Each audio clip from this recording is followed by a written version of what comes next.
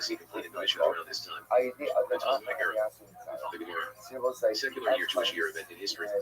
219 3,979 Rabban, the land of Israel, and settled in Babylonia. 247 4,007 Shmuel was the Talmudic authority in Babylonia. 254 4,015 Bar Yohanan was the leading Talmudic authority. 294 4,050 Archanan was the leading Talmudic authority. 298 4,058 Bar Yehuda was the leading Talmudic authority.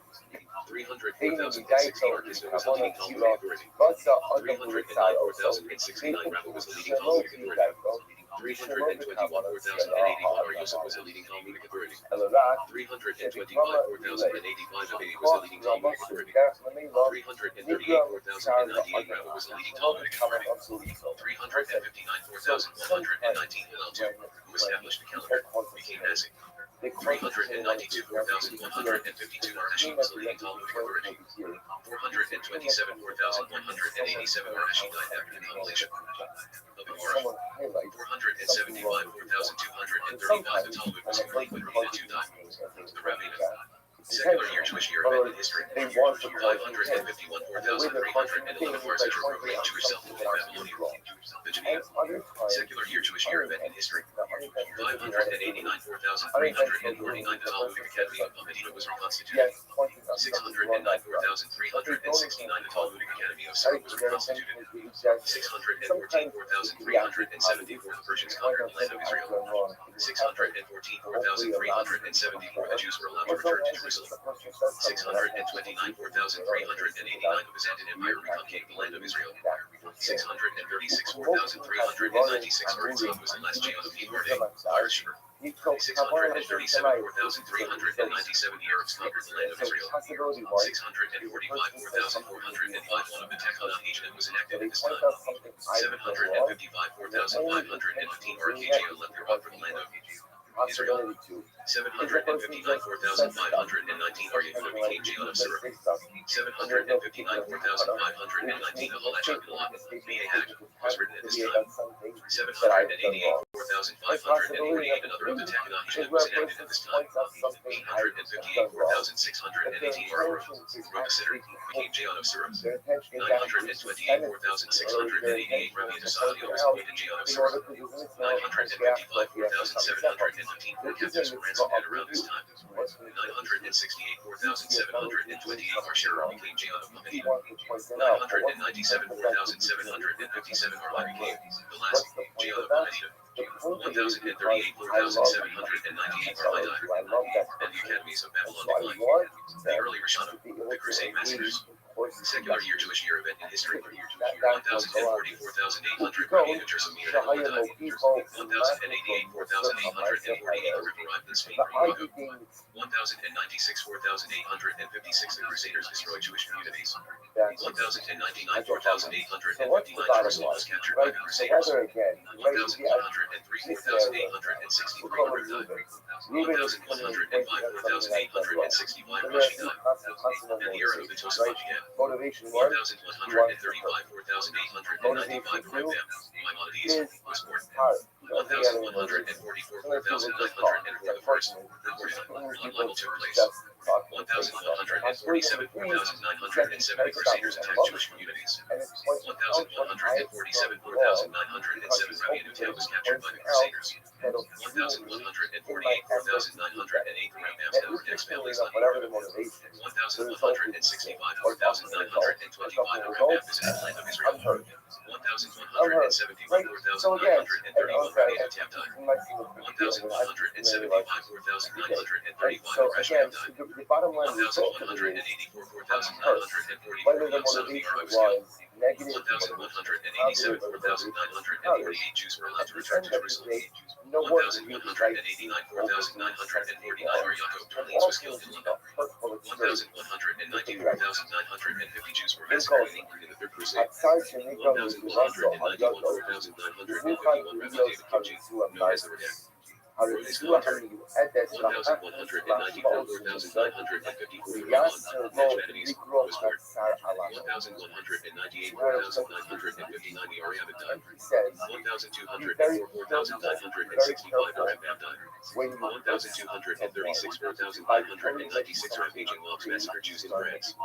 1,242, 5,002 massive burning of the Talmud took place in Paris. 1,244, 5,004 Jerusalem was sacked by Egyptians and Turks. 1,252, 5,012 Inquisition began to use torture. 1,267, 5,027 Ramban left Spain and settled in the land of Israel.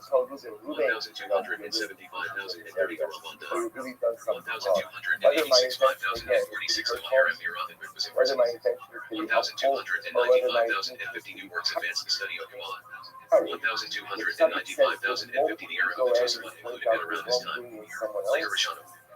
Persecutions and expulsions. Secular year Jewish year event in history. 1,295,050 all Jews were expelled from England. 1,293, 5,053 Maharam Mirath died in prison. 1,298, 5,058 Reich massacres began. 1,298, 5,058 the author of the Mordecai and Haggadah Meoniah were killed. 1,305, 5,065 the rational place limited ban on philosophy. 1,305, 5,065 Russia and his son. Because at the end of the day, I go with the roommate. I say, Ruben, you know what? 1,306, 5,066 all Jews were expelled from France. 1,310, 5,070 Rashma died. 1,325,080 Jews were massacred by the false rose crusaders. 1,327, 5,088 Rush died. 1,336, 5,096 Jews of Germany were massacred by the armed letter bands. 1,338, 5,098 the Ralbag wrote his commentary on the Bible. 1,349, 5,109 Black Death massacre swept across Europe. 1,367, 5,127 Iran. Ravish and other scholars in Spain were imprisoned. 1,391, 5,151 Jews of Spain were massacred.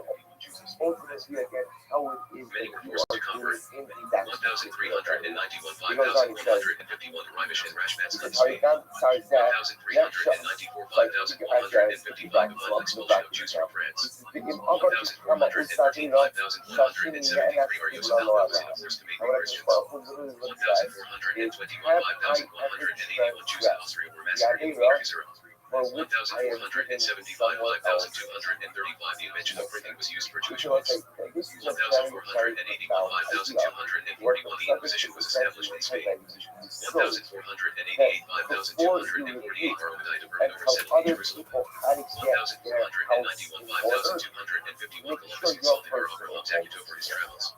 1,492, 5,252 all Jews were expelled from Spain and Sicily.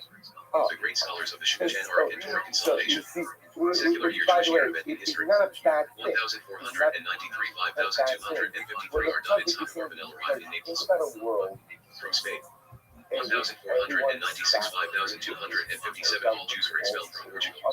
1,516, 5,276 Ivan Yaakov was printed. 1,516, 5,276 the Turks, Ottoman Empire, conquered Eretz Yisrael. 1,525, 5,285 are done Yosef Yassel man saved many Jews during the Mystics War. 1,553, 5,314 a mass burning of Jewish books took place in Rome. 1,563, 5,323 the Shulchan Aruch was completed by Ardam Yosef Hero. 1,570, 5,330 the Shulchan Aruch was published with supplemental comment. 1,572, 5,332 the Arizal died in Sven. 1,573, 5,333 the Maher came to Ra. 1,573, 5,334 the Marshal died. 1,575, 5,335 Ardam Yosef Hero died in Sven. 1,599, 5,359 the Maher returned to Ra again. 1,614, 5,374 the Harsha became Rabbi in England. 1,616, 5,377 the Tosafot Yom Tov commentary was concluded. 1,621, 5,382 the Shalom arrived in the land of Israel. 1,629, 5,389 Ardam Yom Tov Limit Heller was imprisoned in Iran. is in 1,645,400 are non-oil So service. again, so there may be times where even if I'm 1,646,406 the Shenzhen gas, I Tazi, have to on give Shu you that Janhara, review. prohibited. But at the end, it says that on a day-to-day level, 1,608,408 Jews were massacred before by I go Jahili ahead sources. and Mokia Earlier someone Karadim and else East about European something, massacres. the first Secular question year I Jewish year have to event in ask history. myself is, when I serve, am I really 1,654,414 working on the first Jews selling settled in New cylinders in Amsterdam, that New particular York. area? Am I really holding my own in that particular area? 1,655,415 many Jews Otherwise, killed in Russian and what ends up Swedish invasions happening of Poland. is the refute that I deliver to another 1,656,5,416 Jews were becomes permitted to very live in England. opening for divine judgment on me in that 1,656,5,416 particular Barracks area. Nozo All was right, we'll stop over excommunicated. there for today. We'll pick up again. 1,673,5,433 the Maggid Abraham on Shu Janhara was completed. 1,676,5,437 Shabtites died as a Muslim. 1,689,5,449 Abid Shmuel on the Shu Janhara was printed.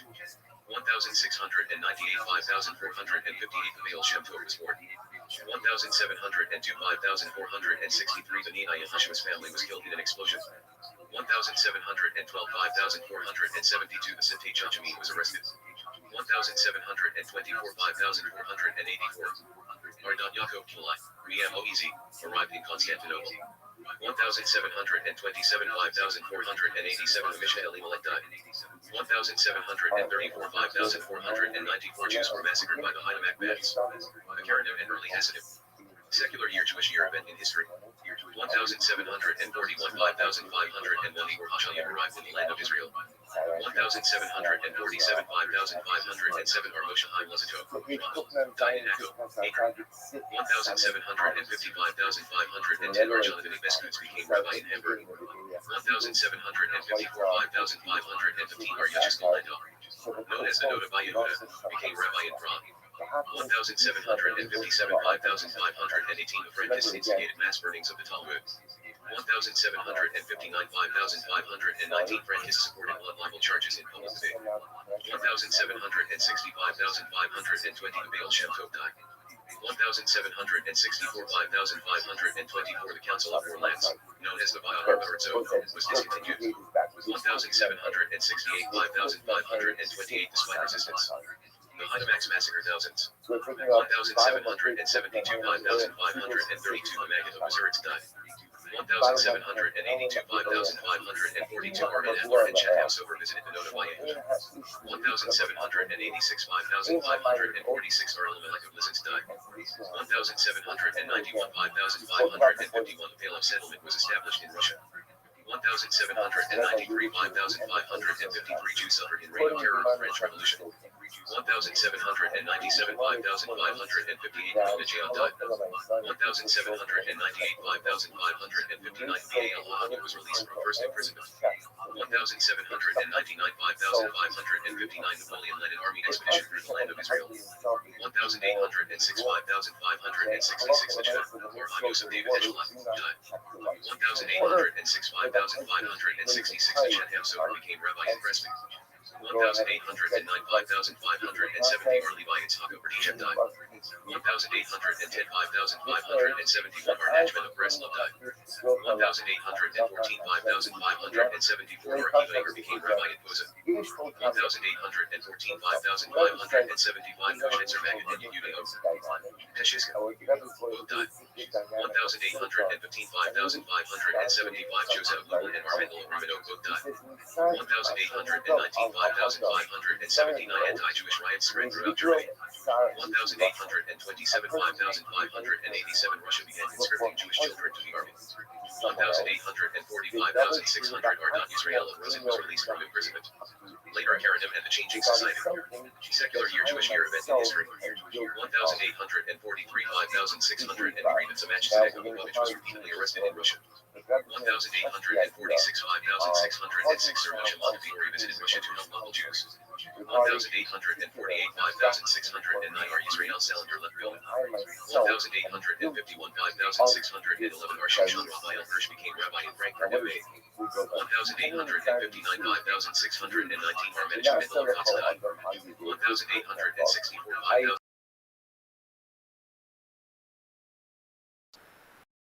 and then expelled from Romania.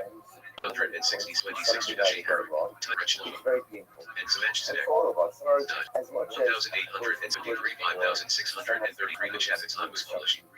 1,874, 5,634 The Michat Chittim died. 1,878, 5,638 Menachim agricultural settlement was established. 1,881, 5,641 many Jews began leaving Russia after a wave of wars. 1,886, 5,636 Arshel Gans bride, author of Keetzer Shulchan died.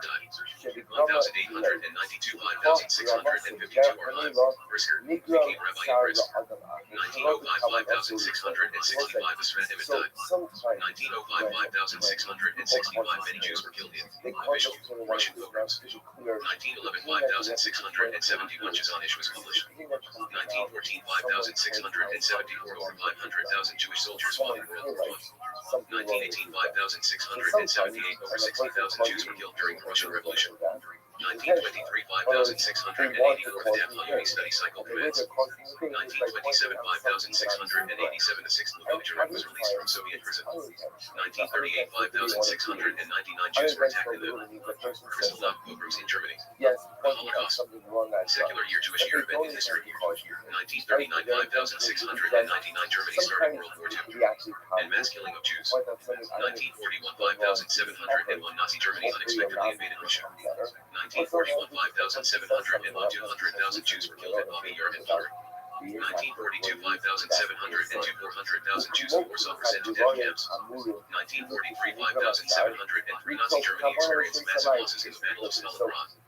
1943, 5,703 The remaining Jews in Warsaw staged a massive uprising. 1943, 5,007 uprisings at Treblinka, Sobibor, and Bielsko. 1943, 5,703 The Danish people quietly rescued 93% of their Jews to safety. 1944, 5,704 300,000 Hungarian Jews were killed in 3 months. 1944, 5,705 uprising in Auschwitz death camp just before freedom. 1945, 5,705 Nazi Germany was conquered. And World War II ended. 1945, 5,705 6 million Jews were killed by the Nazis during the war. The modern state of Israel. Secular year Jewish year event in history. 1947, 5,707 publication of the Talmud Encyclopedia was commenced. 1947, 5,708 The United Nations divided Israel. 1947, 5,708 Arabs attacked Israel to gain territory. 1948, 5,708 The State of Israel was established. 1948, 5,708 Israel was invaded by many Arab countries. 1949, 5,709 The War of Independence in Israel ended. 1950, 5,710 All Jews left the ancient Jewish community of Iraq. 1950, 5,710 Almost all Jews of Yemen emigrated to Israel. 1951, 5,711 The Lubavitcher represents the middle of leadership. 1956, 5,717 Jewish forces invaded Egypt and conquered the Sinai Desert. 1967, 5,727 The Lubavitcher Reb established the Tefillin campaign. 1967, 5,727 Jerusalem reunited under Jewish rule in the Six-Day War. 1973, 5,734 2,500 Jewish soldiers were killed in the Yom Kippur War. 1974, 5,734 Lubavitcher Reb established the Shabbat Candle campaign. 1982, 5,742 massive enemy arsenals were discovered in Lebanon. 1987, 5,746 The First International Conference of Chabad Lubavitch Emissaries. 1993, 5,753 A secret agreement signed in Oslo. 1994, 5,754 Lubavitcher Reb passing with. 2008, 5,767 deadly terrorist attack on the Chabad house in Macau, India, killed 6. 2020, 5,780 Israel signed Abraham Accords, normalizing relations with UAE and Bahrain, soon followed by Sudan and Morocco. And often it's just a hurtful experience. Look what he writes. In Kolza, Hatzar Shenigram Luzulaso Ayodo, Umuchan Lios Haritzua Martin, Haritzua Hamiu Edes Lachachnis Mashmaos Musar, Liaser Lo Ligrom Hatzar Alaho. So now Rabbi switches gears. And he says, be very careful when you hurt someone by telling them something they've done wrong. Because in your effort to point out to someone else what they have done wrong, just understand that the divine microscope shifts back to you. If I'm in you being the person who's pointing out the wrongdoing to the other. So okay, let's lose me. So if I'm going to tell Ruben, you're really deficient in this area, or you've really done something wrong. Whether my intention again is to be hurtful, whether my intention is to be helpful, or whether my intention is to be parried, the tzaddik says the moment you go ahead and you point out the wrongdoing in someone else is the moment that the divine microscope shifts back to you, to the mochiach, to the rebuker. And HaKadosh Baruch Hu says, okay, if you're on such a level to go ahead and cause someone else pain, whether again, purposeful, helpful, unintentional, let's have a look at your life. Let's have a look at your life. He says, "V'im avar ipam av osa avera shashini ne'enash bigla la'ala." Because at the end of the day, I go over to Ruben. I say, Ruben, you know what, Ruben? I'm really disappointed to see how much Lashon Hara you speak. It's terrible. I don't know, you go around and speak Lashon Hara to anybody and everyone who will listen. It's terribly disappointing. Now, okay, so there's a mitzvah of Chesed Be'ezus HaMisecha. But HaKadosh Baruch Hu is fantastic. Now, Ruben is going to be a bit sad. Ruben is going to be a little bit sebrach, a little bit crushed, because no one likes being told that they're doing something wrong. So whether my intention was purposeful, whether my intention ultimately was hurtful, or whether it was harsh, at the end, HaKadosh Baruch Hu says, okay, now I've caused pain to Ruben through my rebuke. Let's have a look at you. Let's have a look at you. Let's see again, you're giving Muslim Lashon Hara. Let's see ultimately again how it is that you are doing in that particular area. He goes on, he says, Harikan Sarzeh, next shot, I'm sorry, skip the brackets, I'm up to the brackets now. He says, V'im avar ipama usadira shashini ne'enash bigla lo'ala. And what HaKadosh Baruch Hu literally looks at is, have I ever transgressed the avera for which I am giving someone else Muslim? Which I will say, that this is a very, very profound idea. What the tzaddik is essentially highlighting is so that before you rebuke and tell other people how to get their house in order, make sure your personal home is in order. Because I will say, now again, there is a, I'm sorry. So you see, which by the way, is not a bad thing. It's not a bad thing. But the subject is in think about a world in which everyone stops and instead you all of that co-op inward. That's again. Now, what I want to point out is something very important. Is obviously there is a mitzvah though, right? So, of course, there is a mitzvah, right? There is a mitzvah. Again, I never actually did sound like this. Right, but the mitzvah of God, when I see someone doing something wrong, I do have to point it, right? And again, to be clear, if I see my children doing something wrong, I absolutely have to point it out. So there is, and by the way, I would even say in the Lama, sometimes this is a hard time of parenting. Sometimes you do have to go ahead and be after your child, even if the area in which you are rebuking your child is an area in which you are having perfect. Because again, remember, the whole point of the whole Chachma, and this is, we're going to talk about this, is I want my child to be better than me. That's what every single parent wants. The Gemara says that there is a natural sinner, a natural jealousy that exists between people. To a certain extent, and one of these exceptions is one's child. I am not jealous if my child becomes back together, whatever, right? The greater success for the parent. If your child becomes the greater success. So again, so there may be times where even if I'm deficient in a particular area, at the end of the day, I still have to give that review.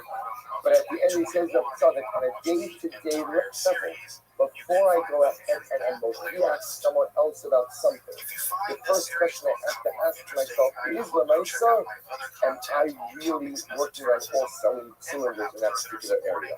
Am I really holding my own in that particular area? Because otherwise, what ends up happening is the rebuke that I deliver to another becomes the very opening for divine and judgment of me in that particular area as well. And we'll stop over there for today. We'll pick up in next to the practice of the Zayki Gam Habusha. Well, I want to say welcome back. Welcome back this evening to the second part of our 10 session walk through Jewish mysticism and Kabbalah. And as we talked about last time, right, and Kabbalah, right, we're still 1,200 years away from Kabbalah. It's still way off in the distance, so we're still very much in the time period right around the turn of the Common Era. That is to say, around the year 0, right? That's if you want to get a anchor of where we are. And just to recap a bit, right? Just to recap a little bit from last time, just to see where we are in the lay of the land. We defined mysticism, at least for the purposes of this class, which doing things like defining mysticism, mixing certain techniques, everyone will disagree with you that it's not the case. Anytime I would say, define mysticism, it's like putting a target on my back. The way that I want to define it is as a non-rational mode in which one experiences or learns about fundamental reality, and also the traditions that accrue around those experiences. So I would say I would call someone, for instance, that studies mysticism for the idea that those mystics learn fundamental truths, even though perhaps that person themselves didn't have those experiences. I would also consider that person a mystic. So I would say that there's also the idea that you need the mystics to learn what they learn, and that puts you in the tradition of folks who are in fact mystics. And there's an entire tradition of Judaism called intellectual mystics. That's much later. Intellectual mystics are those that say, look, I've never had this experience, but I trust that this person did, and I think that they're fundamentally right. So that's also, I think, another form of mysticism that actually doesn't involve mystical experiences. And as I mentioned last time, the first Jewish mystics weren't even Jewish. The first Jewish mystics were Israelites, which is a much broader category. Remember that the Jews received that name, the Yehudim received that name as being descendants of one of the tribes that comprise the 12 tribes of Israel. And so Jewish mystics actually make up a minority of this. So many of the prophets we have in the Bible they're not necessarily Judahites. And we said that the two forms of mysticism that seem to have been prevalent in Israelite society at that time were, for instance, theophany, that is to say, God showed up to them, God appeared to them, and on the other hand, verbally, God spoke to them. And if you speak on behalf of God, that makes you a nabi, a prophet. Sometimes those are referred to as roeh, as seers. The idea there is that we have the ability to either see the future or hear something from God to communicate that to other people. And those folks we typically refer to as prophets. And the most important theophanies in the Hebrew Bible, historically speaking at least, we don't think that the theophany describes in Exodus where God showed up to the Israelites and to Moses were fairly common, but that's a mythological piece of information, not a historical one. Paul's relatively confident, many scholars are relatively confident that the prophets Isaiah and Ezekiel did have some kind of phenomenological encounter, and that encounter they are recorded in the literature of Isaiah and Ezekiel respectively. Now, the idea that you might be wondering, right, how can you say that Moses didn't exist? Well, it's not about what he did or didn't, it's about what we have evidence of. And we just don't have evidence really to believe that happened. But we have pretty good evidence to believe that these experiences of Isaiah and Ezekiel were in fact recorded. And as we talked about last time, prophecy is very well attested, very well over the ancient Near East, with the weird exception of Egypt. Egypt is kind of prophet-free, which all things being equal sounds great. I wouldn't want to live anywhere. I don't want any prophets in my neighborhood. I don't want any guy walking down my street screaming at people because they're like, woe to the disbelievers, Yahweh's going to kill you all. I'm like, I'm going to call the cops on them. So I don't want anywhere near prophets. So Egypt's like a pretty great place to be prophet-free. But at any rate, You know, we saw something last so time that there compromising are a great deal of prophets that live long through the ancient Near East, and especially in the Neo-Assyrian context, which tracks very carefully, actually very temporally to the ancient Israelite context. And so we actually know a great deal about those other ancient Near East prophets. We also know that one of the things that happened in the ancient Near Eastern world were prophetic duels. They just didn't take prophets' words for granted because they kind of seem crazy. And if they seem crazy to you, they seem kind of crazy to people like that too, right? If you see Jesus in your toes doesn't mean Jesus is in your toes. It might be it. We all know that we need work. Right? We all know that And so people in the ancient law also thought, right, this guy's just true, right? And there's many cases in the Bible where people do prophecy and other people were like, and then a person yeah, they're drunk. And so this is an idea, and so we see other ancient Near East cultures engaging in prophecy, and other mechanisms that wish to detect whether prophets like Goliath or duels between prophets to establish which prophets are actually telling the truth. Prophetic prophecy in video game. What may be constructed? Now I know what it is that I have to do. Fighting game prophecy. We're going to say, you have a husband What to brings go prophecy ahead. to an end and what sets us up for a transition A lot tonight of is that, as you may remember, part of what happens in the theophany literature of the Hebrew Bible is that the God of the Israelites, Yahweh, makes himself known by revealing a bunch of very inconvenient rules. And by revealing all these very inconvenient rules, the idea is that the Israelites are there to follow those rules, and God will protect them and give them land and provide for them to have large families and cultural support. What ends up happening is that for various reasons, the Israelite state is destroyed and the Judean state is destroyed. And as you might imagine, when your entire theology is founded on a vassal contract, right?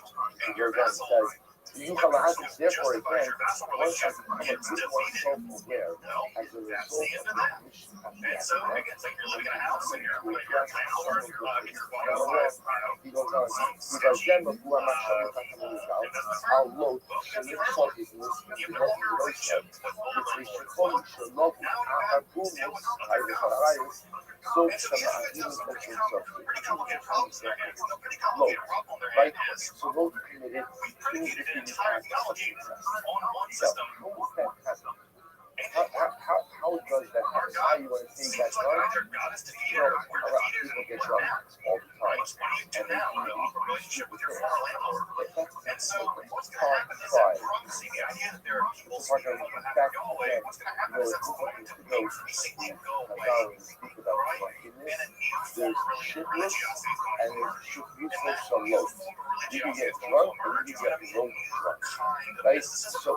And that new kind of mysticism is what scholars typically refer to as the apocrypha. That you don't feel right. Tana's the pop quiz. I bet you know this. Those of us who have enjoyed Tana's pop quiz is a trick question because, of course, it is in a class about mysticism. or some other Does anyone here know, and feel free to put it in the chat, where in the Tanakh are the events surrounding the Hanukkah story recorded? a normal person to do certain things.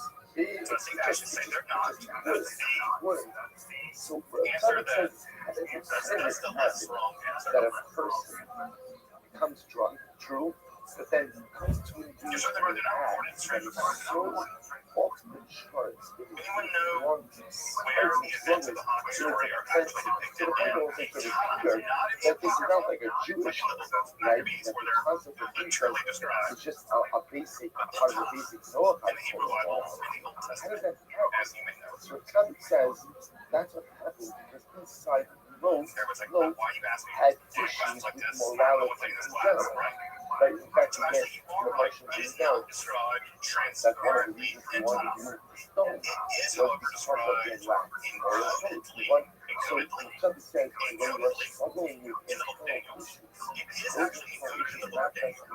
Now, the book of Daniel is probably the least read Jewish book in the Hebrew Bible. It's in some ways one of the the world most now confusing. knows what's But the role historical scholars of the Hebrew Bible, scholars of the book of Daniel, are fairly confident that encoded in a very elaborate system of symbols, the story of the conquest of Syria and Judea by Alexander the Great, the civil wars between his generals that led to the various empires of his polities, And the Seleucids, also with the rise of the Romans and the period of the Maccabean rebellion, are in fact described using the Coptic language in the book of Daniel in chapter 7 verse 12. You've never read the book of Daniel? It's a very weird book. Oh, wait, it's one of the few books in the Bible that actually has extensive sections actually written in there about it.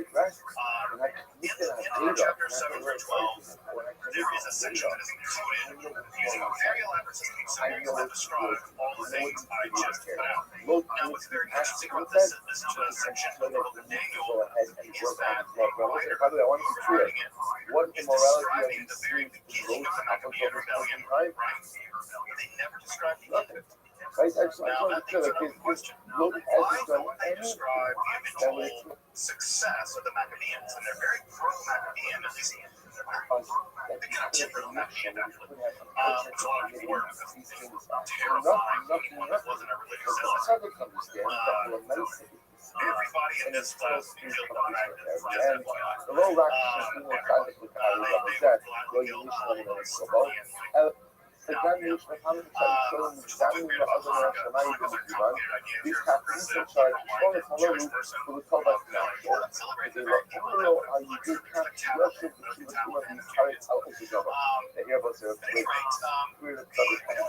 don't finish. We don't know. They may have just got, because of war, and the Maccabees didn't like people who could, free. And so they may have just got killed. They may have just gotten killed. And so we don't see the end of it. But what's interesting about it is we now have a really good idea about when that book was written, at least those sections. They were written sometimes after the Maccabean began, so we know it began around 160 and concluded around 167 BCE. So we have a good idea about where that section of Daniel, when it was written down. Now, why would people encode things in strange language? Why would people encode things in weird symbols? Well, because it's a new kind of literature version, a new kind of religiosity version in the aftermath of the demise of the prophetic period. And that new kind of religiosity is called apocalypticism. Why this one to experience failure? Also, by the way, describing current events as if they're taking place far in the future is what we call in literature ex-eventu prophecy. The vast majority of historical prophets did not predict the future. We'll talk more about the ones that tried or failed in a minute. The vast majority of prophets who try to describe all kinds of weird things. I'm sure folks have read sections of the book of Daniel or the book of Revelation written by St. John or Nostradamus. Folks have read Nostradamus. It's always weird stuff like an eagle comes from the east and attacks the great bear, and the bear follows the sun, and the sun turns to blood, and you're like, what in the hell are you talking about? They're not describing the future. They're actually describing the present using encoded language. Right? It's this whole called ex-eventu prophecy. They're describing things that have happened using codes. Why would they do that? Well, because it might be politically expedient to be a little cryptic. Right? Because again, what is one of the things these people like to do? Criticize the standard order of things. And do you really want to be the person living in the Roman Empire being like, the Romans suck, and I hate them, and God's going to kill them all soon? You want to publish that? You don't want to publish that because they'll crucify you. So what do you write? Well, you write 18. Right? He will arise from the sea, and then right, you encode it. And the encoding mechanism is part of the apocalyptic literature. So what isn't apocalyptic? That's the first thing we need to do. I know, right, that when most people hear the word apocalypticism, they're thinking end of the world. They're thinking all the crazy stuff happens at the end of the world. The Messiah's going to come, and there's going to be this and that, the Battle of Gog and Magog, and there's going to be all this stuff that happens at the end of the world, the Battle of Megiddo, whatever. And so many people typically imagine that what apocalypticism is about the future. Because the word apocalypticism has been filtered so heavily through Christianity, and Christianity does tend to think of the apocalypse as like something happening in the future, although early Christians thought it was going to happen pretty soon in their lifetime. Jesus kind of dragging his feet. But they really thought it was happening soon. This idea that it's going to happen in the future is an idea really from Christianity that has sort of shadow flavor the way movies work. Most apocalyptic writers, most prophets for that matter, and the Hebrew Bible and the Jewish tradition don't do much in the way of trying to predict the future. They just don't. In fact, the most famous case where anyone tried to predict the future in a Hebrew writer is in the book of Ezekiel chapter 26, where Ezekiel made what at the time was the single most predictable prediction that one can predict. That is, Nebuchadnezzar would destroy Tyre. Well, predicted that Nebuchadnezzar was destroying everything. Everything. Right? It's just like predicting, right? It's like American imperialism. So again, the good news is, although It's going on, right? It's a whole thing that predicts. And then they attacked Tyre and it didn't work. Nebuchadnezzar was repulsed. And so Ezekiel himself actually has to come back later. He actually comes back in the same book and says, well, what I meant was, he has to reinterpret his own prophecy to explain the fact that he was wrong. Even though it was completely predictable. So making predictions, especially clear predictions, is a bad idea, right? Makes folks may know the very famous quote from Frederick Nietzsche, right? It never hurts the prophet to be too vague, right? If you predict on Tuesday, March 22nd, 2029, that blah, blah, blah, well, your prophetic career rests on that. And so most of the prophecies, they don't predict the future by and large, right? And in general, that whole Nebuchadnezzar thing for people who are biblical lovers, real pain in their real place, because they have to go back and explain why the Bible, why a prophet got it wrong, and why a prophet admits he got it wrong, and then how we put a spin on it to fix it, and then they further spin it to further fix it. And my favorite example is, yeah, it eventually got conquered by Alexander the Great 400 years later. Somebody conquered it, so Ezekiel wasn't totally wrong. I'm like, really? That's the best you got. That if I end up transgressing an idea, now listen to these words. It Jewish says, apocalyptic if I texts don't have much transgress interest an in the idea, end of the that's world. a sin In fact, when they against do the describe Son. the end of the world, they almost And always the lean on but I Hellenistic not ideas. And those Hellenistic ideas, specifically the Stoic idea, was that basically God was going to trash everything at the end. That there was going to be some kind of global conflagration that the world we needed would be destroyed by a giant fire. Very common idea in the ancient world. Whatever And the so, idea, in many ways, the predictions they do give about the end of the world are themselves just the popular ones. If you were to go to a Greek philosopher, that's what I'm going to ask, what's going to happen at the end of the world? They say, the Logos, the fire, is going to consume the whole is fire. that Isaiah a part of who I am, part of reflection of where I'm holding? So it's actually No, basically not really in some sense necessarily a Jewish idea as it is a Hellenistic idea. Greek idea. So it says, So that's not let's put some context on but of this, course, right? it's I'm going to say Isaiah, what the even apocalyptic is in just a minute. But I that want to put some that context there's on an this. element of that What you Isaiah have to understand that about is the rise of the apocalyptic is a time period in which it and emerged, it's the incredible political because or theological upheavals that Hashoge, lasted Shenikshot from Ba'adela, roughly Soritas, about 586 Nikra BCE Torah when Victory, Judea was destroyed. The therefore last we'll say what remnant of happened, Jewish what state was was the Torah destroyed for actually done all to the way up to around 135 of the Common Era, Okay, where the say, last what's saying attempt about at the independence Karva movement that you bring to the accidental commission of an Avera? the indigenous people of Judea, Jews, So that this is what does that show you? led by What does that show you? It says, with we're not hundreds of motion thousands of around Jewish people our being message killed to in the tax process. it's our What's kapara. important to And we understand see about both this of the personal requires theological atonement, landscape even is that for there our is a Avera major committed accident. breakdown, as Motion I mentioned earlier, Shechayim in the Lekarban, theology of the topic. As I mentioned earlier, right, this entire theology is built on why this is called the the thing of Deuteronomic theology, which is why again the is the idea that Torah God makes holding Israel a covenant, liable and that covenant works the way that the for Israelites accidental perform religious commission duties. of He an always Avera? gives them But stuff, just right? to give me very So that is the way it's give supposed a to very work. like, The contemporary prophets, their example. thing, the way A they person understood flips the light themselves switch on was as sort of a voice from right? God Which telling the Israelites, you're doing it wrong, you're breaking the contract, and if you persist in this, at any God's given going to point, punish we'll say, you. God's going to break the contract. what we have left the Well, accidental switch the after light everything switch comes to a working apart, beginning in the 8th century BCE, but by the 6th century BCE, the entire Judaic state is going to be destroyed. There's just a serious problem. The serious problem is Why is the liability for shogeg?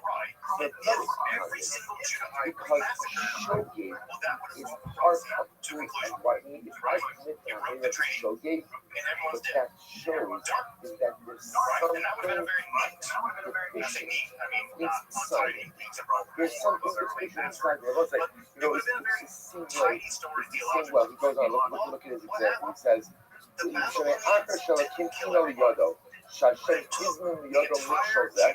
For example, the paradigmatic example of this is someone who kills someone else with shogeg. Right? This is a very dramatic case. Remember again, Reuben climbing up a ladder, he falls off the ladder, he falls on top of Shimon, he kills Shimon. What's the halacha? He has to plead for what's the for accident? For accident. Reuben he never got Shimon a born of life. He doesn't feel any level of negativity towards Shimon at all. At all. And then he falls off the ladder, falls on Shimon, Shimon dies, what's Reuben's halacha? Fellas, I was saying, you know fellas, right? You know fellas. Fellas, your mikvah, your family goes with you. How long are you there for? Oh, it depends on the plain government. The whole prevent someone goes to that age. And it's a failing health. Because only plain government is dead, but also the expects to see. So this individual's entire life upended. Why? Because of a mistake. Why? Because of a mistake.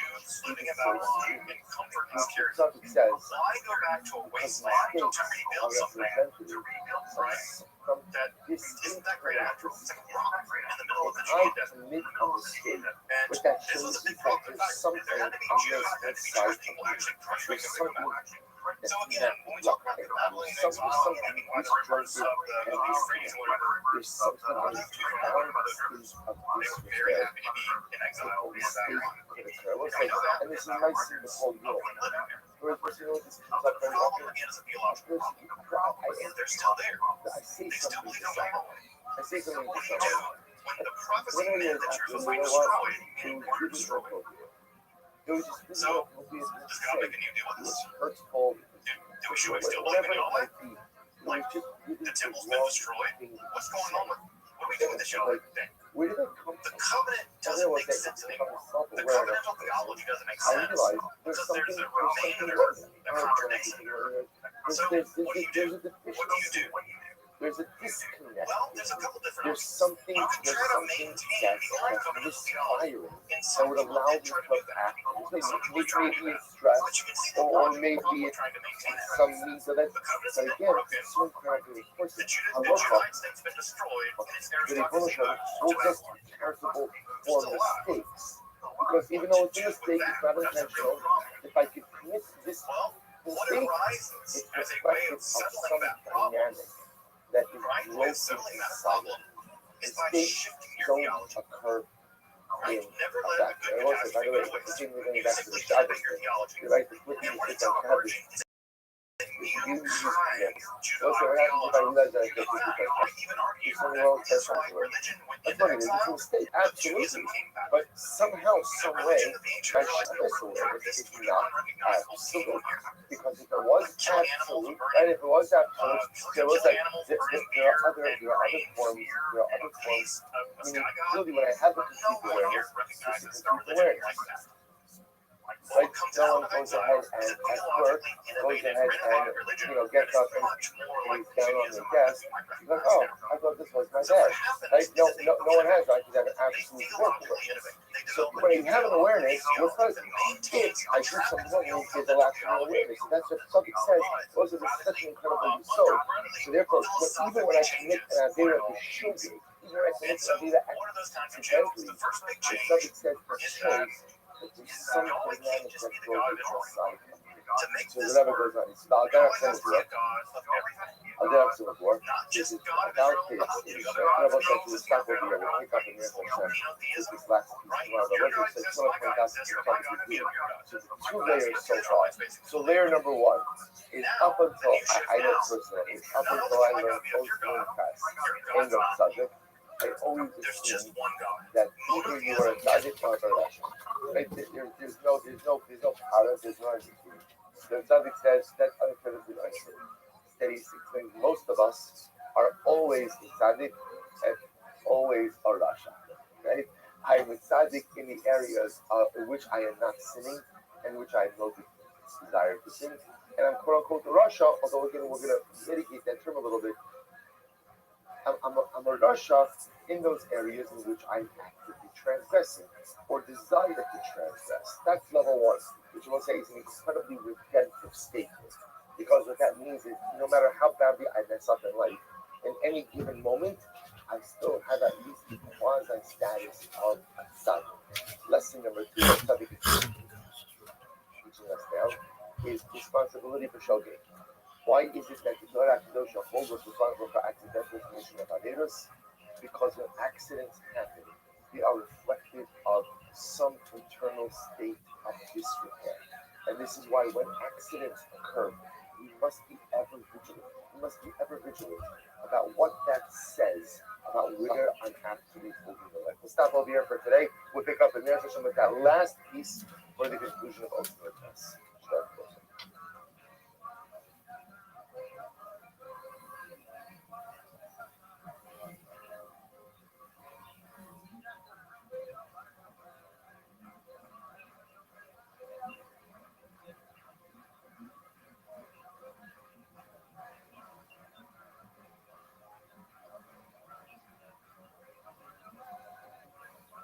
All right, people say good morning. Let us begin. So we are going to Igrat Hashem, complete ultimate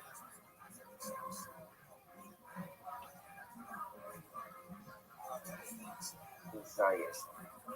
This morning, to remember again, yesterday we began the very profound last piece of this oath. So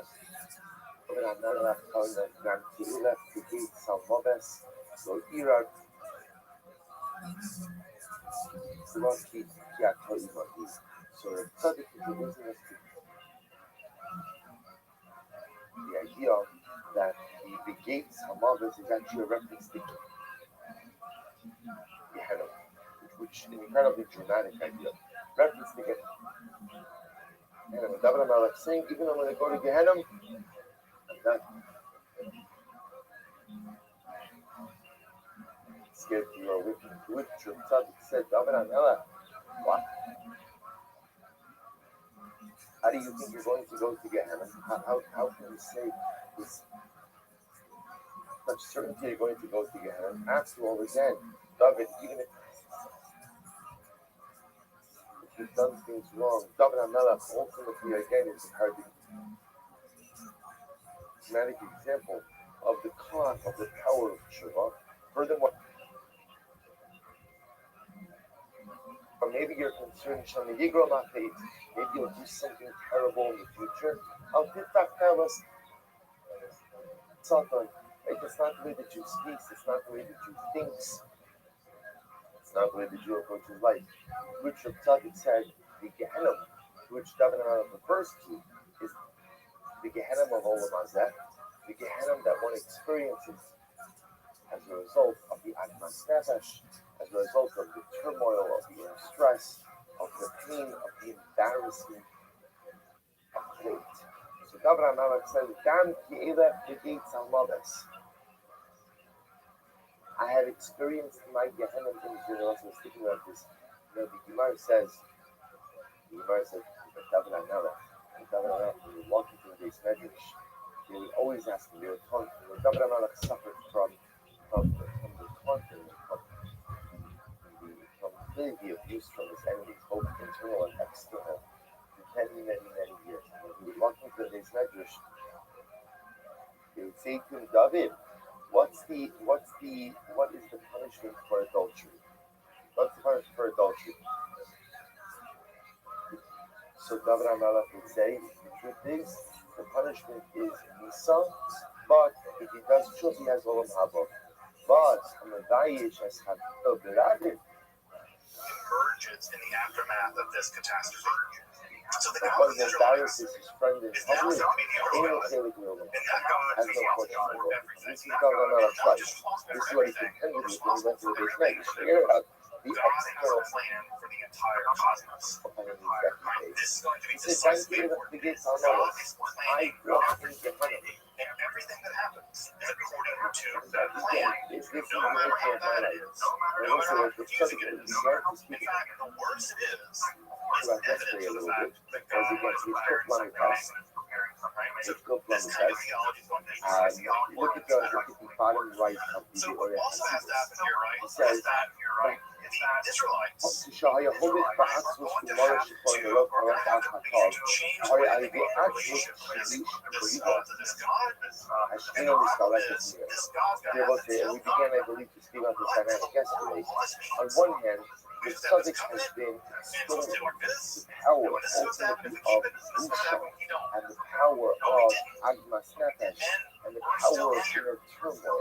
He's been extolling these things because they are representative of a person's status of Shuvah. But at the end of the day, since that subject, there's another part to it, which is the possibility that as a result of the depression, of the sadness, one doesn't have the Shekhinah in their life. Because the subject says, left-hand column of the book on the best, Shara Ina Shekhinah Shara Elemento Sim. The Azmat must tell it's so distinct. So Now think of it as a distinct incredible kind of religion. It's like prophecy. It's found looking on dialectic. behalf of God. But on the one hand, They're the describing Agmas what God has Nefesh, shown them. the What God Busha, has revealed the to them. sadness And that is that the is a result of sin, completely different is so phenomenon powerful of and cathartic because it experiencing represents very Shuvah. different So kinds that emotional reaction to see hope. Now, what precipitates Me, this? this is not part of it. This is not who I am. I am not a perfect. And the I'm answer a is good really person complicated. who And the short answer is bad we don't know. things, but I'm not affected. Because we don't have good records about And from how the heart, I this goes down. look how I The feel best in the theory I've answer seen is that what ends up happening is that the Judahites go into exile and That's come in different. contact with an up and coming important religion called Zoroastrianism. Now you have to understand that when the Judahite aristocracy goes into exile, sadness the Judahite aristocracy is still drives away the a emotion. relatively A person needs to see it in Yeah, order to but go I'm ahead busy and right now. the ancient Babylonians are like the in order to go ahead and work of for a ancient human action.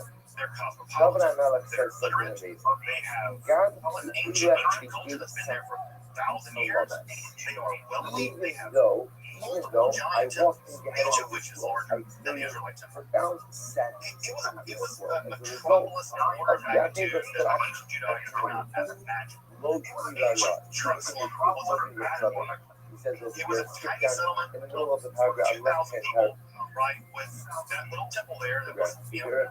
how much bigger than a basketball arena. God to Right? the You're English talking on about an aristocracy that is a relatively I backward will people ask us out coming into of contact with an Lo incredibly Irara, incredibly Lo literate, Irara, right? he When the Judahites wanted to write diplomatic documents, they wrote it in the language of the Babylonians. somehow, someway, now, it's something he gets into. When they arrived in Babylon, they must have been bowled more over specific ideas as by to the what law represents. multitude of their I don't think existence it's central compared to the for our Babylonians. being right. Again, this is like the Mississippi aristocracy being conquered and dragged off to New York. Governor Melech Right. is saying is, You just even though I can't imagine the shell shock that would have must have happened. First, when they're coming in contact with a very dynamic new religion called Zoroastrianism. Zoroastrianism is, of course, a reform religion founded by the prophet Zoroaster. We Nevertheless, don't know much Lo about. Irara, Even when he lived was not clear. But if I summarize Zoroastrianism to you, I bet it will sound about spiritual immediately downfall. obvious what they Why? So, Yeah, tell you what. Zoroastrianism is a basically dualistic religion that Because claims that a ultimately, good again, God and an evil God are somehow locked into a kind of battle for the destiny of the found world. a way to use The forces of good are represented by Agmas non-physical Nefesh, spiritual sadness entities, of sin. and those non-physical Yes, spiritual you need entities to go are in ahead combat and with other maintain non-physical a spiritual positive entities that serve the sense bad of guys, disposition angels and in demons, life. right? What so you know what's happening over here? Now, this good This versus evil dualism is going to result in a titanic, catastrophic battle at the end of I time. think it's one of The the forces of good that win. They will throw the The forces of study evil is into saying either world, successful spiritual living and not only requires that, this incredible there are even dialectic gap. Zoroastrian prophets who are given tours of On the the one underworld. hand, I have to Those have tours of the Agmas underworld filtered their way up to Europe, and we're fairly confident that Dante Alighieri was influenced and by the them. profound The divine comedies are probably being embarrassment, the influenced by Bushra, these tours of over hell what of I've the done Zoroastrian wrong. literature. The Now, near the danger end of with the that world, is there's going to be a savior figure, Salshad, who will to lose lead the yourself. forces of Right? good against the I forces can of become evil. so And overwhelmed at the end of time, everyone will be by the resurrected sadness, bodily, by they the will be judged. embarrassment of Right? what I've And there is a done massive set that of lost. literature, right, being That I gave proposed up by hope on myself. Zoroaster. And the idea is that I your just relationship lose to Scripture is myself more important in in that many place of ways sadness. than So that's why the doing other side sacrifice like sacrificing the animals. point is yes, I have my nefesh. I Those have priests, by the way, are called Magi. You may recognize them from I have those are the guys that showed I up all to the the pieces door of of faith, baby Jesus. but I also At any rate, that should all sound pretty So possess familiar to most of us. optimism, hope, If you take a little resolve Judaism and add a little Zoroastrianism to it, shake it up in your cocktail for shaker, the future. pour in I a can do glass, better. you I have all can the do ingredients for a better. great I cocktail can called Christianity do or Islam. better. These are the two sides of the Now coin. again, The bush many harata people ad detest the nefesh, idea that Judaism hope, could be optimism, influenced, informed, progress changed for by the future. non-Jewish And that sense of justice pagan that God people. is saying in this I got capítulo, news for you. in this one phrase, When the God Jewish people even arrived if the in this gates area, are above us. I they live viewed in the the Zoroastrians Gehenna as of a Allah, completely the intellectually Gehenna, superior which is people. often the And I aftermath guarantee you they of would have been hate, where I recognize that I messed up So so bad. Zoroastrianism probably has a huge impact. To be this And way. in This is fact, not anyways, who I am. Zoroastrianism has a huge Bush impact on religions in general. It also has a huge impact in music. A You may lot know of Freddie Mercury, the lead Hello, singer you're of wrong. Queen. He was a Zoroastrian. Hello, Europe, I'll say So thank says, God for but I'm not Zoroastrians. scared that They I'm going to produced, lose myself. they produced the least Freddie Mercury. I'm not So scared that I'm sadly, going to lose the myself. religion now Why? is a very tiny religion, I primarily couldn't. located in Iran, Because I know, America, listen to and the service in says, Iraq, but you or know that India, rather. despite They're everything not terrible that I've great, done, unfortunately. you leave emotional, you don't leave me. So, You don't leave me. now Why talk don't a you leave little me? bit about the Because you groundwork believe for apocalypticism. Because you believe What in me. is it? There's probably Right? who believe in me We because call you it a see the religious things that I mode. possess. And I use the And word if you mode believe in there me, for folks that who have gives some you background in the philosophy, right? A philosophy. mode of being. It's a way of doing religion. And It's not a therefore, religion then, itself, as much as I but it's an have to live articulation with the within Busha, a the religion. Atmas Nefesh, It existed primarily, it began to exist primarily in Judaism, but because obviously that's persisted in necessary, and Christianity. that's In fact, good. Christianity That's is good. just, When I in read many ways, apocalyptic that's that we Judaism. think that's a good It's sign. been, in I won't fact, lose myself apocalypticism in what you becomes are lost. religion. I won't lose Right? myself in It's it. when the Yes, shift you must. completely goes Because over to you one side, and the don't apocalyptic is what really matters, and Judaism becomes an adjunct to riding on the tails of the apocalypticism. One can imagine Christianity that way, but also in Islam. Islam is also largely an apocalyptic religion. Again, it's a religion based on a guy being shown things by an angel. It's fundamentally an apocalyptic religion. So what makes the apocalypse? Now, what's important to know about this is no one sat down in Judea or in Babylon and said, I'm going to invent apocalypticism. What they did was be religious, and they innovated. And the specific religious innovations that they developed, we now call apocalypticism. All right, listen. Right? So it's very important to note here, this is a scholarly term applied to an ancient people. It's always important to know that when you do that, when you apply a schema to ancient people, it never fits perfectly. Right? Some things are left out, some things are left in, but it's such a stable kind of scheme that we do think that this is an important and decisive break with the prophetic religion of ancient Israel. So what makes apocalypticism? The first thing is what I mentioned here, the last, but I'll mention it first, because the last will be first. Is the name apocalypticism, right? It comes from the word apocalypsis in Greek, which means to reveal or to uncover. And what's important about this literature is that what tends to group it all together is the idea that God is revealing something fundamental to the person, to the apocalyptic prophet. God's not speaking to the apocalyptic prophet, telling them, go condemn,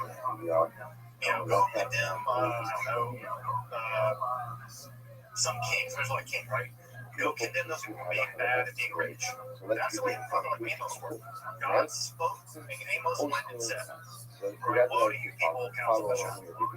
No, here we have God revealing various kinds of things to a human agent. And typically, that's being mediated by a divine, semi-divine being, typically an angel. So an angel shows up and says, let me show you something. And what do they show them? All kinds of things. What kinds of things? Typically things like cosmology. A lot of Judaism is very interested in how the universe works. We sat unfortunately we spoke about the concept of the Gehenna. We spoke about the idea that Gehenna, although we often understand Gehenna as a place where there's go no real sense after of like what is the that world exactly? again, Gehenna could be Because they're not really interested in what is the world exactly, where one has right? They're to interested deal in with what's going on. fallout.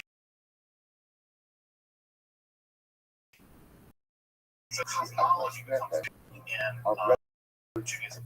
Also, they're very interested in past.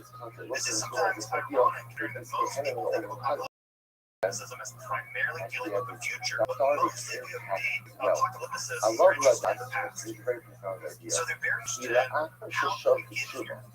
And the thing that they're very interested in is where did evil come from, right? Because if evil is in the world and it's out there, what kind of existence does it have? And they're very interested in where it came from. We'll never see much in the Hebrew Bible about discussing the origins of evil. Right? Even the whole talking snake in the Garden of Eden. The writer of that story in Genesis never says, and that's where all evil comes from. It names something. Right? You have to work for your bread, and women's child pain and the pain and having a child will increase. By the way, it says one more that time. the pain will increase. After It never says it stumbles must. in a particular It area, just will get worse. that's demonstrative. So He it never says, says, and that's why everything went off the rails. sitting on Right? the The apocalypse will be very That's interesting. demonstrative Also, that they're very interested in the use of symbolism. I'm not cleansed. Right? The Bible doesn't too much like symbolism. with this particular Right? thing. But the apocalypse will be very interested in symbolism. Very, Obvious. very, Of course, virtually encoding. if I go Right? ahead and And also, again, as I mentioned earlier, with the area, X-Men of prophecy, course, they're that's going to be really interested in engaging in the same kind of social criticism that we saw in the historical Israelite prophets, Sorry, but they're going to be it's doing it in not a way idea. that in a literary form, Love in which that, they love include that. those criticisms by describing them as if they're happening in the Because future. when it comes to a certain Right. area or So they would describe present events in an encoded way as if they're happening in the future. That's going to be a tip off for an apocalyptic writer. Amos didn't encode anything. He called people cows. For being rich. He's like, you people are bad because you're in rich. which I God have no hates you. struggle. If Like, there's he's a not particular counting idea, anything. Like, he's not like, and the cows will eat and become fat of the land. No, he's like, I hate you people, God hates you too. says, Right? That's not what they we think. should type a lot of data on you. I'm sorry, Also, we what they're should really type a lot of interested in I is have no oppression. desire. Right? This They're very particular interested idea, in oppression how and you tribulation. look up the Specifically, why do bad things keep happening to Adam us? Zebra If Shamayim, our God is the only God, and we have a special relationship with this God, listen, this is such a why did the beautiful Greeks idea. just like See how whip our ass? it's developed. Like, that's a bad If thing. there's a particular Like, idea we just got whipped by the that I Romans. They don't just killed like a stumble, bunch of us. particular idea that I don't Like, transgress, wait, what's going on, God? Right? and a particular That's a idea real which important I question to have ask, right? I no mean, we all ask desire, sort of like, why math is I that am good for good people question? static in that It's like, area. why did we These always are the like two that? parts of the For most of puzzle us. of life, of They're my very interested in personal why life. this tribulation's happening. The areas that I And because in transgress, tribulation, the and idea by is it's definition, real bad any for a area that while, I transgress, but for the and any apocalypse, area in God which I has a make plan. mistakes, And not only I'm not that, a tzaddik the in any area. apocalypse is Now, to know the the plan. Yiddish of the tzaddik is Right? as We follows. claim to know the The plan. Yiddish is They're that also at some level interested even in when I go the ahead and I end do of the tshuva, world. so let's say to Right? Now, and I say let's say the world, what they're to really interested and I in do is tshuva the with righteous that and the wicked idea. being separated, What's my and the status? righteous being What's my rewarded, status? and the wicked So what's being my damned. status? There's no hint of Right? that in Israelite So religion. this is interesting. Everybody in I'm not a Israelite tzaddik religion in wants that the same tzaddik. on What I am Shalom. is about It tshuva. doesn't matter if you're a good person I'm about bad tshuva. person. You went to the same place. I'm not a tzaddik. The Well, tzaddik the is the apocalyptists definition of say being a tzaddik that's not is fair. in an area Bad which people I will be don't punished. mess This up, idea comes which directly I from what don't they're asking, stumble in, right? and So which I bad people don't get have punished, and the good people desires get for. rewarded. In That's that the area, extent, I'm really, of how things are going to go down in the future. of the And tzaddik. of course, right? Why? In Does that other make areas sense? where I Well, mess it makes sense up, because when I a mess lot up, of good people, either or again, these if I people haven't they done know are tshuva, good, I'm an suffering Amari, enormously under foreign or occupation. if I've done tshuva, They're also I interested in am otherworldly about journeys, right? tshuva. They'll go on Which journeys is to the not a various tzaddik. realms of heaven, Not a or they'll go on tzaddik. journeys to the That's various what realms of the tzaddik afterlife. is reserved It's very for dualistic. areas That is in to say, life the in worlds and which I apocalyptic go ahead and literature is I very have certain no about the good guys and the bad guys. desire, no Right? inclination, Good guys are and going to win, not bad guys are going to transgress lose. You don't those see that in particular Israelite ideas. religion. Now let's say he goes In on. Israelite religion, the You're prophets going to are, see why you're this doing comes. bad, but if you do good, God will not punish you. He goes on, he says, In apocalypticism, oh, he is said good. you The are Indian bad. says, the Harshi Tzaddik will govern, the Tzaddik Rak will govern Echad Kurban. Gan in Legadi Sharna. Just to understand something. So what's the beautiful result of a Southern understanding? What's the beautiful reality that it creates for us? Whether it's the bourgeoisie and the proletariat, Right. or whether it's the Well, sons of like light versus the sons Sadiq of in darkness, many polarized the world. areas. In fact, one can make the And argument again, that we are Sadiqim in many more areas in which we are Hashi Shalom. I don't want to say Shalom, that's too strong. But in which maybe we transgress. So think about this just a second. The Torah says, Osita Laka Ashera. Don't plant an Ashera, you to worship it. because Good clearly, news. if you look at the time period being Never conquered did by it, Greeks, being have conquered by no Romans, being massacred by desire various for it. people, But it's that's pretty the clear time that it's Sadiq we're not going to be the in ones the to fix union this. of Ashera. And so what do they say? I say the truth There's is going to be some kind of savior figure of who's this. going to Right? enter into Think about history it very and fix all well. this. Even in the And areas that, of of course, has its morality. comes to find There are so of many messiness. types. There are certain That forbidden self-person, relationships our which person, normal by the way, people don't have person desires for. messiness never So which agreed about means how many were even within the same genocides. area, even And within one of the those same died, prohibitions, and another one I could be become a a military Sadiq general in and certain win. areas. So So the ancient Sadiq says, Judaism will say, was what this never means clear is, about there being just in one any Messiah. given moment Many in life, sections of Judaism this actually is believe how there would be at profound this least is. two. In any given moment in So, life, right? I am No Christian sticks that by simultaneously like having him die a and come back later. Sadiq, and I may also be a Rasha. I may also be a Rasha. They can roll it So one I'm dude, thinking which it's is a pretty smart. Sadiq Also, and based on a the other Rasha. Messiah characters, right? And If the you're gonna Sadiq have like says, the this good guys, idea, you're gonna have the bad Indian guys, Zeh, bad guys, is that's Choshi, Antichrist. the And there's Sadiq, lots of Lakme stories Davar about Achasilva, bad guys, right? Gan in the Christianity Gadi really likes Sharon bad guys too. Nefsha Kirasha, and this idea that in one area I can be treated as a Sadiq, right? Even though in many other areas I am like a Rasha, that actually cuts up Harash, but the Kedusha of Kedusha. Close over here, look at it, it's very interesting about it. Close over here. Actually, we're gonna stop over here today. We'll stop with this because I want to be able to start that on the session. But I said, let's just point out, you have to introduce this dramatic new idea that a person could simultaneously be Sadiq and a Rasha at the same time. It's a new definition. A Sadiq, if you think about it, is a very absolute term. So Sadiq refers to Sadiq is not as much my definition of my entire persona as much as it defines my relationship to certain Averas. So certain Averas I'm a Sadiq, to certain Averas I'm a Rasha. Certain Averas I'm a Sadiq, no type of for it. No desire for it, no shyness to it. I don't do it. I don't struggle with it. I don't stumble in it. I don't desire it. I'm a Sadiq. This country, people think of this country, and every country has their own demon. Other areas I transgress. After state of transgression, they kind of don't like the Egyptians, and they kind of don't like the Assyrians. But again, if I do tshuva, then I'm about tshuva. Because they're kind of a parochial people. Also, it's also interesting about this, the side of the side. They imagine the entire world is divided into countries, and they explain political science in terms of this spiritual battles that are going on behind the scenes. You ever speak to a person who's in Their recovery? literature, which we'll talk about more in just a moment, About is Google a person in typically recovery is, pseudonymous. he's never Although was. I like to claim that very ancient people wrote them. So, If you think he's in recovery, go and ask them, people go to please, I'm recovered. I'm recovered. It's like they say, you know, I'm 365 months, you know, whatever. I'm sober this amount of time. It's an incredibly sort of so profound because what recovery and addiction really highlights with this idea is this is my reality. This is something I would contend with the rest of my life. It's my reality. My goal is just to go ahead and stretch sobriety for as long as I can. It's the same exact thing. I'm in recovery. I'm in recovery. Why? Because my struggles are my struggles. That's it. The areas in which I struggle. Well, see, if you think about this in life, it's not easy to shout that I struggle in one area, and then that struggle goes totally away. And Panim Kadosh goes, Baalakan, right? You struggle, nothing to do with your own struggle. That's not usually what happens. We're honest with ourselves. The things we struggle with internally, very often are the very things we struggle with internally. It's all the same stuff. It's all the same. It manifests itself differently throughout life, but it's all the same thing. So they can say You that don't. Sunday, Right? and You can when be we real live the smart, struggle, and they we basically never just really like throw become you in jail or whatever, right? Sadly, I have no Hey, bad choice things are happening to in you. this You won't particular understand case. why. I become about There's to, no but that's okay. I don't Listen, know. that's incredible. That's all I don't have to become a Sadiq in the areas of my struggle.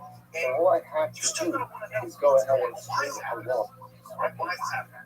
Very or few string people are together gonna suffer a through immense prolonged like amount of physical sobriety. and psychological turmoil That's and think to my goal. themselves, I do it. So stop over here today. Please, I'm going to tell you yes, this that this just piece is happened. like also just in the way Most we people look don't at do that. ourselves, we So look what at do? our struggles, They and we try to look at our areas explain of why weaknesses it's and happening. strengths. Further, right? Not only do they want to explain why it's happening, they want to feel like it's not for no reason. No one likes the idea that you just went through a traumatic experience and it's meaningless. You're on a rock, free from the sun, in the middle of a void, and in 4 billion years, the sun's going to swallow this planet, and every bad thing's ever happened to you is not even not going to be a memory. This earth won't even exist. We don't want to, that doesn't make sense from a human perspective. We want to understand why our traumas are happening. We want our traumas to mean something. And so, what do they mean? Well, the overwhelming data we get from the apocalyptic literature is that God has planned every single thing that's happening in the world. So this is a very deterministic literature, and that your suffering is not random. It's part of a plan. And what's that plan? The end of the world. Right? The world is going in a very specific direction, and God is going to make it dry. Punishing the wicked, rewarding the righteous. This is all part of the plan. I think also what Nietzsche on tonight. Right? I think Nietzsche said, right, that the person who has the why can endure any how. Right? The person that has a why can endure any how. I think people can, people that can get through anything. If only they have a reason why it's happening. Right? I think I'm in the back. Right? And so the idea here, right, is that basically what you get is you get a reason why it's happening to you. And what's the reason? It's all part of a plan. And the apocalypticist has been revealed that way. Lastly, a big part of this entire drama is that no one likes being colonized. No one likes being oppressed. No one likes having their country destroyed by foreigners. No one likes foreigners moving into their country and taking all their stuff and enslaving them. No one's really about that.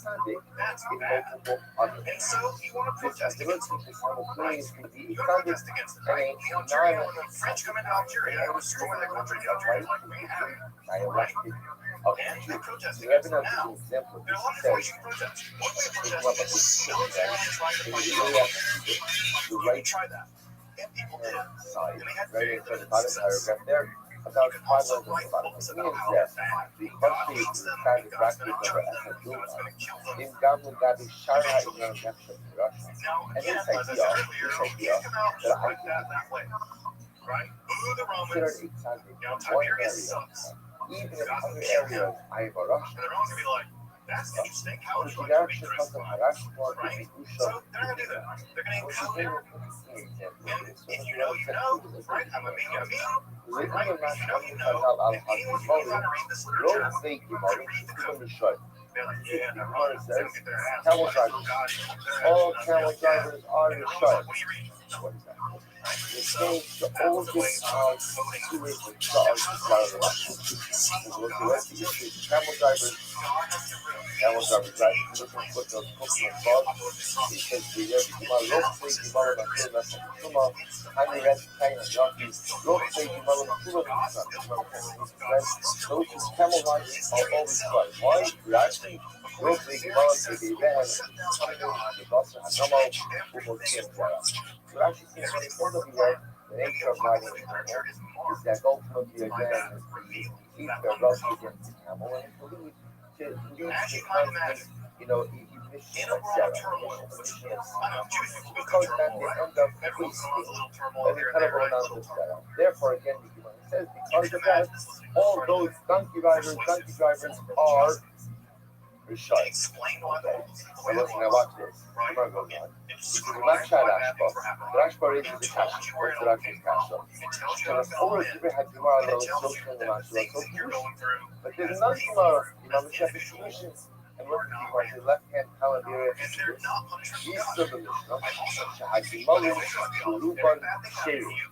Right Imam Constitution says You're that the suffering. Yamalim That's camel part of the drivers, plan. the majority of them are Sherus, righteous people. Why? That idea, I knew I don't know that about they you. should partial in It's his one of the models most who look seductive at ideas the imaginable. highest. And again, when I track this onto The things Ream like the Anton's Maxim Miller, and like Shabbat this above meditation marks. Shabbat. It's difficult to But read actually said why is that? much Marxist Because they're the camel propaganda as drivers anything and other than they have to prepackaged travel to the idealism, desert. right? Right? And in the desert, they are very much dependent on Right? conventional Evil desert. emerged with They are exposed various to modes of all production, the right? desert. They It's have to being do driven all forward the by uncertainty. history, and eventually it's going to come Enough. out cataclysmic battle after everything's great. Is something that often Dictatorship, brings proletariat, or whatever. those who try to part of it. Because I Heard this realize already? at the end of the day, But in once I one get of material now, trying fine. Ella Here's how God do it. I got no one. So you can again, you can Except see how the for theology the works. photo Shabbat. So let's say, see maybe two The perspectives apocalyptic tomorrow. form On one of end, you're literature it says, flourished camel drivers, they're always sharp. Why? for 1,000 years, They beginning for with this Rome, best thing about a camel all day, and so extending they all the way through experience the the Middle sauce, Ages, the sound also of known as Alcohol. Jews, Imam said, no one share are camel drivers. That is a form that Christianity why is in many ways they're not a unit. They're real It's a believers. religion that Why? Because they have to be. Because there's no atheist in context. When you're traveling Judaism, that, with the exception of that's the Essenes. like if you have to rely on finding water here or civilization here, if you realize how fragile life is, it's not dependent on the remote zone you are, that engenders a certain level of type of personal piety to ask the Ashba. So that actually says, so what's going on over here? How do you reconcile these two modes? Are the camel drivers showing or are they shaded? Which I said, Ashba, Dr. Zilla says, so Shakban in the social those that come.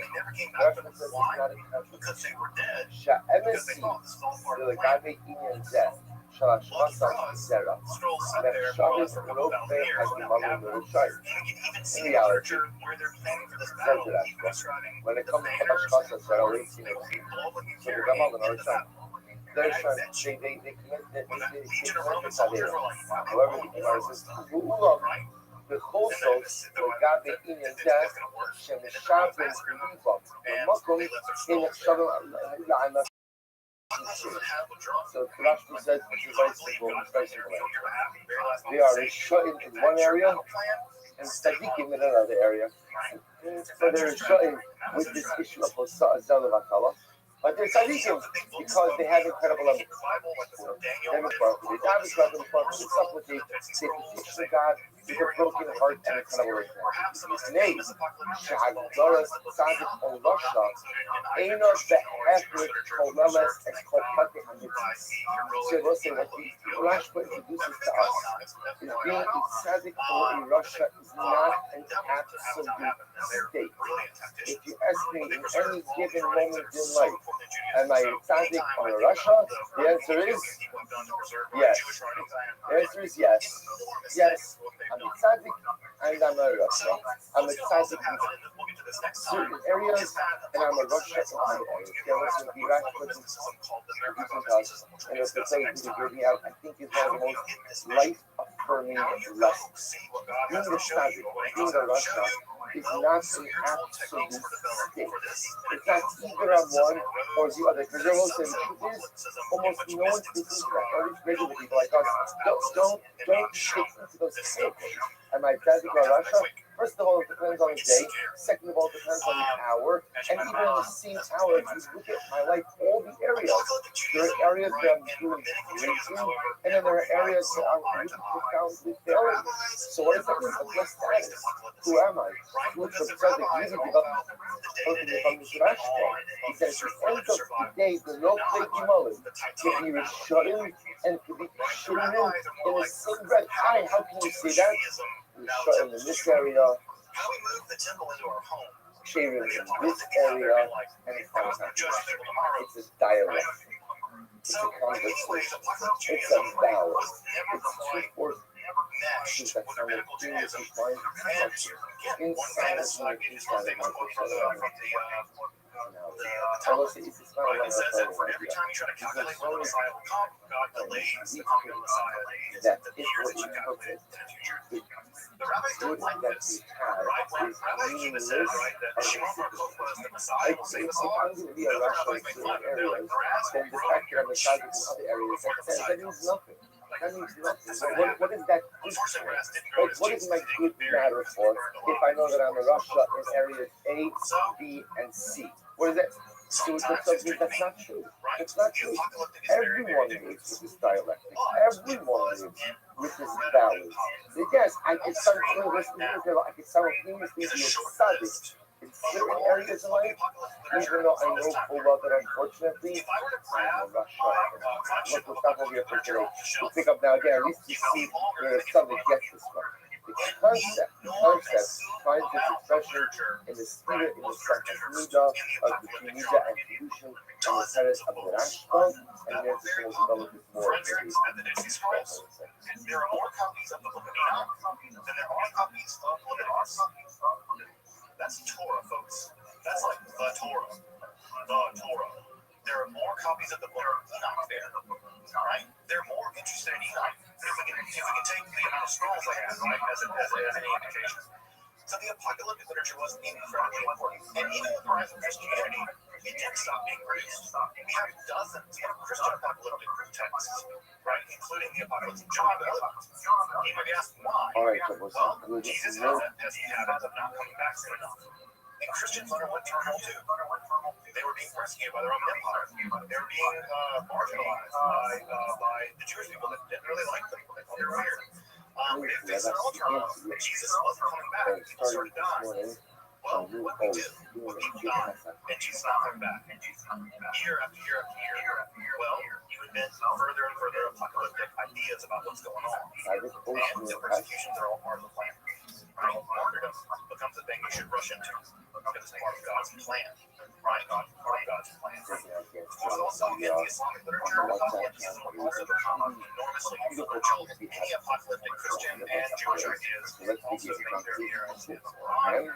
The Dajjal is a good example of a Christ character, the battle of Gog and Magog, Right. in the world, which occurs in Daniel, is translated as the battle of Megiddo. Standard Christian or literature, legal the return of Jesus and the resurrection of the dead, That's a real spiritual the actor influence, but in some sense, an apocalyptic good. in itself. The actor should talk about other Judaism is Islamic going to guys increasingly that abandon the apocalypse. And the answer for that is the same answer by the book of Maccabees that included in the Bible. The rabbis, spoke about the also, by the way, by the Hanukkah, we that's spoke the about the idea that the Maccabees, it's about a miracle. The reason why? Disastrous rebellion after disastrous rebellion. The rabbis didn't want any more randoms. They were tired of that machismo macaroni stuff because it just got us killed. So they said, we're not doing that anymore. We're not going to prioritize that. And so as you can imagine, this apocalyptic literature really gears people to do rather extreme things. Right? Just because, again, they all think it's part of the plan. And God's going to intervene in history and do whatever. It doesn't happen. Over and over and over again, it doesn't come to pass. I love Ladas, which is very But the rabbis don't like this. They think it's dangerous. They marginalize it. after And eventually rabbinical Judaism, right, moves past apocalyptic literature. And very little of it gets produced. Not so much. Very little gets produced in the aftermath of the 135 rebellion by Kokhba. But there is some, right? There are some texts that can be purchased, like the Apocalypse of the Ten Signs, and Perkei Mashiach. So the literature does survive a little bit longer. Just to say, just to wrap up for tonight, folks, needless to say, apocalypticism as a mode of religiosity, I would argue is the most enduring mode of religiosity. Strategy master So planning. enduring that apocalyptic ideas have entered into things like Buddhism, right? Apocalyptic ideas one more formed from this tradition that are even entered into things like Buddhism. Sri Lanka is a good example of apocalyptic causes sin of and sin. all They were known for having poisoned the subway stop and sarin gas in the 1990s. That's part of an apocalyptic agenda. struggle To this day, in a 2012 poll, nearly 15% of people worldwide believe the world will end in their if lifetime. I go ahead and That's millions of I people, make a folks. mistake That's in hundreds this of area, millions of people. Of course, that's the monster thing. We're stubborn in there. Let's see what he means. Share, the desire Avera, lover Avera. Share, the Nasra, not even a Gamma. It was going to come to a certain area or Avera. There are persons who are fully nothing. There are persons who are fully first. The emotion of being masculine, Mishita Nafs. They have their own hand of planning too, but I do think that was significant mismanagement.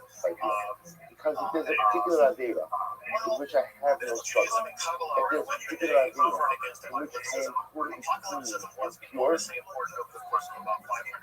he says, we should Taivala Avera. I'm sorry, we should Taivala Avera. I have no desire for this particular Avera. Harinusra, the next of Adam Zeba Shamayim, Tzaddik. Living in Osa Davar Osa. Listen, this is such a beautiful idea. We'll see how clever and eleven develops this. If there's a particular Avera that I don't stumble, a particular Avera that I don't transgress, and a particular Avera for which I have no desire, I am called a tzaddik in that area. These are the two parts of the puzzle of life, of my personal life. The areas that I transgress, and by definition, any area that I transgress, and any area in which I make mistakes, I'm not a tzaddik in that area. Now, the Yiddish of the tzaddik is as follows. The Yiddish is that even when I go ahead and I do tshuva, let's say I commit an avera, and I do tshuva for that avera, what's my status? What's my status? So what's my status? Right? I'm not a tzaddik in that level. What I am is about tshuva. I'm about tshuva. I'm not a tzaddik because the tzaddik is the definition of the tzaddik is in an area which I don't mess up, which I don't stumble in, and which I don't have desires for. In that area, I'm called a tzaddik. In other areas where I mess up, either again, if I haven't done tshuva, I'm an avali, or if I've done tshuva, I am about tshuva. But the other thing is not a tzaddik. That tzaddik is reserved for areas in life in which I have no desire for no inclination, and I have not transgressed those particular ideas. So let's say it goes on. You're going to see why this body is in a very exciting definition. He goes on and says, the Inyan said, the Choshi Tzadik L'Dover, the Tzadik Rak L'Dover Echad Bilvad, Gam Im L'Gadi Sharnet. Listen, just to understand something. So what's the beautiful result of something to understand? What's the beautiful reality that he creates for us? Pretty much. We're all tzaddikim in many areas. In fact, I think one can make the argument that we are tzaddikim in many more areas in which we are shalom. I don't want to say that's too strong. But in which maybe we transgress. So think about this for just a second. The Torah says, "Osita lacha ashera." Don't plant an ashera if you can worship it. Good news. Never did it, have no desire for it. Fantastic. I'm a sheva. I always say the truth is the amazing part is you look the whole list of this. Right? Think about this for a moment. Even in the areas of immorality, morality, where there are so many types, there are certain forbidden relationships which normal people don't have desires for. So which means even within the same area, even within the same prohibitions, I could be a tzaddik in certain areas. So the tzaddik says about say what this means is in any given moment in life, listen to how profound this is. In any given moment in life, I am simultaneously a tzaddik and I may also be a rasha. Simultaneously a tzaddik and a rasha. Isn't and Rav says this idea, the Inyan Zeh,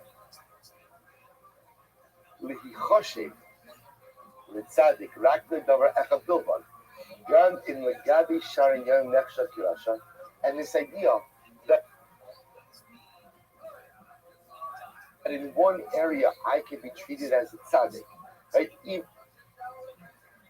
though in many other areas I am like a rasha, that actually kasav harashba b'kedusha b'nida.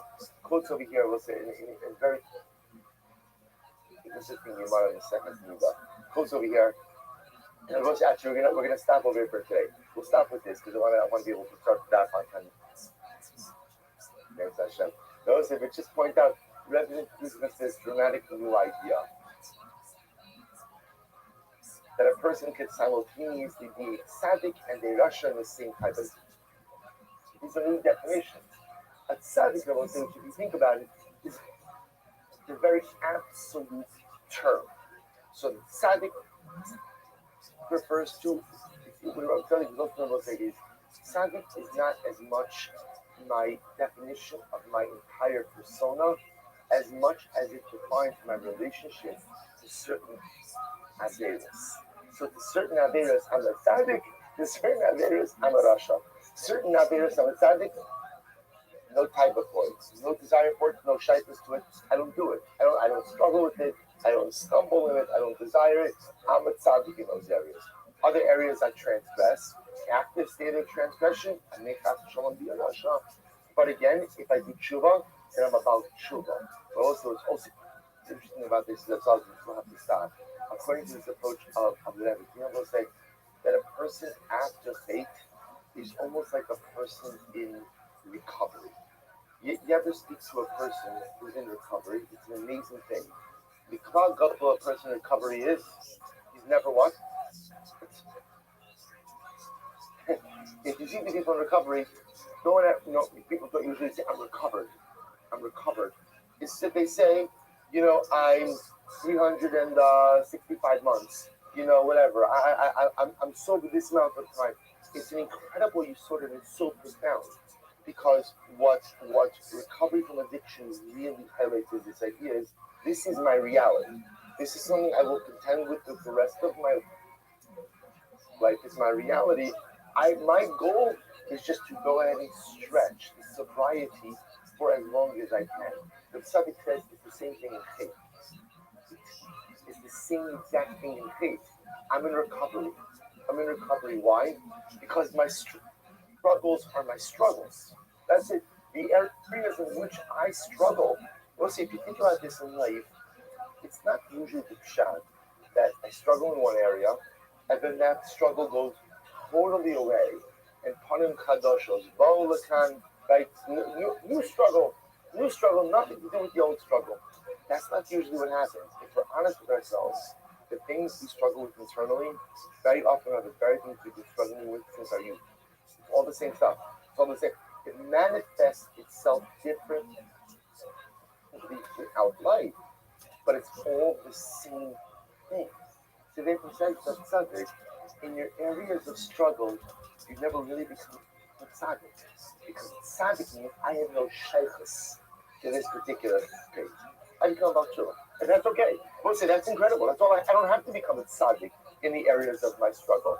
All I have to do is go ahead and string together a prolonged amount of sobriety. That's my goal. All right, so we'll stop over here for today. This I'm going to tell you is this piece is life altering. Just in the way we look at ourselves, and we look at our struggles, and we look at our areas of weaknesses and strength. We're going to just continue tomorrow. That's it.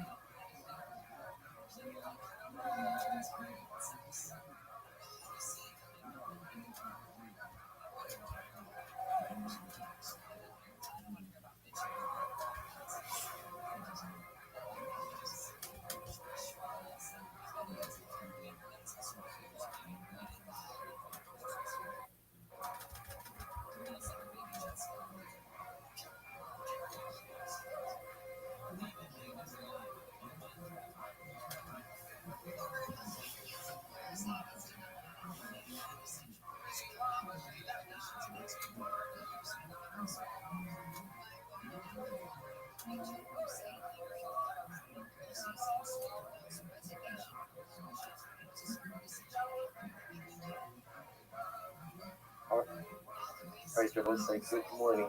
Good morning. Let's begin. And just spend a few moments this morning, really just a few moments.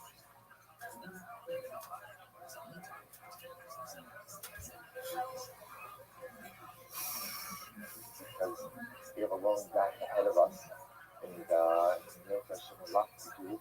But being that it's last Omer, I want to just spend a few minutes this morning focusing a little bit on the incredible nature of Kedusha of the day from a bit of a different perspective. Where it's often our association with the Kedusha, the sanctity of Lag BaOmer, is rooted in one of two events. Either the Shulchan Aruch itself mentions that Lag BaOmer is the day of the cessation of the death of Rabbi Akiva's students, or that the day itself is connected to the Shon by Yochai, Rashbi. Now, and again, whether it's the anniversary of the date of Rashbi coming out of the cave after being in hiding from the Romans for 13 years, or it's the date of the anniversary of the yard site of Rashbi, either way, or both, and also, of course, pointing out the incredible connection between Rabbi Akiva and Rashbi. Right? Remember again, after Rabbi Akiva's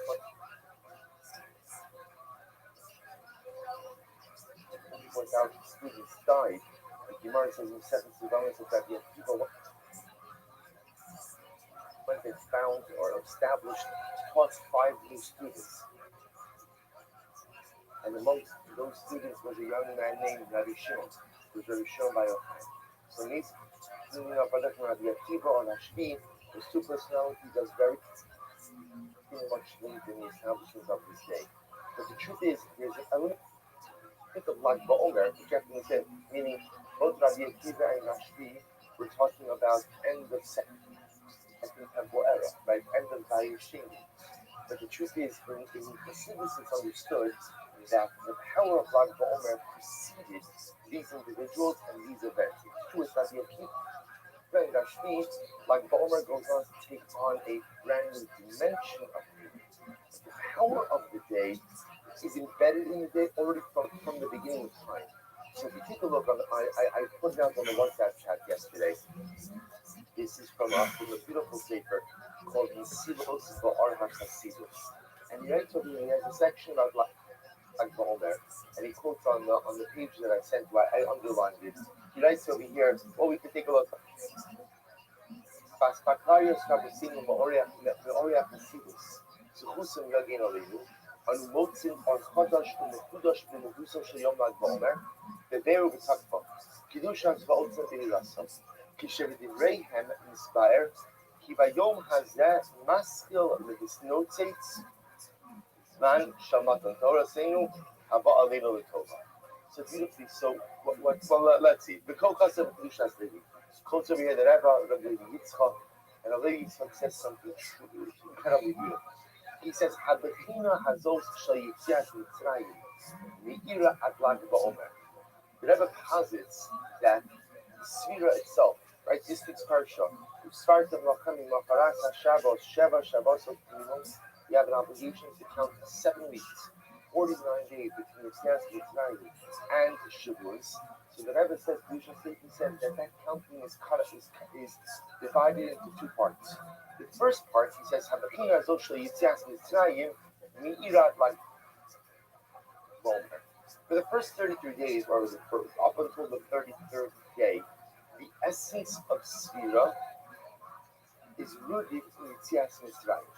It's almost as if it's the afterglow of Yitzias Mitzrayim. Right? We left Egypt, we experienced an incredible salvation, and up until the 33rd day, the focus of the days, the kedusha of the days, emanates from Yitzias Mitzrayim. Lag BaOmer, Maschil Ha'ara Shaman Har Sinai, Shita Balas HaTorah. But the Yitzchak posits that there is a switch that occurs at Lag BaOmer. And what's the switch? The switch is that from the 33rd day of the Omer and on, the focus is no longer Yitzias Mitzrayim, but the focus is Kabbalah HaTorah. The focus is Shavuos. And it's not just what the focus is, as much as what the focus is, it's where the Kedusha of the days themselves emanates from. Up until Lag BaOmer, the Kedusha of the Sfira emanates from Yitzias Mitzrayim, from Lag BaOmer and on the Kedusha of the Sira is pulled from Shavuos. He goes on, he says, this is so beautiful. Umramis ha'inyan le'pasuk, the Yaakov kara lo gal eid. He goes to the pasuk, in Bereshis, goes to the pasuk in Parashat Vayishlach, and the Parashat Vayishlach, that remember again, this is when Yaakov Avinu parts ways from Lavan. And remember again, Yaakov, he steals away from Lavan, he sneaks away in the middle of the night. Lavan catches up with him, and they make a treaty. Right after a little bit of anxiety at first, or a little bit of tension, they make a treaty. And the treaty essentially is they set up a line of demarcation, and both parties agree no one crosses the line. Yaakov is going to go to Eretz Yisrael. You don't come back to Aram Naharaim. Lavan agrees not to come into Canaan, and they draw a line. The Torah says the Yaakov, and what do? They made a pile of stones in order to go ahead and demarcate the area. So the pasuk says the Yaakov Karalo Gali. Yaakov called it Gali down the pile. Aid is testimony. So the Rebbe says something so beautiful. Koser Mechalomar Kevan Shemagia Gal. When the Gal, right, also David Amalek writes, Galinai Va'atito, open my eyes and I will see. Gal is Lag.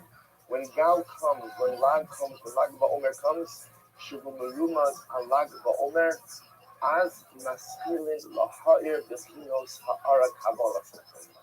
So I will say the moment that Gal comes, is the moment that you begin to feel the energy of Kabbalah Satorah. That you begin to feel ultimately again the energy of Shavuos. That you begin to feel the energy of what's going to happen in just a few days from now. Milas ad, see that's very something very beautiful. He says the word ad quotes the pasuk from Cheskel, Umilashon ade adai, which again the Gemara Darshan to refer to Kabbalah Satorah. It literally means ade adai means blossoming into womanhood. It's the metaphor referring to Klal Yisrael as a maturing young woman. Shiromis al HaTorah. So I would say just an incredibly beautiful and overwhelming idea. This notion that the Sira itself is divided up into these two parts. And up until Lag BaOmer, the Kedusha, it's almost like the inspiration of the days, is Novea, stems from what was. And then for the rest of the Sira, the inspiration stems from what will be. And isn't that the incredible dialectic of life? Like life is this combination of things. We are inspired from our past, and ultimately again, or we gain strength from our past, and we gain inspiration from our future. Because we'll do one more little piece. He says, cultivated beautiful idea that our Shemesh Kavanas Hasira, Shonesorim Kamishim Yom, the Kedishin is Datif Asmin Bimi Hasira. Kedishinis Kala Hasagas Hator Betagashmuas, the Tsarich Ha'adom Betakim Masa Bimi Hasira, Ad Lag BaOmer, Shehu Shavu Chamishi Shadasira, Shuhod Shabahod, Ubikanda Ilet Maskil in his notes says on Tagashmuas. Don't say same idea of the Arba Shemesh, according to the basic same ideas of the Yitzchak. Framing it a little bit differently in the more esoteric concepts of hold and hold Sheba hold. I always say I think it's a profound idea because what it tells you is that there are days that possess an incredible amount of kedusha. The way they just embedded in the world is that they possess kedusha. What happens is as time evolves, additional layers of kedusha are added to the day. So now the Yahid adds an element of holiness to Lag BaOmer. Lashmi adds an element of holiness to Lag BaOmer. But here we have a release of the Ma'arva Shemesh saying from the beginning, from the time that we first started to count this Sira, this day was significant. Because what this day represented, so let's say, really, if we drill down to the saying this thought, the saying is as follows, is that in life, if you build on your past, you have the ability to bring forward a magnificent future. In other words, in the ideal world, we still going to in the ideal world, first 33 days of Sira are Yitzias Mitzrayim. The avoda is for me to leave my mitzvah. Because we all have our Mitzrayim. Like we all have our Mitzrayim, our narrow escape. We all have the things in life which hold us back, which tie us, which limit us. The goal of the first 33 days is to leave your Mitzrayim. And then if you leave your Mitzrayim in 33 days, then you can spend the rest of the year journeying ultimately to your Hesed. Because the paradigm for growth in life is first deal with the things which are holding you back. First deal with the trouble, with the trials. First deal with the difficulties. Deal with the Mitzrayim. And then we're the same deal with your Hesed. That's the power of the teaching of liberty. They will be transition. I've worked on my past. I've recognized who I am. I've changed who I am. And now I'm ready to work on my past. That will be it. It's Hashem. I will have the opportunity to know about going. So if you have a little bit of time at the end, we should also do some more. But I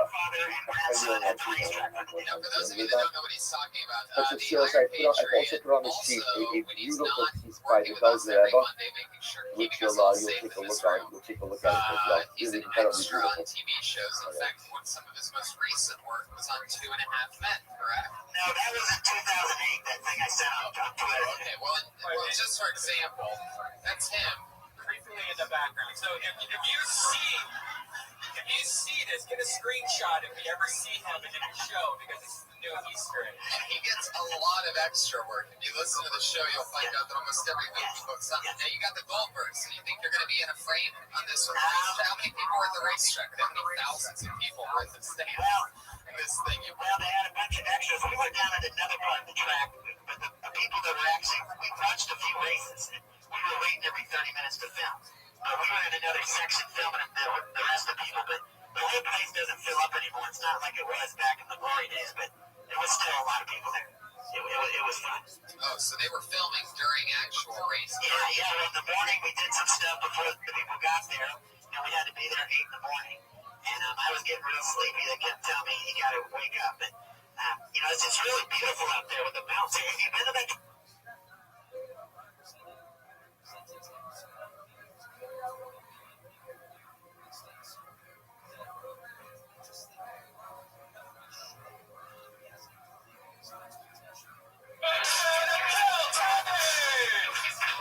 Yippee, everybody! Hi! How are you guys doing? Good to be here, everyone. Hello. Another fun crowd. This is our special Halloween episode, our semi-Halloween episode, in which the great Jesus Christ is here, everybody. The Lord and Savior Almighty. Give that up for him. Working hard on a Monday. And the Iron Patriot, as always, is here with us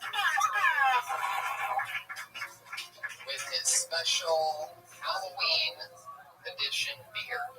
Right, Brian? Look at that thing. I feel like one of the Oak Ridge boys, Tony. Oh, there you go.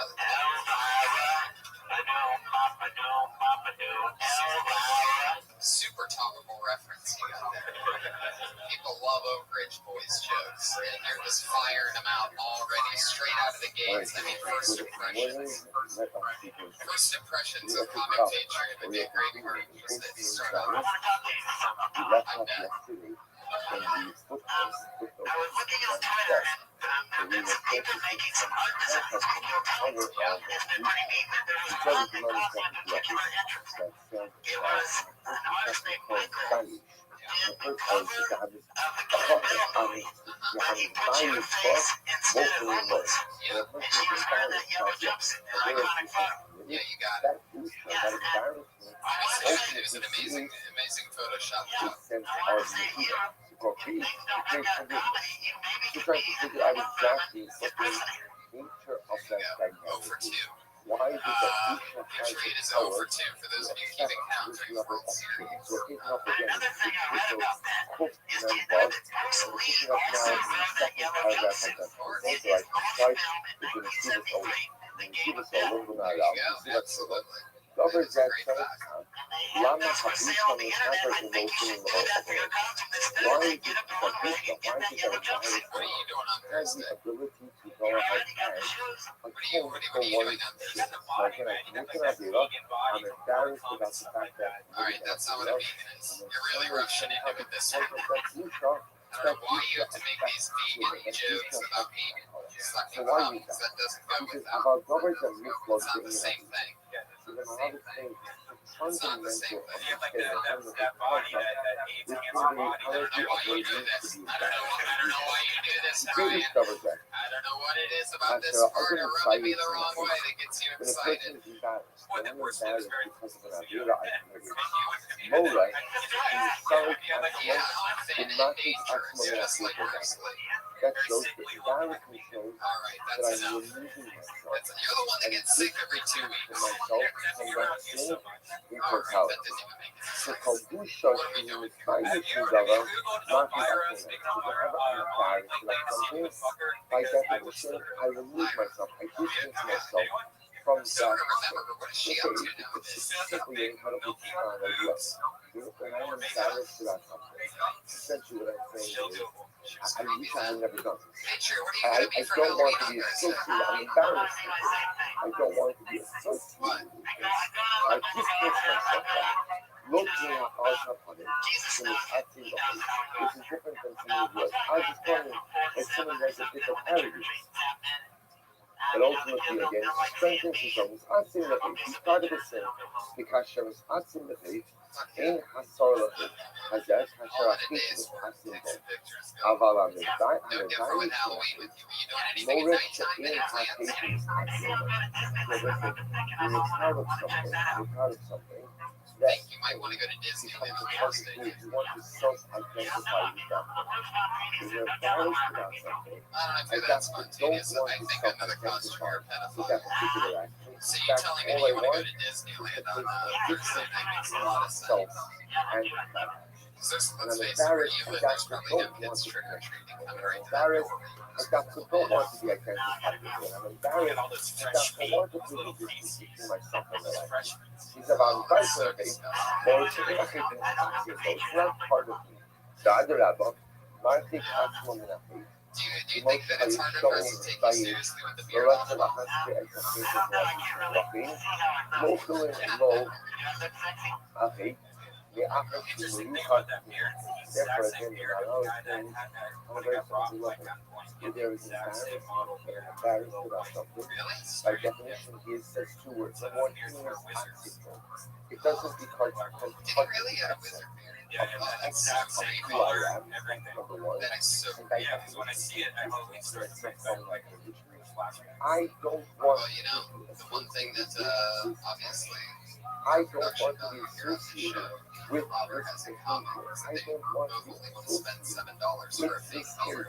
This And does not represent so there you go. what I You am. know, when it comes to what kind of Now, hair and makeup quality you that's go true. to, So it's at that the end of the day, what is the fundamental point for it? So Iron Patriots The would be another repudiation stop. of the sin. oh no. I don't want to do this. I don't want to be part of it. I don't want to be associated with it. I don't think they would let you anywhere near the Playboy Mansion with or without the beard picture. I'm pretty sure they have at least any form of Different things security. about that's what the Gemara says from what can stage box, Roast in the Oklahoma. garage. If you're embarrassed about the You'd thing, electrocute it means everybody you in the don't want to car. be associated with it. So, for those of you that don't know, the Patriot was in an unsuccessful rock and roll band in the 80s in Texas, and every once in a while he sends in a song to us, and he is an old song that was not ever a hit when he was in a band, but he's bringing it back as the Iron Patriot. So here's another song, a new song that he sent in this week. What's the name of it? Here we go. As always. There's another piece that I love. This is embarrassing. It is opposite of arrogance. It is the thing that you don't, it has its funny. Right as its funny. So many of us, we may be familiar with this word. We might have been studied when we were little. This is a good good form of disease. It's a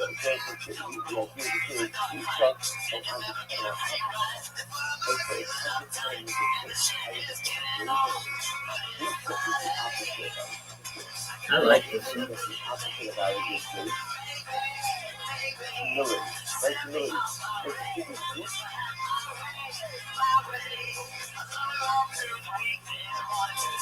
We only think how power can manifest. So how does humility manifest?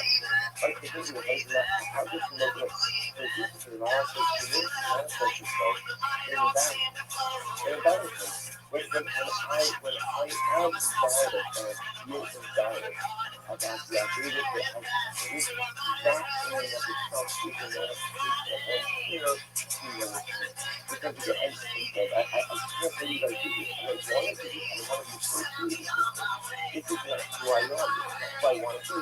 That's humility. That's the opposite of understanding. Yeah, we should teach us on So our actually, I'm flying in there that said in the shipyard where the guys are real hard. No, the shipyard where the guys really work hard, where the boys really work hard. You know, I've heard like three or four of these songs now from you, Patriot. I gotta say, you guys really would have killed if you ever played the Mos Eisley Canteen. I mean, you sound like those fucking... Humility is easy. I mean, humility is not easy to achieve. Do you know any of the words? Do you know any of the words from the Mos Eisley song? You just make it up on the spot right now. Improvise something for us. But I also recognize what I'm not. Therefore, again, I'm just coming back to the fact that is. Yeah. There's lyrics. humility Just to one of them, there is. It might is even be one of those weird extended parts. Actually, it might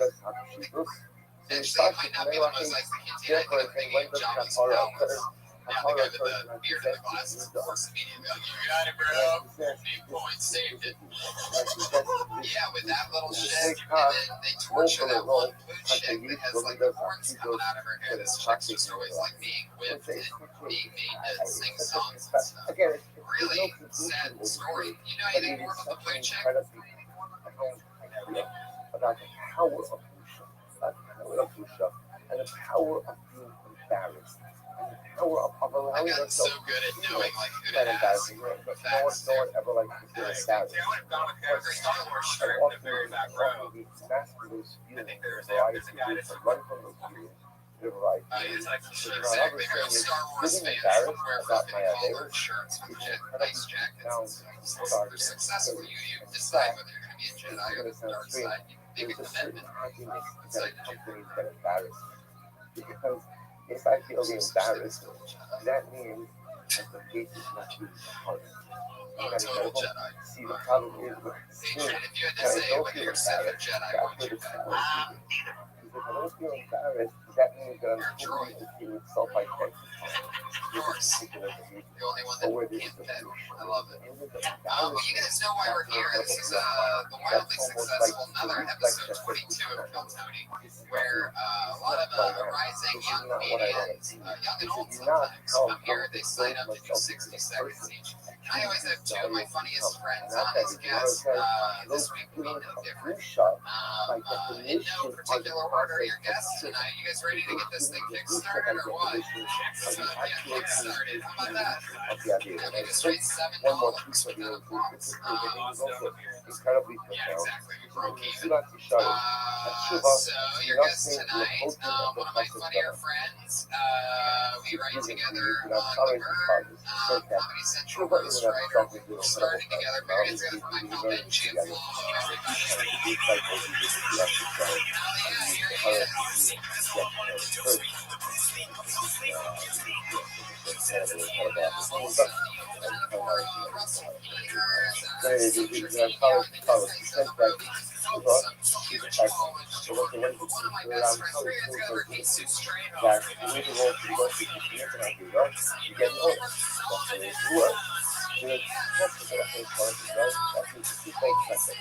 Custom number one is that God does not So punish happy to have you guys, two of my funniest That's the kind custom of number guys one. that I Even hang out though with that's almost where the every world single should night. go. Laugh, You rant, get over.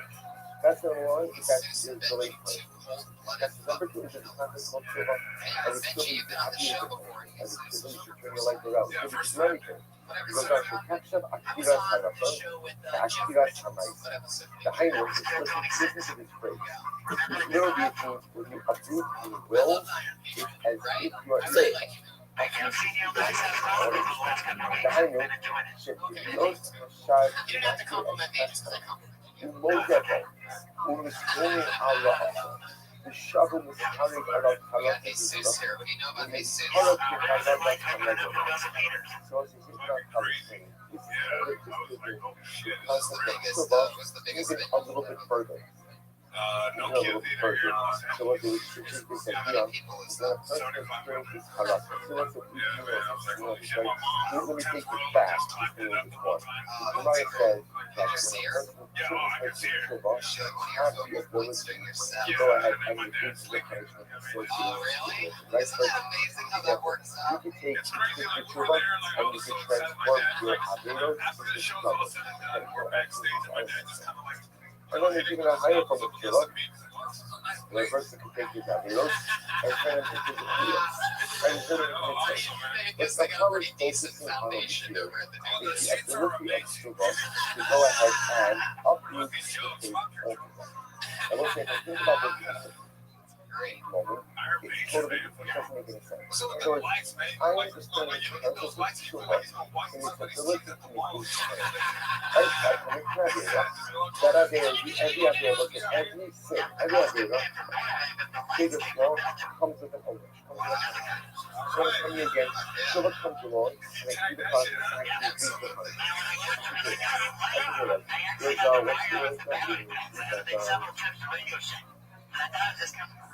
what's the word that forgiveness.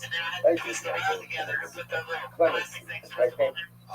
Yes, clemency, right? So I did the crime, I should get the punishment, I did clemency. The notion that tshuva is powerful enough to actually uproot act.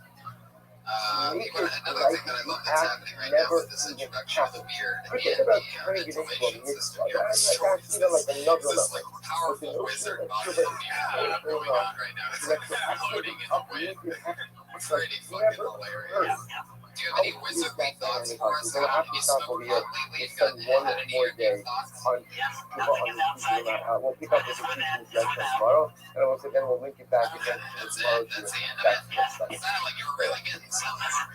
You had a battle against your own mind, and that's the good news and the bad news. I don't like this. Yeah, all right. You're not smoking the right pot, being true. That's not. I feel like he's just reading his memes. Yeah. Oh yeah, we have a new soundboard by the way. Thanks to horrorblasters.com for updating us to an HD soundboard. Heck yeah. So we have a new Watch Explain Well, of clothing. course, so you guys know comedians all sign up to do 60 seconds to be able to perform, maybe get some of that punched up, maybe just get some direction of any kind, or just be talked to and get their stuff out there. We always have them do 60 seconds, and they know that they've hit that 60-second mark and doing stand-up at the Meow of the Kitty, but it used to just be this little innocent meow. But with our new upgrade, oh my god, that's unbearable. Was that Donald Duck in that one? I sure would have loved to have had a audio rehearsal before this. Guess I just took your word for it that the updated cat was great. All right, we can go with this. That's much better. That's much better. I don't need an angry look. That sounded like a skinny, angry cat. All right, well, how about after they go over the minute, they keep on going. Oh yeah, well normally we have the West Hollywood Bear. What's the big Well, it's just a gayer bear.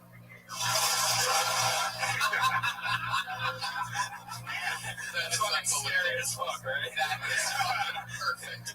That's amazing. The other Roman shit like that. That is so great. Don't make the person shit off stage.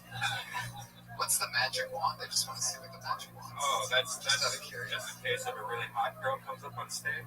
It's adorable. Fuck yeah, man. So, Is that what you hear in your head when you have a boner? Because I would automatically associate that sound with hot shows. Yeah, really? I mean, it's a nice sound. You're at Like, Disneyland, you're hanging out. it makes sense. I'm just saying. That sound is like, remember those old school audiobooks? Turn the page on the green and shit. This is in Yeah. this is in my head. Why are you hitting McDonald's right now? He has a McDonald's cup right there. It's our newest sponsor. No big deal. They upgraded the next song that we're going to hear once we start the show. Oh really? Yeah. It's because they're new chicken sandwich. And remember, it's new, spicy, bold, and delicious. I don't believe you guys. Really? I'm loving it. You believe what? Alright, girls, You believe the flavor once you taste the new chicken sandwich. Schwad is tied to McDonald's now. I don't buy it. Started this post last week a little bit. You should buy it because it's only $2.99 for 36 chicken nuggets right now at your local McDonald's. Incredible content regarding the power of Musha. I The power of we're supposed to talk about it on fair guess, but McDonald's has been So I have one ethnic guy here because that's how every That's why actually they are here because we don't want to get in trouble. Yeah, we decided to go corporation to corporation since some of you, I don't know how many of you know the storyline here, but the Iron Patriot was in a movie, blah, blah, blah, and now he bought this crazy suit to be the Iron Patriot, but we got a note from lawyers over at Marvel that they aren't too happy with us having the Iron Patriot, so When the McDonald's sponsorship. now we're lawyered up. McDonald's versus Again, whether that's a punishment in this world or punishment in the next world, every action has a reaction. Every action has a repercussion, and therefore by definition, every avera has an own action. He says the subject, when we speak about Yisurim suffering, we often think in terms of like physical suffering. He says, however, Alaganda Pomini Hatzar Ba'at just reading the scripture, we read this already. That Sheisha Adam Liba Ba'ala Dero Sha'asa, page Koplamekas, Nakshavim Him Manish Tidus Tabal Asisura Gehenom, and it's Rakim Lo, Kadin Lehizake, Ulehiznakos Al Osa Avera, Sheneschari Al Sha'asa Bishas and Chuba Shinima. So the Rebbe now points out something additional. He explains that when a person goes ahead and suffers Agmas Nefesh, right as a suffers Agmas Nefesh literally means inner turmoil. A person suffers inner turmoil, so when a person suffers that feeling of inner turmoil as a result of their misdeeds, that is also a form of Yisur. That is also a form of suffering. But not only is it a form of suffering, that Agmas Nefesh that a person experiences as a result of his Avera is also a form of Tshuva. It's also a form of repentance. I'm going to explain what that means. We'll explain how that works in just a moment. Those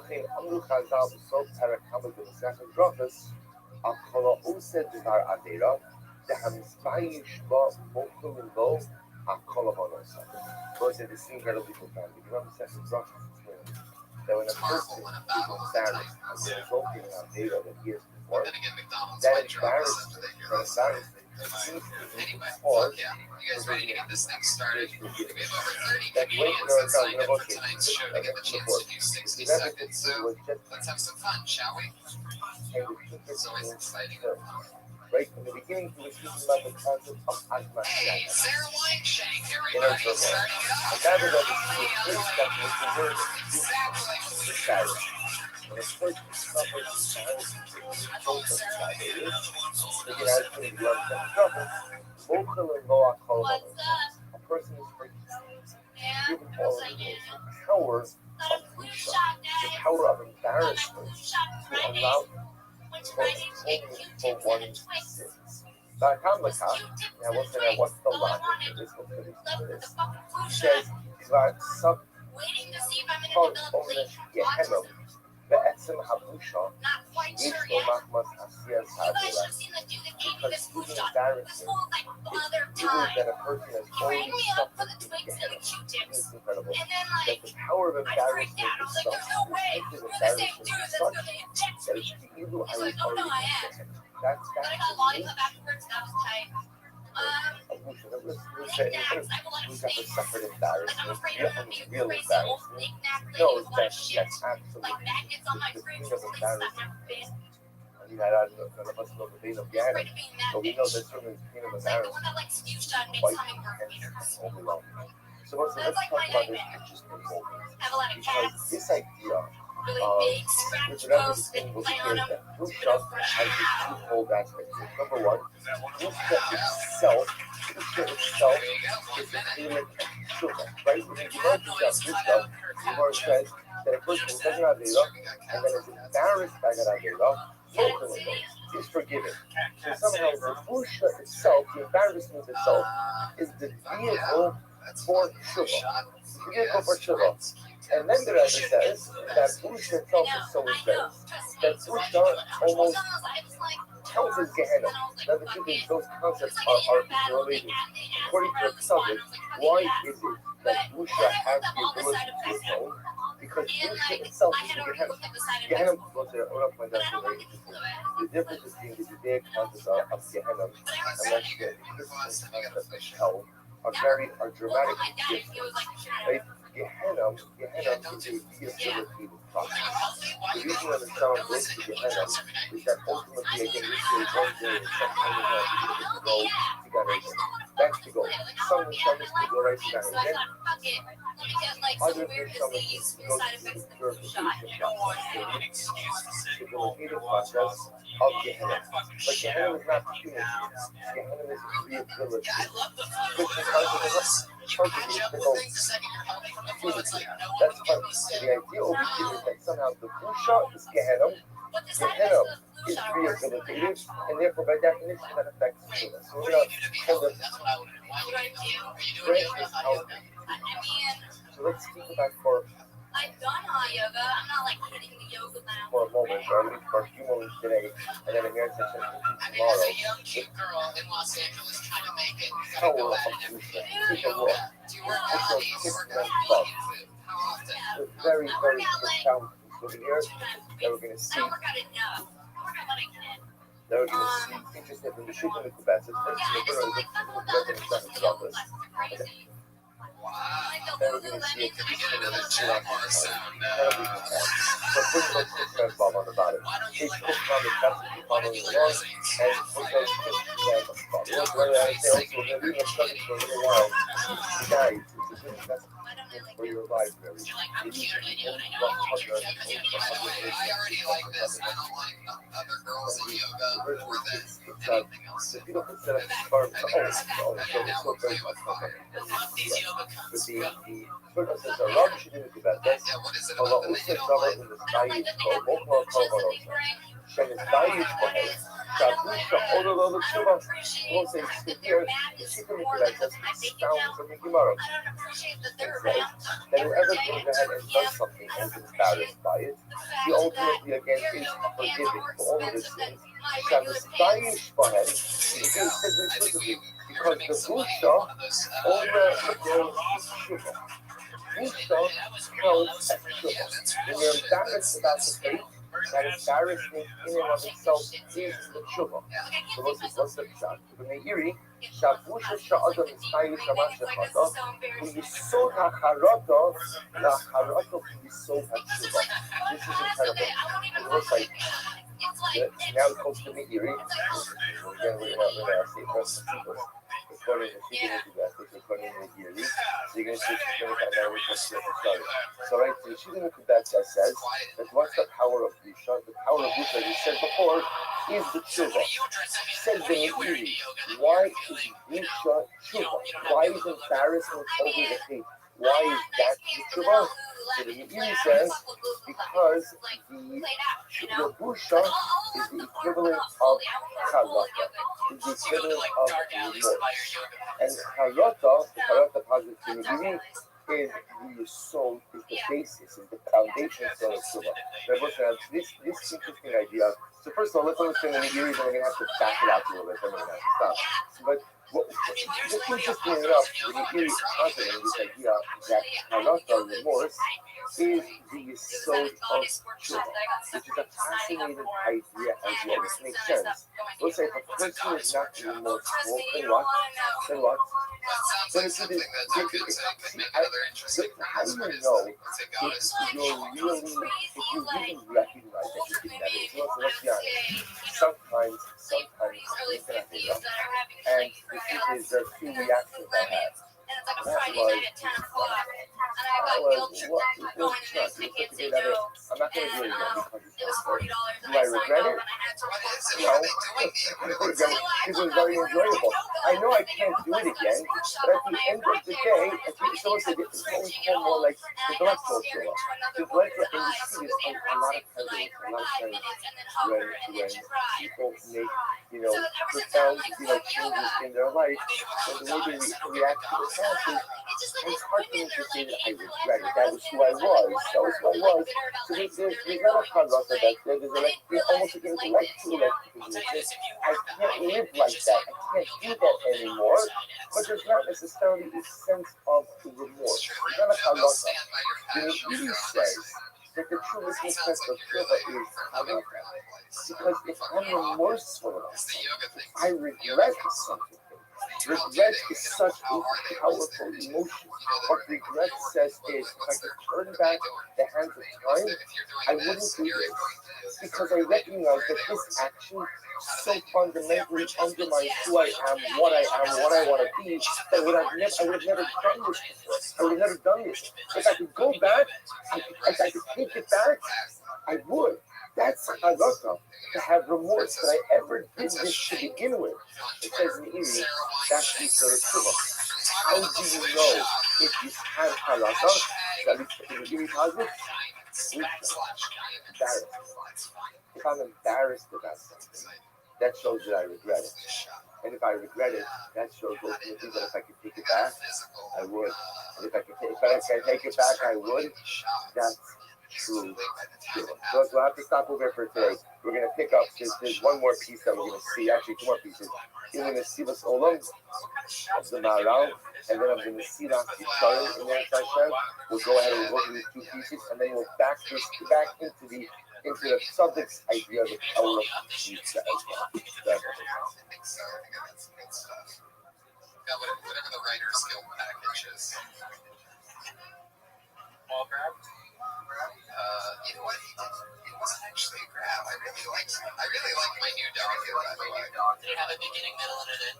I'll tell you this. One time, I got a physical from a doctor, and he went for the ball grab, the turn your head and cough. And I didn't realize it until right afterwards. He didn't have a glove on when he did it. He didn't have it right afterwards. His hands are clean. Yeah, they're clean, but put a glove on it. Because if he doesn't have it's fine that he doesn't have a glove on. Like all of a sudden I started thinking like probably like a girl would that doesn't use a condom with the guy or something. Like I'm like, it's all right this one time with me, but wait a second, that means he does that with all the guys. So like he has this bally hand, this hand of balls. Was it in the morning or the afternoon? I think I got a late shift on the ball grab. I don't tell me how many pairs you got. I had one where, like, when I knew the ball grab was coming, my dad told me about it, so I got a female doctor. My physical? You're so full of shit. She had a teacher's assistant, like somebody shadowing her, that did it for her. So I had a younger guy that was like my age grab my balls in front of her.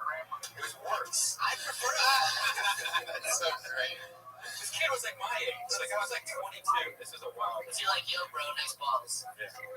I prefer a male touching my balls because I don't want it to be a girl that I like boner in the doctor's office. Oh, that's right. And I don't want it to be a girl because I don't want a dumb girl doctor All to right, so misdiagnose my testicular cancer.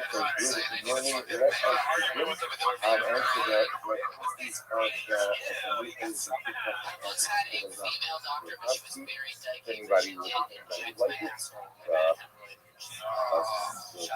What kind of lifestyle are you living, Ben? I gotta, if I lose too much or if I don't care, I get it. And she lied to me. She was like, all right, you're gonna feel a little pinch, like, because I'm gonna be like, I'm gonna jam this syringe in your asshole. If you Look, get they some say that's a lot of, you know, you look at beautiful new I posts, can't see you it's know, all happening it's behind brand my new back. shipping Once it's in done, the she's like, this is now, what I just did. and You're people like, make whoa. our back everything, one day, look, take a look, let's She start tells from you the afterwards beginning, when she did her assessment, would be like, I'm about to stick a needle inside of your asshole. the red light is on. She says, are you seeing from the stuff in the other? You know, relax, you're not ready for the talk.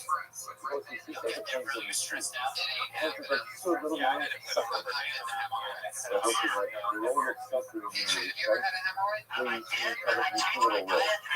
Sometimes again, sometimes the serum are understood as connected.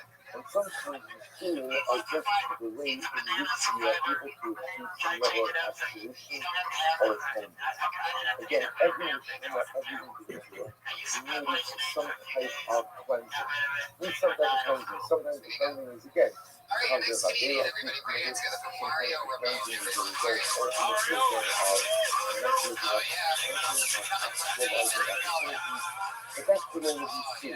That's what all of these two. Again, we'll get into this a little bit more. But the other thing, when we think about these two, when we think about suffering, we often think about still physical coming. Here he is, suffering. That's how everybody. we know Mario how we Remote. come Look at it right. There's another form of mysterium as well. אלגן וחומי הקרקע עד מצבת שיש באדם בליבו על הדעות שם.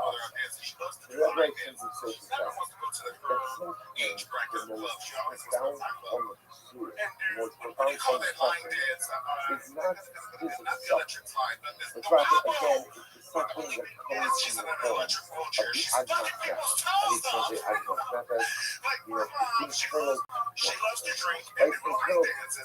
internal turmoil that comes about as a result of the averos that a person commits. And as I say, what the legislature is incredibly simple that all of us heard from parents or authority figure growing up. That sometimes the worst result or the worst punishment for doing something wrong is how you feel after you committed the act. And I will say we all know this, let's take my adult life. I can make an idea, and how do I make an idea? Because again, I actually love it. Because it's more than cooking a low. A person doesn't sin unless of course he thinks that there's some truth in this person. Or some cookie, a person doesn't the low, like Lamed Aleph, low, Lamed Vav. I don't sin unless there's something in it for me. Just Chazal's general understanding of man, we just keep like how you feel carrying. People do things if they're going to benefit from it in some way. There's no benefit for me. Generally, I'm not going to do it. And then what happens? I sin. Because again, I think I'm going to get things out of it. And then I go ahead and I sin, and maybe I even get out of it what I thought I was going to get out of it. But then afterwards, I realize how I feel. And he said, that inner turmoil, that feeling of profound sadness, without sadness, is one of the greatest forms of pursuit. That in and of itself is a form of suffering in this world. So the base book on the fence, let shoving him money. He will listen to these words. He will suffer of Yisrael Gehenna. And it's nothing more to do with his battle to the battle of Isabella, from his height of Shasta. He's from the Jewish world. This is an overwhelming statement. It ever says the feeling of Agnes Nefesh, the feeling of ultimately again of embarrassment. We're going to see we're going to come with group subjects in a little bit, but the feeling of embarrassment and Agnes Nefesh, the inner turmoil that I feel in the aftermath of having made a bad life decision, having committed an Avera, that I decided that feeling, that's Gehenna. That's Gehenna. That's Gehenna. That is Gehenna in this world. They will say, this is a green of the level. We don't need to write this color. Because many of us absolutely relate to it. The feeling of having made a bad decision, knowing that you made a bad decision, and knowing that you could have prevented this bad decision. We'll say, how many times can I tell you? I do something, and then afterwards, I just can't believe I did it. It's sometimes in life we make bad decisions. We get upset, we get angry, but then we realize, you know what? We made the best decision we could at the time we have to decide. And then there are other bad decisions where I knew it was a bad decision, but for whatever reason, I chose it. It was a complete fact. Ultimately, for instance, hey, how did I choose that? Because again, maybe I only knew things intellectually but didn't internalize them emotionally. So I ignored that everybody goes crazy. You know what I mean? and I managed to feel like I'm in I managed to open it. And so that's something amazing. Whatever says, so it's like, we get to, so, but first of all, think about how powerful this story is. Because I would venture to say, I'm not going to take it far, but I venture to say that we can all absolutely relate with what we're saying. Like, we all make decisions in life, but after I make the decision, I'm not the guy to bring it out.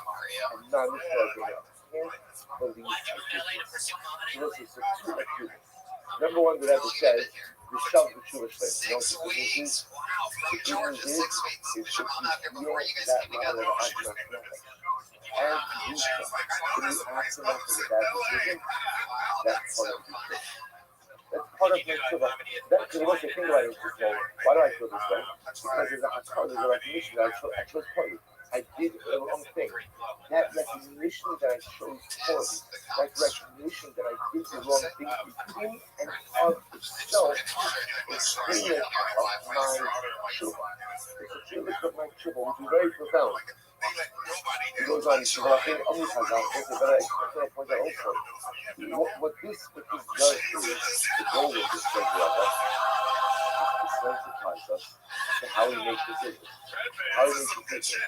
There are certain things you cannot save yourself from learning. That the truth is powerless to stop it. But there are a whole bunch of things in life that I absolutely have the power of doing. That I have the ability to say, you know what, I don't want to live in Ghana. I don't want to live in Ghana. I don't want to go ahead and be subject to the feelings of having my snapback. So if I know that a particular decision is going to place me in Ghana, is going to give me an Agna snapback, why do it? Why do it? So if I think about this concept, before the commission of this act, it exceeds me from engaging in such self-destructive behavior. But in the event that I did, the quote-unquote good news is, those feelings like my habits, ultimately again, are something that becomes count as part of the tshuva. The Rebbe goes on to one more line, and it starts, Rachel Amru Chazal, the Zohar Hamad in second, Rachel Al-Kala, who said that I was so this is just another combination of the Rebbe's previous content, the Gemara said. First, it's a little bit of Avera, the Hamizdayin Yishba, Mokum Allah Shalom. What's it very if you committed Avera, and then I'm embarrassed as a result of the Avera I committed, ultimately again, I am forgiven.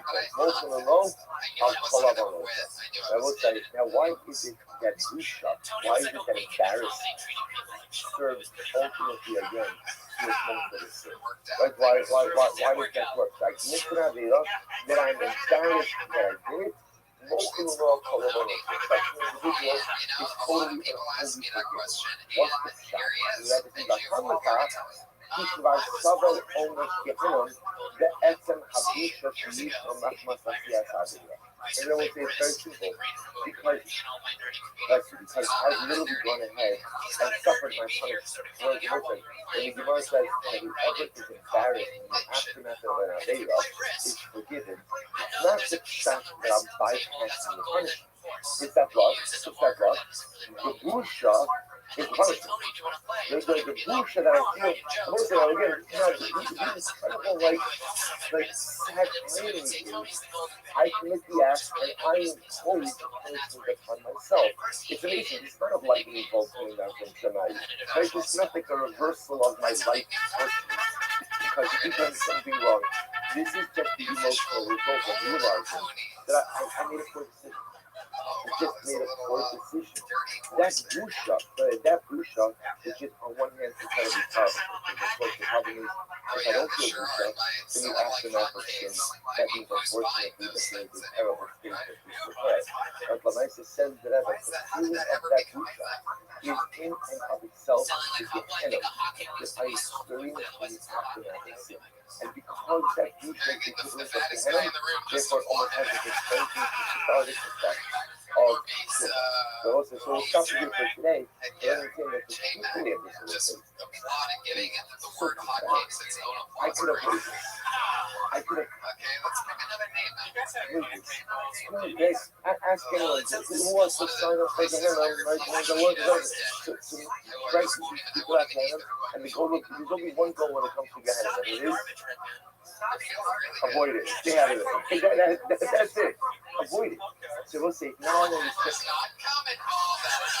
And then in the aftermath of sin, I really created myself to do something to make it through. The goal is what I got to accomplish native sensitivity to this and a recognition of I don't want to get new stuff. I don't want to get as much as Nefesh, Yusha, and Gehenna are necessary in the aftermath of sin. I would so much rather soothe myself from that self-existence. Alright, so let's have a look at today. We'll pick up the next session with the continuation of this concept tomorrow. So, like, I hate talking to people back home because they ask those same two questions, like, how you doing and why haven't you made it home? Ain't made it yet? And I'm like, send me a plane ticket so I can come home and tell you all about it. Like, I'm gonna eventually go back home because I got to pay my child support. I hope they take checks. Because I'd rather go to jail for writing a high check than not paying my child support. And all at one time. Because the only reason why, I'm like, bitch, you want it all at one time? Because I am a cancer survivor. My ex-wife is a cancer, and that bitch is trying to kill me. She filed child support. That's it. Thank you.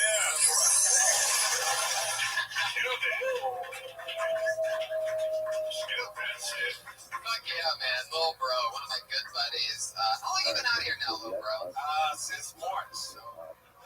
6 months. There you go. Fuck yeah. I'm big friends with you. I really want to thank you for doing the holiday season dressing up like a king unicorn.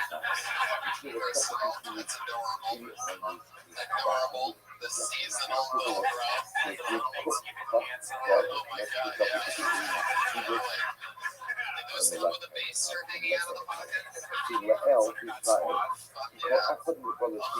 god, where do you even find a sweater like that? Do you have to go to the Halloween costume store to buy the sweater for Christmas?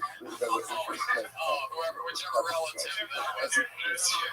You can tell the relative that hates you the most by whoever bought you that sweater. But you know what's so bad? I didn't get anything else this weekend. I'm like, out in this sweater, like, fuck, that shit I got. Oh my god, that's so funny. If I wasn't trapped back here, I would have ran away like a black guy on that one. And that would have been a really one. So stuck in this corner. I can really talk about that shirt for about 20 more minutes. And address that I know there's more there. I really want to thank you for ironing your pants with a wrinkle machine tonight. I've never seen cargo sweatpants before, but that's pretty impressive. You're whopping through there.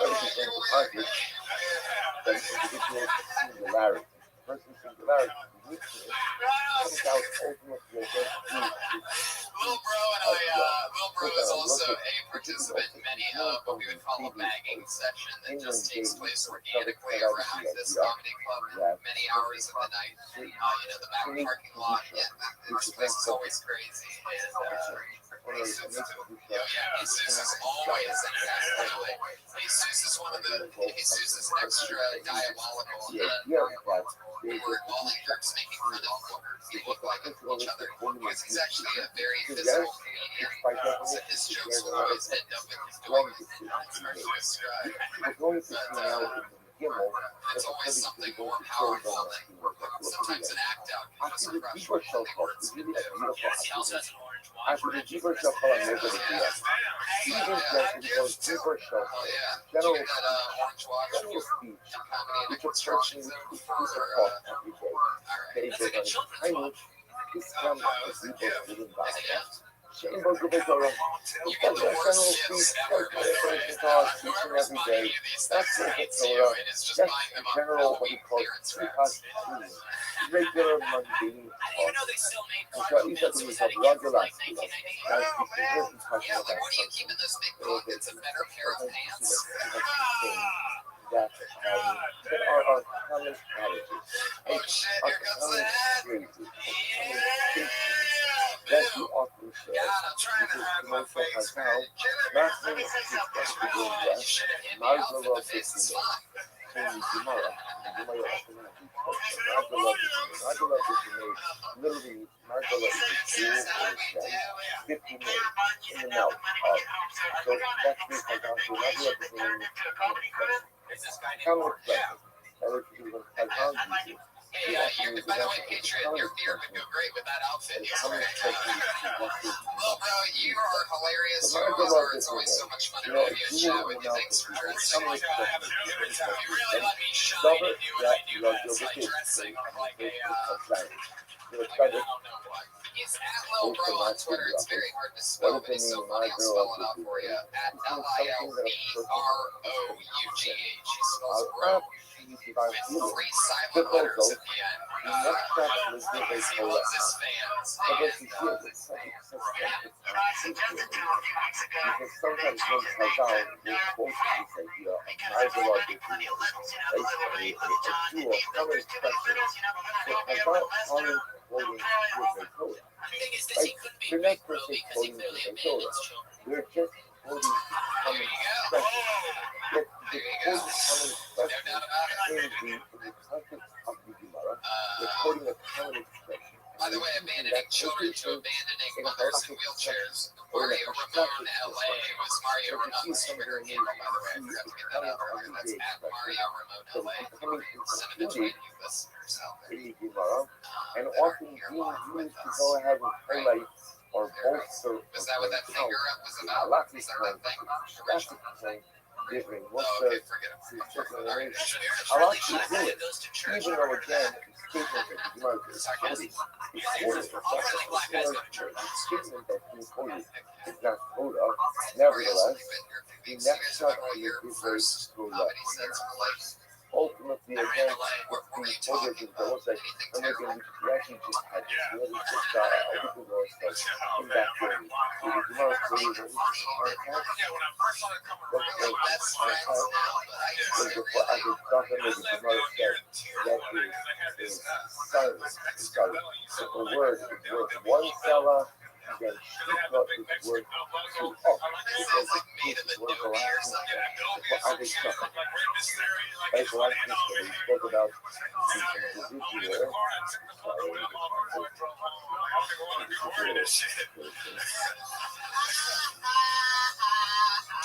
Remember again, this was the case.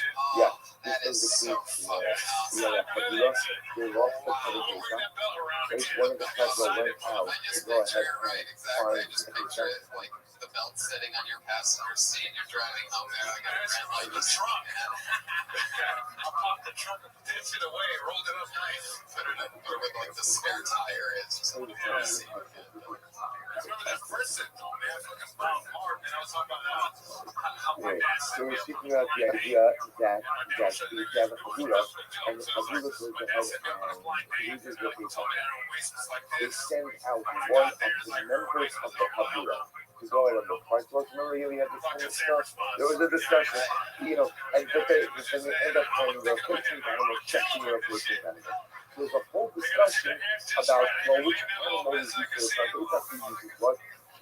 One of the first times I went up Well, actually saying like really nice coverage. they lost the carbon data. Ruben goes out to find the carbon. In the interim, the Kabula appoints a new carbon. It was right when Sierra missed. Identifies second Sierra new missed. carbon. That sounds like a And lesbian. then Minsky said, Exactly. neither party said anything to the other, right? Ruben didn't say anything to the Kabula. Then pretty much he acted unilaterally. The Kabula didn't say anything to Ruben. So what's the halacha? Ruben uses the carbon data that he found. The Kabula uses the replacement carbon data and Solomon uses the not point out the idea that there's something very profound when people don't talk to each other.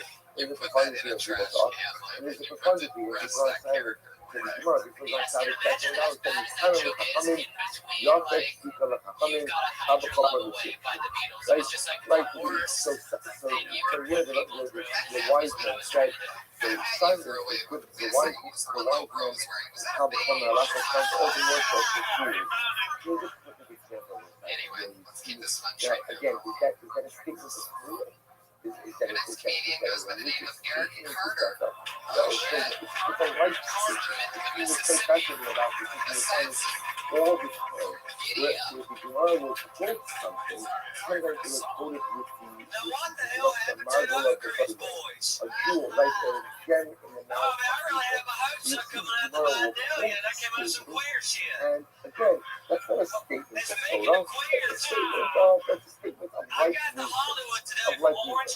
Yet, interestingly enough, remember, you are now in the midst of a halachic discussion, and it's brought as a proof for halachic discussion. Your brother says, what do you see today? He says, Rabbi, we work hazeh, I love your feet, see again, speak. That is a simple statement, not to have to be a little kind of, quoting the statement. The many times when you marry God, it's not quoting the statement, it's not quoting anyone of particular piety. Also, marble of the community is just a thing that people say all over the time. It goes on and says, Kimoshimira behind Makomos Katamu. You find it very often throughout the Gemara. So maybe the Gemara is not the only in chief. Where the Gemara will quote that which regular people say. Sha'anashim Regilim Romans.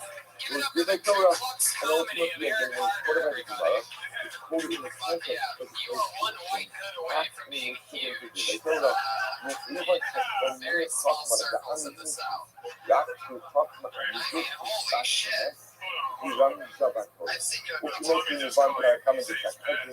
How they is so how each of the Hamaga Asia, because then we go to the examples of this. That the Gemara Sacrifice had been quote the idea of quote many sayings. Just quotes sayings in the name of people. Like this is something that people were accustomed to say. Adam Ayo Lomar Kisam Kasika, Ra'ama Shmuel Ala Kisam Abu, Kroksis, Harit Sha'amu Kisam, the Bala Kisam, like Lopet, the Dwara, Sabakora. After cooking Jewish philosophy, they behind the smell in the public environment. It's fascinating. So the also the students decided to more tomorrow that is subject to the Gemara Sacrifice and the Gemara Sacrifice posts a number of pitchgamim, right? A number of saints. Of these regular people, right? Regular people used to say this, used to say that, and what Shmuel would then do is something fascinating. If you would take these regular saints of ordinary people, and you would say, oh, there's a pasuk. There's a pasuk that supports this idea. So Tabitha says, so something fascinating developing over here. You see Chazal taking quotations of ordinary everyday people, what we call marble of the today, a jewel, right, a gem in the mouth of an individual. You see again, Gemara Second quoting in the Gemara statements of regular everyday people, and then you find Shmuel going ahead and saying, oh, by the way, those statements, if you thought was an ordinary statement, there's a Gemara, there's a pasuk, there's a Mishnah, there's different, again, sources of Halacha and Torah. That's the focus that you say. What the sources, what does this mean? Right, what's the deeper meaning of this? What does this mean? Ultimately, again, the Gemara is quoting from regular people, American stop it. But we all forget that this idea. So I understand the subject is being developed with quite beautifully and dramatically as it continues to that which was said in the previous host, as well as golden where this is just an incredible paradise for us from the top of the earth.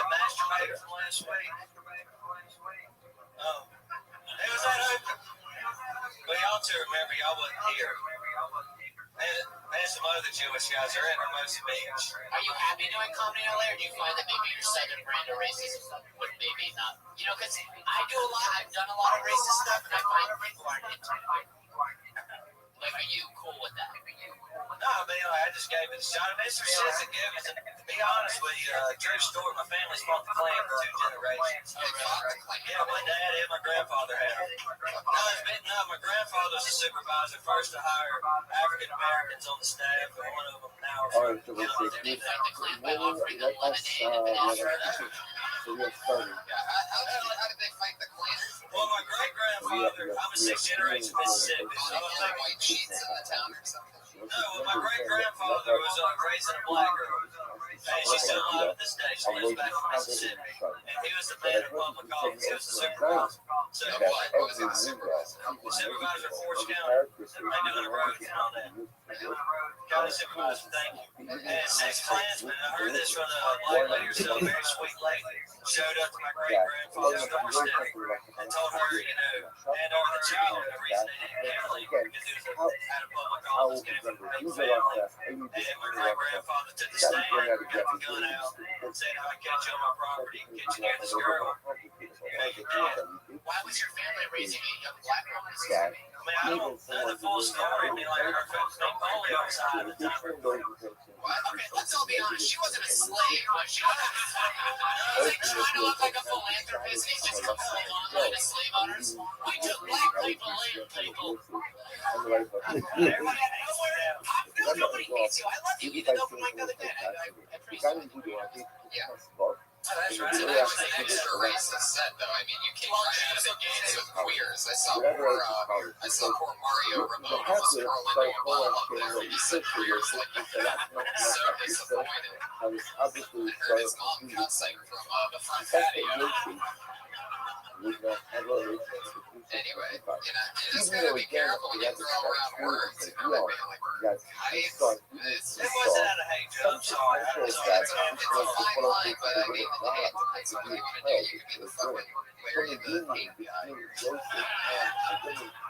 I think it's dope. I think it's funny how you will get in trouble and other people will judge you and really think that you're. And also, I've done a lot of the racist stuff, and I've got to tiptoe around every racist joke to make sure it doesn't come across hateful. Sometimes it does. Sometimes actual racist people like your jokes, and you're like, oh, these jokes are. I gotta make one thing clear, clearly. There was nothing hateful about it. I was all right.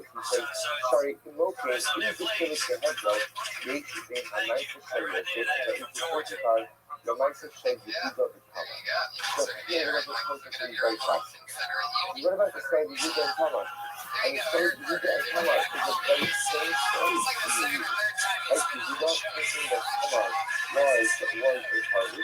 Ultimately, Asia from It's the exciting. We're meeting some fun, interesting. Everybody's so different. Right, and those I mean, ultimately definitely some differences between Eric Carter. right? Characters are really He become the stole source from everybody. Here he is.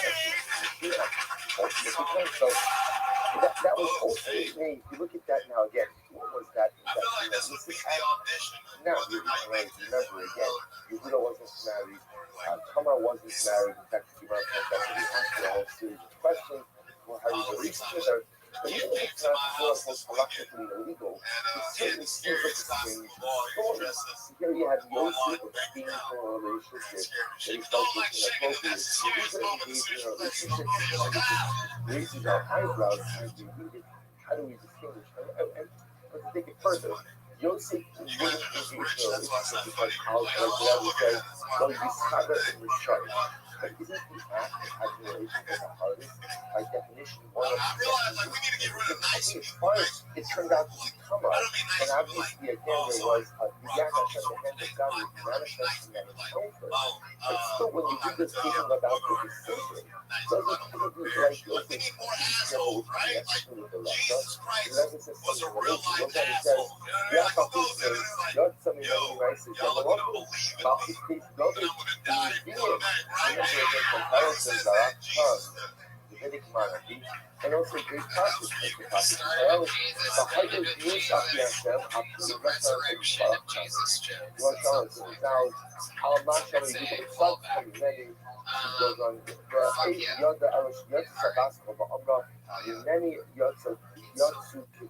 I dig it. So that's a little mitzvah. I'm just going to read a couple lines and I'll say, It is sort of like an audition for the so remember again, not only that, but as Tamar is about to be executed for her act of immorality, remember, she's not going to disclose the identity of the father of her children. She will not embarrass Yehuda. But Yehuda then realizes what happened and he says the word tzadka to many. Ultimately, again, she is more righteous, she is wiser than I. In fact, the Gemara says that a Baskal, a heavenly voice comes out and says, tzadka, after Yehuda says she is righteous, the Ribono Shel Olam said, many. These circumstances come about because of me. I actually said that to my dad once. I don't like chicken. I think it counted. I'm not like poor, but like the intake and he like is shamed me for it. He was like, I check my bank account every day. You know what I mean? That's because he has expenses. He has to make sure like I'm not getting ripped off by this person or this account has it with that one. But I told him I'm scared. He was like, you check your shit all every of day. these circumstances were from me. They were I all from don't, me. but I always check it. I look at everything like a crazy person and I make sure I receive Genesis everything. 45 sees that there is to be a union between what she thought was her and Yosef. Even Yosef How much money do you have in your bank that account? there is some Right connection now, between a woman from Potiphar's house and him, which will produce it's just offspring. scary, pure scary. Yeah, Because I would check don't my think bank even account if more you when think I have about less it, money, it's just because for that isn't very it reason where it's like you should showing about that to get she's screwed. saving and Yehuda and Tamar stuff? Whereas now I'm Right, just so more Yehuda like, knows shit Tamar, about to he get has like no idea that God is with him. He has no idea Yeah, that I'm the always wheels very that are weird about turning. that. Right, Yehuda's coming off the loss of his wife. Right, looking, so he finds It's very, again, afterwards, you see, we've got that is Yosef awful. has these some type Sometimes of I want to pathetic restate, sometimes I don't, you know, like the like camera. inclination Or that, even when that I'm just this making a is fuss, supposed to be right? a Like union, and sometimes I yet want to he feel doesn't really good do about it. things, or How I do you just don't understand want it? to Then do they this. involve That it. was like Lama last in the time, Yosef I is didn't one buy of his anything big, focus. so if I go to After like Abal Dallas Hahev a lot less, Dominate, that means I'm well, really says he reminds the fundamental discuss distinction. it. Shetamar, Versus the statements now Shetamar have like has shit like, oh, you spent last month you spent $5,000 on just Tamar was righteous. Shemoshka Nafsha Shelo Legalos Al Yehuda. V'Simon Lenatzranti Hadra Tzadik Again, Kedei Lahanik Mehan Ha'es Malchus David Bahamashua. Ulam Ishes Potifar Haisu So Rashas. The word I always Medrash. wonder what they The can say. female Russian There Muslim was is a exactly incredible research. The subject knows the differences.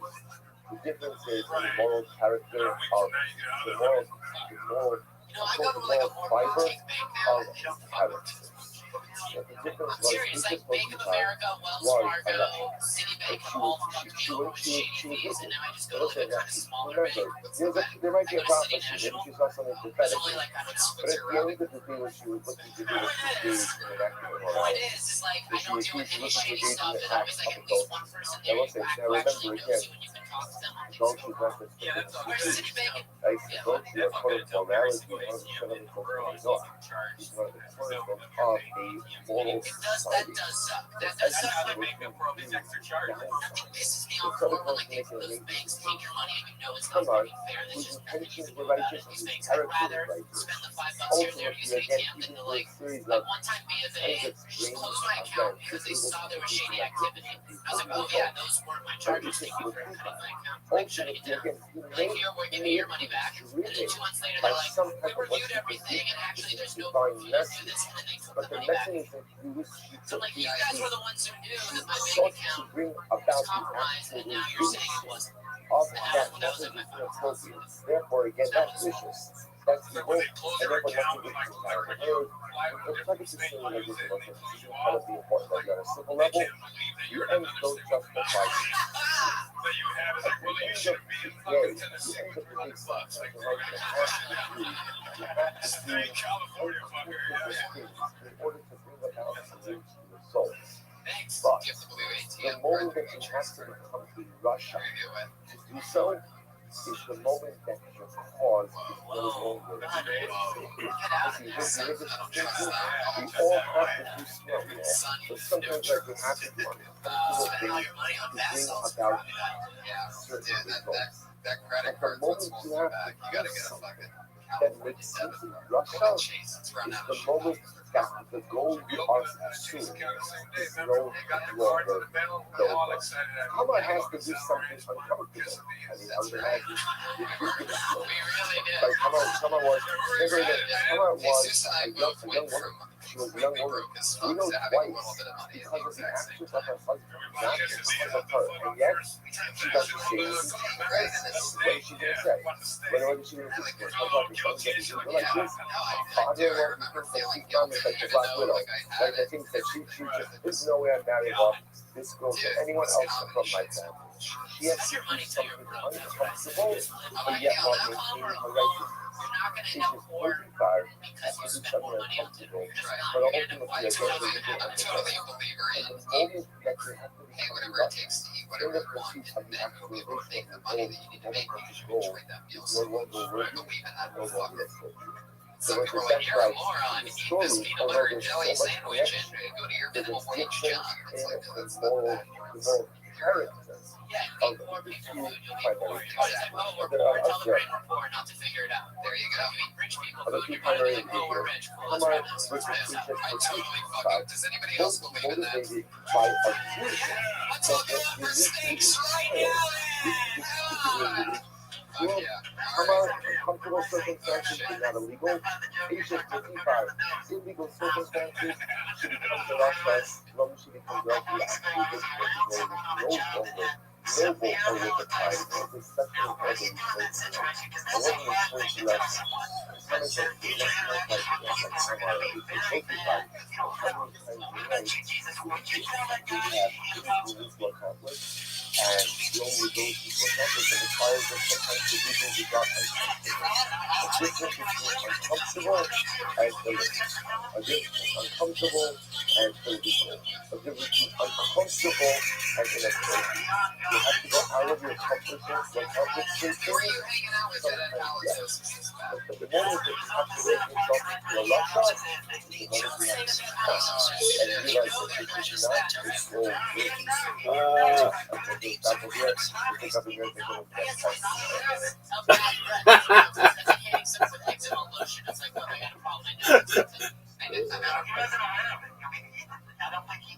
Maybe he just ate some good ass last night. Are you sick? Oh, that's so funny.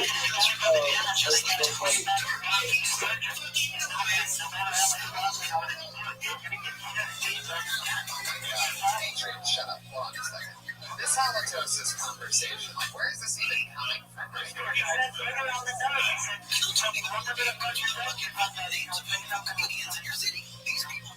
Anything for some stage time, including lining up outside of our house. I love it. Keith, thank you so much. You're on Twitter, Keith? Tweet it for Twitter? You also worked at the La Jolla Comedy Store, is that right? Oh, that's how we know you. Jesus. Been going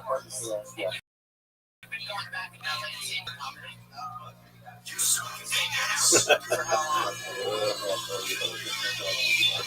Oh, this is so funny. A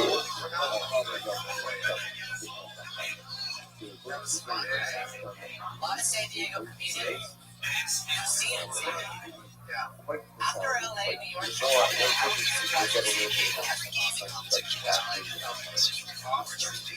oh yes, but San Diego's up there.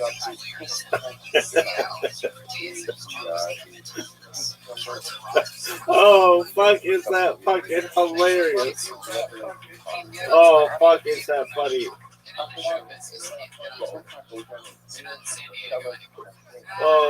Oh, that is so fucking funny. That's exactly how it is. That's exactly how it is. Oh, fuck, that looks just like that.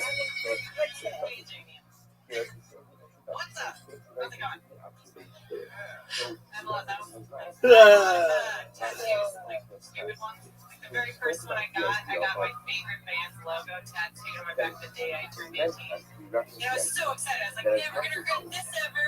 And my boyfriend at the time was sitting by me like, oh, baby, it looks so can't wait to take yours to the country and figure you a little too roughly because I don't know any better.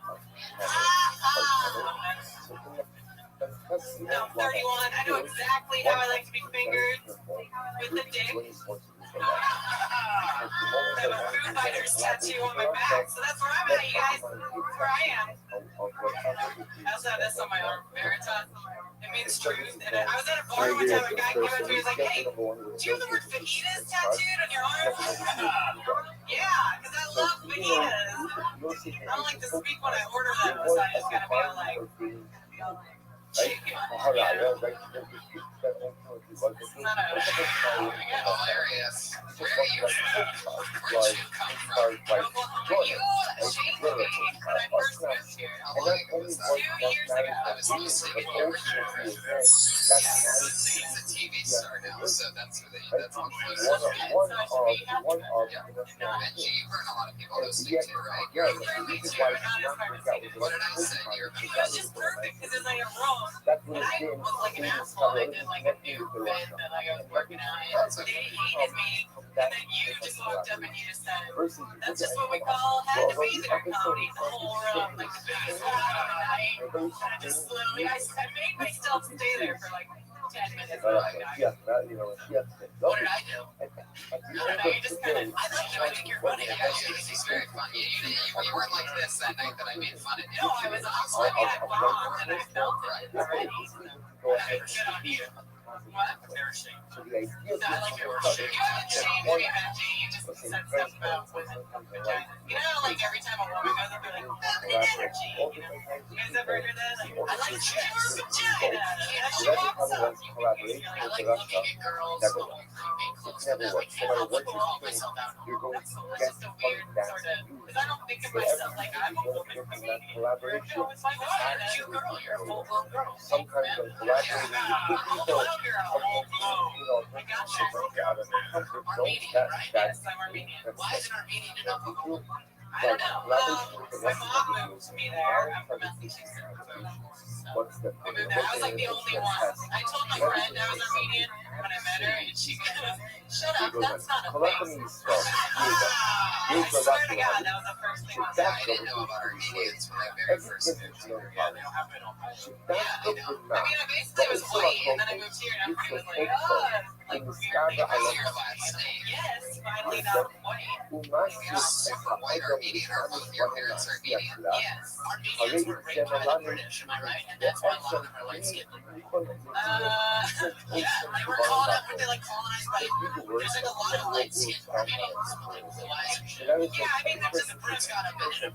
Well, I'm sure they got up in everything. That's how you never saw in the Brit. I love Armenian people. They're hardworking. They're smart. There's a lot of successful Armenians. Yeah, I'll take it. I'm a big fan. System of a Down, Andre Agassi, Sanaville. Share. There's other ones too. All the Kardashians. What's next on the thing? It's cab drivers. that I did before. I know. I'm also. I'm mostly management background, so I know the best AC guys are Armenians, the best electricians, they're hardworking people. The best lead singers of System of a Down. Yes, Armenian. All of System of a Down is Armenian. No, it's like an Armenian tribe. I put up the battle, and again, Chavo Armenian. I need Chavo Armenian. there's that one Armenian that I in Ohio when we first got started doing this. it's for folk. Something that had comes one in that's and to where I live, and then we had you started said, seeing a couple, and says, it was like never scary. Oh yeah, we had So no idea what the that fuck. I have that It's like you would have thought an the fact alien that I landed in have Ohio. this struggle, that allow me to do the essence you was the inner secret also Mexicans, Jews, and Armenians kind of keep LA running in terms of hardcore. and then we The have rest of you don't do much. Well, Where you at, everybody?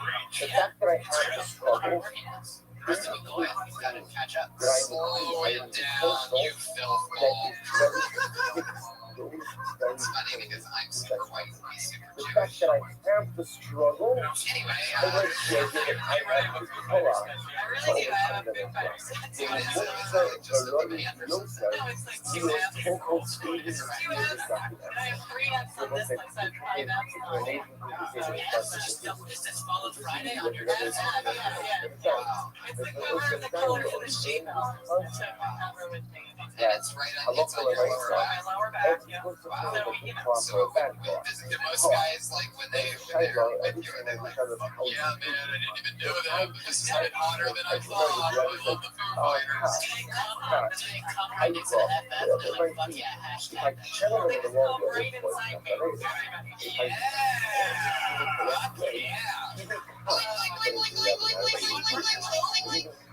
See, I would really let everybody come to, I mean, like everybody go ahead. I struggle with the paper. The fact that I have that paper, and the fact that every day I can't seem to maintain that paper, indicates how strong that desire is. And the fact that I have a desire that is so strong, that year after year I can't seem to vanquish it, tells you that I possess an enormous power. How can I possess, which I would say, such incredible will to work on the onwards, right? There are those of us who have this struggle very, very well. You're very, very funny, Leah. Thanks for being here. And we're always going to say, you know what? Leah KJ, that's Leah-E-H-K-A-Y-J-A-Y-K-J are spelled Go ahead out. and constantly fight against that idea that I have to over and over again. And at a certain point, I was listening to Mark and say, you know what? I'm good in other areas of life. I lost the battle. I lost the battle. You're hurting Fight. each other. You don't And even then know it it. gives us so much hope. Because he says, no. The very existence of You're the passionate ongoing because, idea, yeah, you are the very feeling emotions existence for the of first this time. battle You that don't you know think what right, you can't like win jealousy, like all of that. indicates So you're being that's sort all of jealous more that first roundabout. I always feel like the first one would have. again, it becomes the That is the ultimate big of this initial, the channel. most So we're powerful going to one. see I in think this that's the one stuff that over sort of today. decides We're going to how see your us outlook test on women is going to be forever. and So that first which one. the rapid And I describes feel like both as sides fuck up. in that Because time. chicks are sort That of there's no such naturally thing as a like, good clock, bad clock, just how you channel it. yeah, young They man is never just as seem scared to as know a us young to girl. advise how to act with them. Right. And then So what's the there's so much example there? pressure on the young man to figure it out, but they're both just as scared, and then everything gets right. And then you go to college, and then you walk into our dorm room, and there's 6 black guys coming on our face. And, do we have time for one more? Whoa, did I just get burned by my own head of security? It's hard when you lose your woman and then you're thinking about it with another guy. It's tough. It's not easy to think about that. Yeah, the first time I had sex was in a church. Really? Yeah. Wow. With the priest? The first time was in a rubber. I did it with a razor the first time, and then without a rubber, the first time was in a church. In one of the Bible classes that they have Bible class before they go in the sanctuary. Wow. How old were you? 18. How old was the priest? What was his name? It was a girl named Sarah. Girl named Sarah. Like, where did you finish in Bible study? Did you pull out or? Yeah, on the That's Torah. actually a pretty wild tomorrow. So the Gemara says we have 7 Shabbos. The Gemara says You were in the bathroom while you were coming? Where did you come? Where did you finish? Where did you? Imagine being so scared of getting someone pregnant that you run into the other room to come. What's your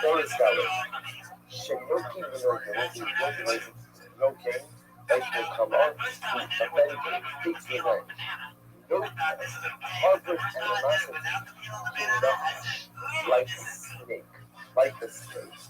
So what does that mean? Sometimes the honesty comes through all those layers of armor, Patriot. Alright. Fuck yeah. We come to the part of the show where we have 2 regulars. Let's close it up. They've been with us 22 episodes now. And in no particular order, here we go again. Always here within again, 60 seconds. Put your hands together for a very, very funny. Her name is Kimberly Condon. You need to come with content. Ultimately, again, to trying to go ahead and advance the right I'm still trying to learn. I'm still trying to figure out the kind of guy I want to date. degrade it. Because I figured People out that I degrade it. can't Or date people thugs degrade that for anymore. this policy. You know, Or they because it degrade always Torah. ends up the same way. It's like, How come fight back with a venom, with graciousness. Chadreyu al masna. What is the Gemara saying? Keep double quote. If you find some problem like that, stick with it. Stick with it. Embrace someone like that. Embrace someone like that. I mean, the double quote, the purpose will not let us request. You know, say, yes, you are quite surprisingly enough. So what Chazal saying, if you see a common problem with possessive of viciousness, to defend the eternal Jehovah, and to defend Torah, especially in the face of those who disparage them, then being responsible for Torah, at the end of the day, that's the common problem. That's the first thing you want to do. That comes from your first lesson. Then, now, obviously, you need to work what is the word? That's how it seems like this. What is he There's a steal? time for humility, In the original and there's a time for being more doctorate. Nice to you. And also, one of the most important things in life is, and something very much more in contemporary society, just because someone says something doesn't mean you something so low. Now, again, this is how you ever have a thing out, which see what's happening contemporarily, when you use children, but one children do, right? And one child says something, and the other child reacts. And what do we teach our children? Just because there's a stimulus, it doesn't have to be a reaction. And just because someone says something to you, you don't have to see something back. So obviously, again, that becomes the golden rule in much of interpersonal relationships. You don't have to stop with a thought. Someone says something, you can place it, you stop, and you just move on. But sometimes, you do have to react. Sometimes when someone says something that perhaps is damaging to the that perhaps is damaging to us as someone says something that is a corruption of the soul. Someone says something ultimately that undermines the push of halacha. Whatever it is, sometimes there's a time to respond, and sometimes that response doesn't have to be there. Sometimes that response does have to be sharp. I would think that the time that a response has to be vicious and sharp are very few and far between. Sometimes it doesn't have to happen. So what do we call that? We call that pass. We call that pass. That is the form of anger. It's anger in the form of knowledge, of jealousy, but it's pass in some shape or form. And yet, what do you see? You see Chazal children. Like, you see rabbis say, oh, you see a common problem like that? I agree. Ultimately, again, go ahead and form a relationship with it. The Prophet says, Hare, Shechidu Chazal needed you. This is chaos. Chaos, again, the Rambam says one of the most strong anger, one of the most destructive egos. And yet here you see Chazal managed to speak. I want to play out practical here. What is the Gemara saying? Not only is the Gemara going ahead and extolling the Midrash, right? Not only is the Gemara going ahead and saying, by the way, it's good that Tam Chacham is originating, but what else is the Gemara saying? Hagregu, you should forge a relationship with such a Tam Chacham. So Charlie says once again, Ayu Shechidu Chazal needed you, they eventually not with the It was like another just display of the same Tzaddik principle. Because whenever the character trait or wherever the behavior is used in conformance with the Ratzon Hashem or as a way to ultimately actualize the Ratzon Hashem and the will of Hashem, then we need it. So let's say, I want to be clear, and especially on this. Remember, the use of past is like playing with past. So is fire beneficial? 100%. A lot of times, like, you can't accomplish things without a little bit of fire. But if it's left unchecked and used whenever, it can have a dramatic, destructive effect. So I just want to be clear. The subject is using this as an example. get so into good its that they want to know how constructive to use spell your for name, like tasks, they'll take and pride when in knowing how to tasks spell sometimes your name. become Here's if you get to beautiful that point, and then it doesn't matter what important, the fuck means it that is. yes, but only when used The word as a way to awful bring is in about your life. correction and change. Again, I would Awful, say, it's like I it's would weird. venture to It's say like something weird about it. 99% of times that there's tasks. It's not this kind of task. It's not constructive task.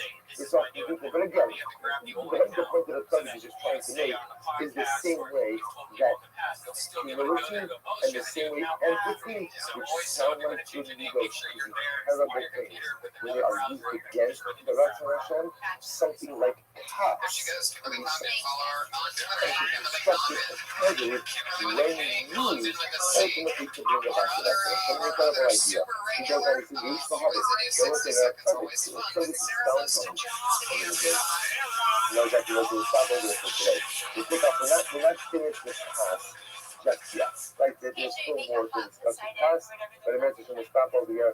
We'll pick up also because the subject is blown away by I the keep discussion hearing of it too. Hazal I keep regarding hearing task. guys say Since that they don't task like, itself, that they think girls don't like dick we'll just pics. spend a few Do lines you guys just really think that speaking girls about don't like why dick pics? task is Let me just tell you, it's to fucking be amazing. so Like, please. dramatically I love having something we'll to stop talk over here for about today. We'll with pick my up. We'll spend sisters at another one point. day or two. And I gotta tell you, send me your little fucking pink pancake or rolled up little wet newspaper. Whatever the fuck you got going on down there, I want to see it. It's like a fucking train wreck. It's a car wreck on the freeway. You're driving by, hoping nobody's hurt. But when you get there, you hope that there's like a curve to the left and there's a nipple or hair. Like, please, it's amazing. Send your dick pics. They are great.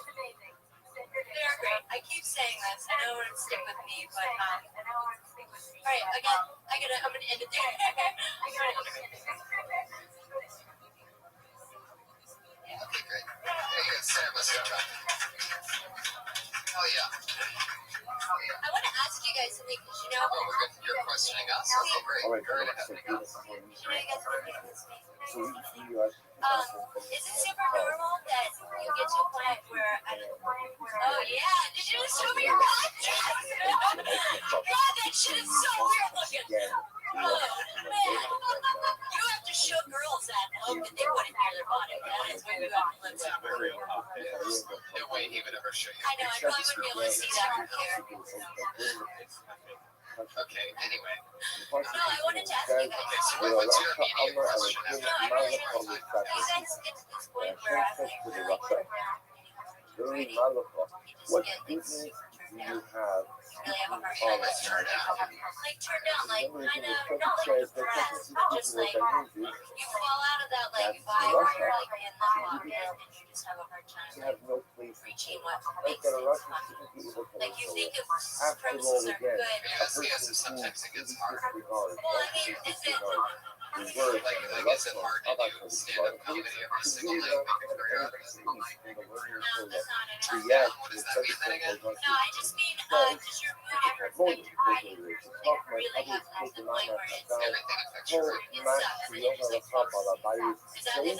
is this the first time when I animated for a few months? This is like the first last maybe last week where I have like special show where I just People are so sending you dick pics. like they're not. very interesting, Because it's like every time I have my first you have that, you know, the Balabai tells you you want to the bench, you want to take the right Torah, you want to take the first, you have to listen to everything the Balabai tells you. It's fun. I mean, it's an interesting talk. I mean, if you ask yourself more questions on why you would actually want dick pics, I think that spoke about again. I just like I think it's just weird. I just really calling like you like a bro. I really like it's like every guy wants to see every girl. Which is quite fascinating. But on the people level, that somebody says they're leaving this problem. Gotcha. If there's a naked person, you're gonna look Listen to the Ribono Shel Olam and consult this with you. But if the Ribono Shel Olam were to say, and they want this entire English, Yeah, but I and mean, the it's not who enough were just to having say, a I naked, need like, you add to like be dick my pics and present, just calling it I like a am wet not newspaper, like that's funny, obligated like that's to one I haven't heard, wet newspaper. that You will want that to be the centerpiece of the said, joke. You need even if I real send this perspective communication to behind me, why you I want don't to want do it. it. It's Like, a do you want to dramatic see idea. Right. So it's fun to the There you go. Balabai. Sarah Dresses It's on about Twitter, what? at Sarah Dresses, no H, S-A-R-A Dresses. Always fun, always unless of course you told me to get out. Someone who really says to you, oh, sorry, I'm sorry, I can't accept those words. I'm sitting with you, I'm engaged in a relationship, and I'm going nowhere. Look what the study says. We're picking up this card. I'm picking up in the way the left-hand column, last two letters. Below the Ian Kaf, the Kola, Ian Hama, Ian Hama, if what the subject says, it is not for nothing that the Torah is the story of the Nashim, by activity La'alos Alos Al Eva says something from going out. Al Eva says actually La'alos the Earth Israel. Gam Achari Tijeh Homer Moragim Shekati La'alos. So you remember the beginning of the story. The Moragim come back, literally exactly because as a result, they are punished, Kali was punished to Roma the desert for 40 years. Amazingly enough, the next morning, there were a group of individuals who decided to try to enter the land. They're called the Ma'akil. They tried to enter the land. And when they told them, it's not going to work. They tried to work, you're not going to be successful. And they actually told them, what will you do? What can I do? In other words, here, just for what happened, you need to find the word of God. Now again, all of a sudden, you can't go in. And now you're going to go in and do it. Now you're going to go in. San Francisco, November 20th, I said, San Jose. I'm sorry. I was December 11th to create that squad there. Thank you so much for being here on the Ding Dong Show. It's next to 10 o'clock with John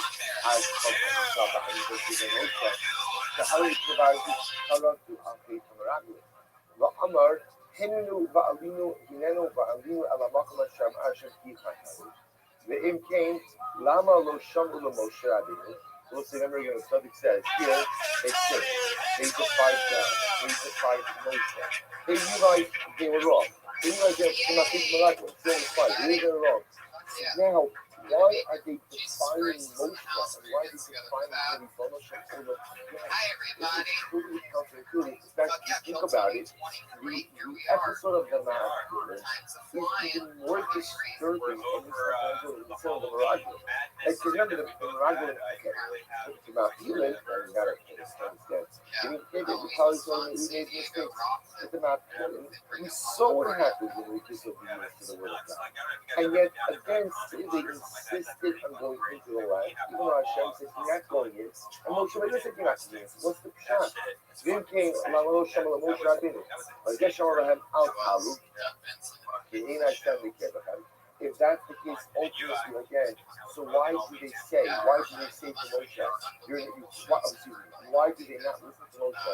When Moshe says, you can't go in because the sun is not in the midst. He says, V'hayalahem lahavim mizeh, sheke'is, Baruch Hu wrote to Shira, you should have understood that Hashem does not want them to go prepare to sell now.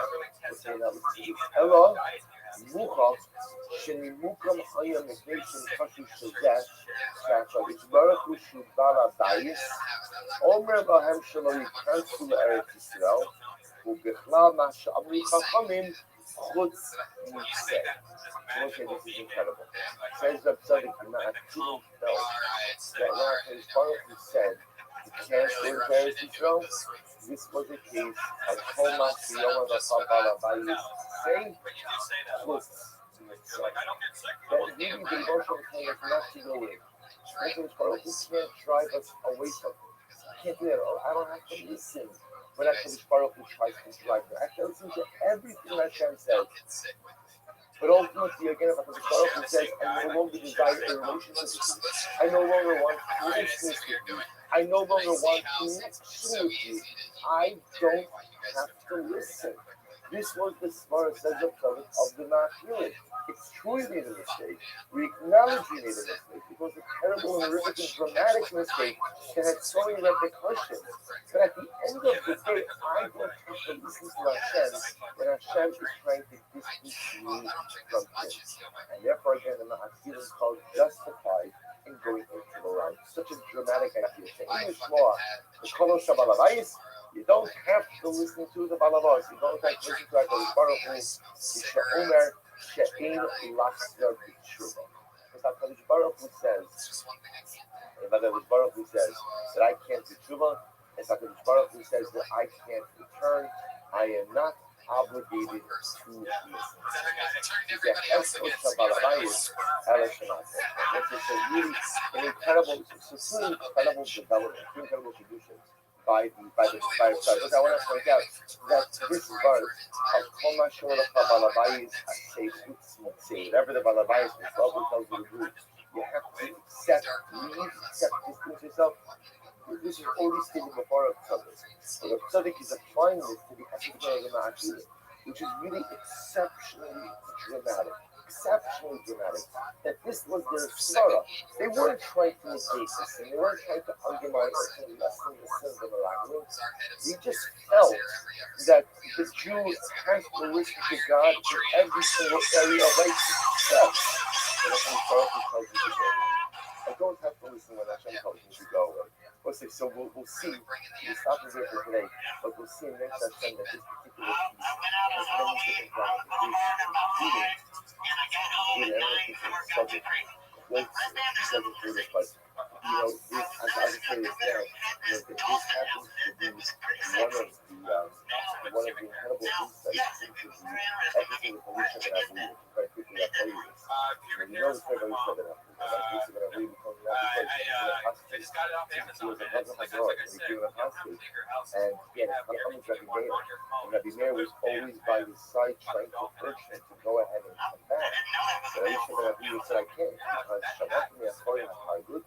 And here from behind this curtain, from the inner center of the Shuvu Banim Shogavin, return all wayward children, towards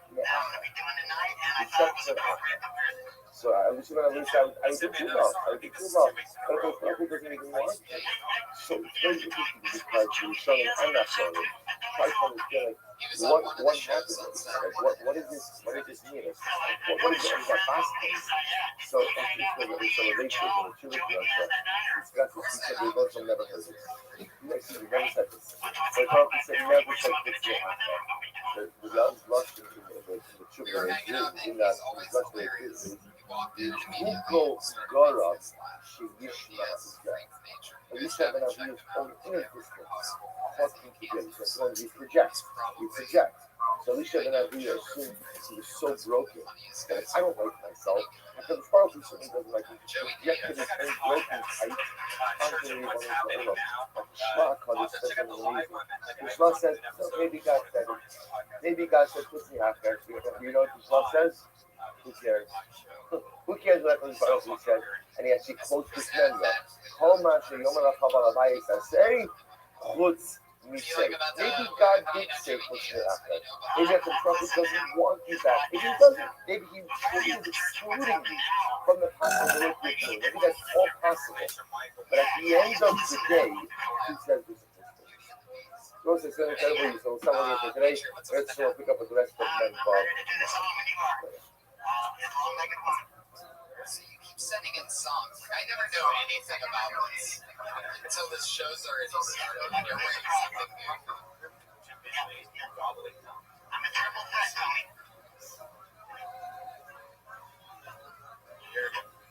I'll make it. Guaranteed.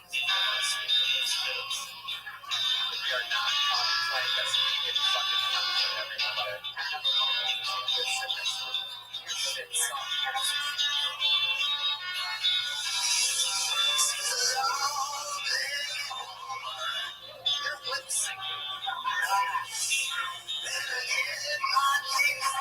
All right, so good morning. Let us begin. So we are picking up the next session this morning, and it's still an Osman Vav.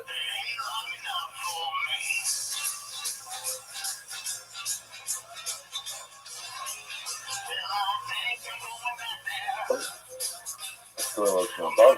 We're picking up. Let's take a look on page 6. Zion, in the beginning of Hasidus towards the end of the bottom paragraph. So remember again, in this incredible oath, the subject is discussing the concept הכל מה שתאמר, כל מה שיאמר בעל הבית אפילו חוץ מצי. Right? We have the בעל הבית. In this case, again, metaphorically, the בעל הבית refers to something metaphorical.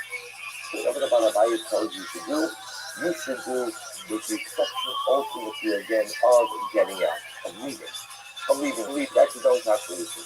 So we try to primarily said to me that of course whatever the emotional tells me to do, I have to do. And if I put it forward, says she no longer desires a relationship with me, and he wants me to distance myself from him, I don't have to listen. Instead, I am permitted to forge forward with the establishment of a relationship, and so you both tell I don't want to leave your side. So remember, again, with Sabbath, we spoke about this concept in the context of the Maskil, the group of Jews who decided to define the edict of Moshe Rabbeinu in the aftermath of the sin of the Meraglim, and still try to enter into Eretz Yisrael, Eretz Canaan at that point in time. So remember again, what was their logic? So we often look at them as unrepentant sinners. The Tzaddik says, no, just the opposite. They really felt, they genuinely felt that although HaKadosh Baruch Hu said you can't enter into the land, you don't have to listen to Hashem because of that. Moshe was telling us that he wants distance from us. That's the one thing we don't have to adhere to. So as the Tzaddik goes on, he says something so beautiful over here. You know, again, page Kuf Zayin, the Urei HaChasidus, the right-hand side, bottom paragraph.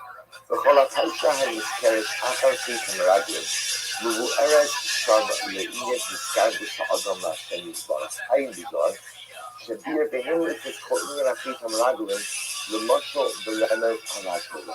This is extremely beautiful. It's very quick to Zohar, and Zohar explains that in fact the entire story of the Meraglim is a metaphor.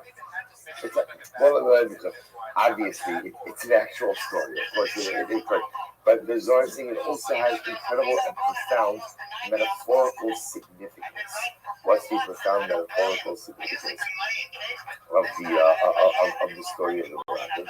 So listen to what he says. He explains והילס על כל עניין החית מעלים למשל ורמז על התורה. שהקדוש ברוך הוא אומר לבני אדם לעיין בתורה ולסור על ידה as הדרך שבאמצעותה יגיעו אל העולם הבא כדי להתחזק בלימודו ובשמירתו. See, interestingly enough, he says as follows, that in the Zohar's metaphor, entry into the land of Israel and sending the Meraglim to scout out Eretz Yisrael is actually a metaphor for ultimately, again, Eretz Yisrael represents Torah. And each of us is a Meraglim. Each of us is one of the Meraglim, one of the spies. And HaKadosh Baruch Hu says, I want you to go and seek out Torah. I want you to go and understand Torah. I want you to go and explore what Torah is. And I want you to figure out how, based on that Torah, to go out and live your life. That's what I would like you to be able to do. That's the significance, ultimately, again, of the story of the Meraglim. So he goes on, he says as follows. Listen, you need another point. Eretz Yisrael is Torah. The Meraglim are each. Here they are, everybody. This lovely young lady and I started comedy together 7 years ago here at Comedy Store. And since then, we've booked many conferences and TV things. And she is always on the hustle, the grind. She's so professionally People some other things that we need to bring together with my very good friend Jake Cameron, everybody. And also, everybody that inspired us to start stand-up comedy. Corey Christie. He was on episode 11. Now he's on episode 23. So pretty amazing.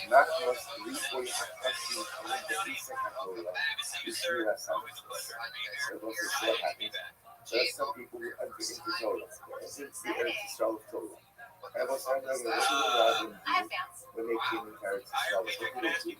Interestingly enough, if you notice again, they didn't lie about it. Right? They didn't make up information. But rather, what did they simply said, too difficult. Too difficult. I can't really can't do it. Simply there's some people who enter into the around this place. And they begin the journey, they begin the reconnaissance. And you see, you know what? Too difficult. Too difficult. Learning Torah is too difficult. Observing Torah is too difficult. Mitzvot is too difficult. All too difficult. Like, just like the Morocco. They don't cast this way. It's just too difficult. Timo Shamaragha Nashi. Timo Shamaragha.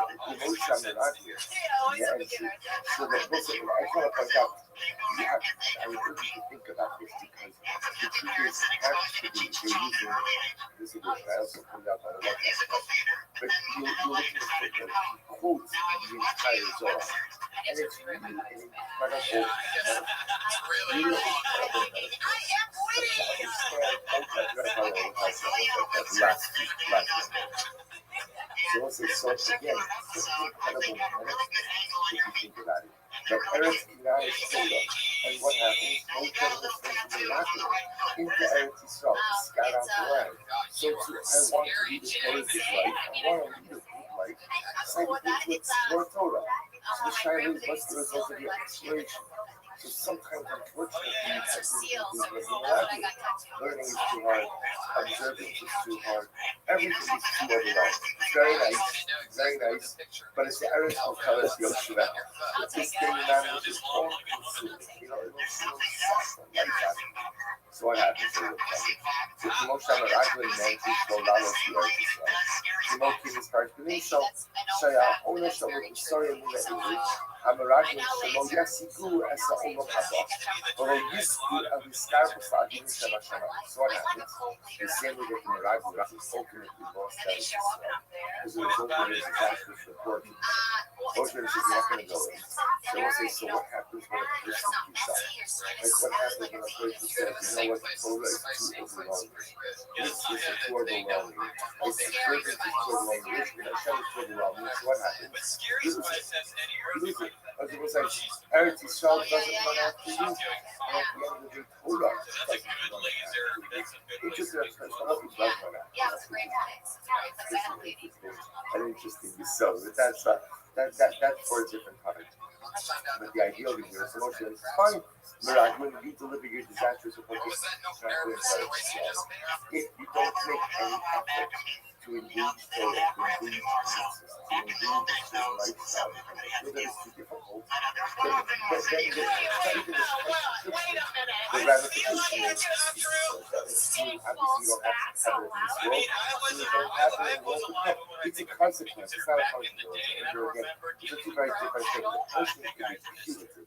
A consequence is just the result. So Moshe is, listen, if you're not willing to engage, and if you're not willing to toil to acquire Eretz Yisrael, you don't get it. If you're not, the metaphoric Zohar, if you're not willing to toil to acquire Torah, if you're not willing to toil to acquire spirituality with Hashem, you just don't get it. Not in this world, not in the world to come. He goes on, well, hey, I'm going to have Moshe Rabbeinu, I'll tell you, in Hashem B'Kebet. This is fascinating. Remember again, what does Hashem say? What does Moshe say? So the next thing that now we're kind of combining all the stories. So what happens the next thing? So remember again, that they walk. And then we're not going to come back to the people, right? The night of people, they come back, they deliver their report. How we saw parties. The decree is handed down, you're not going to get it yourself. 40 years later, in the desert, your 5 generations to Messiah. What happens the next morning? If it was the morning of Shabbat, there's this group called the Ma'akim. They want to go up, they want to go in. So what does Moshe say to them? I'll tell you, don't go up, you in Hashem B'Kebet. For Hashem is not being used. Which again, we translate to understand means what? Hashem is not with you. If Hashem is not with you, you're not going to be successful. The Alzeh had is actual lalos. The Likonis, the Eretz Yisrael, af neged ritzon Hashem Yisrael. So there's a lot of things happening right over here. So trying to get this as a positive. The positive is Moshe was telling exclusively, God is not with you. God is not with you. And guess what? What happens? They went anyway. Now listen, watch this. You should discover the open chat. And you school in this kind of like things like now we're kind of jumping a little bit here. So remember, let me close out the first one. So the first part of the we just saying is by the way, the Homeradian story is not just a story about the conquest of Israel. It's also a metaphoric story about the Jew and his acquisition of spirituality. How you acquire Torah and a recognition that it doesn't come to scare off by the struggle, just understand you will accomplish and require nothing. So Moshe says, you can actually kill them. If you weren't willing to engage in the struggle and I need you to engage in the struggle, Hashem's not going to be with you, not in this world and not in the world to come. Now we'll just keep this back. So remember again, the subject was saying before, this concept of Kol Ma Sheyoma Elecha Balabayis Asay Chutz Mishay. Whatever Hashem told you to do, you should do, with the exception of if God told you to get out. God told you he doesn't want you anymore, don't listen, and keep trying to engage. So remember again, the subject says, crucified is not an example of this, the Mashiach. It's true. Moshe Rabbeinu tells them Hashem is not with you. Hashem is not with you. And yet what happens? They went anyway. Crazy. Listen, if you think about it, by the way, the Ma'atirim story is more crazy than the Meraglim story. Right? Think about it just one. The Meraglim made a mistake. A dramatic, terrible mistake. Okay, but one could make the argument that they were kind of left to their own devices in certain respects. The Ma'atirim are getting ready to march from Eretz Yisrael the morning after the Meraglim debacle. And Moshe says, God's not with you. God's not with you. It's not going to work. So what do you think is going? What's going through your head? That's your goal. The Elamite of subject says, because what's happening over here? Mishum Shesavu, Sheba Ofrezeh, and Yisku Liskari Lashem Yispara. Ganti Shomer Lahem Balabayis Kivya Hotzei. V'she'im be'efsharusam Liskari Valav Case. Ultimately, again, they literally thought that even though Moshe Rabbeinu said God is not with you, they'll still be successful. Why? Because we don't have to listen to Hashem when He tells us to go away. Don't listen to Hashem. Now, what I want to point out to you here, I'll read this next line and we'll have to stop over here for today. It says, Kimo Sha'amru, Kimo Sha'am Ba'makar Lakach, She'eskar B'Sodem Ba'ofen Kazet Hatzliach, Kimo Sha'amru Kachaminu Zal, Shechutzbasa Ma'usa B'Mitada. We'll pick up with this concept tomorrow. But this is what Chazal call when they say that chutzpah is like monarchy without a crown. Which also means that sometimes in life, chutzpah is a very good thing. Chutzpah is a very good thing. Let us say very careful. We'll discuss what this means. I'll say, but sometimes what it means is you have to be chutzpah to get what you want. I mean, I'm sure this is true also. This is not true in all areas of life. I'm sure it's true in the business world. Like what they say, what is it? You guys ready to get this thing started? You don't ask, you don't get. And sometimes you have to ask pretty forcefully, right? And sometimes you can't just ask. Sometimes you have to push. If you don't push, you don't get. So there's elements in the realm of looking to see this concept of God. Sometimes the only way to accomplish what you need to accomplish is chutzpah. Well, lest we think that chutzpah is the desired approach, so we're going to see the Zohar calls, or the Gemara calls, chutzpah is monarchy without the crown. They'll say, what is it? Monarchy without the crown? So you could be the king without the crown, but you're really missing something. Right? There's an important monarchical accessory that is missing from you if you don't have the crown. So we'll have to stop over here. But I will say, what I just want to point out is already, because this is really quite fascinating, is the following interesting dynamics. You see, on one hand, the Psalm told us,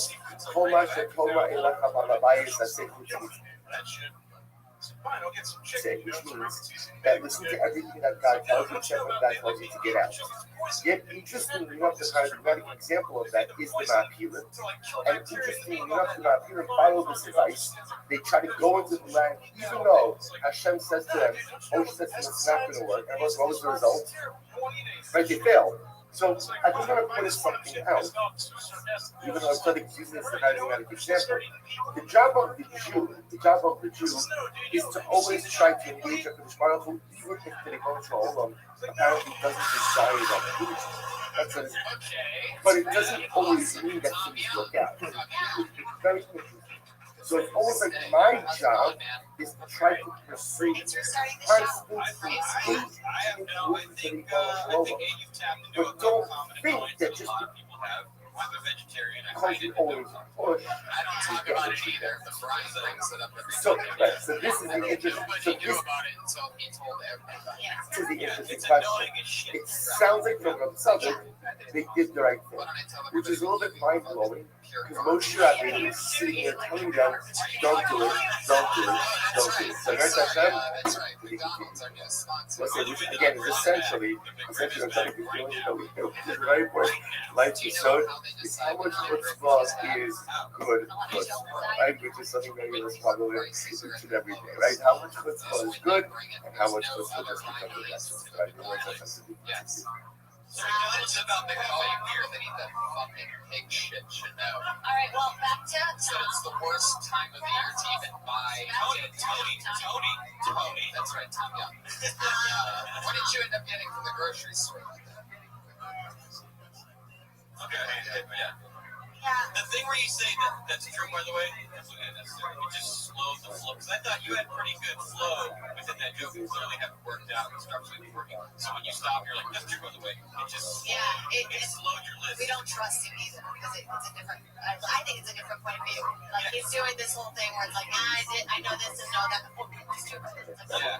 And I don't give a shit for lying. Just tell me, like you could be lying. You could be lying on both sides, so it doesn't matter. You could be lying about it being true. It doesn't. So just take it because it's unnecessary. I still think the very beginning, the way I describe it, like I don't give a shit. I think when I hear that, it's like I've heard this premise, so just go straight into like fucking free. You know what I mean? Like it's like people, I don't know. It's true. Just go straight into it. Yeah. Tags on sides. But I think it's a common annoyance. Like people who are tired of hearing about your guys. Like I don't care what you mean. It's so true. That's a great ending. I love it. I love it. You're disgusting. You drink your trough juice. It's for the film.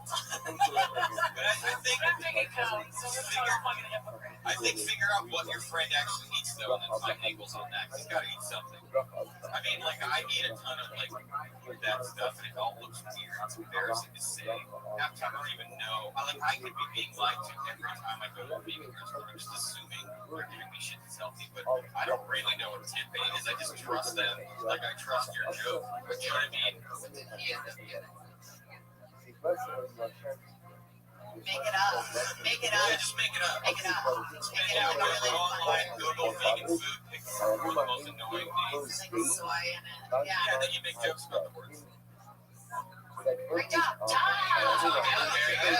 It's at Thomas Young. At Thomas Young. Solid start. 1919. At Thomas Young. 1919 on Twitter. Wrinkle your shirt, Tom. Wrinkle your goddamn shirt. I like that one. That one. Alright, that's funny. By the way, I think if I was vegan, I'd just have seeds. No, it's everything. They have a fake tasty version. Stop being delicious. Everybody, this guy is a wild one. He's been, okay, it's Bugzilla.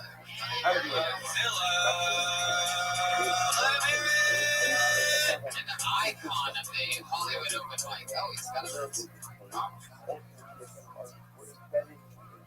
I have Bugzilla, the horrible monster. The monster goes slowly, so I can do some stand. Like talk about monsters, I'll talk about Lady Gaga. Lady Gaga, Mother Monster. I love Lady Gaga. Some people don't get Lady Gaga. Ozzy Osbourne. Ozzy Osbourne is confused by Lady Gaga. That's why she's so over the top. Point can out see colorful where choreography. he is. I mean, one day Lady Gaga is showing off her pink flaps on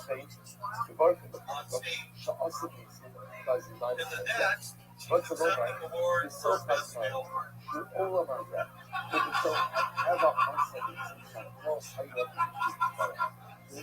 All right, thank you very much. Wow, there you go, Mozilla. Look, no filler, all killer.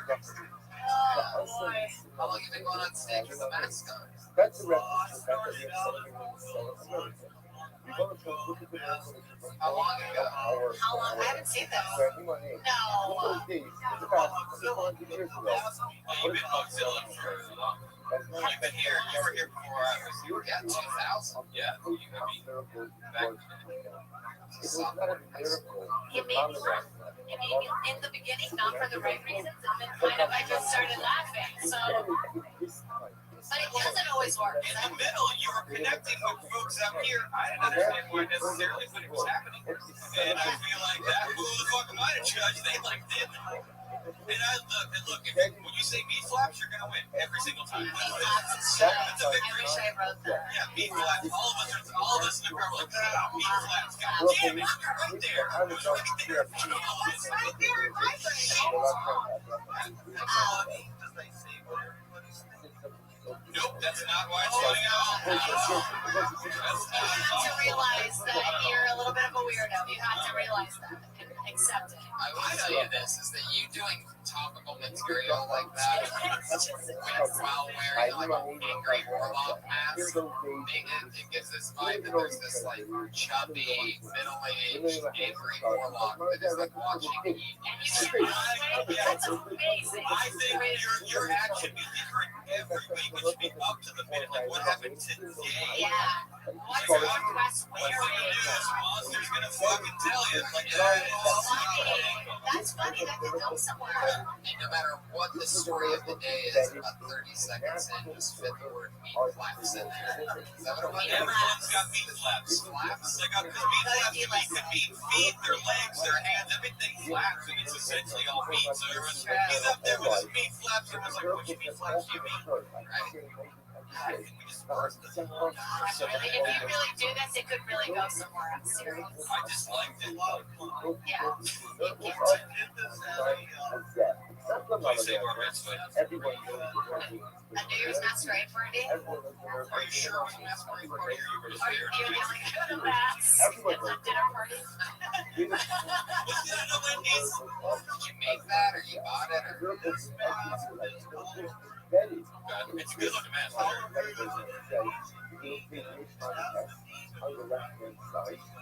Alright, anyway, that's not what it did work. Okay.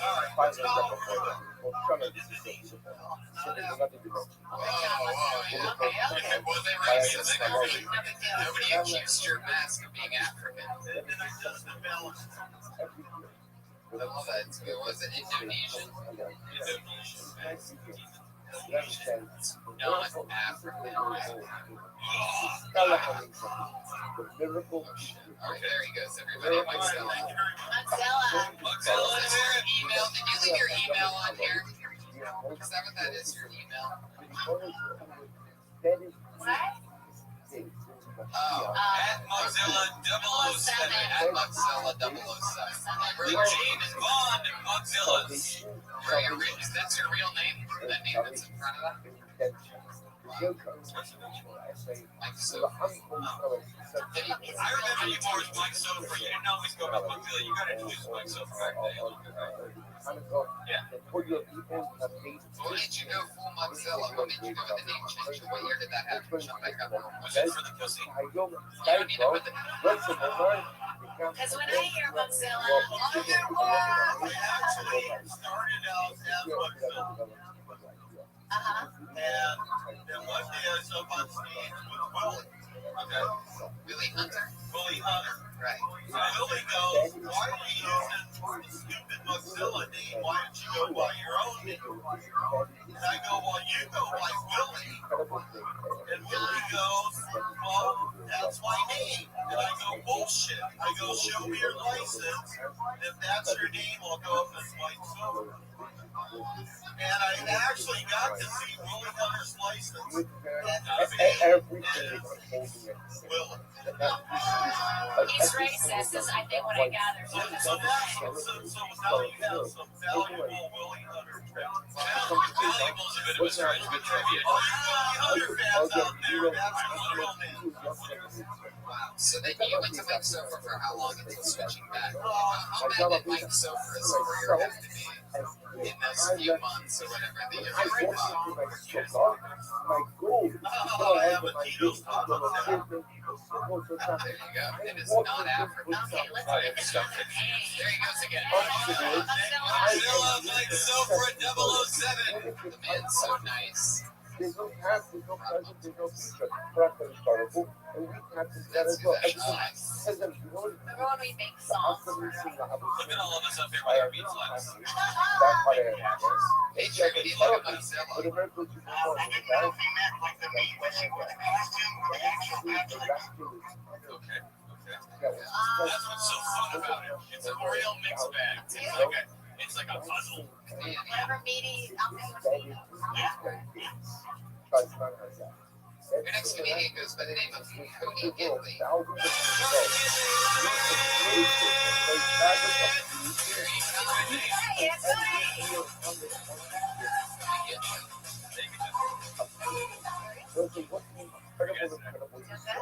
So when I like when you like on the road tonight, Red Band, Red Band is so fucking cool. That was like a cool it's record. very And I was like, miraculous energy. It's just part of the world thousands of years ago. It's actually the size Emerges from the fabric of the world. That same clock, which is why Sendreva, these beings are miraculous, historical, are right for miraculous activities. So that you end up with that energy embedded in the world. You look to see the footnotes. You put those face down with great things. So that brings something like this. وبدون الجراب يوجد خلطة شخص شخص مثل سنوات بزمانة كلامر شکل و خاصیت معنیش ناآراست. شاهی از دیدی منشأ یا So that it's those very images that look in the world that came out and the manifestation of Niskala and Action. To themselves until this very day. But not like that. Capitalism,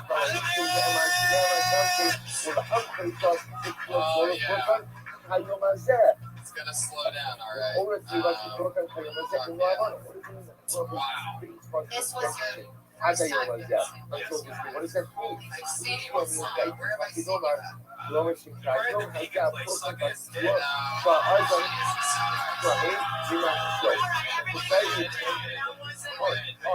Look what you've created. Thousands of years ago, Look what you've done. You're a very good stage presence. Let me Okay, wait, this is what this is. that was trying to Okay, this is what He's a vegan. what he thought. We don't blame him. This is obviously a guy that's been on a horrible diet for his psychology for years. I guarantee you, he probably had a He probably thought, I'll make fun of Brian, right? Get like, hey, I'm joking jokes, I'm friends, but he's It ends up being about me. you know. It ends up being about me and the vegans. Look at that. How did I end up in that? He's stopping here. No, but wait, can we ask, what was the intent? Was there a joke that you wanted to tell that you just got too nervous and it didn't come out? Or were those things you wanted I mean, I to didn't know. But were any of those things you thought about that you wanted to say out loud and then you said them and then you said, I didn't get a laugh, that's weird? The taco. So what were we saying? What were we saying The about Funky Bunch, is that, are they famous to you? Marky Mark's Funky Bunch? Well, they're the most famous for it. So is the joke that, like, they're not famous? Very famous. Okay, I get that. It's just, it happens so fast. And you kind of swallow it. Like, I had to hear, I was like, and then I said, like, wait a minute, who had a Funky Bunch? And then it took me, I was like, oh, Marky Mark and his Funky Bunch. Which, if I'm doing that, the crowd is like, can I get a drink? Like, it's too far to go. It's too many steps, I think. But I get the premise. No photography in a taco place to me is So I think it's fertile ground for a joke. I didn't hear that part either. It literally just Yeah, the thing was that he went to a taco place. There's no flash photography, and the thing is like, shit, they can Right. Yeah, I missed that whole part also. You were also livid with anger, so I think you were planning his dad. Yeah. You were sitting there going, I'm not gonna fucking kill, I'm gonna fucking kill you, suck a dick in a big restaurant. Like you were planning your attack. What made you come out and It's deep flex. what made you come out and try to insult Red? Because I banned him on YouTube. Oh, whoa, wait a minute. So this is emotional now. Why did you ban him on YouTube? Well, you thought calling him gay was the original funny thing. I don't Yeah, know. calling it a gay thing in a scene. Actually, I don't know. Oh, I know this. you're that guy that makes me cry all the time. So you think that the fact that I have a symbol of a dolphin on my head, that I just love the asshole guys out? Yes, that's exactly what I mean, the last time I was here, I think the gay thing is like, to me, it's pretty good. Yeah, I agree. I feel like if you just got up here and you're confident, I mean, look how you're holding yourself. If you're totally closed off. To be fair, it's chilly. It's chilly. No, it's not. I'm just Like, you're like this, so automatically makes me feel like I think. And so I feel like just as a rule of thumb, just try every time, just be a little more confident in your stand, like in the way you stand. yeah. And then just, slow down and then don't remind yourself to slow down. All you need to do is stand up.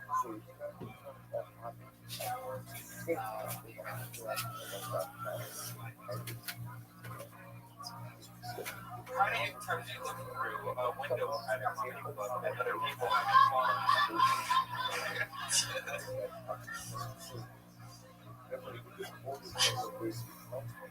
Well, I'm glad you came up and What are your other passions? What do you do most nights to the other nights?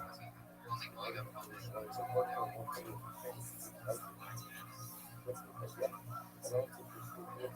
Well, there you So go. listen to podcasts.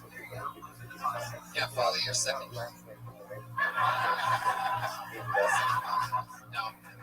No, he kind of, when he walked up, I was like, he's gonna be like Brett Weinbach. Don't freak this Yeah, you have a Brent Weinbach Yeah, but vibe. he has like a vibe. I thought he's gonna be like Brett Weinbach. He's got this weird Yeah. confidence. There's a lot of people that pretend to be as nervous as you to make Fit, yeah. so. Oh yeah, so maybe You you should should say it. stand. I'm not saying that about Brent. I'm saying that about Yeah, a lot of people put on Very awkward. Yeah, that like weird. I'm a comic. Yeah. But you just have that, so that's good. Write anything in the world. Yeah, if you're gonna be a dude that just stands there and jokes at you, you're gonna work heavy and clever. I feel like you can work with the taco, no flash photography. Yeah, because I'm in there. I think both from the first one's a little. Who the fuck you bunch? Listen, don't kill anybody. Cody Gidley, everybody. There he goes. It's Cody Gidley. Trying to make fun of spent 30 seconds making fun of Red Man's hat. Ineffective. I mean, It's just so fucking good. Red Man, I think you got a little too many. Oh yeah, I know. I'm honestly wearing this hat because it's cheap. It is dolphin. It's ironic. It's ironic. Yeah, it's hard, but two dolphins. But so it's not like I thought it's ironic about sea lions. But don't you have a dolphin bin? Yeah, it's a fucking I love dolphins. There's nothing ironic about loving dolphins. Dolphins are a great animal.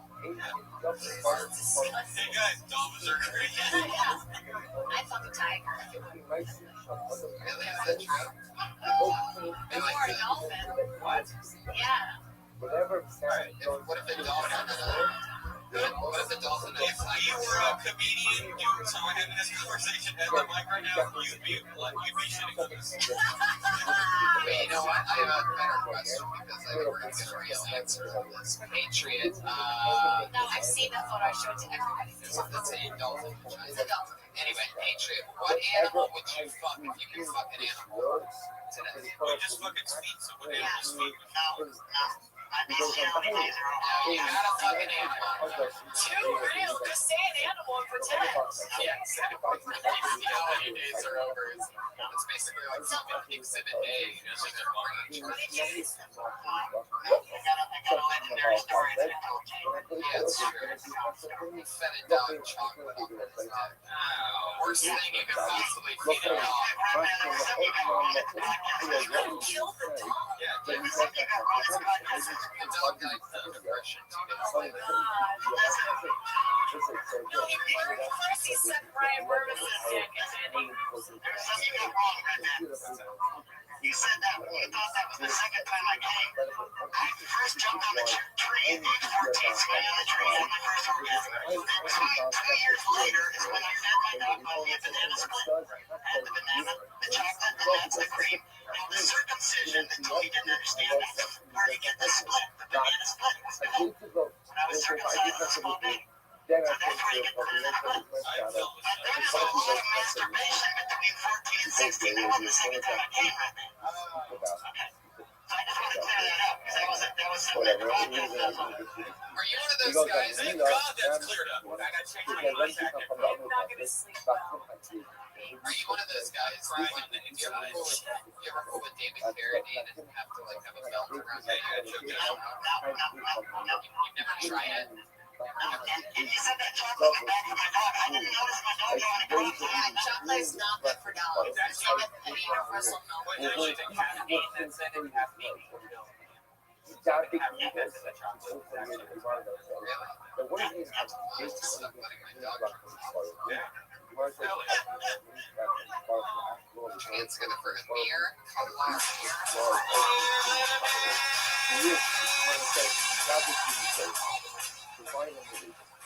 And it's amazing how it's authentic to the East Coast. Alright, yeah, I'm Middle Eastern, American area, I'm close. But I think you can tell how far a government has progressed based on their space program. Because here in the United States, we sent a man to the moon in the 60s. Neil Armstrong got on a spaceship and went to the moon, walked to the surface, got back in the spaceship and landed safely. That's amazing. That's a miracle if you think about it. Iran, we just sent a nuke into space. Not to the moon, we just sent it to space. And afterward, we had the president stand next to the moon and make a speech on national television. And as I was watching, I realized something. That wasn't the same monkey. You can tell it looks nothing like the original monkey. They sent a black monkey into space. He was standing next to a gray monkey. Whatever I Which either means that monkey aged 40 years and 3 days, or that monkey was stressed out as fuck using a Russian spaceship.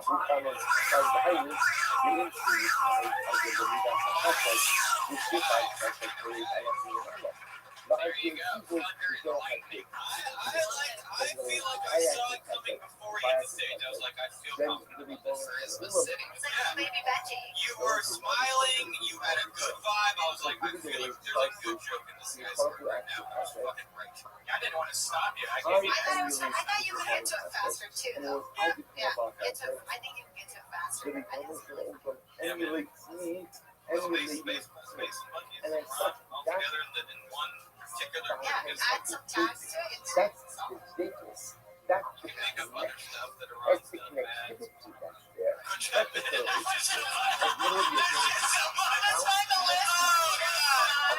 Oh, just thinking about my white American heart, there's just so much that are on that correlate. Alright, well, good job. No, I don't have any. That's a good fucking joke. It's an incredible idea. That the I don't want to get close nervous. to Fuck yeah. Just stand here and bask in your victory. Yeah. Basket it. Someone have sex with this comedian. How long have you been doing stand-up? I've been going open mics about 3.5 months. Dang. Solid. Doing work. I did a show at Flatbush about a year ago. I've been doing that once a month. But I just like Like you've been doing a lot of gigs. officiating Larry, even at Fantastic. Yeah, I'll definitely keep doing that. What's your exact last name? Mary. Oh, that's your knee. Your knee and your eyes touch. The thing is, You're another Amir. Do you know Amir? the found an ocean that has lemons. Yeah. I was gonna say that. I thought your bit Well, the was found one is track time check where on it's the like we've done the thing, the move on. I still get over the That track must at the same time. be You know what I mean? So maybe like change the things at the beginning kind of led me there. So maybe I'll go there. That is tough. I mean, you're going to get lumped together with other sometimes people. done You know, miracles. for meaning to that ethnicity anyway, so do whatever you can to stand apart from it. Otherwise, you And just actually, only be on those you have shows to all follow the some time. of the stuff. And you don't want to. And then there are other Yeah, miracles good jokes. where the miracle really comes from I think it's the sort of very crazy. And I'll make a racist mistake by The trying to miracle is diagnosed. I think it's crazy, but I agree. I think it's Man, crazy. didn't Just do teaching all monkeys that. how to fly For down. example, okay, Kogan Matatora, they did some Kogan Matatora. I think it's crazy that I ran 300 miles in space, but they still use like human Before beings. Matatora, that's the first thing any revolution. The miracle is the miracle ultimately The dog bombs. I used to see dog bombs. Just slide them on Twitter. They were saying, oh God, And the article that I read had the cutest photo, like cutest stuff. And I'm sure they said like the ugliest, most busted dogs in the bombs, but like all the tiny cute ones. ultimately they said, you know, They're the just Michael Hicks sit of war. back, and that's what Paul people do, like, okay, we're gonna do. Even the narrative that's not even Fun fact, the only way to get a pit bull to release its jaw when it's remember again, that's Ignara. That's not Yeah. their pursuit. There you go. Patriots already one step But ahead if of you you. look at the narrative, ultimately they're gonna be outside. He fingered a dog earlier and it wasn't even dog. It's like a There he goes. Just Kabiri. Follow him on Twitter at Amir_Kabiri. That's Kabiri. All time. 1 minute slaughter. That was solid. That guy's gonna get on TV before No doubt about it. No doubt. Enjoy my spot in the company's Yeah, enjoy them. Right. About the aftermath of the only the aftermath of We're getting together for Shayline and McDonough. again, obviously, Shayline. Oh no, if you miss your spot on this show, that means you can perform again and you get black. There you go. Has there ever been a show where everyone shows up and you just get to make that list?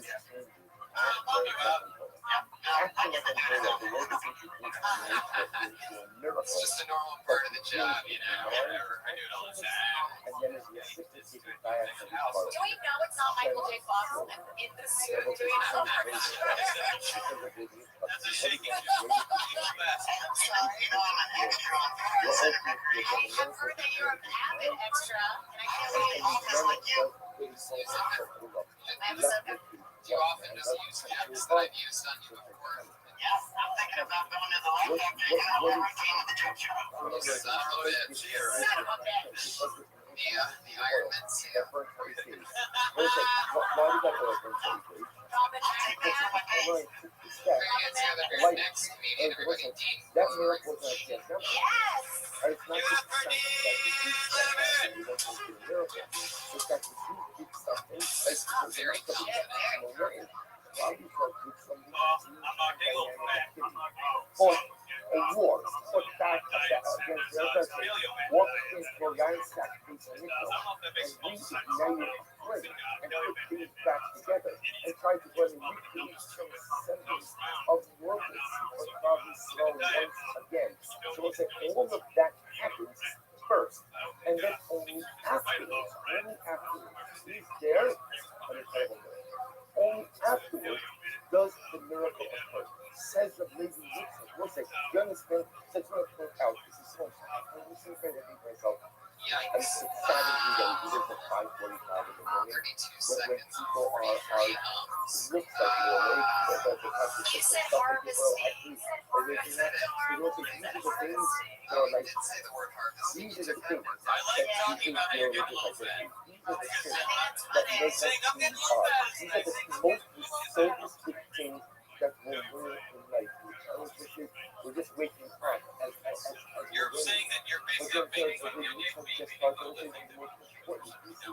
In the Hanafic Hasidic literature, we just learned 545 in the morning. The notion Jokes that are of funny. I think you gotta make it more personal. You know what I mean? whatever The fact that you want you're out of the Rebbe, Right you jacket right now. first have to model that same thing. You want Catholic enough of the So you're like, I put on be a about hat. that. You So want I put on Rachmanis, a be happy about it. You want Tzedakah, you want Really been gaining to weight lately? Tzedakah, be about You know, the Tzedakah. thing is, you Whatever don't you look want fat. from the You don't look like a Rebbe fat, in you this know, world, like like you you're basically must obese. model that same So thing. It says if that I almost think with that saying is the that entirety of Hanukkah. You know what we celebrate on Hanukkah? well, you're trying to tell me the We joke. celebrate on Hanukkah because of the mitzvah. I think it's almost funny. That's Hanukkah. Hanukkah is Hashem's Hanukkah. Like you guys But don't know ultimately, anything. again, Like Hashem, I sorry, remember during diets, but like Really think you're gaining a lot of weight, or you're just looking for a better bet? miraculous activity. Right, miraculous activity. Small band of soldiers. yeah, the mic stand. You gotta move that mic stand. What happened on Hanukkah? We decided by the Lord, even I though think we that if you want to do this big, focus on how young, it's going to be about young people. We're going to focus on their statistics, not just like you. and the moment that you take miraculous activity, So miraculous, that's why I don't want to leave that way. miraculous, So anyways, focus on how in young this people world, are. People are very possessive. They're very. Yeah, I mean, I guess that is the that is the angle to take on. So maybe it's not maybe it's not entire deal. As well as so now you see us as just kind of close Why this do you out. think you're fat? Remember Your again parents how we really got hard, here. hard We on got you. here by 2 tests on Saturday. Right? Remember again Now, how much weight is that? something over this concept. Biggest thing any I like how upset you go with your hands like that. I'm so fat. Don't see it. So you used to be, are you usually in really good shape, like athletic? We close out 6 and a half, 8 and a half, but also Like, so finally nature's catching up to you. So that's what see it's about. amazing enough Yeah. stuff of what You get older. develop in the midst of Hanukkah. Okay, but if we believe that you're hating I'm your trying to find your We just don't understand why you're just That's tying it's into Hanukkah. Ah, so you're exploring different diets. That's funny. So maybe you've tried a bunch of different And I think the paleo diet's one line. Yeah, And just it's one about thing. what other diets. Like, why would I be into the paleo thing's one liner? How come can't get as people because they can read? Next, what's Jazzercise. This To me, diet, mom typo, like, you know, and then go through diets. Just go through all the fat diets. And make one, have a one-liner for each diet. And then I decided I just like beer. You know, whatever. That's my But make sure you don't actually diet while doing any of these shows. You guys stay fat as long You have to as save So 10 you have pounds to really every be gambling on the fact This that you're joke going to may keep kill fatter. you. Already not fat. There's a lot of fat comedians like Marcella didn't even acknowledge this weight. And meanwhile, you're talking about being fat, trying to tie it into. It did not. No, it did not. Still alive. All right, Jade's stirring the jar, Dean. You're done. At One Pun Gun on Twitter, Dean. Yay. One fun gun. Yeah, One Pun Gun. You just pull the names up. Crazy. Danielle Arce, everybody.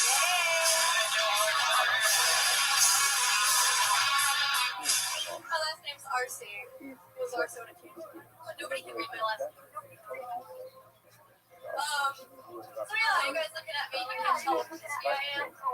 She's pretty hard to tell. And, you know, Hispanic and Italian. One of my guy friends was complaining to me earlier today about shaving. He's like, oh, let's shave my face. Let's shave my face. You are not Hispanic and Italian woman. You don't understand the hair removal struggle like I do. It's real. It's crazy. I moved in with my ex. And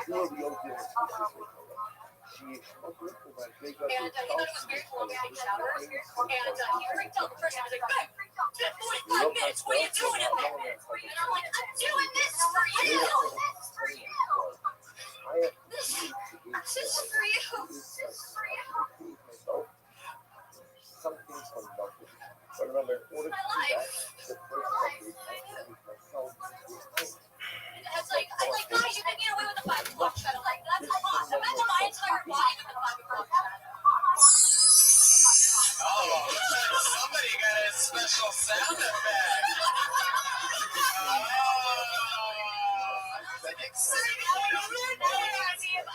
see how being a female affects comedy. That's great. From the master is that Ryan Redman. She made your dolphins move. I love physical comedy. I think you can start it and you don't understand the whole like I'm this and this because you're wondering. Yeah. But if you like I know you guys are wondering this, like no, we're not. I would almost it's funnier to me if someone's just like I'm Harry. I'm Harry and a motherfucker. And didn't blame it on a region of Yeah, and then maybe like after you do like the discussing like shaming, which I know it's tough. Then you do something dainty, and then you're like, well, you can put my toe on the ground, you know, like then there's like some kind of contrast, you know. I was confused that you moved in with your ex. Does that mean you were together but you moved in with them and now you're not? Yeah. Or you that was confusing. So When she said I don't recommend it, yeah, yeah, he's your ex now, and then you can use it like I shake or something like that. Like you broke up. What do you mean it's not sexy to shave? Yeah, as I'm screaming at him while I short my butt. But yeah, like it's then you can use the breakup later, so don't like waste it as this part of it for the Everybody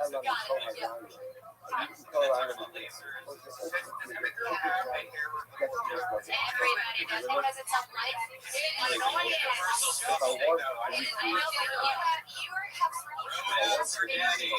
I mean, everybody has. You got masturbation jokes? No, I do not currently. Why not? In the current 2 minutes that I don't. I think like in the past we've talked to Sarah about this before about body hair.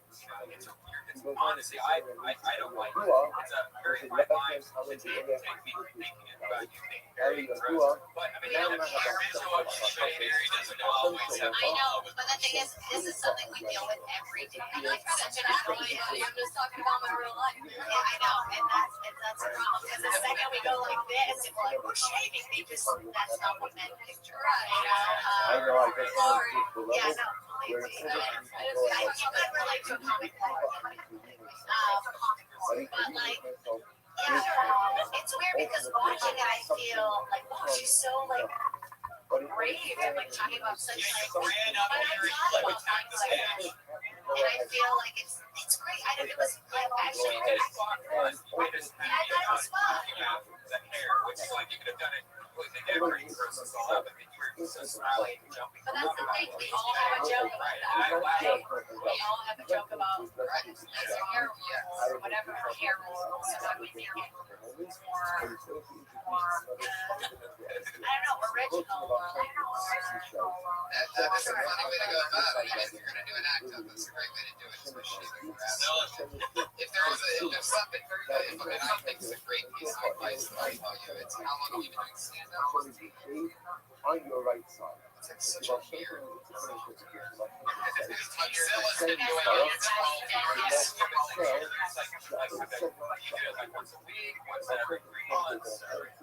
well, I did it consistently for about a year. It means shedding shadow. Whereas there was a distinction between shadow and shade. So shade is very nice. Great. Well, here's what I was going to tell you is that how do you say your last name? Arcee. Shadow. I would either spell it that way if you wanted to Get it right, not like or something, because nobody's ever going to say it. you're like commenting on it. When you get on stage, just like complaining. That's exactly how it sounds on the spell. So either you can ignore it and roll with it and basically be called that, or you can throw a letter at the end of it, or you can write something better than what you already have.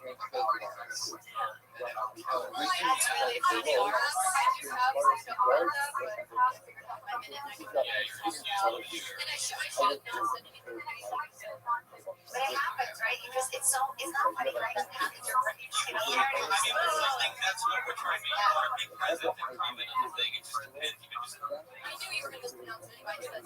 That's how everybody does it. If I say it that way, I'm the host of things. So, I say it, man. That's how everybody else is going. I say caterpillar. I say Western Jobby. I say Jesus Christ. I say it all perfectly.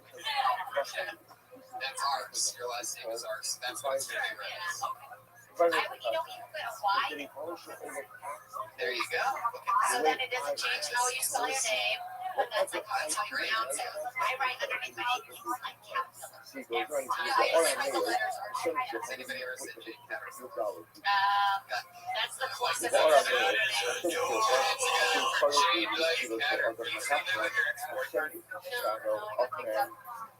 Sale has got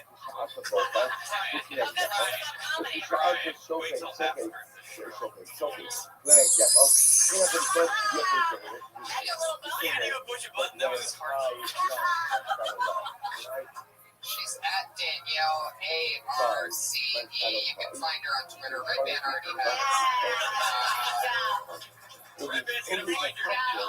You guys remember what like your first few minutes of material was? I remember your first few minutes. I remember, yeah, of course. Do you remember yours? Yeah, I had a terrible joke about her dog Fila. It was just like, found out he's not a licensed contractor. So I was just like obsessed with it, so I came up with a bunch of shitty things I wanted to be, but I was in no way licensed to be like, I wanted to be the head of the Black Panthers. Like just stuff like that. That's way easier. It's not my head. Yeah, way better. I had this joke about Trump vagina, so that's where I went. I joke about how their coke has too much coke. And I talk about slutty girls that had too much sex. Their vagina doesn't. you probably saw this And I did this whole act out where I'm like, okay, Trump! And when I get in trouble on the road, I still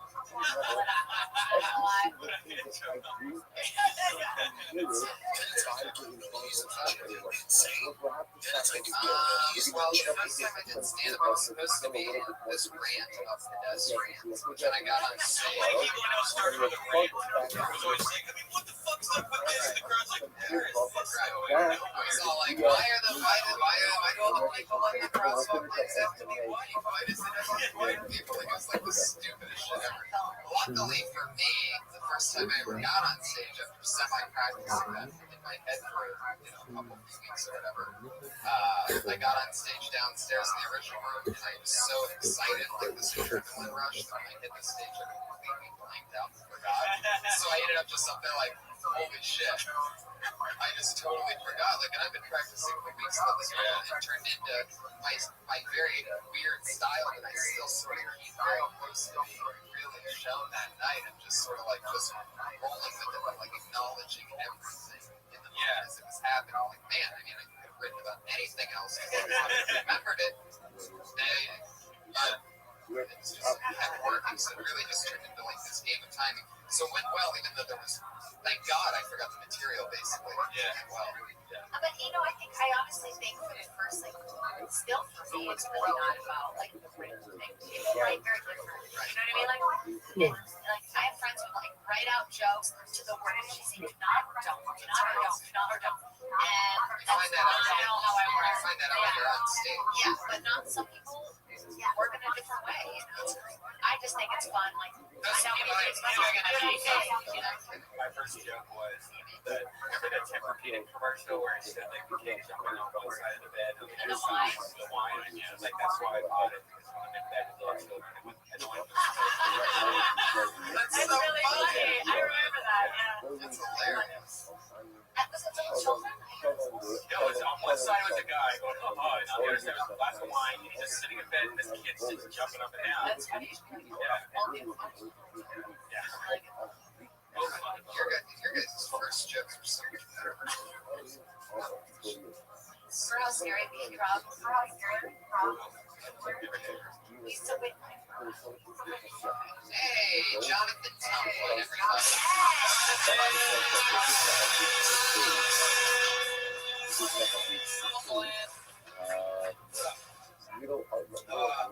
I just want to be the gay, but I like substance abuse. But I told my parents, like, I'm going to go join. And I'm from the South, and my stepdad, like, trying to tell a Southern black man, you're going to be the dad. He's like, you're not going to do it. Because they think they can be anything. He's like, son, you want to be the king? So, while my mom was trying to help me, like, figure out what was happening, I took the car, you know what I'm saying? I'm like, great. So I go to my friend's house. And I'm like, hey, man, I think we're ready to be done with the set. He's like, all right, what's up? Come outside. He's like, how did you get here? I was like, oh, I took my parents to work. And they're like, oh, sorry. We gonna deny your street cred application right there. And I was like, well, man, why? He's like, well, you said, man. So I will tell you the rest. He said, I'm gonna tell you this. Very funny. Street cred. I get it. I think there's a tighter way to say for the parents thing at the end. Like I almost think he took, like, because I feel like the crowd got what he meant. They're like, oh, my parents. Like I think there's just, you can say that with almost one line, like, oh, this day is a freaking thing. Like we're supposed to be your parents if you already have like a secret. And then I think there's almost like a metaphor you can come up with for telling a southern band something is like something. But that's it. Other than that, I love that reference. Like I want to be, and the way you say it too, besides self-esteem issues. Yeah, you're like, you're back at myself. I want to be the king. Like it's a nice perspective. It's a really honest perspective. Because most people are like, that was tough. What the fuck you look like? Nah, I feel kind of bad. No, like that to me is nice. Like I think that's a really nice. I think that's a really nice reference. And I would almost say that you could go back to that, like if you want to continue that as a premise, like what other things can you do for having low self-esteem? Because also you come on stage, you're a likable guy, you're not afraid to like stand out here. Like I want to know what your low self-esteem is and why you have it and what it's based on. That's what Right, like it took me like an hour. Yeah. I mean, like whatever. Yeah, you think I just throw in this Jamaican jacket? Yeah, there were different choices I laid out. Pictures were taken. I mean, I change my clothes like 2-3 times a day. Same. It's weird. Like I want to know that about people. Yeah. I thought it was really funny. I feel like when you can fill it out, like compare the dad thing, and then when you say set, like what is that? You know what I mean? Oh, I know what that is. Exactly. You can go, which is just like a gang of you know, like explain, have this moment And of like. was there a thing about like you basically your stepdad was like, all right, fight me, and you knocked him out quick, right? So while your mom was figuring out what to do, that happened really quick, and I kind of feel like take a little bit more time with that. That's pretty funny. It's more like so while my mom was mopping up all his blood off the floor, I took his car. Oh no, see, I don't think that. I think it's really likable because I thought like his death so mattered to me. I didn't understand, but I just thought it was like, all right, that went weird. I don't know why. I didn't understand that it was because of me. Yeah, I just knocked him out. Like I don't think I want to hear about somebody who made me. So, and I think maybe to be knocked him out, to be fair, Yeah, he had no business fighting. he does have one leg. You know what? God rest his soul, he died. Oh. Yeah, maybe you could just really hit the nail on the head and say, you know, if you said that that I did, I wanted to join the game, I wanted to be first. Then I beat the shit out of it. I've never tried so hard to Try it a bunch of different ways and see what you're gonna feel. Right? If I can apply the same fervor to which I beat him into his life and other things, I'd be a millionaire. It felt like everything I've ever trained for. Yeah, this is You my know, life. in that exact moment. Oh, there was blood everywhere. Yeah. And next thing you know, my mom's trying to put back his wheelchair. So we're beating my mom here today. And they watched me this fucking game. I was like, I broke my parents' legs. Just let me in. I mean, you're set. It's really funny. Really funny stuff. Good start. I think get into, but you having self-esteem issues, getting money, getting gay because getting self-esteem ground, so get part of that. And also, like, denying your application, I guess there's room for saying, you know, dismissing it. I think vintage these maybe a bit, you choose one. You cross you go going to the door, I've got what it takes. I'll touch everybody. And then at the end you're like, Let me try. at the end you're like, well, can I get that headshot? I've got it. I'm so good at punching moms. Let me get the game. You know what they say? Blood's as thicker than water. Did you try to do an actual game? Does that mean you automatically get it? No. Oh, sucks. Where are you from originally? You said the South. Was your brother the one that was like, oh, gotta be there? That's nice. So you have a saving. Yeah, okay. I don't think they want you. Just put him on.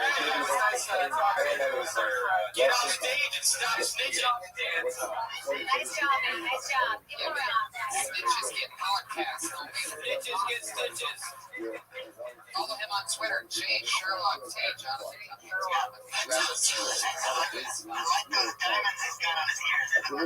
Yeah, they do look cool. They just teeth shiny, huh? Busy Twitchy over there. No. Here's gonna come back when we bring diamonds. Remember those guys who wear books? I mean, I don't know. I know that it completely left. Yeah, they never want Chairs and floors been hanging in there for 30 minutes. Yeah, for example. Who are Oh, he's so serious. You should wear diamonds. Fuck yeah. Okay. Well, let's move on to our final part of the show where we're going to regulars. One more. How's everybody doing? Everybody's having a good Everybody's having a blast. Sarah Blankshank, everybody.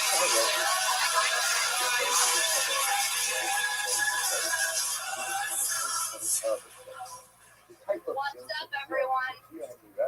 I went to Ralph's. I felt very average in that moment. Ralph's is never my first choice in supermarkets. It's always Trader Joe's. When I went to Ralph's, I was listening to you too. Felt very average and shitty. And I thought to myself,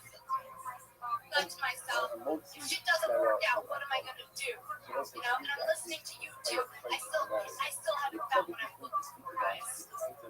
And it's playing, and I'm thinking, fuck, Sarah. If push comes to shove, you could be a children's book novelist.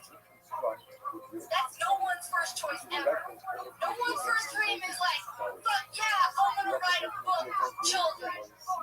Like, you guys, you know that shit's not working out for me. You see my face, my headshots, my cover of a book for children about a turtle that loses a tooth. That's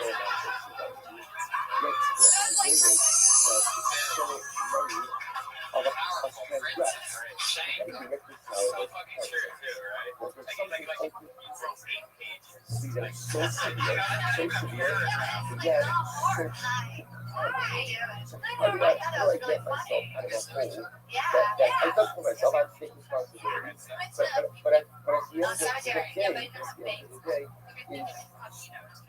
not even a paragraph. That is such a girl thing to really say. You saw me, but like I didn't have it. I like your rhythm. Like the rhythm is what gets it because I like just you know what I mean. I feel like that's what. I mean, I laughed because you going. I went to Ralph's. I went to Ralph's. Like I went to Ralph's. Yeah. And I found like the YouTube stuff. I don't even think for the YouTube stuff. I don't think you need to like. I think I found. I think that's so funny because you're like, where's she on YouTube? Also, You know, the supermarket, you have to really, for the people that know you too, I can tell that. the only place I hear YouTube is at Ralph. Like I don't hear any other place. Right, exactly. So really, it's Which Ralph's did you go to? One on like I don't even know what. Sorry. Sorry. I speak it all right at the moment. Also relax. Iron Patriots. It's crazy. I know, because that's rock and roll Ralph's is open at all times. No, Rock and Roll Ralph's is on Sunset, you guys. That is not right. Yeah, it is. It's the closest to Bridge. Everyone's yelling about Ralph's for the last 5 minutes. The thing I thought was, when you say a book for children, you're saying they're dumb, but I think it's funnier if you're like, it's not cool to write a book for people who can barely fucking read. Because that's what you're essentially saying. Like, I think that's almost like a clear, yeah, it's not hard. And then your headshot would not be the cover of the book. It's the back flap. Yeah, it's off. Yeah. Or maybe it's a drawing of The turtle thing is so funny that I was like, that's not going to fit. You would never put the turtle in your headshot. Maybe you have a black and white version of your picture at home by your planner in the back. You know what I mean? Like you see, by a windowsill. Yeah, maybe you could dress, because it's always like the picture of the author, they're always in a turtleneck. It's your like by a plan. It's the same author picture you get with like a full-size novel, but it's a 12-page book about a turtle. Yeah. And the thing is, they're not called children's novels, though. I mean, you're thinking like a color, like a children's novel. Yeah. Yeah, I think it's funny if you say children. Yeah. It's like, what is it about the children? Like it's just like nah. Is it children's porn? Yeah, it's a children's tragedy. It's about. I'm the Tolstoy of children's same page. Yeah, really like your original. Tolstoy's an author, you guys. You should look it up. I haven't heard it. When you say that you still haven't found what you're looking for, you're talking about like in life. You realize that at the grocery store, right? Yeah, I realized like so after what were you gonna buy? Because it could work as a double banger. Yeah, what are you gonna buy? What are you gonna buy? You know what? Guess what? You're gonna go get sushi. What's the YouTube of food? You know what I mean? It'll wait for Big oyster boards. You know, where you have to do like crabs. Yeah, you left with like a California roll. Like You know, the Hawaiian rolls? You know those Hawaiian rolls? The bread? oh yeah, right. I used to buy a 4-pack of Hawaiian bread. It was delicious. Yeah, I think make Ralph's more of a rock bottom. Like, what did you do there? Did you get What were you wearing? What time of the day was it? Maybe you're watching the roasted chicken while you're on in circles. Like, generic cereals? there's like you feel like you're attending a one-person funeral. Yeah, I bought Crisp rice, but I didn't even get Rice Krispies. Really paint the picture. People Snap sort right of all like that. Dave. Is that lobster? Yeah, I've never seen those. you felt like one of the lobsters. You're like, I'm trapped here too, little buddy. You bought all the ingredients. You bought all but one ingredient for brownies. I forgot the I eggs. forgot the eggs. But I can't go back. It's too sad. It's too sad. The one long ball. There she goes, everybody. We're running out of time. That's it. Very, very funny. Love you with bangs now. I love your bangs. Throw your bangs out. Moving on to the final portion of the show, we have two lovely young ladies that have done 60 seconds in the last 23 weeks in a row. We're going to do that again for you here tonight. Put your hands together for Sarah Mostajabi, everybody.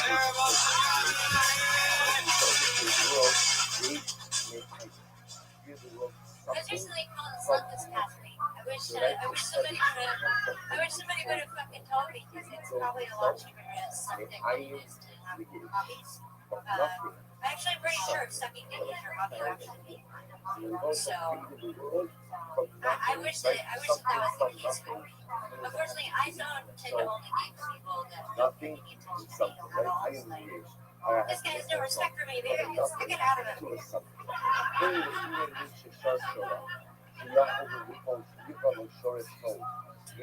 But you can thank my dad not hugging me enough for taking out all my things for shit. Like, that's anal is only an option because my parents never paid attention. So that's about it. Sorry, I haven't got a chance to work through a lot of this. Yeah. Something out of him, and I wish I wrote it. Something out of him. The other one thing, too much, even for me, yeah. I'm trying to figure a way to insinuate something like the only reason that I have this issue. You can say that. You don't have to say, like, you know what I say. I like to just, like, I got called a slut this week. trails. But like the It was great. sucking eggs on I wish I would have fucked a lot more. the female comic saying, "I wish I got paid for something like that." It's Yeah. pretty common. Yeah. Like that you've been wasting all this time sucking dick for free. Like it's I feel like I've heard it a lot. I feel like I may have written it for a few movies. It was not you. But I just think because that's not the sex respect of it. So funny. I think so I got called a slut today. I tend to only date guys that don't respect me. I think I can suck it up. That's I got called a slut today. I wish it was just from a car. It was from a guy. Yeah. And then you go to expecting, that's super solid. That's And then, tight. and then the thing, like, my parents didn't hold me enough, so I didn't like give a treatment to. And you don't need to get it graphic. Go ahead. Even for me, it makes sense. And I say that stuff out loud. You let a stranger hold you, you're like, Yeah. you want to be.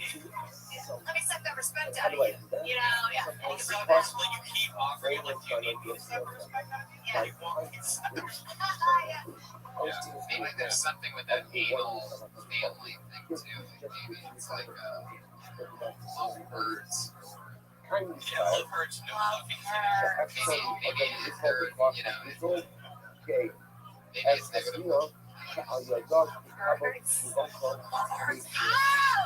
Sorry, Daddy. Daddy, no, slower. Oh, I'm sorry. We're still on the air.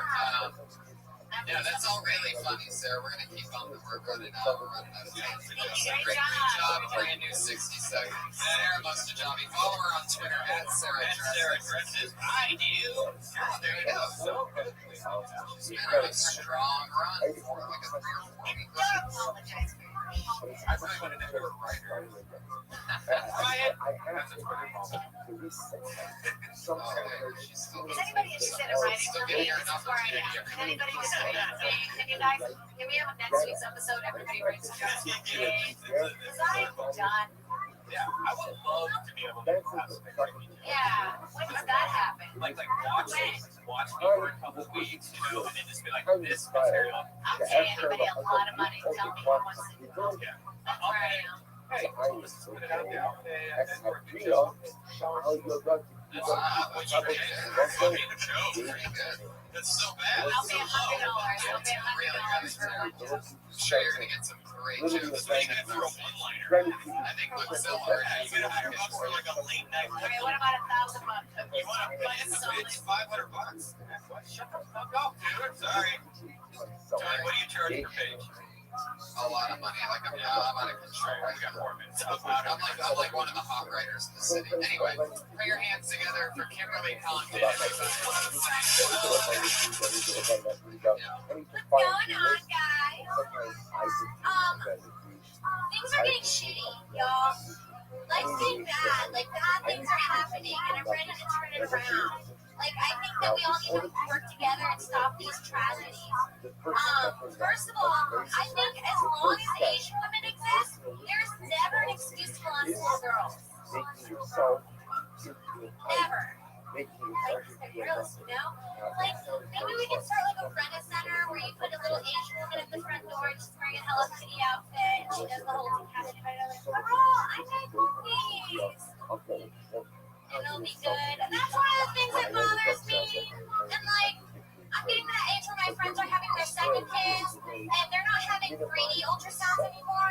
They're having 4D ultrasounds. And like, isn't that just childbirth? You know? Like, what is 4D? Sometimes I have to make I don't know. myself That's all I have. into another. Hell yeah, you are. This is incredible result. So there's this dynamic of shit. Whereas we both Not like the Asian woman thing. The voice, you cannot do that voice. I can really repeat I mean, myself. come on. Angela Johnson, From everybody. in order to do that, I'm sure she. Well, That's what I always like, think. it's like I have to anything. make myself. I have to restart. I want They to don't restart. sound Not that Again, many this end up is with exactly there. what we're going to One person discuss. there for So a we week. could try to This is start the to thing. answer the other people on the class of the door. Once you were going to an initiative that I can make myself into a nothing. Why don't I want to make myself into a nothing? Because again, as I finish Sha'ayada, it's how I mean, come on. Angela Johnson, What I want to do everybody. is I really want to I don't know restart. that, but I'm sure she. Well, like, That's what I I always do think. think it's like anything. many different dudes. There's not that many in the movement right there. How times have been for a week? This is the thing. He just saw her do the Haro thing that he hates. Okay. Oh, okay. This is funny. Your voice, you have like this behind yeah, I like it. You talking about things that matter, like all these tragedies, y'all. Like, you have to talk about all these people dying, you guys. Yeah, that's what's funny. Like, Stone pipeline's actually a really dangerous environmental disease. Yeah, diamonds are gross, you guys. I actually don't buy diamonds. Like, some people actually buy diamonds. Yeah, that's like your character. It's really You hard. guys even realize the level of pollution that comes from your lithium battery? Yeah, that's like, so just start with that. Just start with something like that. Like a gold and price that you Always get new You guys need to recycle your electric bottles. You can. Yeah, I kind of lean towards the like article. Have you ever heard of the North Pacific Garbage Patch? Yeah, it's like there's like a urban island, you guys. And like I thought regular Texas was bad. Yeah, it's really funny. I was talking to this Asian guy, he was like, oh, like, I thought he would say what it was. Yeah, I think it's funnier to play dumb rather than make a racist voice. Wait, no, you like that. You're saying that she should do her whole entire I think her voice, I think you should take that. I don't think, I think you should take notice of what's funny about that planet rather than maybe start off like, sometimes I'm listening to myself, my voice, I don't like, I feel like I'm just like that. So, yeah, that's the voice. Everyone hates their own voice. So, like, you hear your voice, like, this is what I sound like in my head when I try to say something smart. When I sound like these. we're out of time. Thank you so much. You're at Kimberly Condon. At Kim Condon on Twitter. At Kimberly Condon. She changed it and then she brought it back. What is it? Kimberly Condon. That's as always Condon. CONGDON. On the Toronto all week. Jada I'm Kevin. gonna be in New Orleans next week for the Hell Yes Festival. I'm gonna talk with Dolly. I'm going to be in Austin and San Antonio, 23, 24 with Whitney Cummings, and also watch me on Masters of Sex. Christy on Twitter. That's At the Christie on Twitter. Oh, wow. You were the first at Christy. At the Jade Movie on Twitter. At Comic Patriot. Sarah Dresses. I'm Tony Hitchcock. Ryan. Now, man, San Francisco, the Punchline with Deep Doe Ray, November 20th, and then San Jose at Hughes Disco Show at Deep Improv. Believe it or not, there's still Golden Pony t-shirts available at TonyHitchcock.com. They can still have them. Bye, guys.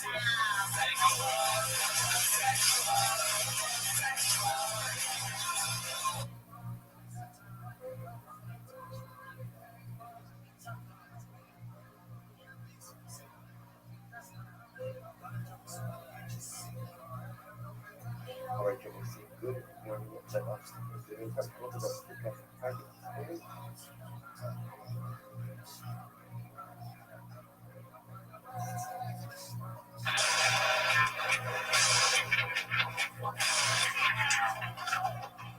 Still takes me 5 minutes. Hi, everybody. Hi, everybody. Yeah, there you go. It's a real live audience, everyone. Kill Tony number 24. Are you guys excited or what? I was just in Toronto, Canada all week at the Dark Comedy Fest, and I had hundreds of people come up to me talking about Kill Tony, and it's so exciting. So thank you, Toronto, for an amazing week. Special shout out to Tyler and Stacy, this super Kill Tony couple.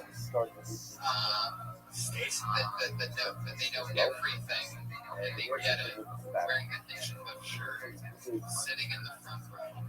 They had me sign Quentin Tarantino, weapon DVD set. That's sweet. They get me. So special shout out to first ever shout out to 24 episodes for me to say a stranger's name. But Tyler and Stacey, that one's for you. I'm so glad to be back in LA for 8 hours today. Devastating blow. Then I got to go home and eat some delicious vegan food. Here we go. And What was his name? oh, you son of a bitch, Ryan. I'm sorry, I haven't been able to do this for a week. I missed it. You're not allowed to leave me. I know, and it's not the same without you, by the way. I'm like, on this, I'm all trained to hang out with Red Band on the road. We've been touring so much. So now I'm in Toronto by myself, which normally is fine, but now when like shows end and everybody leaves and I'm done talking to, audience members, they still feel weird saying that I have fans. It's so creepy. I guess you work for it for years, and then when it happens, it's just, you feel weird saying it. It sounds braggy or something? Yeah. Does it sound braggy? How does it feel when I say it? Anybody say anything right now? Sounds like Does it? But you're saying no, so you said that and no. So you immediately shake your head no. So how does it really feel when I say it? Does it make sense? Anyway, who gives a shit? You guys put something on this? No. It's like wet and weird. Well, Josh probably did a mic check. Oh, yeah. I want Josh to be like an announcer of some kind. I wish we could just like, maybe, I don't know, we'll talk about it, but I think it'd be so funny if like he brought us up because he has a speech impediment, right? Welcome to another episode 24 of Pure Tony. Josh, come up here real quick. It's got a associate producer of the show. He's been with us since episode 1. Josh, give me an example of how you would announce us if you just stood there in the beginning while we came in behind you. Just fucking do it. Okay, give the announcement. Welcome everyone to Kill Tony episode 24. That was like, Okay, so then you would say our Do I have to say his name now? yes, you have to say his name. Josh has a little trouble with ours. I want you to say my current German name, not my big stage back. Yeah, he has trouble with L's too. Michael sounds Jewish. Michael. Michael. Jesus Christ is here in the back of the room. And how dare you not announce the resurrection? Give up to the resurrection and Jesus Christ. Yeah, all right, Josh, go make sure everything works out. Josh, thanks so much. Yes, that is Josh's fucking intro and outro music. And he didn't even announce that famous adult film star Missy Martinez is in the front row. I was wondering what this awesomeness was. I'm like, this is just too good to be true. But now it all makes sense. Welcome to the show. Thanks for coming up. Looking great. And as always, how dare we not mention our head of security, ladies and gentlemen, for your heads head of the one and only Iron Patriot.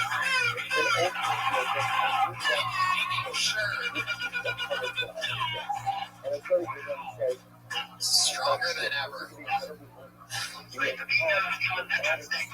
Oh, yes.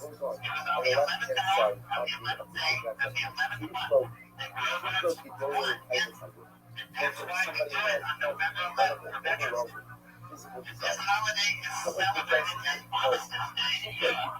It is Universe's Remembrance Day. Also, the other nations do it. This is a really good day. I can tell because your hands shaking. Yeah, twitching like crazy. Oh, Josh! Oh, Josh, you gotta fix his hat. His hat fell off. Transfer for Josh Martin again. For some reason, the Patriots wearing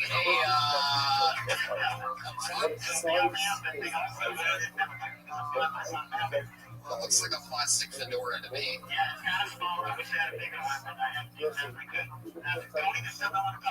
What is it?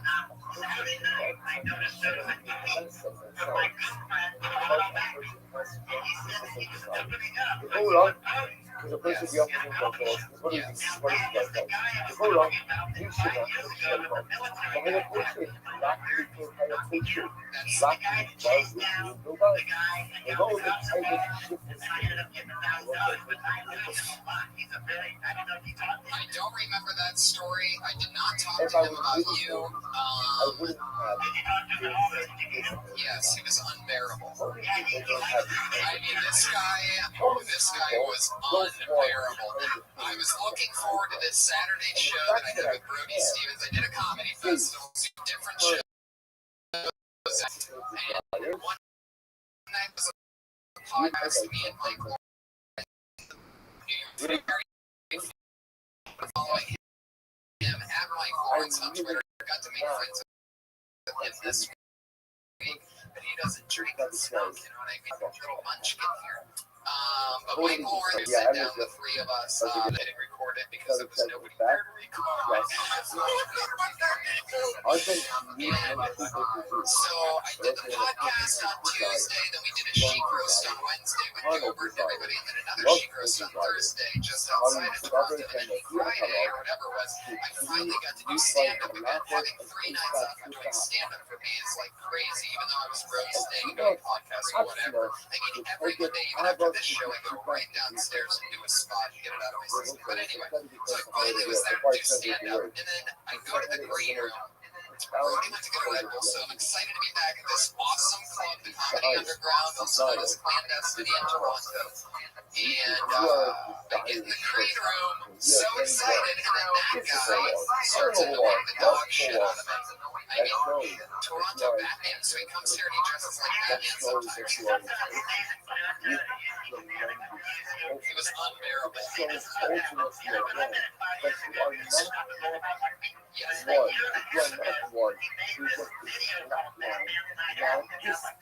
Yeah, he told me, by the way, I asked him what his name was. His response was, I have viral videos on YouTube.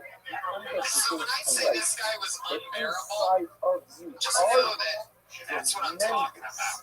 Like, I'm talking unfucking bearable. He did a decent job on stage, but then Brody, he burned a bridge with Brody immediately. Like, this is the kind, I mean, when I say unbearable, I mean unfucking bearable. The first thing he did with Brody, Brody's like, hey, hello, nice to meet you. Yeah, let's go. You're opening. Okay, nice to meet you. He's like, let's do a Vine. He already had his Vine out. He was meeting Brody very stop, man. I want to keep up with the what do I have to do? That's not how All I you need to do introduce yourself. You don't just is start fighting me. all I need to do is Who are you? How dare you? So it was like, I heard that from, I was just outside the green room door and I started hearing Brody furious. So I'm like, what the fuck's going on? Tony, get this guy away from me. After I had all that shit with him. So this is your friend in Toronto. The one unbearable fucking but human. Well, hopefully, we'll take Kill Tony to Toronto. I mean, so many fucking people were talking to me about it. I told them all, that's always part of what I say, is I refuse to take Kill Tony on the road without you Patriots. So, yeah. Fuck yeah. So what's the song that you What said? is the same thing? Because the VHS up is the same thing. It's all the same thing. What is that thing? Never in my time. Besides the same thing. It's not hilarious. They both come from just the, they both come from the enemies of the heart. But yeah, each the believable beyond the adult, sending in a song every week now, pretty much. that's the right side of the heart. It's for good. Maybe the smaller, left side of the heart is where your actual voice in the recording, and then you sort of sing with it with your robot voice. Words But again. they really sound the same. What's the name of That's simple math. Well, thanks a lot, Adrian. It's a commercial data. Most Let's fucking do it. And how long is this one? 3:30? Will you signal to us at the end when it's enough? I mean, not three. We can't do 3:33 because every time you do one of these songs, at about a minute 20 seconds, I start making a noose out of the extra wiring over here. I'm into it. It's I'm fucking excited great. about It's it. always like the same. All the verses are the same, and there's like 7 of the same choruses. So 3 minutes and 33 seconds. It's not like it's fucking Pink Floyd where you can sit there and listen to it. I swear to God, you ever say that again, I will break my hand on your suit. I don't know about that. I don't know if Dirty Crab or Beat the Crash Test Dummies, who won a fucking Grammy, by the way, Patriots. What do you just slow your roll? sin, and a good sin, not just a decided sin, but a habitual and punishment, and then on the lust of sin, and Do a you see my time of classic the fedora? Lord. All right, so let's And hear this this. is one Yeah, thing I think tonight. this is better than the crash test. Does not mean that I'm a bad person. It does not mean that I need to avoid a holiness. Instead, it means the enemy never means holiness. This dramatic potential is against people as totally direct. And now just not all of that. But so stop it there for today. The next one is the Venus 17.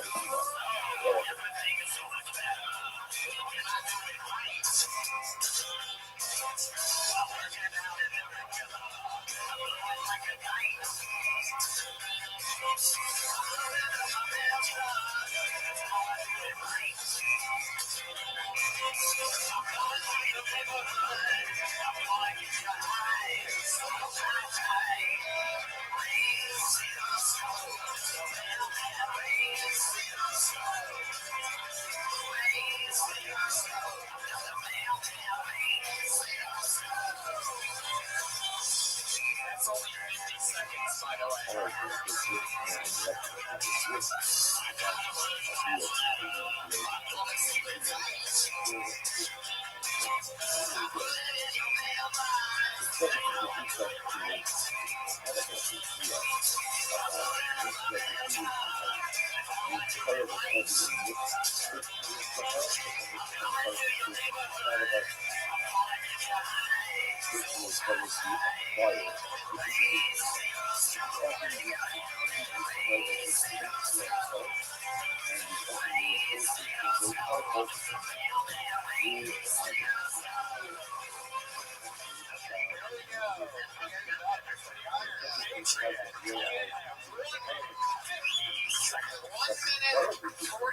Seconds in. So that, by the way, we know 1 minute 45 seconds in. The remaining was 1 minute and 49 seconds. We weren't even halfway through that song. You know that song needs to, if you were going to do that song of a song, it needs a part where like all the music goes away, maybe it's just a saxophone, and then you have like this really long, beautiful chorus of just you. Yeah. They need to put that in the film or a commercial if anybody wants to use it. That song is on iTunes. If you guys want to buy it, you look at Dirty Crab on iTunes. You go there, you get it for 99 cents. You got it on your iTunes, ready to play. We know how iTunes works, Demetrius. Once you download it, then you have it, then you can play it. Yeah, you get up in the morning, it'll get you going in the day. There's somebody over in Ireland that says they start their day every morning with that song. Get them going. I promise you, I'll buy that, by the way. Who told you that they start every day with this? Some girl across the ocean, and I think she's in Ireland. She's across the ocean. She fell in love with that song. I even sent it to her in an email. So she'd have it. She says that it puts her in a good mood, and that good mood continues through the whole day. So you guys try it if you buy one with the mailman, it'll get you going. What are you going to do when they stop the post op? I mean, there's almost no more mailmen. Like, I mean, they're about to end that whole thing because paper mail is pointless. I said this song was great at movies, so they're only making movies about the old days, so put it in there. Wow, your arm twitching a lot after that one. For those of you that don't know, when the Patriot gets nervous or says something silly, his arm twitches. Can you turn off the AC? Thank you. One more time for Josh Martin.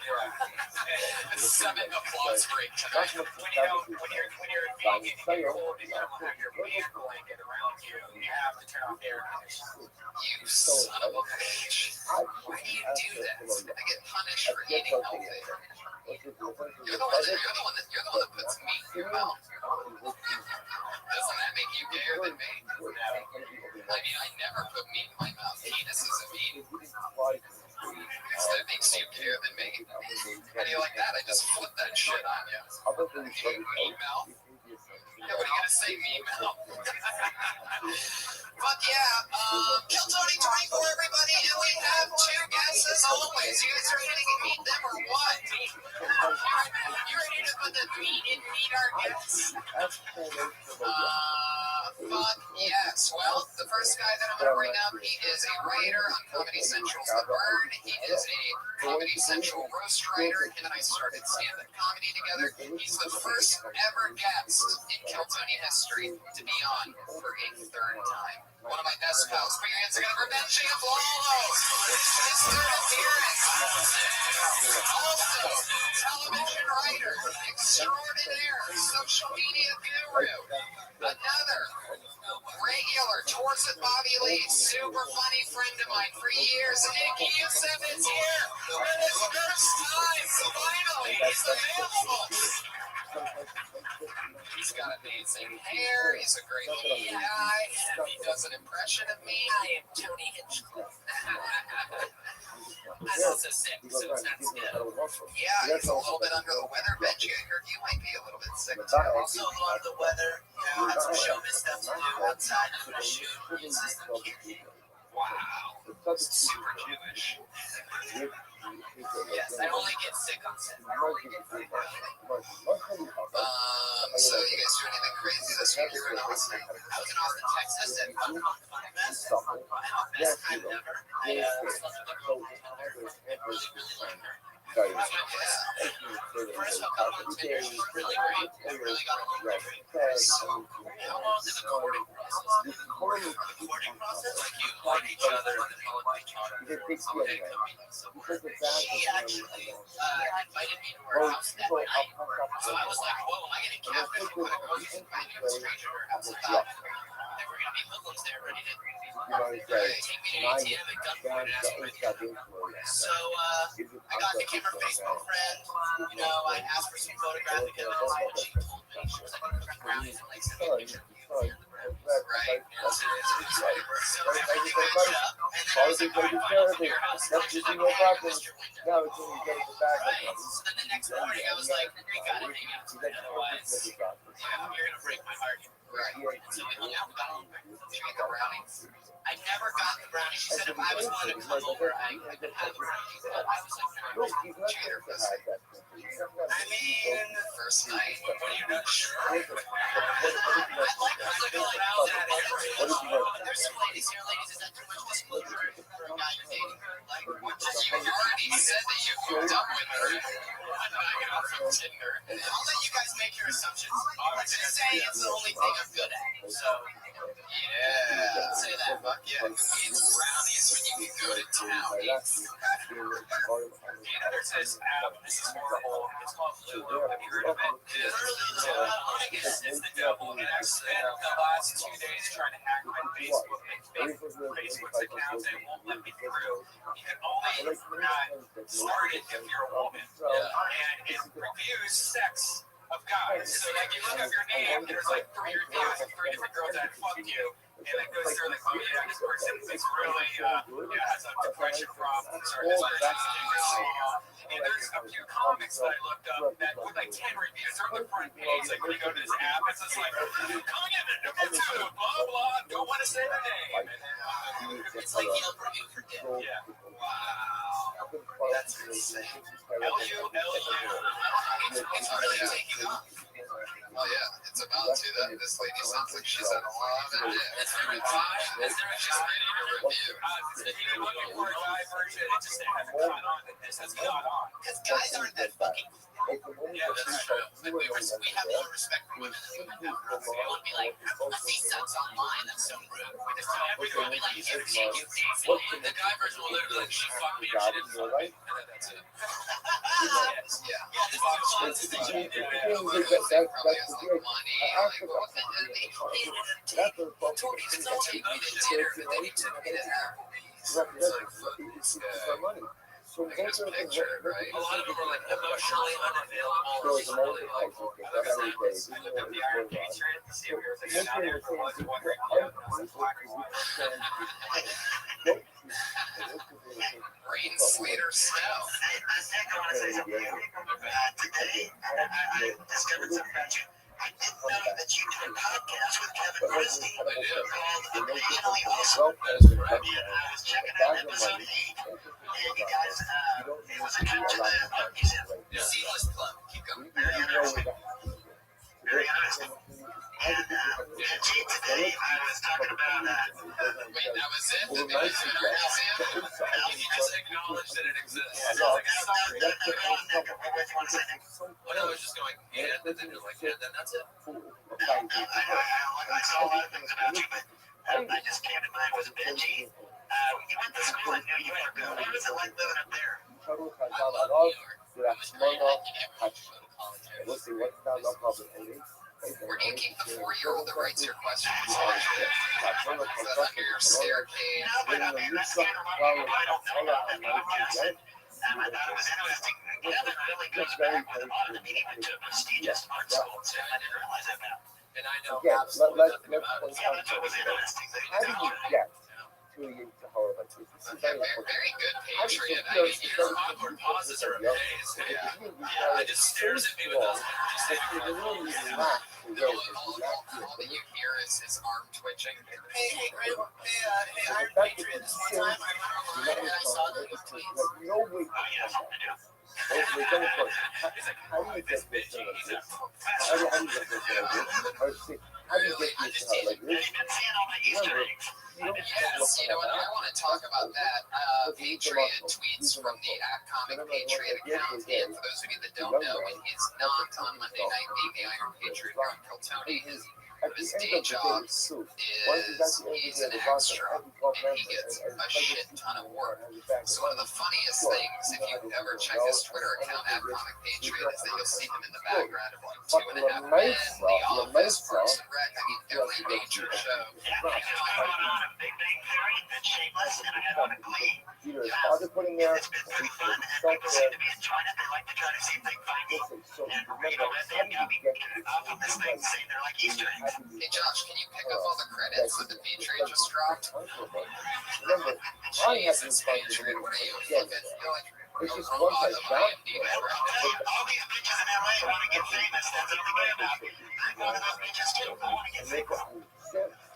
Then you shouldn't take extra work. I'll tell you what, How did you I'm get making there? a big sacrifice for the show because I've been missing out on a lot of work because I can't work on Mondays anymore. And sometimes there's too many calls and But I too many didn't get calls. suddenly But I know Tony appreciates it, and I'm having a good time here. I haven't been doing as many jobs this year as I used to. Patriot, I love you, but you know that extra work is like looked down upon. They had a whole show on HBO about extras and how they're I know, but that's why Red Man got me looking at it, and it's like a funny thing. You gotta take lemonade and put it in your lemon. Believe me, I know. I'd much rather have speaking art, believe me, but trying to make the best of it, it's pretty funny, you know, How did you see what I think I've seen a lot of behind the scenes. You really gotta check out these tweets of him talking about being an extra. It is so fucking funny because you see his head in the background of all these amazing television shows. Dexter wants the best. Dexter's on the boat. There's meat on the grill, and he's just standing next to Dexter with a plate of Well, that doesn't act like Dexter. I wish I could have got it. That was just when he was in that scene, but that was another actor. So yeah, But so yeah, now that was in a that whole right bunch there of at the center. smaller Actually, states. that guy, Michael Lamb, he got mad at me because I grabbed that drink off the tray, but yeah, he was right there in that scene. And then we're Grab going the drink off of the tray. Yeah, the to wrong time or something. for the Yeah, cinema. he's Yeah. Tell me about it. How do you feel that? What happened? It's just that I was like walking and then like, I was grabbed the drink off something when I wasn't supposed to. He was standing there next to a tray or something. And I saw his dark side, you know, because, you know, you're all excited to be on the set with these stars, but they're there to get things done. They don't give a shit about, you know, you. So It's called working. Yeah, do you force your way into the camera shot as an extra? Do you Well, I'll try to live with the camera. There's a lot of things I can't even find, you know, that I've been on. I've been trying to search for them and stuff, but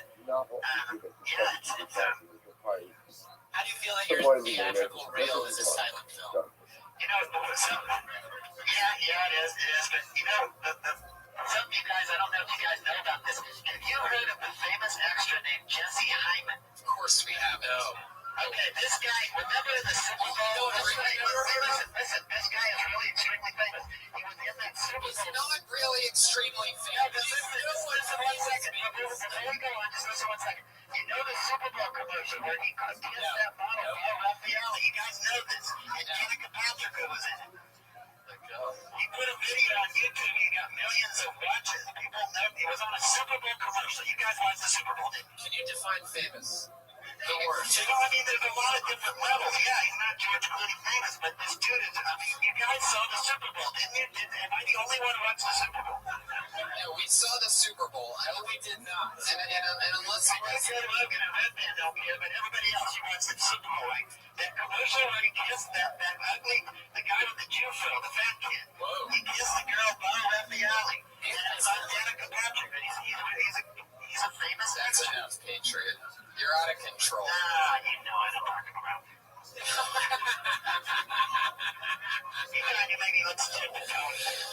Nobody knows why. Like, only you would get excited about a famous I'm actor. talking about this is a big story. I was on a CBS special they did about this dude. I mean, you don't understand. It was like It's so sad. if I had the internet in front of me, I could show you what I'm talking about. I don't have a way to. Even if you showed us, we'd still have no idea. How do we summon those reactions from him all the time? Like, Well, fine, kid. oh, you don't get it. Oh, It's all about there and shoot you. yeah. Pew, pew, pew, pew, pew. It's like when I tried to explain to you that a lot of people were upset when they changed the comic book Patriot into the movie for Iron Patriot. That's enough. You don't understand. That is enough. You are out of control. You are overstepping your boundaries. You ever see Andy Richter talk over Conan O'Brien? It ain't fucking happening, Patriot. It ain't happening. You're making me turn into a dinosaur right now. I better get my Christmas bonus this year, Tony. You guys ready to get this show started or what? Once again, we have about 30 comedians that have all signed up to do just 1 minute and get talked to by myself and my amazing panel of these comedic friends. And once in a while, even the Patreon chimes in. It's a very exciting episode. We have a very special announcement at the end of tonight's episode, which I'm very, very excited about. And you know how it goes. Everybody does 1 minute. At 1 minute, you'll hear the meow of the kitty. That's how you'll know that. That's how you'll know that your time is up. Now, in comedy, you can't run the light, and the same thing goes here. If you run that kitty cat sound, you're going to get the angry West Hollywood bear, who is angrier than ever tonight, and obviously can't wait to come out. I'm so excited. I'm so excited to have you guys with me. You guys ready to get this thing started? Nick Youssef, Benji Aflalo, Patriot, Red Band, and Hinchcliffe. And our first comedian tonight doing a minute and then perhaps getting our material punched out. Maybe we're just going to talk to them. Maybe we'll figure out a new joke, something better for them to talk about, something different. Let's talk to and see the comedy of Rebecca Rose Benago. Rebecca Rose Benago.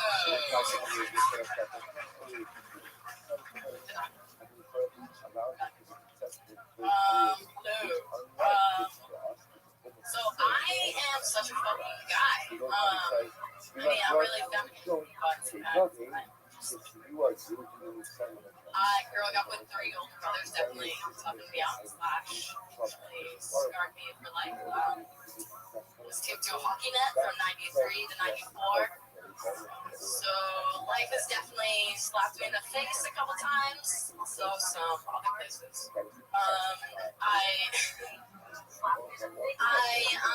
Yeah. So those brothers, they, one of them actually. Anyways.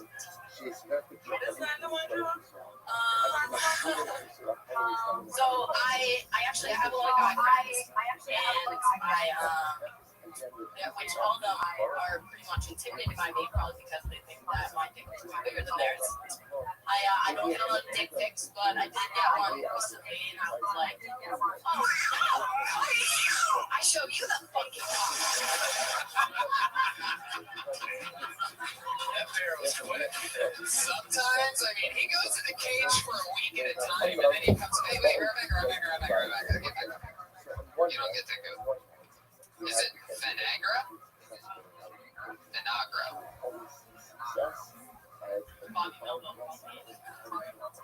Gotcha. How long have you been doing stand-up? I just started. Right. So how many spots have you done? Have you ever been on stage I don't know before? that, like right? 5. Okay, that's cool. Did you just move to LA or have you been here a while? What? Have you always wanted to do stand up? No. That sounds like a no. Sounds like you're really chasing your dreams. No, I kind of just got into it recently, and I really enjoy it.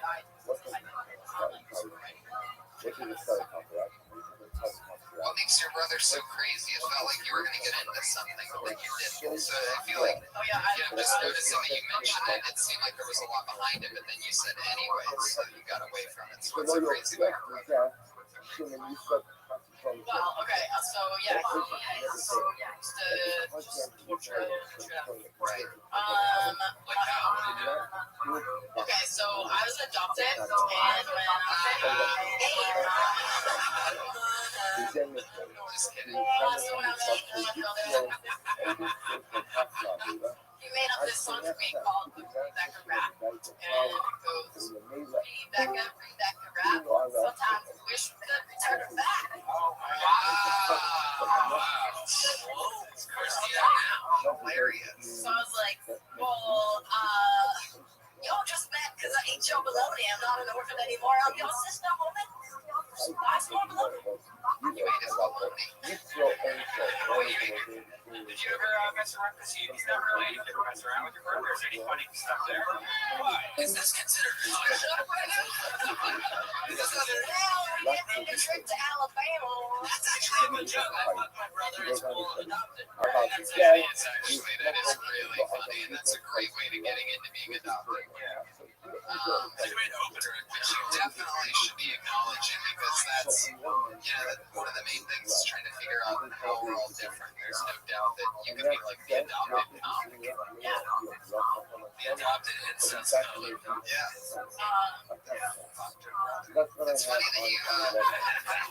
It's funny that you got taped to the hockey net between 93 and 94. That was a highlight. Yeah, but then you say you got slapped in the face, and then you say you got slapped other places. What did you mean by other places? Other places. Oh my God, Ryan! Will you put your boner away for 10 seconds?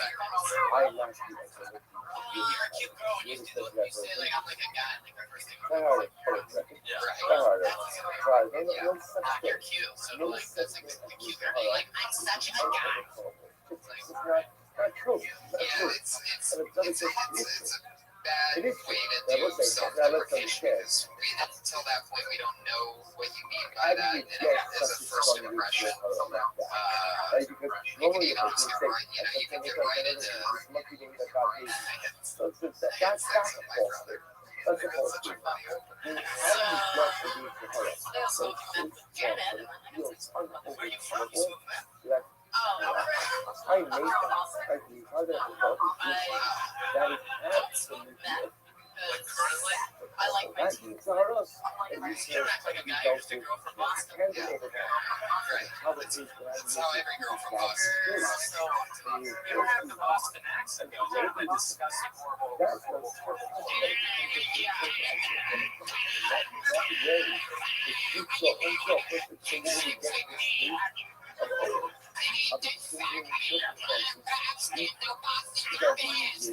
What do you know about your biological parents?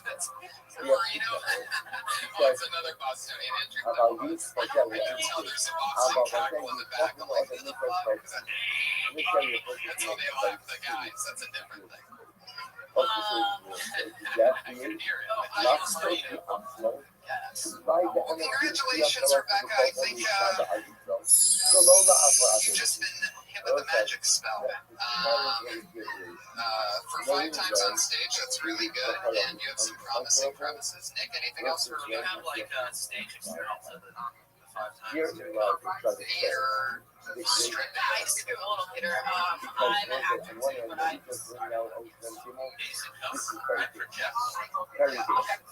Because now what did it just create? oh sorry. It just created It's a a snake. little incredible cube. move the mic Oh, it's stand. incredible cube. Something is too hard for you. You just say, oh, I'm But gonna do it. when you take the mic out, that's like Move it to the So left. it's That's like organized. behind you is the best, not really to the side. It'll always be the best. Is my There you go. Then you want that to disappear until you're done, and then you pull it back up, and then you put the mic in the mic stand. You should practice that part now. Practice that part. That looks like you can talk Then say thank you. That's my time. I'm Rebecca. Thank you. That's fine. I was born with. There she goes, everybody. And Rebecca Rose Feed on Twitter. Rebecca Rose Vinegar. And I would definitely, before you, whatever, first thing tomorrow, I would write the joke off of your last name because people will always say that wrong. They will never say that correctly. Or Vinegra? How do you say it? Vinagro. Yeah. trying hard enough. Yeah. Change it That to would Viagra. difficult question. I would say don't do If that. it's something, there's where you have to be Yeah, very definitely careful. don't. How many people Vinagro. Or Viagra. Vinagro. It sounds like an old racial slur. Yeah. Hey, it's a Vinagro. We're just up in Boston. All these Vinagros running around the neighborhood. One of them stole my bicycle the other day. Yeah, was that a laugh for? Oh, that's the part where you go, oh, by the way, you laugh at the first part with the stereo. All right.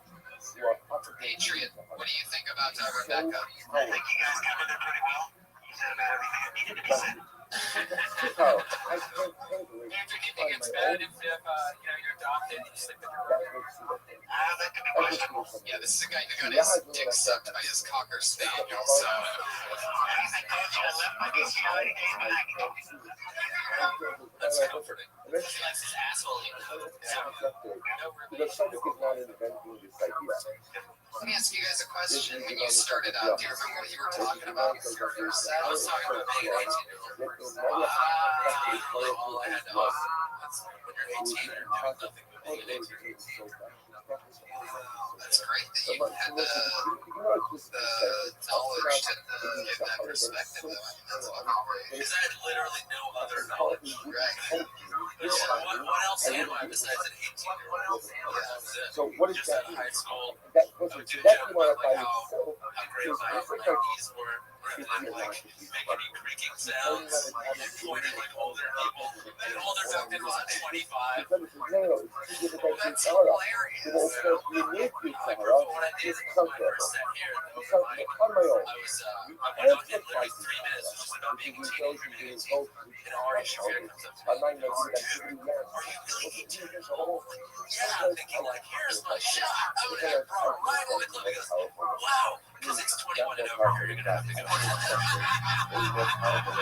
Walks me right out the door. That is so fucking Ari Shaffir. And for 3 fucking years, I would have to wait outside before I went on, and then he would if it was cold and rainy, I would walk into the stairway in the OR, and he's like, you see that threshold? That's for 21 and over. You're gonna have to go on the other side. Wow. That is so hard. And then he helped me get a job here, so I don't hate him.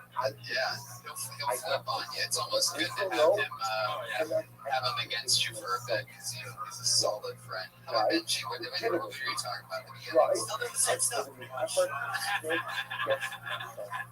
Just like silly one-liners. Do you remember one that you would never do again that you did back then that you were sort of embarrassed about? I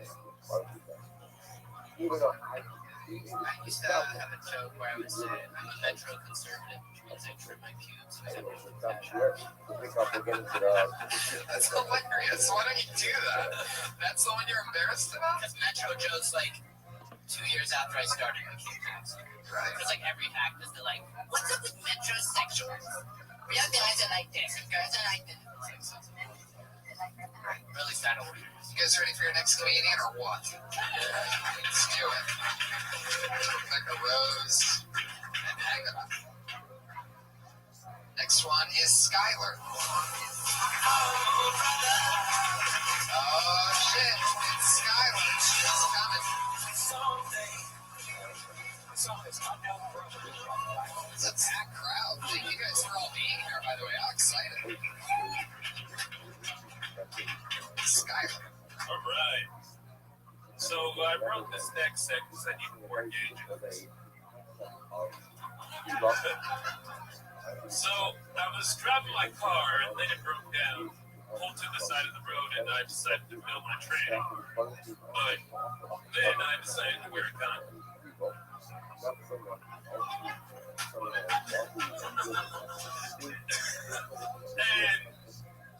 And I was talking to a friend. He was like, "Hey, I told him to stop being a fag." But he was like, "Oh man, that hurts." A cigarette. So I'm gay. I'm gay all the time. You know, but there's some assholes out there that don't want you to be gay. So I say, fuck them. Thank you very much. I'm Skyler.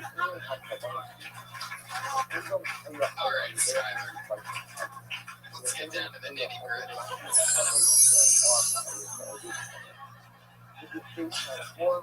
Can't do any of those jokes ever again.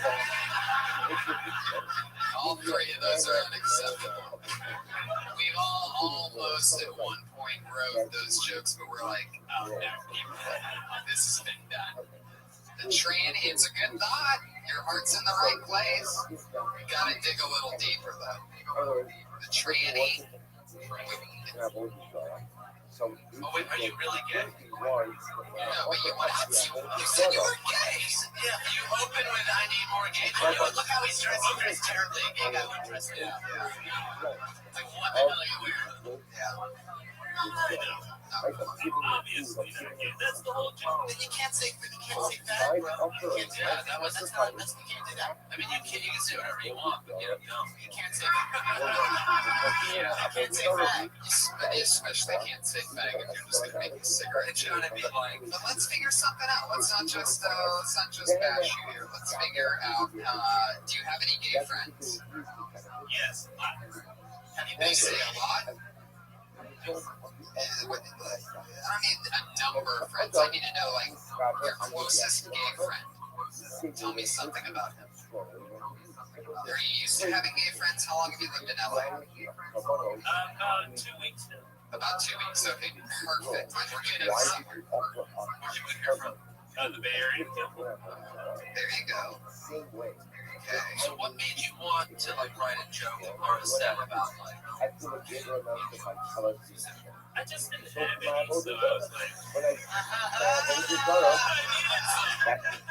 That's the most honest, beautiful thing I love it. I love it. So was it like I want to write some controversial, like shocking kind of gay jokes, or you just want to tackle that big one? I wanted to. I have a set called Chicken Man. That's kind of gay. Why are you obsessed with gay stuff? Well, Chicken Neck, it's not really gay, but you know, it just rolled into that whole deal with the Catholic churches. Well, Chicken Neck is every step of your guys' conversation about having meat dick. Yeah. So all your gay friends are in Oakland, is that correct? Yes. Alright. So you don't have any gay friends in LA yet. No, Do you think that the gay people will be different here than in Oakland? Okay, then you'll never have a gay joke. I don't think you understand what I'm trying to do here, Skylar. I'm trying to help you write a joke right now. What's going on in your life? What's actually going on? What's up? Well,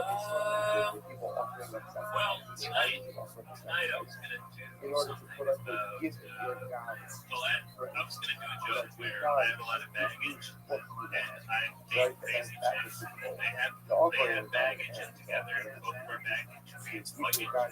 That's a lot of your around. I just asked you what's going on in your life, and you told me the fourth worst joke. But that's at least more than what's going on in his life. I love your spirit, Skylar.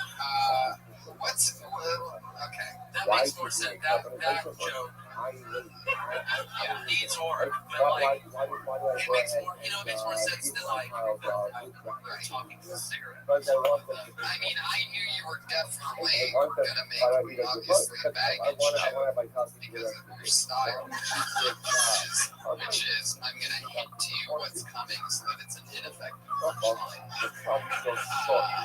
So let's talk about something else. 2 weeks you've been in LA. Okay. All right. Do you have an apartment yet? No, not yet. Where are you living? With my grandmother. Why the fuck are you talking about that?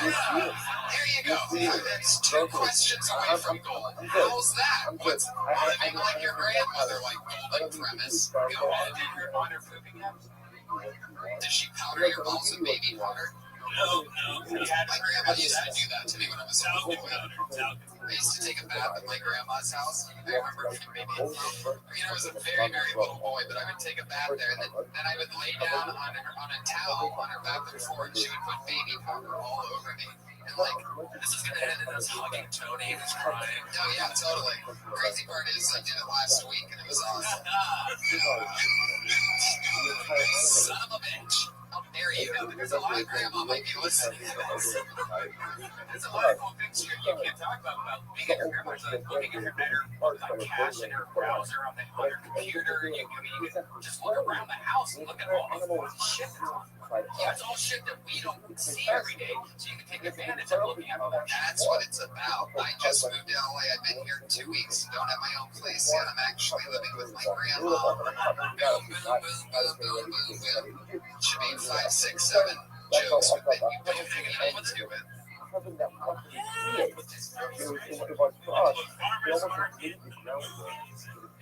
shit, you're crazy. I mean, there's stuff in there. Yeah, There's stuff in there. what movie did you see with her? Are you serious? I took my grandma to see Thor at the beginning of the video. Yeah, totally. All right, there you go, Skylar, everybody. Write jokes about living with your grandma. Don't write gay jokes just for the sake of it. That's Skylar Comedy on Twitter. If you want to shout out to Skylar, he doesn't even have a last name, the poor guy. It's just Skylar. He's like Madonna, just one name. It's like Lord. Skylar, why don't you ever use your last name? Just yell. That's the worst. What's her last name? I love this episode so far. I mean, this is just like a slaughter fest the whole way through so far. It's just unbelievable. Patriots still wearing that hat.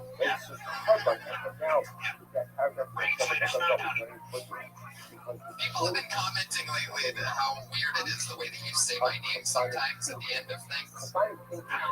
Yes, get to know me. I'm a very sassy kid. God You're gonna get to know me in these next few months. I love it.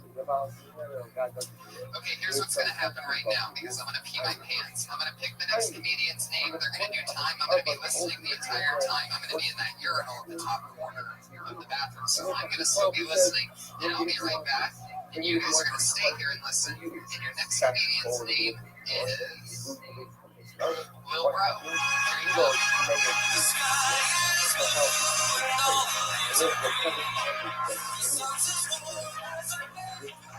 Tony gets his pants.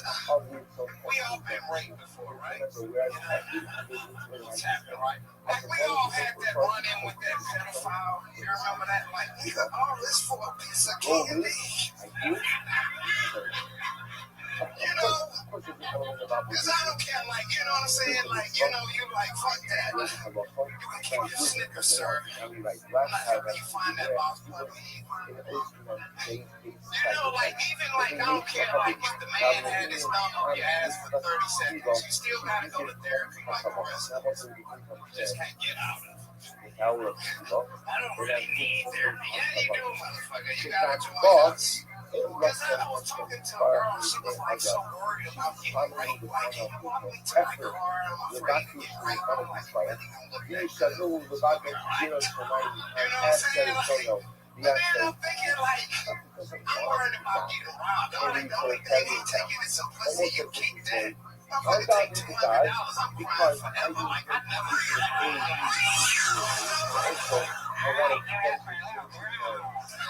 whatever negative thing. Oh, Jesus. A little bit of a reach on that one, right? It's where you get a little bit excited about your joke, and then, fuck yeah. Oh, bro, very good, as always. What are you talking about the therapy thing? I don't get that. Who has to go to therapy? No, I'm just saying, like, you know, like some people, they'll be in therapy. They're like, oh, it's like, let's get a good show. You know, what I'm saying? It might be in there with us, right? You know what I'm saying? We really molested at like 3 years old. Not a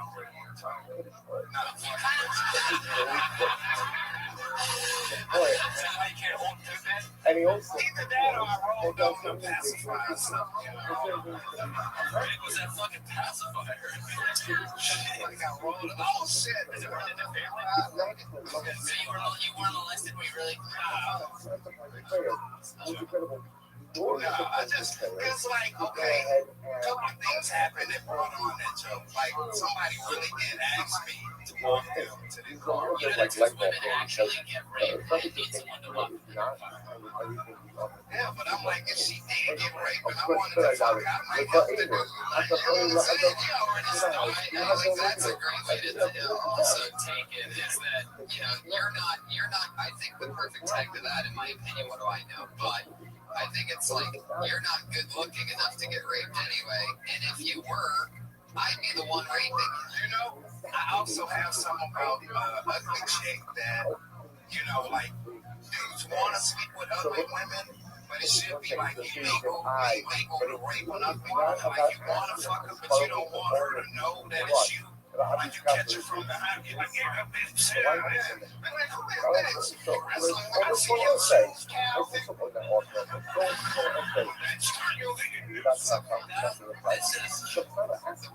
This is a great example of how, like, supreme confidence on stage can, like, you can kind of just get away with anything. Totally. And I was like, yeah, I kind of hear you. Yeah, no, that's totally not okay what you're saying. Delivery and all that. All right.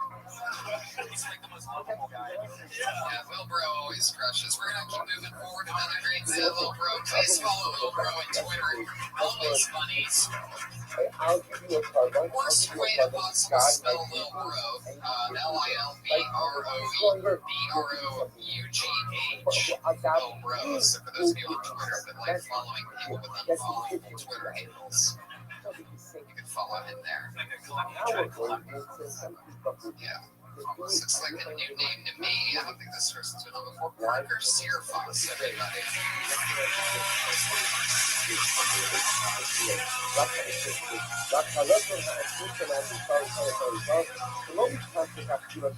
Hey guys, I just moved here from Texas.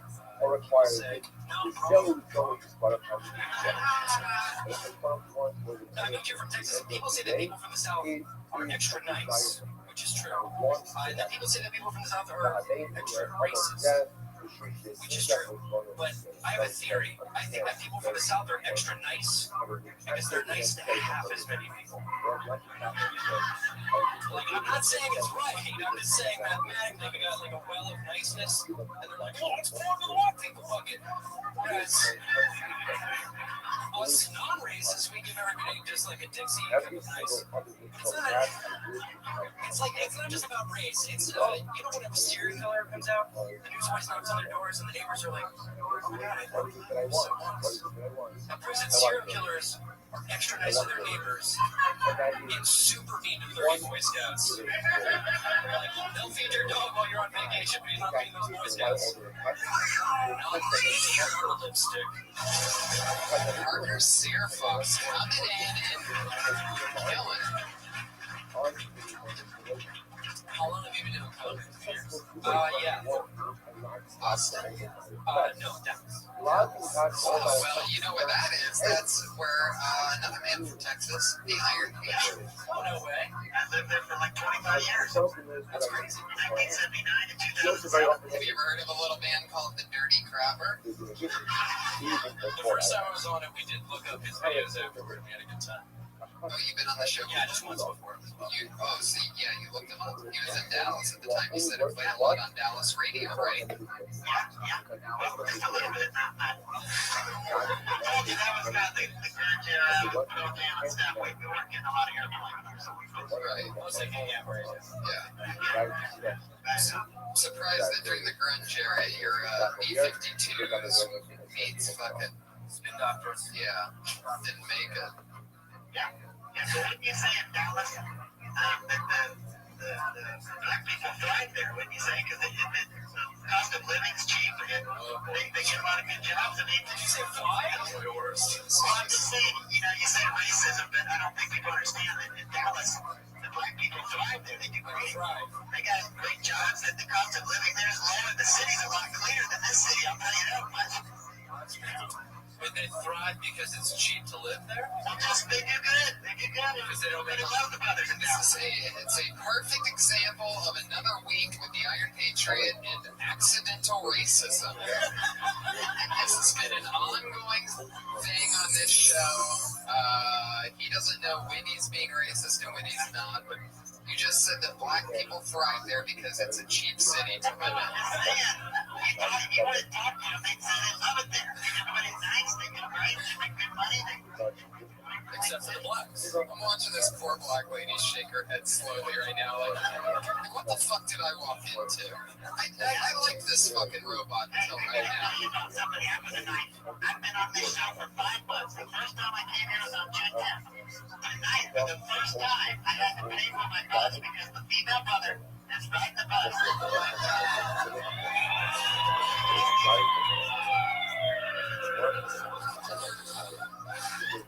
She told me last week that she said, last time you're going to have to pay. So I have my money ready. You actually paid $2 for the first time in 5 months. I've been writing free every day since.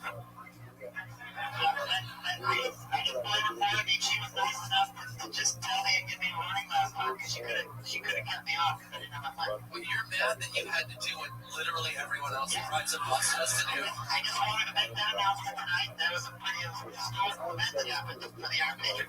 I need to backtrack here. Did you call female African Americans female brothers? Yeah. I think I heard that. Yes. Yeah, I told you the first female brother I was in love with. Stop saying that.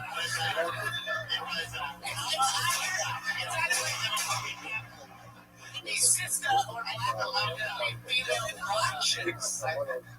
Patriot, tell Benji why you don't use the word sister. Wait till you hear this fucking scientific theory. I think about the term brother has been used so much. I just attached the female to it.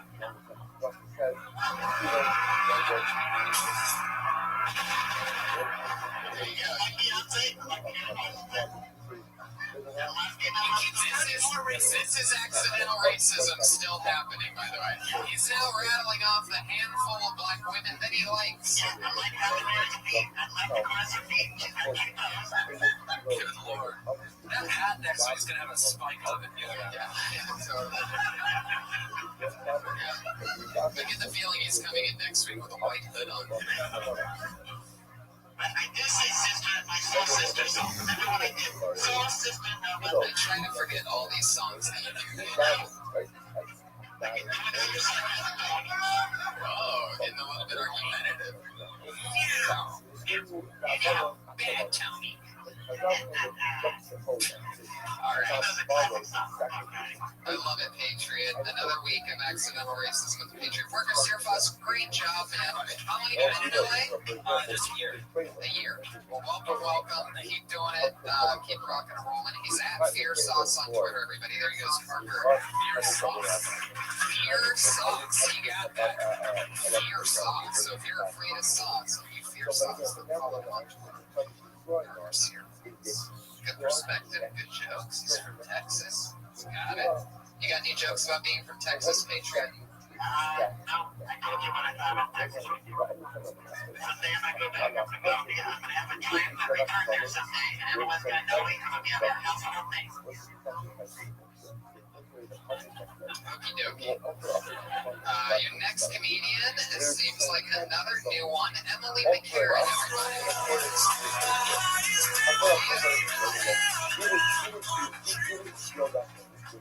Hi, so it's Grace speaking. Let me clarify. Groceries might be lesbian, so it's basically naked until I go my boobs. But really though, my mom is a total trip. She says to me, I don't like your name. No offense.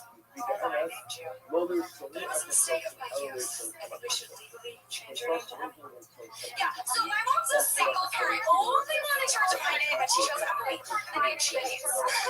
Yeah, so as an actress, I get to go on these like really early races. Like the other day was in the ghetto.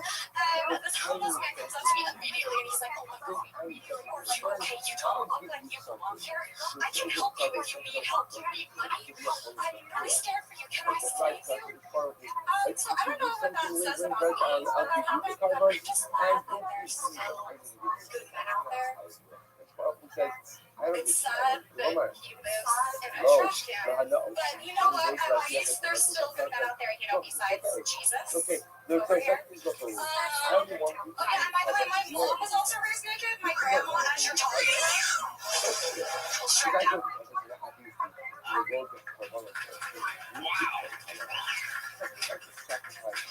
A lot of words came out there. Was I talking fast? You have the best cocaine and cleavage that a girl. Well, when you're creative and the person who would create you is on crack, it should cut you out for life. Not my mom, but the guy who brought my dad. Wait, what? Wow, look at you. You are bonkers right now. Yeah, I see what's going on here. The guy that's probably my dad. Well, because I was created from random animal sex. So the guy that my mom's pretty sure is my dad is a total drug addict. That girl was a lesbian. She wasn't being a good lesbian when I was created. How good is everybody?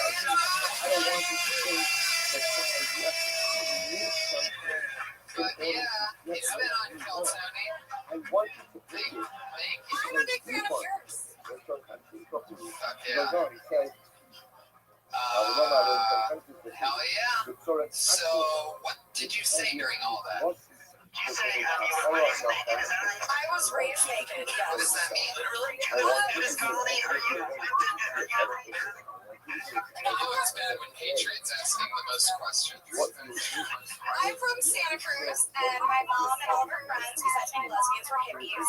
So I was naked until I got my breasts, because all the women in my life were like, oh, I don't look. And I was like, screw you, I'll wear clothes. Were you homeschooled?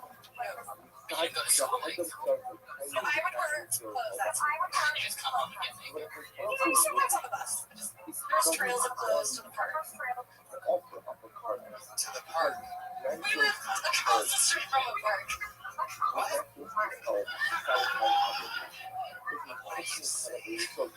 love when she laughs because I get to. Well, I am made of giggles and girls. Did you get a lot of yeast infections growing up just being naked all the time? Never. You think in Santa Cruz it's dirty. That's maybe at the pouch at bay.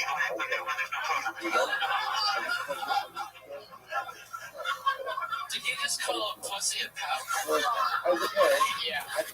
That's so like weirdly clinical. Oh, I know. And I would like to oddly brag, but I've actually never had a yeast infection. Since you brought it up. Wow. That is very hard to believe. Is that because you're so psycho that you pour Purell on every guy's dick that you have sex with? Yes. I'm just kidding. Emily, how long have you been doing stand-up comedy? I actually started doing stand-up in my living room when I was 4. But really, I started in August. Of this year, yeah. But it's something I've been meaning to do forever, and I was like, you know what? I have really big balls. I just gotta pick them up and go do it, because the worst that could happen is I fail, and then that's funny still. Are you really comfortable naked now? Like, can you get naked right now? No, actually, now that I'm an actress, I like to. I haven't stepped out of my bra and underwear, but that's it. We don't play. That's sort of like the guy recently who tried to challenge me to have sex with him by saying they can tell your girlfriend is I've seen this guy in his underwear on the stage. Yeah, that's true. And that would Why were you getting spanked? You wouldn't remember if it happened.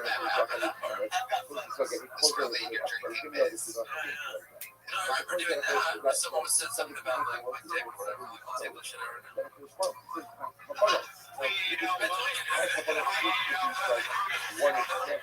Wait, but why were you getting spanked? Maybe I wasn't getting spanked. Something like that you were maybe I'm trying to back. I don't remember getting spanked. Maybe it was a wet dream of me. It's probably more like this. There you go. Walter Matthau. I'm sorry. It's not crooked, but it does go on. It's not like bent, it's straight, but it's crooked. Oh, it's like So, besides the fact that I talk really fast, you judge me. we have no idea really what We're we're talking about each other's dicks right now. Yeah. You've been doing that all night. Come on, I want to judge me. 50%. If you slowed it down by 50%, yeah, twice as much material, and we would We do don't even know what you're talking about. I have no idea what he's talking Bobby Lee, about. There's Bobby Lee. Did he just come up here to satisfy a bitch's dick curiosity and then just take It off? doesn't work like if you do it just because all the time wants to do this, something to it. It's only just in general about things. Well, but they laughed, so someone understood my really, really fast stuff. I actually don't mind the fast talking. I would just pick a topic and attack it. You're kind of just going like, talk about having lesbian parents, talk about being naked. Instead, you just kind of mention a bunch of stuff and you kind of breeze right through it. That's really great. Well, my humor is visual, so it's really hard to choose what I can say without, dancing. You're saying that the problem is that most of your jokes ended you dancing and you didn't want to do that tonight? Well, because a lot of people are listening and I'm doing my weird facial and body gestures. I do a lot of further spears. I would write 10 things on each thing. I would write 10 things on it. Because, for example, If you didn't think that talking fast was distracting, so I personally think it. Let me take your home to hypnotize everybody. Meaning, you say nice and I want this. I want this. But then what happens? I agree with you. It's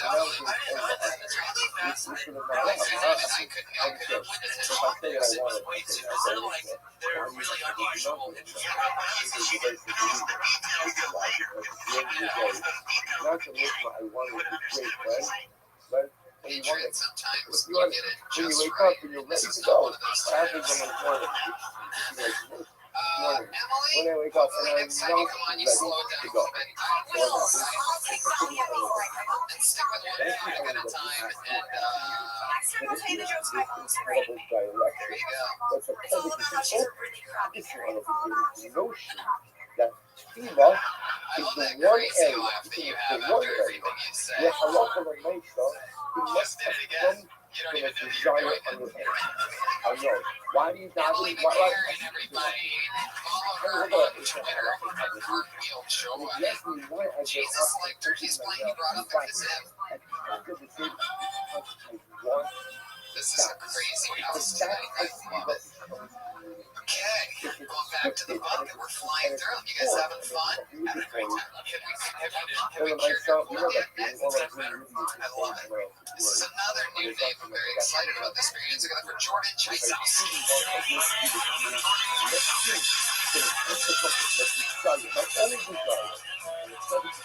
Hey guys, I moved to LA and I moved in with a roommate who I didn't know. And I had to tell him that I was gay. He's from China, so I didn't know where he stood on the issue. So I asked him, I said, Sishu, are you LGBT friendly? He goes, what's LGBT? Like lesbian, gay, transsexual, bisexual. He goes, oh, you gay? Yeah. Oh. I don't care. It don't matter to me. We have neighbor who goes to bed at 11. Alright, I'll just turn my sexuality off at 10:30. Don't want to get a noise from later. I can laugh on plus again. Like, there was someone made a fag pass midnight last night. I had several tenants who couldn't get to sleep. Fuck yeah. There you go. Very funny. Jordan Chase house. Awesome. So that's cool. That's all true. Do you have an Asian roommate? I'm on it. Fuck yeah. Very cool.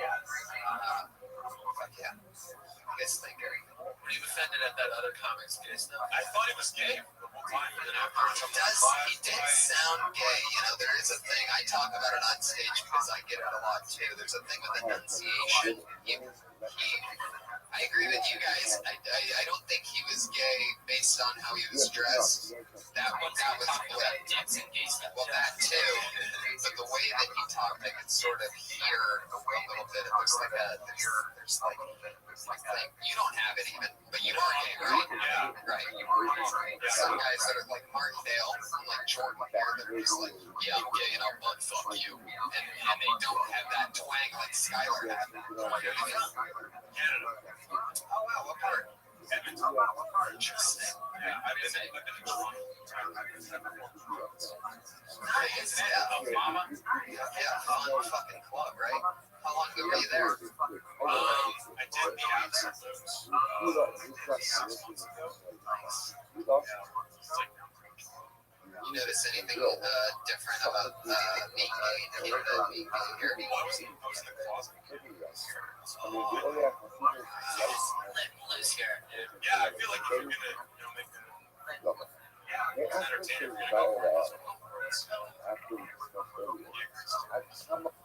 You gotta be so much happier, right? Every time that happens. well, it's like it's a process. It's like start meeting guys that weird person, feel uncomfortable, and then you feel like other people think it's weird too. Like I'd never hold a guy's hand.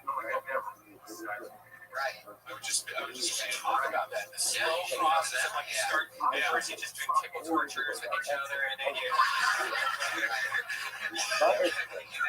stick one. What were you talking about in Canada before you came out? What was your stand-up? There's SWAT jokes, like not really. Crush your puss, bro. I love me some more puss. I used to do jokes about. You know what I hate about chicks? They don't like the cow. Well, I would be in small towns, and that material works. I talk about crushing pussies. So I would talk about trying to dance with girls, and girls dance in circles together, and you're trying to get in a circle, dance with them.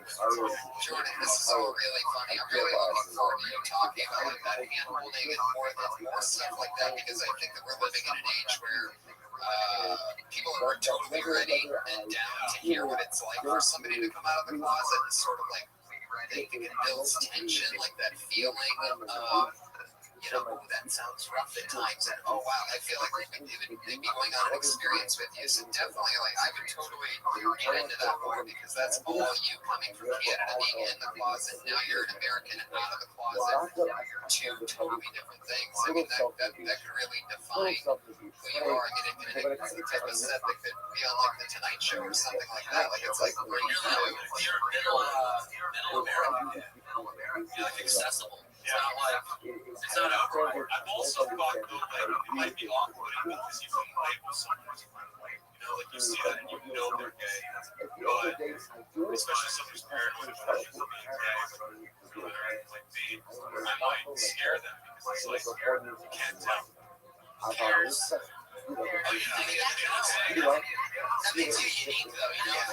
Most gay comics are there being like, I'm gay, and you're just talking about how great I am with cock, and instead you're like, hey, what's up? I'm learning to deal with cock, and it's just so much. But when you said that, I was like, it was an anonymous. It just sounds so Jordan to deal with. It just is like everywhere in West Hollywood. It's so interesting. Jordan, you're Canadian. It's very interesting. You should totally do more of that. Totally. Well, I want to. I mean, I agree with you guys are saying. It is hard. Sometimes. Let your fears go. You've already done so much. You're already halfway out of it. So just keep going. Was it harder to get out of Canada, or was it harder to come out? Like, because it's really hard to get out of Canada, right? I'm doing school. Oh, so you're only here for a certain amount of time. Are you going to go back in the closet when you get back to Canada? I know, right? I want to hear more about it, Jordan. I can't wait to see you do more time. Please sign up and come back on again. He's at Jordan Chizowski on Twitter. That's CHYCOWSKI. We're going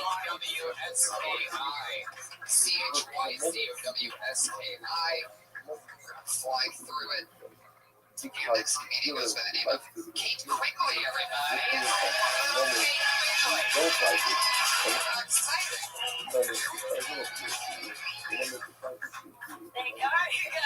You guys, I had to quit drinking recently. Super depressing. I don't think I'm an alcoholic, but I did find out that shaking is my body's way of saying I miss you. Tequila.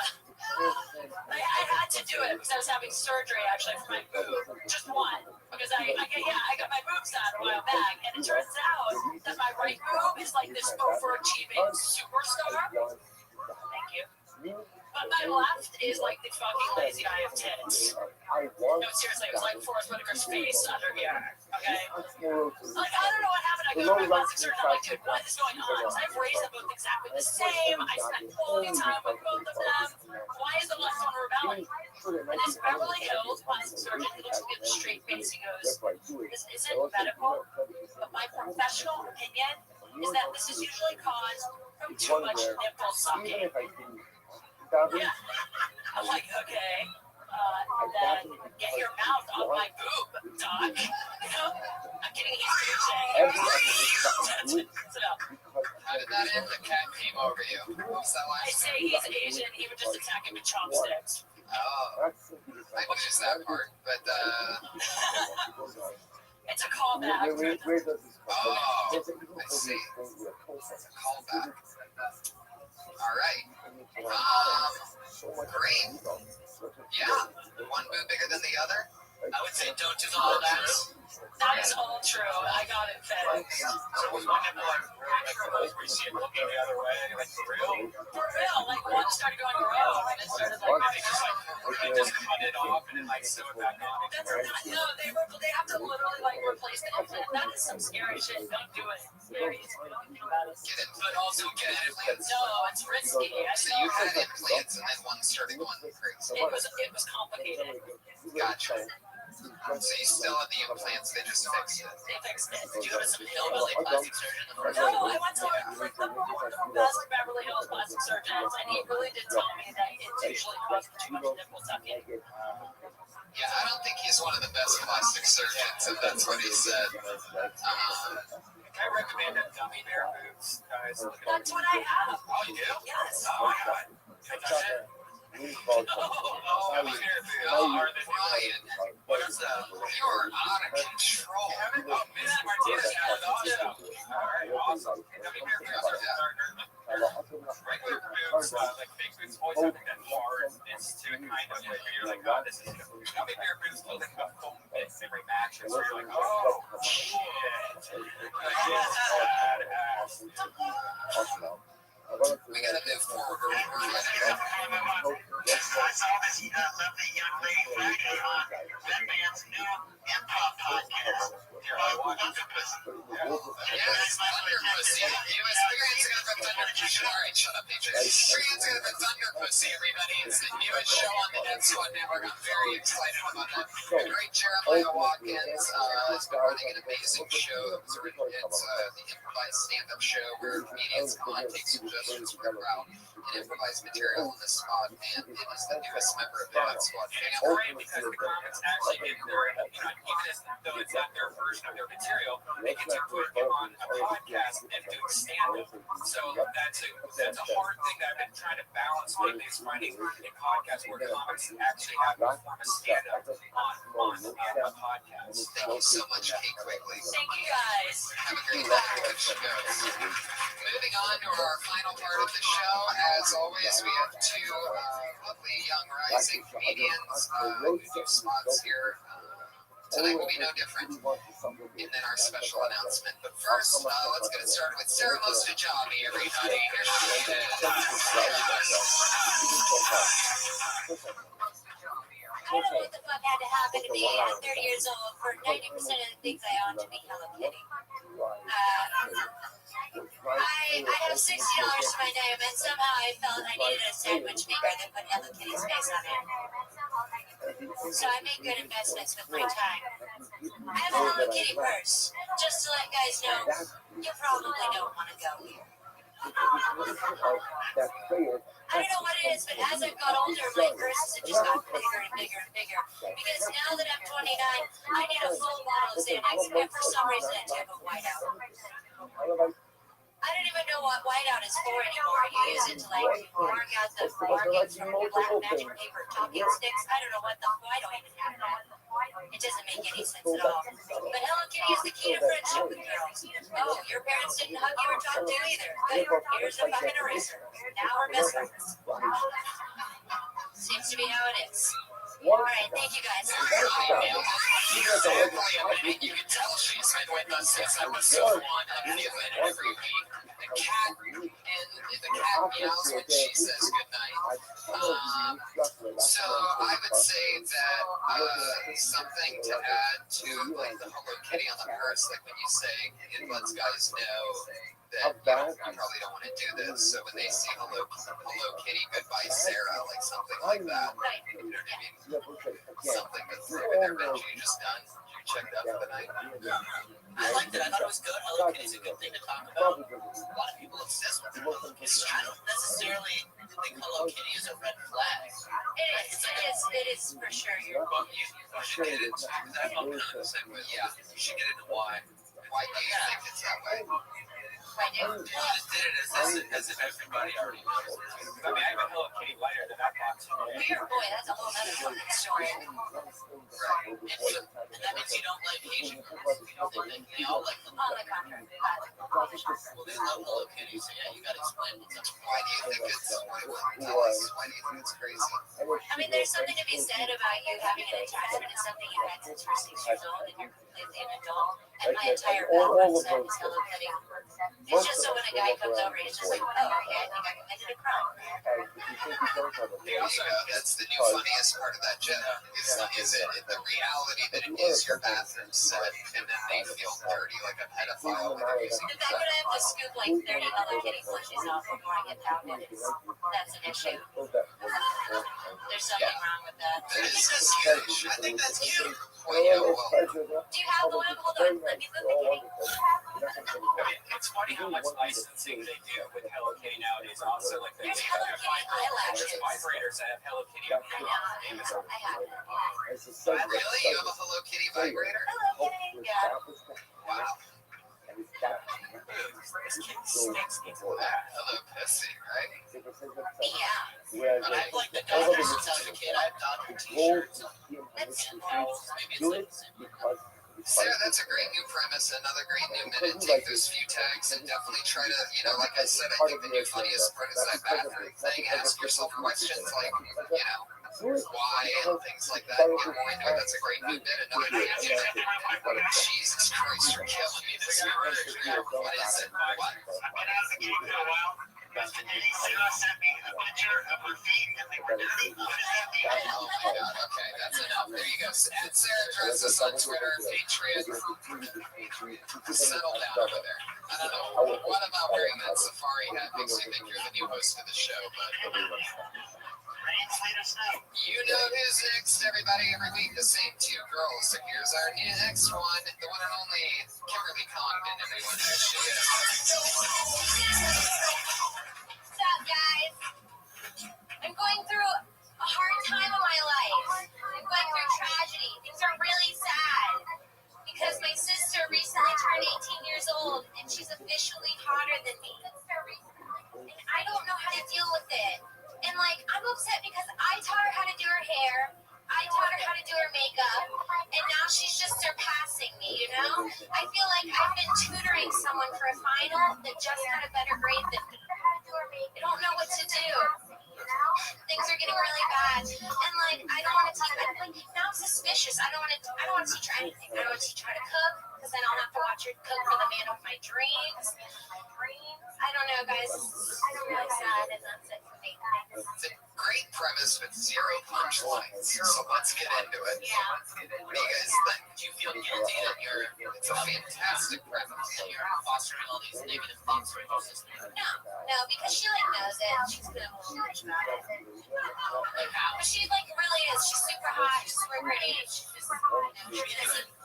She likes, she said that I was an ugly sister. That's okay. So you gotta put that out there because then you antagonize her and then we're totally on your side. Right. Yeah. Right. So that's gotta come first. Yeah. I had that, I don't, she wants me to do things like help her find a job, but I feel like as soon as she gets hired, she'll become a manager, Right. That just makes you sound jealous again. Okay. But it's so funny. Yeah, I just think, yeah. Maybe now that she's calling you ugly and she's 18, maybe you wish that you would have coached her differently. That's good. Right? That was sabotage. Maybe you should have told her to get that perm that, you know. Yeah, that's true. Like sabotaged her. Shave one side of her head. Because of his head. Yeah. Like, I'm living in LA, but I know what's up over here. Right, exactly. Yeah. The only thing is getting a permanent. Yeah. Or like another goofy things, other ways that you would lead her the wrong direction on purpose seems to be the way You that. know, the new thing is no ass, stop the spots. Right. Yeah. Shave one eyebrow. Yeah, exactly. And it should be, you know, it should get crazy towards something like that. Like the whole new thing, just shave one eyebrow. Want me to ruin this girl for you? No. Thank you, Ryan, but that's You're like, get married, get pregnant. You're ready. Yeah, exactly. That's exactly the way to go. Right? He looked really great pregnant. Yeah. Eternity's in. Right. So you gotta mention that she's against you so that you just don't sound jealous and then talk about how she's prettier than you, about how you wish you would have given her advice, and then start rattling off those things. It'll be a joke. Put your hands together for Kimberly Condon, everybody. Follow her on Twitter. She's at Kimberly, at Kim Condon, at Kim Condon, right? They're both at Kimberly Condon, at CONGDON. Oh, yeah. They're both funny, but those girls are always getting funnier. Yeah, isn't it amazing? Which brings us to our special announcement, everybody. Our first ever special announcement here on Kill Tony is that we are adding a third regular to the show. Put your hands together for her. You've seen her here before. She was with us with Maren and Benson at the LA podcast. It's at Sarah Whiteshank, everybody. Sarah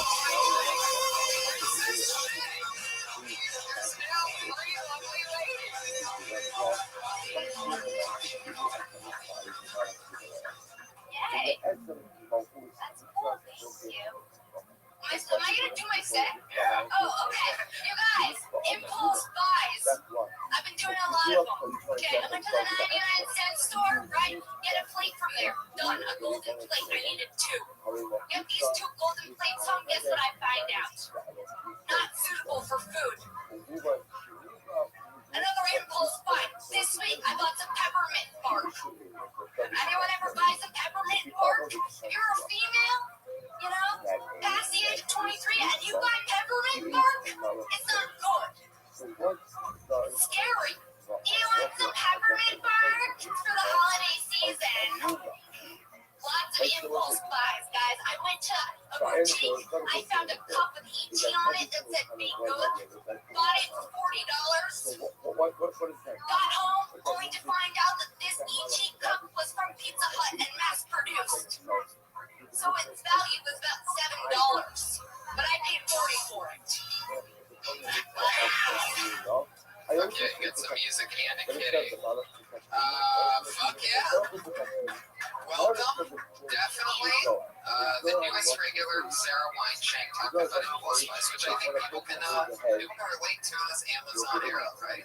Where are you buying these things from?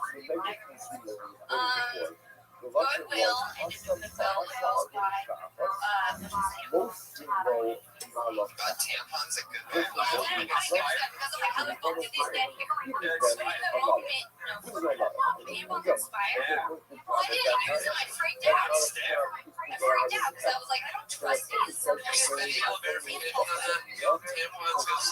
You're spending $40 on an AT something, and you're buying your tampons at Goodwill. Yeah, right? Yeah, I'm like, I didn't think it was see, right now you're talking differently than you were doing. Yeah. You sound like you're from the Bronx. I did? You sound more confident than the Boston girl that was just you have like an accent. I've never seen you on stage when I talked to you last stage. Yeah, I don't You know. sound totally different. You're like, What are you doing my tree now, bro? yeah. There was like total like dude-ish kind of. Really? Yeah. No, you know, seriously, if that's the way that you want to do it, that's cool, but, you know, Is that yeah, I'm not judging her. No, I do. if that's what you sound like when you're projecting, then that's fine. Is that what you think? Where are you from originally? I'm from the valley. can't do that one. I'm from the Give me one. So is that intentional or is it just... No, it's just, I don't know, when I get emotional, I start explaining something Give it a mouth. and Give then it a mouth. I feel like for some reason I bugged out. Like, It's weird. I totally wish we could help you more. We have completely run out of time. Welcome to being a regular on Kill Tony. That's our first appearance. On Twitter at Princess Shake. That's SHENK. She is the newest. There will now be 3 regulars at the end of every show.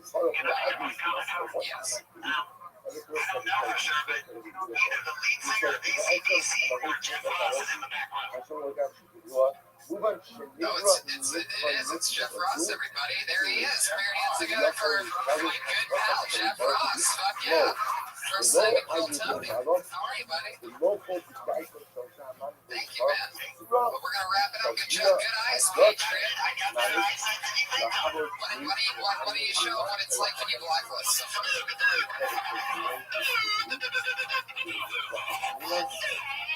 He's a robot, Jeff. All right, thank you so much for listening. You guys have anything you want to promote? Anything you stuff on Twitter?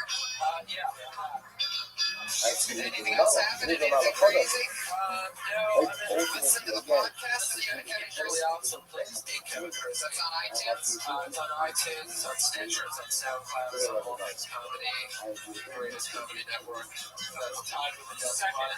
How dare you, you son of a bitch. It's private promotion. You know I love the And at Bench, you follow one of my great friends. What else is happening, Bench? I tweet stuff. That's at Bench. You follow on Twitter. At Josh Martin Comic, our producer who made many cameos tonight. At Comic Patriot, as always. Great episode. Thank you guys so much for being here. At Red Band. At Tony Hinchcliffe. Please tell friends to listen to this as well. I have so many people telling me that they're huge fans. I'm like, do you ever tell anybody about it? And they're like, no, it's my own little secret. Oh, fuck yeah, they're flipping it quick. Stick around for another Dead Squad doubleheader. It's the Ding Dong Show up next with Don Barris. Thank you. Good night.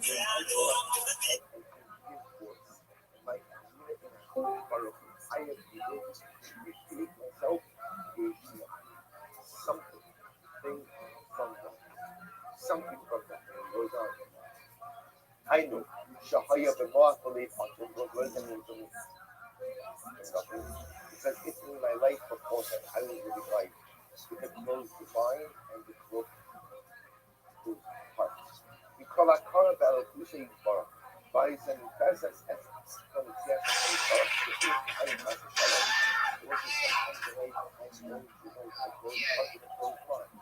How are you guys doing tonight? I just spilled my coffee first thing. It's a sign of the fun to come, everyone. Sponge. It's going to be wet all night. How about that? A little behind the scenes show business magic. We're dealing with a wet coffee table. We just started to go coffee table. How's that for some humor right from the get-go? Anyway, it's good to be here. I've been told that this is episode 25, everybody. So exciting 25 Mondays in a row. Many are calling the fastest growing comedy podcast of all time. So no big deal. Unless you care about that. So it's very exciting. Things are good. Brian, we just got back to Vegas. Yeah, I got to see the fights. I went to a nightclub, and there was only one table with one of the guys I was with had money. And they were like, hey, we want to chip in for a table. I'm like, looking at my wallet, like, oh, I gotta go to the ATM. And I'm thinking, like, $20 maybe or something, 20s. And they're like, oh, it's a $2,500 table. Oh, Did you know that even existed? no, I don't hang around people that don't suggest that. Right. And then, like, it was really weird. It was like, because you're right over where the DJs were, like, on this huge booth. And you just got to see how much they don't do. Right. And the guy was like, some guy came over and he's like, oh, it's pause. And this other guy walks out and he presses play, and it was like, guys, they're over Tiesto or whatever his name is, like some famous DJ, I guess Tiesto, or and he just seriously, there was like 4 tables of like just like with one big red button that you would push and make the CD sound weird for a second, and then Those DJs have it made, man. yeah, They're not doing anything. nothing. And they just hold that thing up, and they're like always the one dancing the hardest on their own shit that they've already heard 1,000 times over and over again. Like they made it that way previously, and then they're just hitting play on something, and then they're dancing and touching things. But it's gotten to a point now to where, like back in the old days, they used to have a record, and you could see them blatantly having to stretch that record. They didn't have the technology to just lay down the track and then put that on a record and have one record playing while just making it look like you're scratching it on the record. But now technology has caught up to the DJ. Meanwhile, they're making hundreds of thousands of dollars at these fucking gigs. Yeah. And you can do it. Yeah, I think that there's probably about 5,000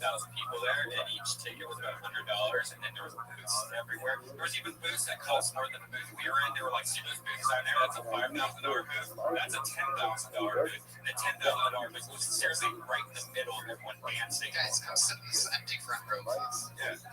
It's very, very. Thank you. So me and you had a little conversation at the beginning about the 7-minute song. You really want me to change the 7-minute Every song. Monday, the only thing that has stayed the same since all 25 episodes since we started this thing, except for one night. We've always had the same 7-minute count, like there's a 7-minute warning, and then Balls in Your Butthole, which is the song right here that you guys probably heard. It's a delightful song about putting your balls in it eats away at my soul every Monday.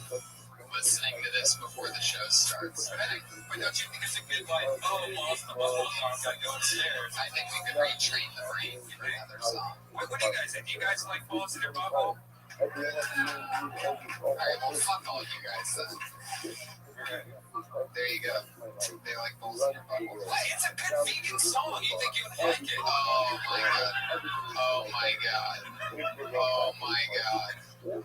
Oh Jesus. Is the ball falling out? What's going on over there? Oh my god. How's that a vegan song? Why do you laugh at that hard Asian guy? What's so funny about that to you? You like vegan chicks? You like skinny? Did you once like date a vegan or something and she broke your heart? That's normally how that happens, right? Why do you hate vegans? Alright. I don't know why I'm talking to you on a podcast right now. Nobody can hear what you're saying. On top of you being unmiked, you're also Asian, which is very naturally quiet. The Iron Patriot is here, everybody. Speaking of Asian guys. I will lead these new Avengers into battle against anyone who threatens our way of life. I am the Iron Patriot. As always, live in the flesh. I learned something new about the Iron Patriot. I can't wait to hear it. I was standing behind him like this, awkwardly looking at his butt, going like, wow, I wonder where I could like put my finger in there to tickle him. And I couldn't find anything. And then I went around the front and I found this like little hole that you can tickle him in, and he's so fucking ticklish. Look at this.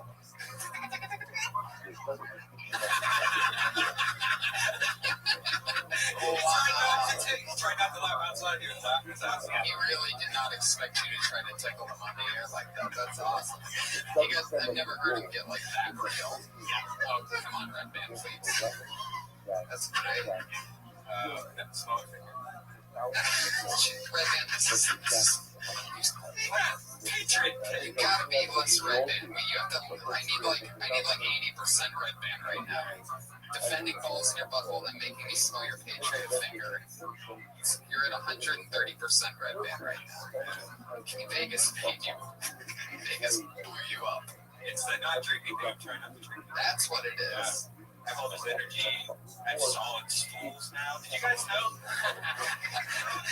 Did you know that you're not supposed to shit water for 2 months straight? If you do, you probably shouldn't be drinking. That's what happens to you. Another friend that I knew that just stopped drinking, he told me that he was shitting blood for like years, and I just thought that was normal. Yeah, that happens. Patriot, how's your stool been? I got my diet down so good now. There's nothing even on the paper. I can't even see nothing on it. My stomach's feeling good. I eat some veggie burgers every day. I eat the rice. I put some chips up in it. I eat the green beans. I eat the Wow. Have you ever had to poop while in this suit? Wow. Your left arm almost twitched off its hinges on that one. Oh my god. I've never seen a robot do the robot before, but it's fucking happening.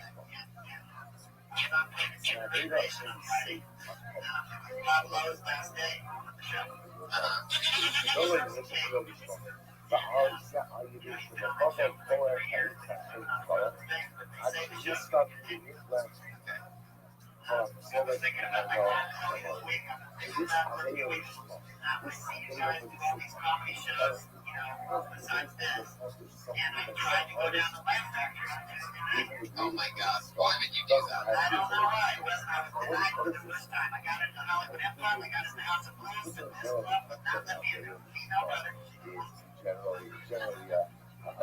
saw that guy back there in the corner. I saw him there. Then he comes to this show. He's an older gentleman. Did you see me? Saw me, didn't he?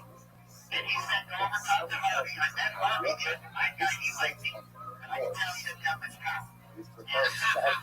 See, you're supposed to go down there and wait 3 or 4 hours, Right. 4 or 5, and then you get a ticket for the next one. So wait a second, what were you trying to do? What was your goal? You wanted to go on stage and do the open mic. I didn't know for sure how many hours. What did you want to do? Well, I was going to go over for 3 minutes and let me on stage, and I was going to explain who I was, and I was going to maybe tell some of my jokes, maybe some things you picked for me. I was going to tell about those. Can we get a little example of what your stand-up would have been like on that day? So first of all, let's just say you walked up to the stand and you had to put it all the way down like how it is. That's the first thing people would see. Alright, whereas everybody else lifts the stand anyway. So give us a little example.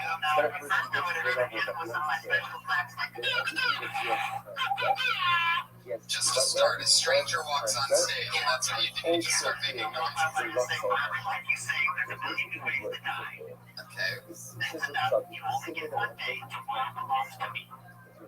And then I'm going to tell him about that I ordered my costume in November of 2011. It took a year and a half. It's ordered from Norway. What's funny about that? Well, I don't think I'm like Joey B. I think I have tough stories. I don't think I have. But at a comic club, you have to have those stories be funny. And if you're just talking about ordering a I product, was going to get to the female brothers and the Parkinson Recreation. I was going to do some of that too. I don't know. Maybe I should just do this show and do conversational comedy. I'm not confused about Ric Flair. I'm happy with this show. I think, you know, Maybe I should do this show. no, I mean, just this. I'm happy with this. I get to do songs here and This stuff. fucking guy has been trying to jump ship since like week 3. Because you feel guilty because you guys do so many other things, and then I just do this. But I'm kind of more limited than you guys. I can't go to things. So the lady would let me in. She said I need to come and get my string closed next week, and I'm not going back to the life. I told you about that place, didn't I? I didn't believe you. I was down in the diving club. They let me on the bus. They let me in every club. Let me in every place. Now, see, my brother, you don't like me. Josh, what are you doing back there? Putting on a fucking light show? Just let it be how it is. I keep seeing these glaring in the mirrors. Jesus, Josh, just relax. Or get your hands together for our nervous, neurotic producer, Josh Martin. Always mumbling and fumbling, knocked over. He did just 15 minutes ago, he knocked over all of the waitress's drinks. There you go.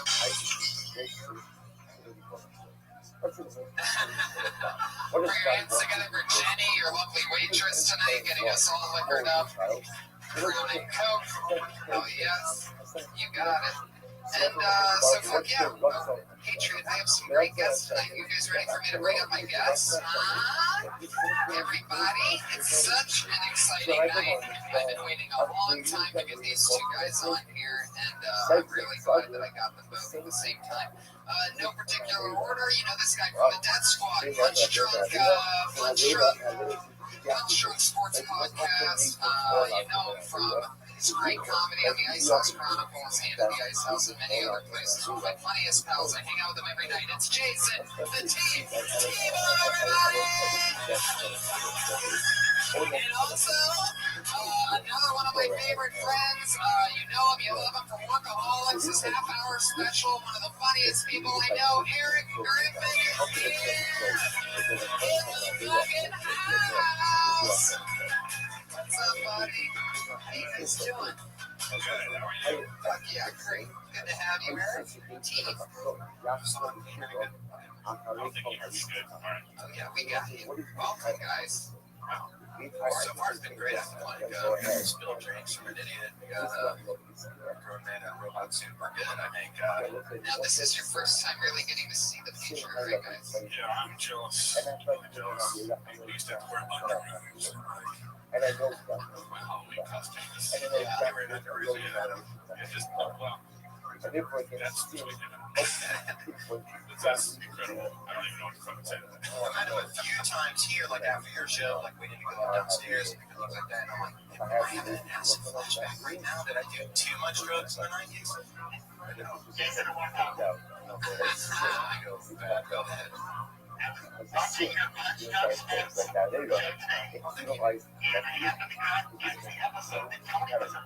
Oh yeah, he's on tomorrow actually. He's on tomorrow. He said that he wanted to I really better see that is so but he said he also might have thought that it was because she had a fever. Now was that young fever so great. Oh, you didn't say that you hooked up with a black woman. Yeah, you just said inner temperature. Yes. Yes. now I It felt that way. Now I know what I have to work on. No, either black women have a special vagina, or the one I was with did not have had a flu or something like that. It felt like it was about 99 to 100 degrees. It was fucking unbelievable. Well, what is this supposed to be? Room temperature? No, dude, it's supposed to be Almost 73 degrees in vagina. I'm telling you, this was, if I could up just the vagina temp a degree or two, I would. 1 degree. I'm telling you, it's fucking crazy. But I felt it. I don't know whether it was, maybe she had a flu. Everything was lovely about her. Everything was, I mean, this is also one of the most beautiful women I've ever met. What's the most beautiful women you've ever fucking watched and never talked to again? No, actually, I got to hang out with her for an entire summer. I was house sitting for Benji. He has a mansion in the Hollywood Hills, or had a mansion in the Hollywood Hills. That's where he was living at the time, and I was house sitting for him for an entire month. And She was some sort of employee that you had. no, I mean, you can, and this was, I was still working the door here, and everything was made. Like I told you're gonna get it made. I had no career, I had nothing, but all I had was the leverage of house sitting for my buddy as a mansion right up the Hollywood Hills. And That's all it takes in LA. one of the best summers of my life. Did you ever play it like it was your mansion? Like any come up place in the house? Yeah, it was unbelievable. You walk in and there were just, it's like, it's not Italian-ish. It's like little Jewish things everywhere. Quick question, what's with the sword? Broken sword here. Well, this is the sword of Guilty Card episode 25, so it's taken a beating for the $8 that I paid for it in China. It's a beating. See, that would be an opportunity where a bad joke doesn't even fit. So that's like a double whammy. Like you're trying hard and We restarted. doesn't even make His first minute, right? Other free talk, like Red Band's gonna make a couple bad jokes and we're gonna start the show. Yes, of course. Jason, do you think we can bring glam metal back to the strip if we got Tony in that yellow suit, big on the third Kill Bill, and got the wig on? If we can bring glam metal back, I definitely am pretty sure Tony got a couple perks himself if you Yeah, but he looked good. Tony kind of reminds me of David Bowie. You know, David Bowie's been married to a black woman for the last 20 years. And now I found out thing about Tony on your podcast. I'm ready to rock it. I know you. I know that you're going to the doctor. The doctor diagnosed. Oh, because I know that they now, I know it's one thing I can deal with it. I can deal with it. But I know I have What I want to ask you is, are you aware of the story where they trip with Norman Osborn, aka Green Goblin? just got my diagnosis. I know exactly Not aware. Not sure you're about to what tell me. the problem. Now they changed it up and I have the 3 and I want to hear your thoughts on it, but that's okay. don't know, man. Well, if you really want me to bitch about Marvel comics, I'll say this. You can't have a movie like Thor and have aliens attack and then the other Avengers don't show up. That just doesn't make any fucking sense anymore. You can't create a world where we know the Avengers exist and then like, oh, so they're just like busy that day? Spider-Man's just gonna kill one. Oh, no, Spider-Man's okay because he's not in that world. But they've created the world of the Avengers, the Hulk. Spider-Man was an Avenger fan, yeah. I know, but he's not in the fucking movies, nerds. Yeah, but as I'm saying, it takes place in New York, and if this was like a true like Avengers movie, but I'm okay with like not having those worlds connected. They actually connected the world. I'm talking about the actual movies. They like Peter Parker's like eating pizza, watching the world come to an end. He's like, oh, looks like Thor's got it. Let Spider-Man go. Let's see the movie with the Hulk, Captain America, Iron Man. Those people should show up. Yeah, they need to bring in their stars. Yeah, it doesn't fucking make any sense. You work for Sony, is that why you're getting ignored?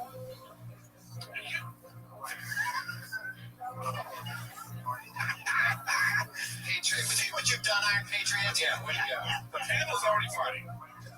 This is very weird, like, nothing from this group right now. Yeah, it's like, really, really tight. These guys are like, just go ahead and start. America doesn't have talent, please. You guys, do you need like a hostage negotiator or something like that? Do you really want to be here? Like, are you going to get involved? This is a very AA meeting-ish right now. It really is. It's like being at the Apollo and trying to like talk about life before showtime at the Apollo starts and like, just give us a reason to boo, please. Could you get it started? Well, yeah, we might as well. You guys ready to get this thing started or what? We have over 30 Canadians that have signed up for the opportunity to do 1 minute. If you don't know the deal, it's something like this. At 60 seconds, you will hear tigers. By the way, Spider-Man was not an Avenger. He wouldn't have up his secret identity. But anyway, go on. Is that why? There you go. Fuck yeah. That's what happens if you try to run the sound of the mellow cat. And if you run that sound, that is one angry bear. You don't want to bring that out. So, I'm so confused right now. At a minute, What sound is what? At a minute, the sound of a cat. We have every cat sound. So what is complete silence for the audience do? What is that one?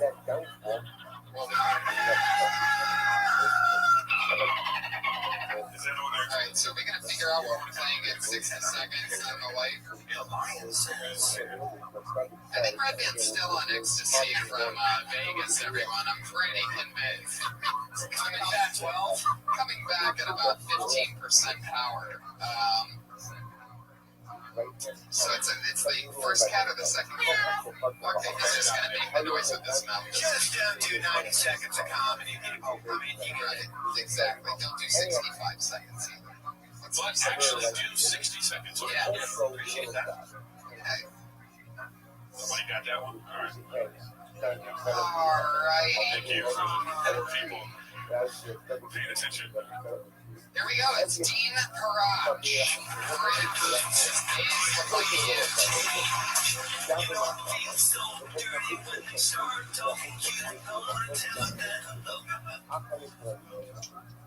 Hi guys.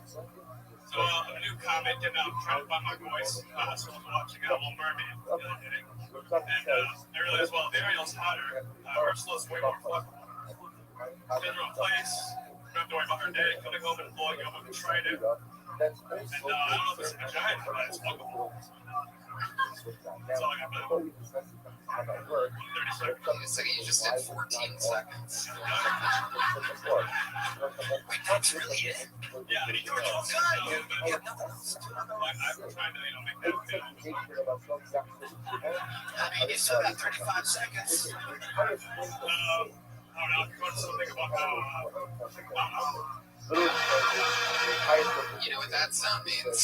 No, actually, we do. We were forming sounds before the show started, and now it makes sense. You don't want to look to know what sound is what. That was never a sound that we heard, actually. It was a giant honk whistle. The odds of us turning that Little Mermaid bit into something is, the odds are better if there being an actual mermaid that's on the show. I disagree. I understand what you meant. I mean, when I got up, I thought, like, you could have went with the aerials too hot and the fat girl. It's easier to fuck, you know what I mean? that's where you were kind of going with that, you know. So, man, that's such a mermaid when you get such a see that you should have talked about that kind of stuff. But there's no right or wrong way. Like you could have gone to like now you can start talking about fucking fishes or whatever you want to do, but you know, don't stop just because you have a little premise, make that your punchline, and then work backwards. Mermaids have buttholes, by the way. Oh yeah, they do have to poop. That's the hard part is finding the butthole. Like mermaids don't just like appear; they have to come from someplace. That's the problem. It's an obsession with Ursula. It's the weird. She's not weirdly sexual. Doing sex stuff. How was it? How was it to you? She has those little like squiggly like slave dudes when you walk in her place. That's weird. See what I'm saying? It's like right now you're more engaged about this than you were during your act. You know, so all I'm trying to point out to you is that just stretch. Get so nervous about this thing. It's like don't be just talk about what you think about. Especially for a minute. You probably stood in a mirror if you had these bits and you like talked about it in your apartment for 7 minutes. And then came here and gave us like 20 seconds. You got it built back. You had a complimentary way. I definitely think there's Definitely. Just stretch it out. I think your 14 seconds just turned into 28 in front of our very eyes. Well, obviously, like your whole demeanor, if you're just like nervous or whatever, it's like that. That's like you're not even doing your bit justice because you're worried about your performance, And that there is a captive audience, literally. You know what I mean? So, and like another compliment I'll give you, man, is like you had it, got a couple laughs, you never talk strong like me. These guys are all good comics in here. No matter how funny your first bit is, people kind of laugh at it, and then you get them on board after that. Like, you had them on board, and then you go, by the way, go fuck yourself. That's all you just finish yourself, man. That's all it is, Just one other cartoon character you want to fuck with. Exactly. That's true. Like, this guy got 20 minutes on social media, and always got a little bit. You're good. That's one of those. What's her name? What's the Daria? She's like, Dora and Daria. I started in the other nugget. And then we know an AP Explorer. You know why I speak Spanish? That's always a fucking Dora the Explorer.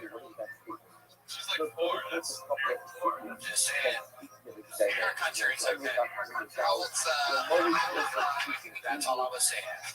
She'll travel to enough countries that I'm sure that she'll land if you wanted that. It won't be a problem. Someplace Asian. I feel like we've all learned a lot so far tonight. We'll think more about us then. Thank you. There you go, Dean Karach, everybody. Come on on Twitter. You guys remember any of your first jokes when you were starting? Yeah, I do remember a really horrible joke I had when I first started. It was about how there were no black people on Jeopardy, and if there were, you would have like the categories would be like flying singers, barbecue holidays, and I still kill it. Still on fire. I started college. I remember the first joke that got a laugh. It was like in the scramble light on stage, just like something like blind people that were there. Blind people were there. Like would start like chirping like birds. So blind people crossing the direction. So I told someone like I'm gonna ask like joke where to get a groaner. Get a groaner, you know what I mean? Like and I had more people on it. And The fact that he doesn't get for me, when I sing, that is the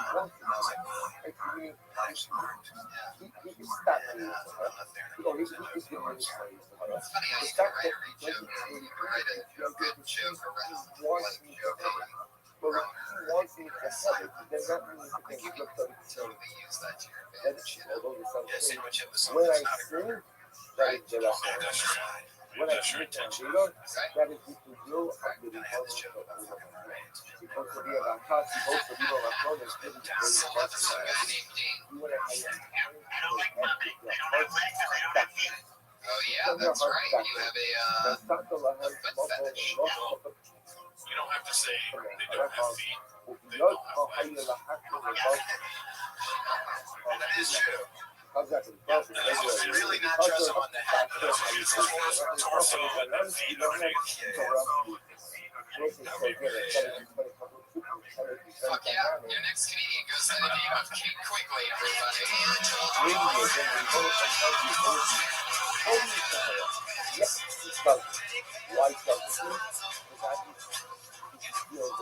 Hey guys. So I'm a really shitty dater, but I suck at picking guys. Because I want to believe every guy is the right one, so I just make excuses for him, you know? I had a guy show up at my house recently wearing a hat. For a first date, wearing a hat that says cop on it. End of the day, Literally. And I'm like, cop, that's not good. I don't know, like maybe he's not a homophobic guy. Like, that's not so bad, right? No, it means he's a dick and he's advertising it on his forehead, you know? By the way, I dated that guy for a year. True story. I mean, I feel like it could be anything. Like Hitler could show up wearing a shirt that says, I killed the Jews. I feel like I killed the Jews. That doesn't seem good. But maybe he's a stand-up comic and he really kills it in a room filled with Hollywood executives. I don't know. No, it's fucking Hitler. Like, I'd probably marry him. And that's how awesome I have been picking guys. You know, we'd have little Hitler babies running around. But you have to admit, they'd have amazing stage presence. Because Hitler had that. He had that. That's amazing. Yeah, 58 seconds. Yes. Start off by saying your internal clock was awesome because you're like, that's a minute. She just remembered sex with the guy with the cock on his head. Yeah. That's about right. Come on, people. So, guy really had a cock tattooed on his forehead? No, he had a hat that said cop on it. Yeah. The crazy thing is, I see the hat a lot.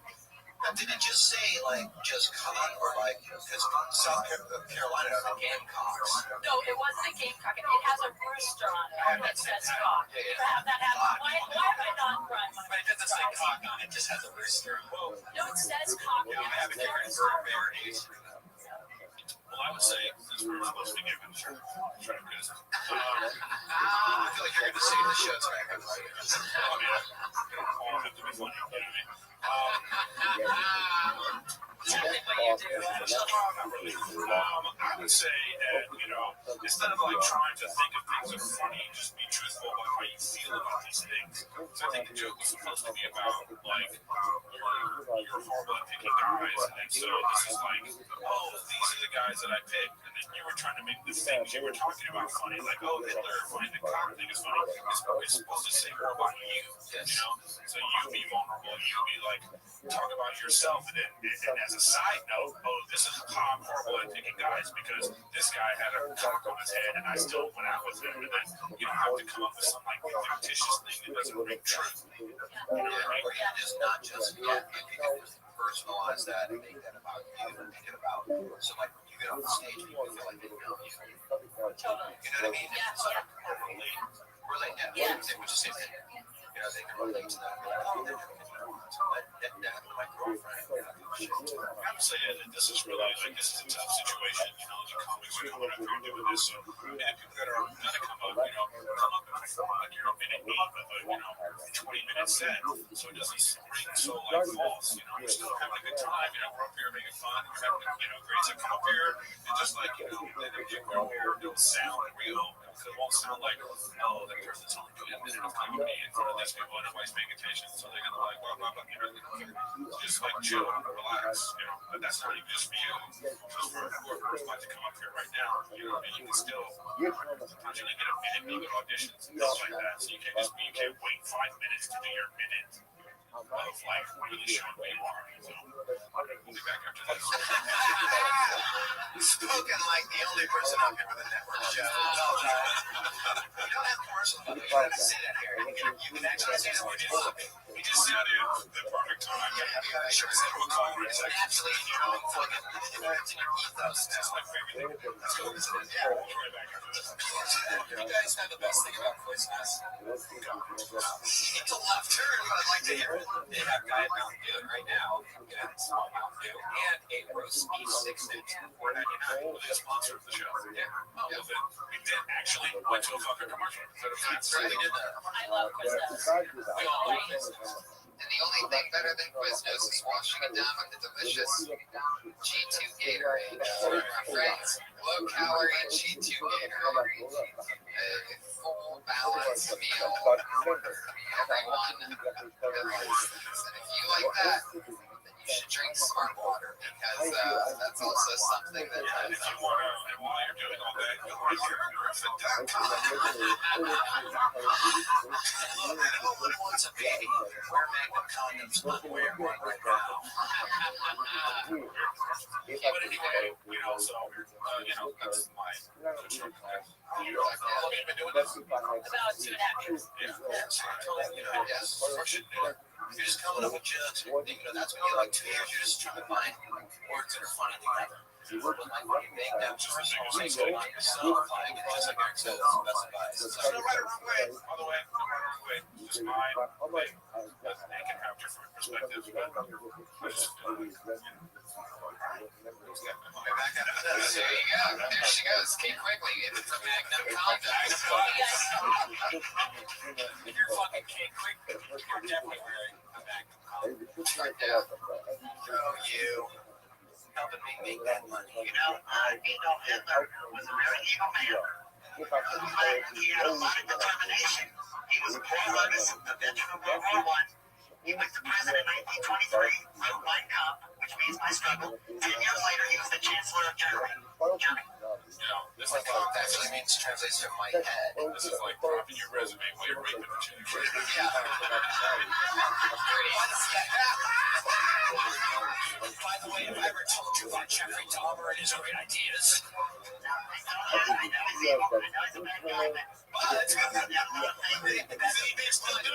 I know forcing my copy. Funny story about where I went to college. He was having a tough time in the 20s, and he rallied the country together. He was incredible when he did. Oh my God. What is wrong with you, Patriot? No, I love the Jewish people. No, I love the Jewish girls, especially. Don't get me wrong. Jewish girls especially. Well, you know about Patriot. I know the Jewish girl I really like is my last job in Constance, a screenshot of Little Lester. Yeah, I hear you. You want to have sex with Little Lester? Here's what you do. You wake up and ask Little Lester to have sex. That's all it takes, buddy. Jesus. Ouch. Obviously, the team's fucked a little less. Well, if you imagine her feet without all the hair, they look pretty nice. Oh, yeah. Don't tell that to this guy. This guy's gonna go nuts. Does she have legs attached to her feet? And next comic, So let's talk more about this rant you just put on for a second. I can't pull another Kim out of the bucket that quick. Where is that coming from? Just be honest. How do you have that take on it's the good in everyone. I'm just saying it's amazing. That country was really struggling. It was really proud. They got it together. But now went back after they went to the Ukraine in the late 30s and it got worse.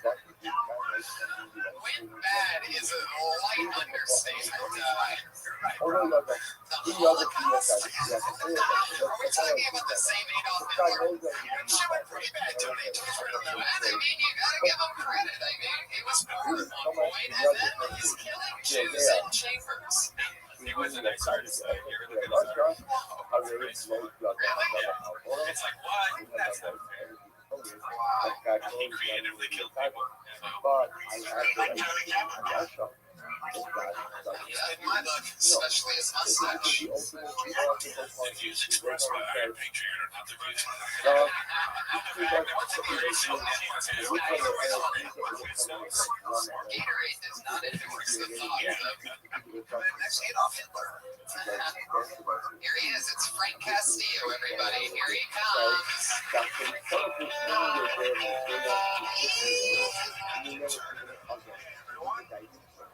I was at work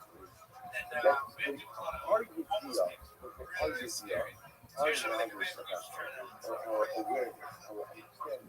We had one face guy come in and he was shouting. Everything else. What is that? Came in and he was just like, What's it? everyone should buy my package for $39.95. Make you a millionaire. Make you a millionaire. He's outlandish. The middle of it, he's like, I may be delusional and schizophrenic, but I know what I'm talking about.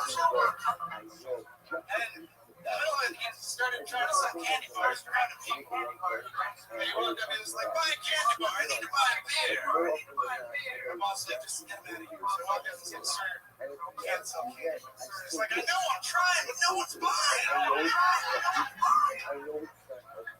In the middle of it, another homeless guy usually comes to our store. He met, and he looked at the other crazy guy, and he goes, crazy people. And I looked at him and was like, what? I'm looking at another homeless guy. And he's like, yeah, well, time to get back to the spaceship. Where do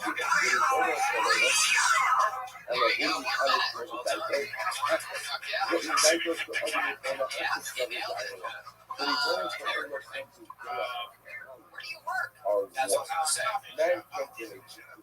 Just, you know, the only note I would give you is create that mindset, that hold up. Like, I know, like, picture in your head, right? Because you go into the bit, and all of your setup, everybody's thinking, they're trying to put themselves in that place, right? Create the place for them to be, and then make it funny, your personal take on it, and it's fun shit. And, you know,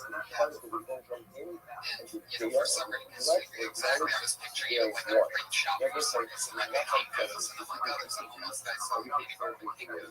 I don't know why, but that's just because I didn't have an answer. That's what I came up with after a few seconds. Picture the exact specifics.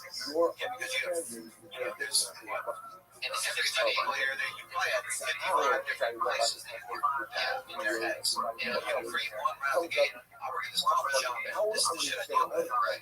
You know, 2 seconds. Plus, we're all used to seeing crazy people at coffee shops, so it's easily relatable. And the stuff that happens with it's funny as is, so everything else is pretty solid. But yeah, that's like a huge note, right? So, we all have to do those. No, it's true.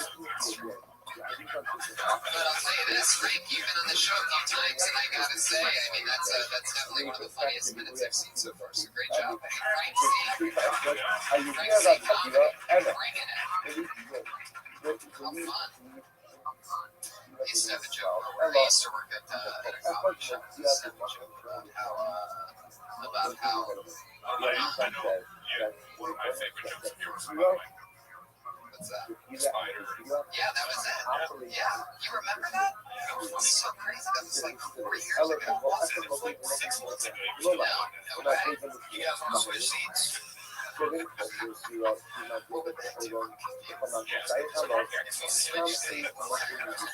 I see.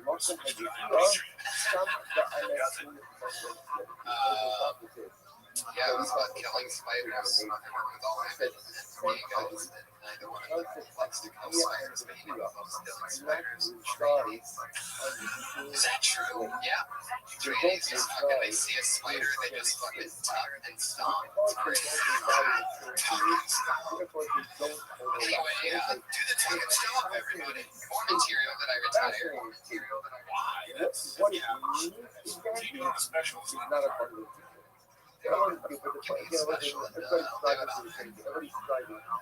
Talk to your peeps. I actually think we're the same age. Rambam is approach is that all you give different properties. Both of you Anyway, each one side of it. I can't relate to it a million years. Next comedian is Mike Grubbs. How about that?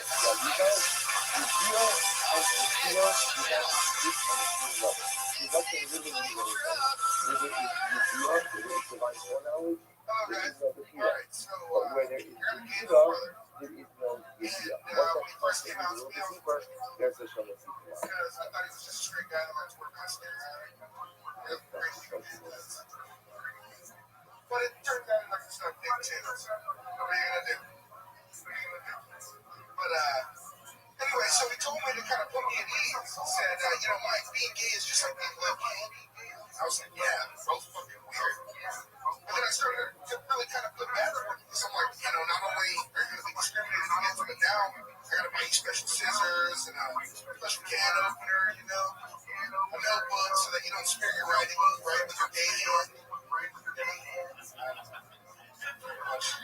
So you hate your brother. You've been a gay man. What I've been doing is You really hate vegans. It came across from me, a left-handed person, that he hates me more than he hates his brother. That's kind of what I wanted to do, more about left-handed people. Sure. Well, I'm saying it's good. So the main problem when you first start doing comedy is people don't know what their jokes are about. Well, this is when I first started. What's that joke about? I don't know. I didn't want to know. How long have you done comedy? 1 minute. Oh, well, good for you. Okay, dude, then that was actually really good. That was your first minute ever? First minute. Then I holy shit. Okay, then that was ballsy. Yeah, Mike Grubbs, everybody. Like this first minute. Definitely don't hold the microphone like that. Dude, yeah, you gotta get the mic a little bit at because he was like sometimes. Yeah, sometimes up here is all too. Okay, we'll start there. Okay, good luck, buddy. Hey, Mike Grubbs. That's an interesting name. Mike Grubbs. Mike Grubbs. I would want to be a big guy with the name Mike Grubbs. No, it's perfect. I look so Grubbs a lot, obviously. That's present tense. It's present tense. Maybe Grubbin. Well, do you have any questions? This is your first time? Yeah. No, I don't know. Do you really have a gay brother? I really do. Yeah, he's gay. Yeah. This guy's fucked. No, he really sucks dick. Is he younger or older? He's still younger, 1 year younger. I mean, he loves dick. Hold on. Continue. No. Continue. I'm talking about your brother. Go on. Yeah, no, we used to live together. I bring guys in the house. Okay. What else? What is No. My point is, I'm trying to meet you right now is how you're talking about your brother right now is how you should do your jokes. Okay. You have some passion now. I know how you feel about it. Yes, that's still it's all about performance. You know what I mean? So it's like when you came together, people are coming in, they're all nervous, like weird, and no energy, and then like now that you're all comfortable with yourself, you're like, it's more. So it's not necessarily that the jokes are bad. It's just like it's all about you being comfortable on stage. So just like It's also I'll say this, man, because that's a hot topic in LA. And I was writing about lesbians. I've been together for like 16 years. And I've heard a lot of jokes about being right about lesbians and all this kind of stuff. And when you do that kind of material, to create this empathy, it's very important that you go, I am not against this. I support my brother. I love my brother. And because of the choices that he's made and who he was born to be, I have these situations in my life. You can't make it like, you know what I'm saying? Sure. You have to fucking love your brother. They have to know you love your brother before you say shit. I wanted to say at the end, everyone knows that I don't need a gay badge, but I've been doing it since I was 3. Where are you from? Where'd you grow up? From okay. Valley, Valley. So yeah, and also, write out your thoughts on living with your brother. What was that like? Because that was really crazy. And I actually only just started. So you lived in a 2-bedroom. That's right. And my wife and my son. And did you get a reaction when you said that? Yeah. That's where I go, buddy. You gotta make it personal, man. Let them know you ready. Hey, congrats on doing stand-up for one. There you go. Congrats, everybody. Somebody just yelled welcome to hell because he just heard this. Jesus. Well, if you're being picked out of a book and to do 1 minute of comedy, yes. Welcome to hell. 100%, dude. The thoughts of Eric Griffin, not those supported by Magnum Condom. He's N Grubbs 87 on Twitter. Frank Castillo was Frank C Comedy on Twitter. One Gun was Dean, and Kate Q Funny was King. Magnum Condom, where are you at? What's wrong with you? Your next Canadian goes by the name Mark Murray, everybody. Here he is. Hey guys, so I've been dealing with dry skin lately, and it sucks. Every year, around this time of year, my skin dries out, and it's just the worst. My arms, my hands, my face, I mean, I get dandruff in my eyebrows. It's crazy. So the only way to get back to normal is if I brought a bottle of lotion with me around for like a week straight, and just put on lotion all day. But then it would look weird. People are gonna think I'm just carrying around so I can masturbate all day. Which I probably also do. I mean, what? I'm a jerkaholic. My thing's so red it looks like a jerk-o-lantern. Handles it all. If you turn out the lights, it glows in the dark. You know what I don't understand? Is women, when they give birth out of nowhere and they say they didn't know they were pregnant.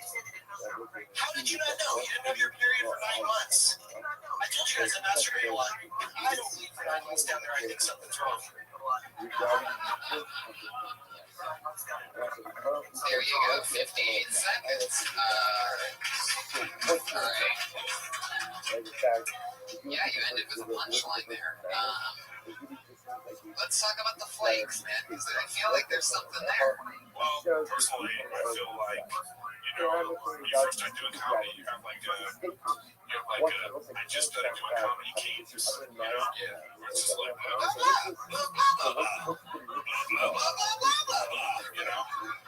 so it's like, really, I don't know how you, that's not what I mean. I don't know how you feel about, these things you're talking about. Are you upset that you have flakes? Are you excited you have flakes? I don't know. You could go anywhere you were going. I know where you wanted to go with it. You ended up where you wanted to end up with, masturbating.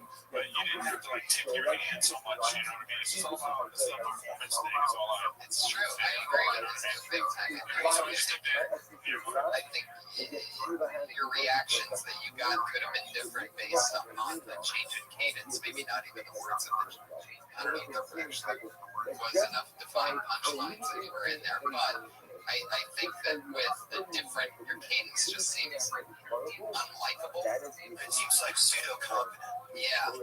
Because what's happening is you're going from high to low and low to high, and all of a sudden everything gets lost. There's no passion behind what you're saying. Because it's already coming out like this. So people are wordsmiths, you got Seinfeld, it's all about the written word. He still has a key, so how he does it is a written word, and jokes with it together a certain way. And so, you thought, I can tell you thought all this out, but you're presenting it as opposed to tossing to You talked to the audience, if you're talking to me, and I knew you're explaining the joke. Yeah. But I will say again, we're going to say this over and over again. There is no right or wrong way. The whole thing, you could have been doing a character that is that high and still been getting laughs that way too. I mean, you don't have to be conversational. Not everyone's conversational. Stephen Wright was a conversation. It's just there's no right or wrong way. But I'm saying you're not being genuine. It's not really you. I don't believe that you. I don't believe any of what you just said. But it was funny. You put it together like a funny thing. But I don't believe it. If you just did a little bit of this is acting, these people are just seeing harder. So you have to listen to them too. They're not really, Yeah, it's our hard. conversation. Yeah, I need to sound more just like conversational. I guess I just need to work on that. I think, if I remember correctly, your first time was at the LA Pod Fest, right? On your show. It was how long ago? Yeah, so that was, what was that, 2 months ago? Right, so how long have you been doing a lot of spots? This is my second time doing it. And that's where cadence comes from. You really don't learn how to write from open mics, you learn how to sound like yourself. No patience for people that just they go, "Oh, you stand up." Let's say we did it on the mic. Look, 6 months ago, fuck yourself. All of your I did a show for a living, and I can't stand people that have no respect for this thing because I wrote a joke, I got a microphone, so now I'm a comic. You're not a fucking comic. You do this shit every single day, and it comes to me in 5 years when you finally start thinking you have a voice. Have some respect for it. If you really want to do it, go out and do it. You're a great riffing Still, everybody. Very I true. love That's the the best bus. shit. Yeah, that's true. I second all that for sure. This shit is clock in, clock out. You really have dry skin. Yeah, it's that dandruff in the eyebrows. Is it true? Is it something that just started recently or later in your life? Maybe the last couple of years, I don't know. Were you in the military? Wow. Did I actually give the weirdest line of questioning ever? Where was that going to go? If I should have found ironic for dry skin. I feel like that was going directly into Hitler somehow. A lot of guys that went overseas have developed like skin issues. That exactly what you're talking about. It's just really dry, all kind of flakes off. And it's I don't know. It's true. I've heard that. And are you from an area where the temperature changes a lot? Yeah, Sea Valley, and they have like weird clear Oh yeah, that's the similar right there. That's what I'm talking about. Yeah, you can go the fuck out of there. It's rocky. I just bought a house there, so that was not a good idea, I guess. I'd say you flake out on the house, bro. Yeah. Seriously, you're going to be happy. You're going to Detroit on that. Yeah, man. Your dog. It's a cancer. Yeah, you don't want to afford it. Mark, if you want to do this, you got to do more spots, man. You got to fucking make it a lifestyle. You know, I know people that were managing a McDonald's when they started, and you know, like it's like you got to fucking make sacrifices and do whatever it takes. If you want to. If you don't want to, then that's cool. Also, another point I'd like to make It's not gonna fix it. This is No. also we're turning your mic off. Yeah. They're not going to plan and execute it. And that deserves a response.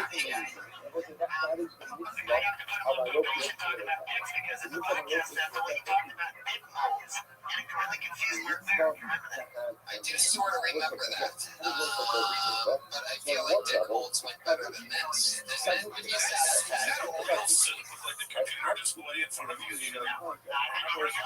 he is. He's a fucking. I definitely want to put that helmet on just so I can see the POV, but this TV talks will be right back after this commercial break. Fuck yeah. And there you go. So, Mark, rock and roll. Figure out what you want to do with yourself, man, because you can be whatever you want to be. Mark Murray, everybody. The second time you said here I am starting careers. It turns out it's the second time ever on stage. That's what I'm saying. The first time in 2 minutes. Yeah, I think you can check it out. You did better. I like compared to Hitler, how did he do? Well, I really liked Mark Murray. Blonde hair, blue eyes, and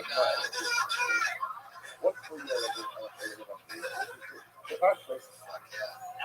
That is the issue of show. Oh, you know about Hitler? I know this guy. I love this guy. He's from the fucking South. If anybody ever has been variants together for Aaron Carter. This guy just started and I'm excited about his like voice. Literally.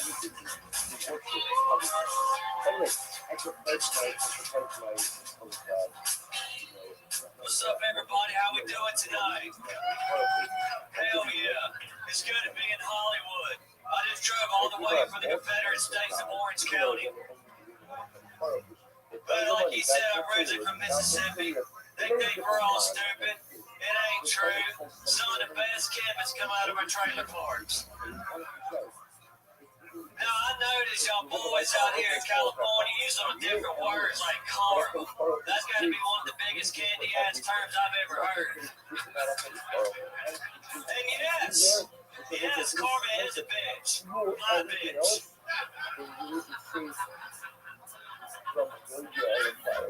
There's a few other things pissing me off. And then y'all like to use this phrase, first world problems. I got first world problems. If you ever use first world problems around me, I'll be sure to give you third world problems. What's the time? Nailed it. You literally said, what's the time at 1 minute? Thank you. Dude, I love it. I really do, bro. I knew who you were from the moment you came out. There's a few times, like first world problems, I thought you were saying visceral, and I'm like, do I not know that word? You know, slow down a little bit. So and I know it's only a minute, dude, so I'm not, you know, I know it's a minute you're trying to get shit in. Just slow down a little bit when you talk, bro, but I'm, you know, I know who you are, I get it, I like it. You definitely good, bro. Like, I don't know how you do comedy, just like keep plugging away. No, it actually be 2 years this March, and I lied to him and Brody Stevens because I was very intimidated. Everyone wants to Brody Stevens. Yeah, well, I did too. Inbred jokes, and they were kind of, I mean, they were my jokes, but I mean, Southerners already done that before me, and I was just so scared to criticize them. I didn't time to lie to them and taught them, but I told the truth later because I don't like lying. That ain't how I was raised. I'm at race, you're right, man. You are so fucking funny. Yeah, honestly, like, I enjoy your personality. Yeah. So, like, just how you just did that to us. You just deliver your jokes like that. But I also think that it's like you should be dressed like that guy right there. You know what I mean? You're dressed like an accountant, and then you're. Well, I like that. I just think it's like a weird. That's how like men in my family dress. A lot of them are attorneys and stuff. They're like Southern politicians, and they're just got playing stuff. How would you normally dress? You're going to like you got a date, would you dress like that? Yes. Okay. I mean, I'm sorry to ever dress, but That'd be you. I'd rather not look homeless.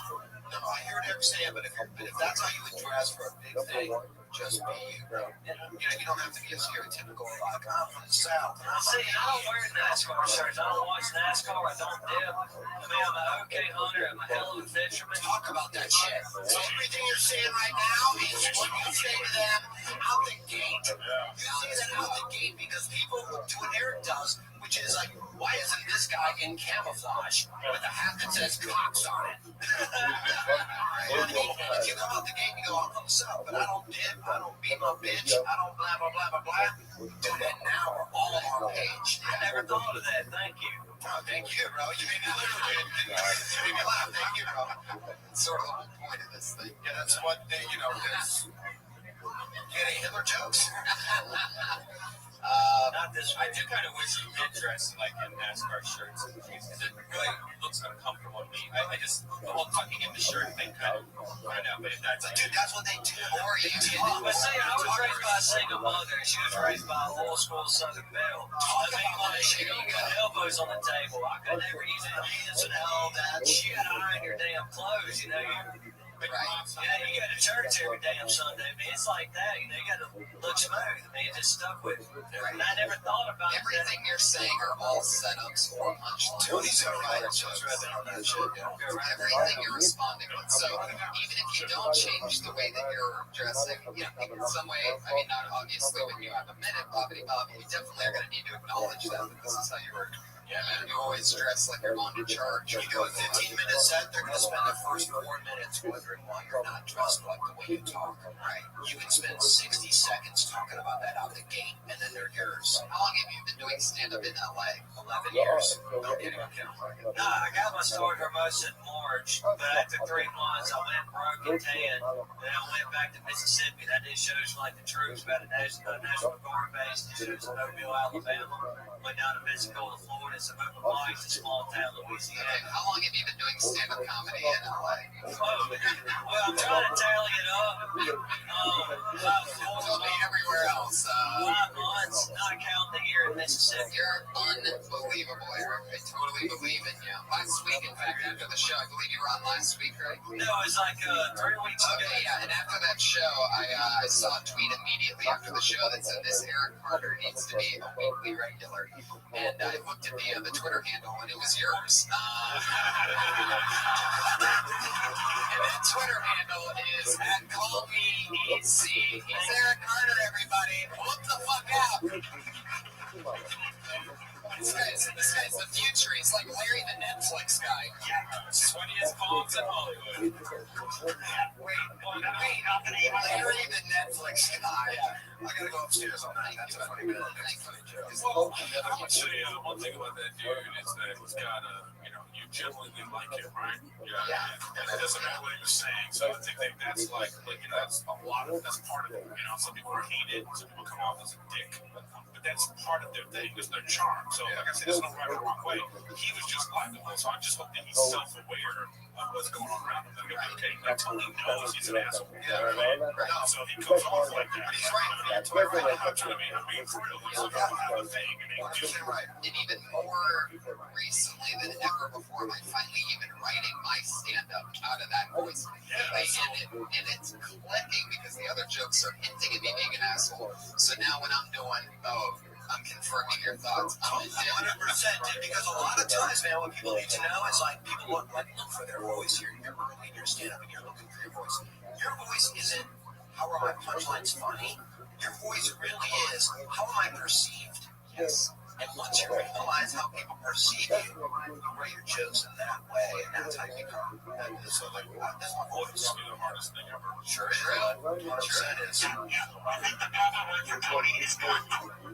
Okay, Patriot. Patriot. The first time I'm going to go ahead and agree with the Patriot. Wow. Yeah. Son of a bitch. The guy can fly. The guy can fly. Yep. You know, a good documentary on Hitler to watch is hilarious. Lenny Riefenstahl. It's called Time for the Wheel.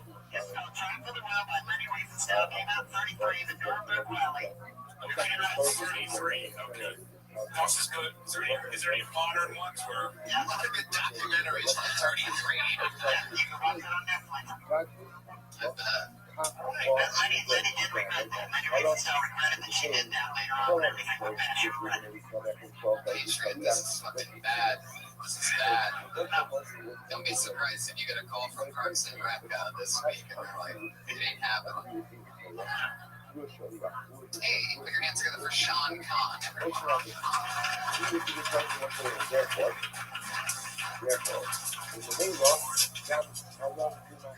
This anti-Semitic talk.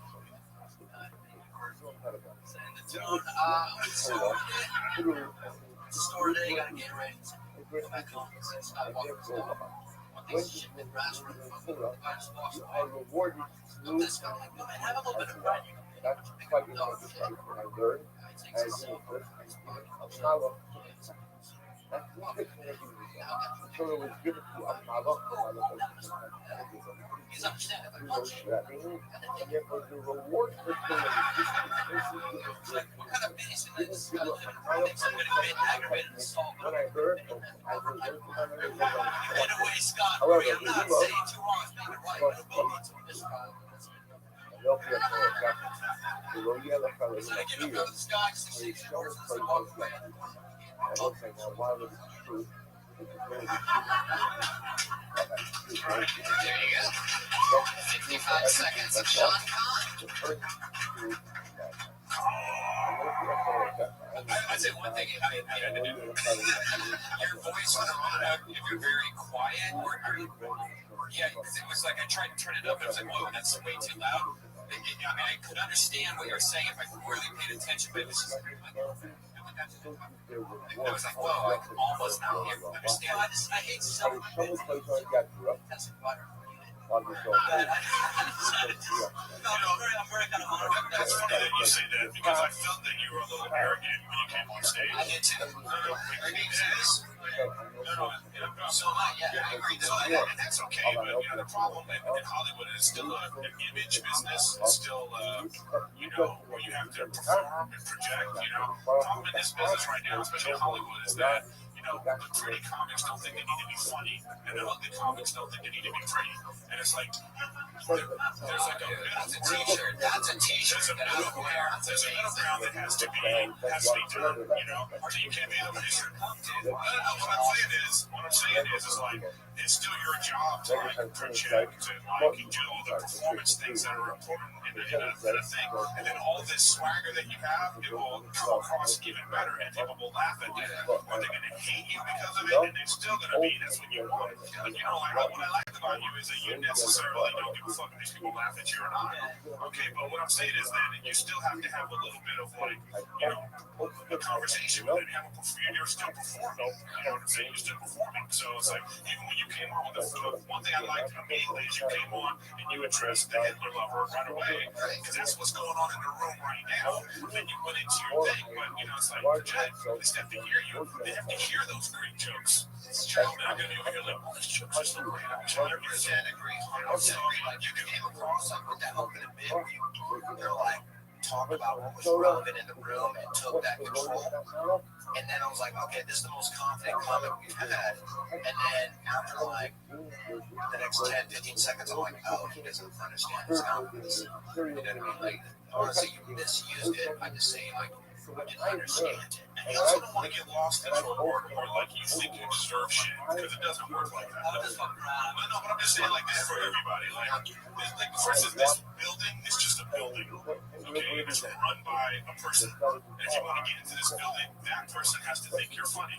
It doesn't mean that you're funny or not. Just that person has to think you're funny.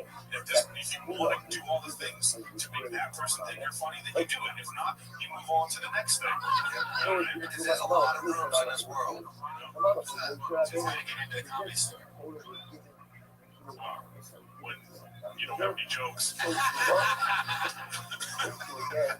doesn't help. That doesn't help. Jokes would help. Getting your confidence, because that's such an important thing to have.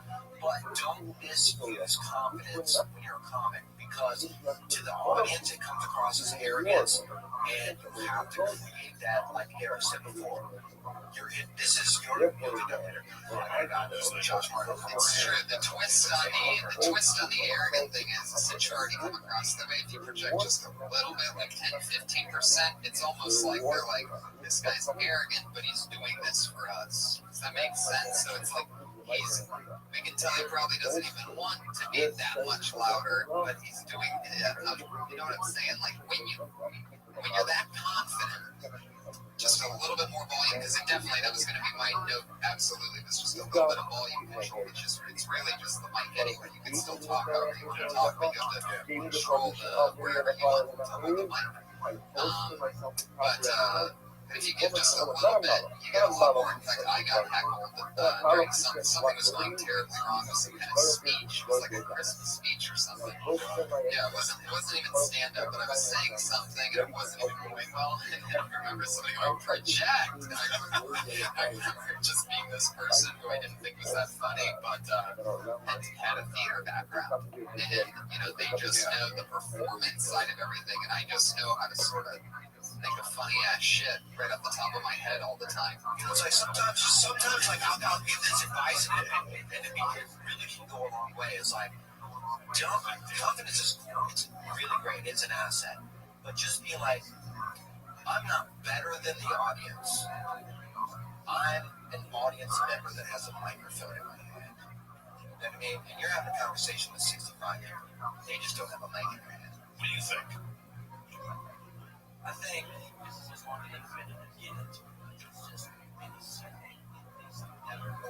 do have a very quiet voice. That's your thing. That's not. I'll get worked on stuff. I'll be in the back and I just talk. I'll get into it though. Just like hold the mic like this.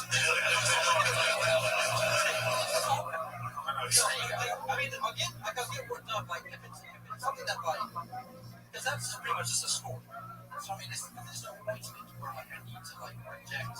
So that's something to Tony and his show and his format, and all the people that won't get picked out of this bucket that came here today to do this. I'm saying specifically that. What I'm saying is, like he said, let's do it. And so I was like, I don't think we get into it. They signed up for it. Yeah, I always bothered You signed up to do a minute. That's well, something is big. There's nothing that I do that was. Whenever you're like, I'm going to wait till I get a 20-minute spot on HBO, what happens is you'll never get a 20-minute spot. I feel like you're being attacked. You don't have to be defensive. I'm just being defensive. You're being defensive. I mean, there are tens of thousands of listeners and 80 people in this room right now, but whenever you're ready to project, I guess, Iron Patriot, throw the Hitler metaphor, the talent coordinator of the Comedy Store listening from the end of that great hallway, but why did you project? You're right, Sean. No, that's fun. We'll see you next time. You're always funny. Very great material, as always, Sean Kahn. It's a big guy. It's a deep voice, but it's like a little tiny deep voice. Yes, it's like an Armenian shack. That's hilarious. Example from the lyrics we show up on that. Well, we are moving into our our final part of the show where, as always, and as this lightning round? No, it's 3 lovely females who do a new minute every single week, and time will be no more buckets. No, we're done with the bucket. Fuck it with the bucket, everybody. Sorry. There you go. How about one more hand for Eric Carter?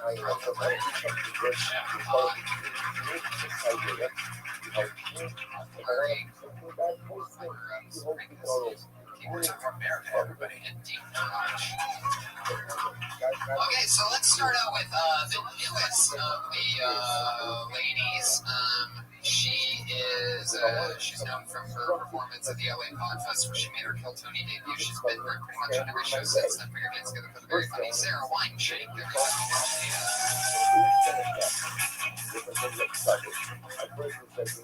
What's up, everyone? Thank you. I hate pretentious artists, right? Like, starting with the Renaissance painters. All those people, they paint a bunch of pictures of Jesus and Mary. All of them look exactly the fucking same. And people go look at them and they're like, wow, Madonna and Child. But it's just like the one right before it, right? Forced. Aside from that, moving on to another type of artist that I don't like is street artists. Street artists, they think they're so fucking cool because they have to go incognito around, you know. They have to conceal their identity. Okay? I watched an interview with a street artist and he said, if it wasn't illegal, I wouldn't be doing it. Hey, douchebag, right? Street artists, they paint something with a stencil and they think they're sending out the like profound message into the world. They think they're renegades. You spread a question mark. Someone goes, to me, this is a question everything. Whoa. Sarah went to the bear on that one. She shit's an even great day.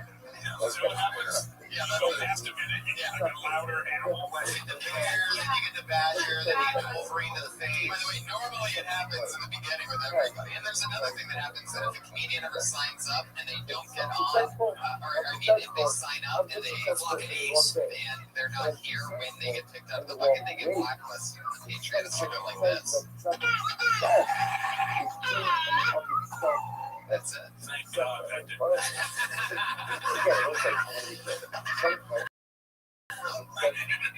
Yeah. So we're giving her.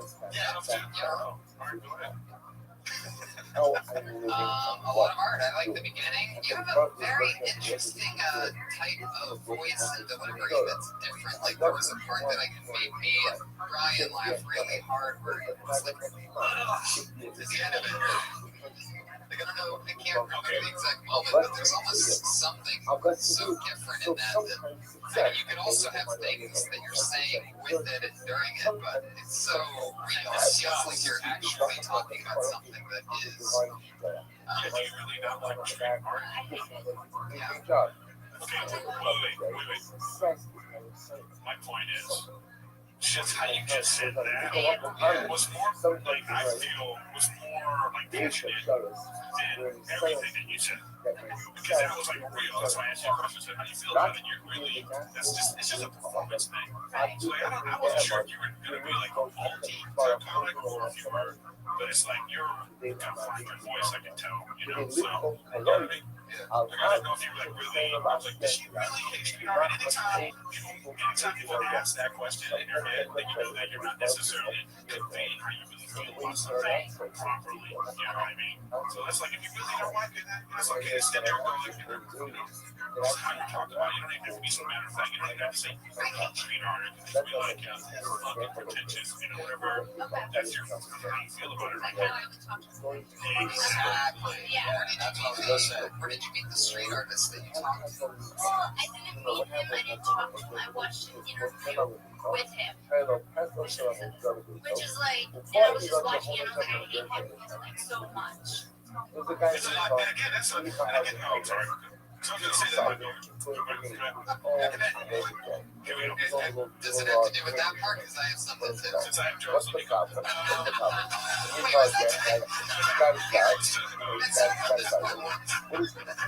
You just make one. No, because all right. guy is going to go to No, let's go to the cave when it's still open. That's my podcast, everybody. Guy, the owner something good, shows up.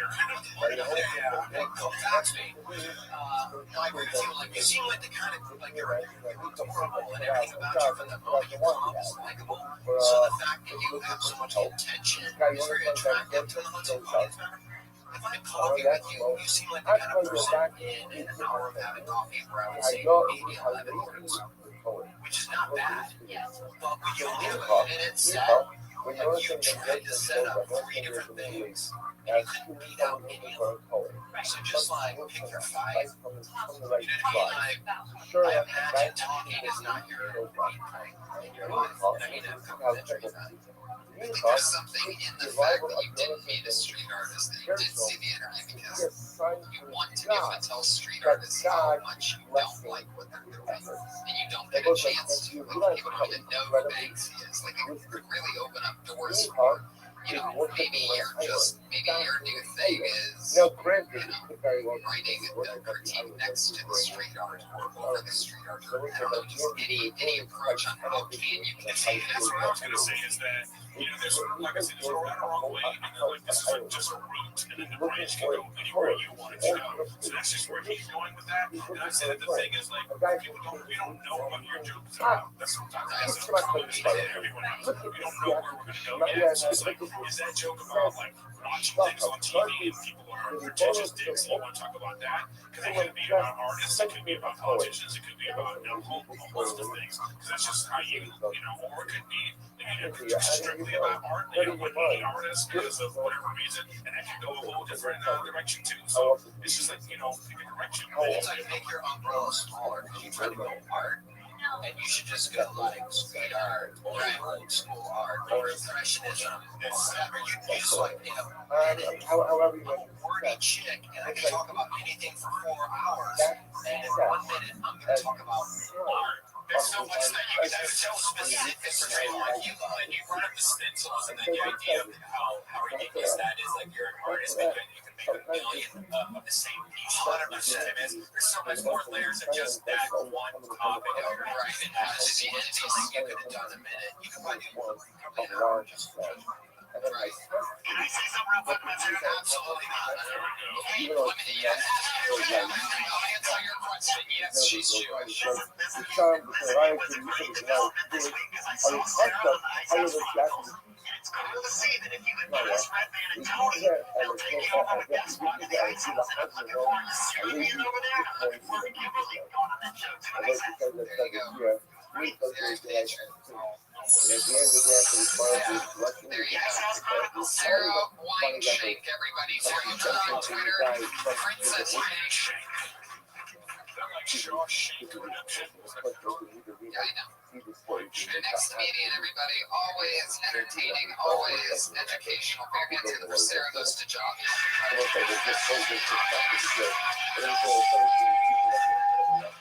Did you guys call my name and I missed it? Are we good again? That happened? It didn't happen?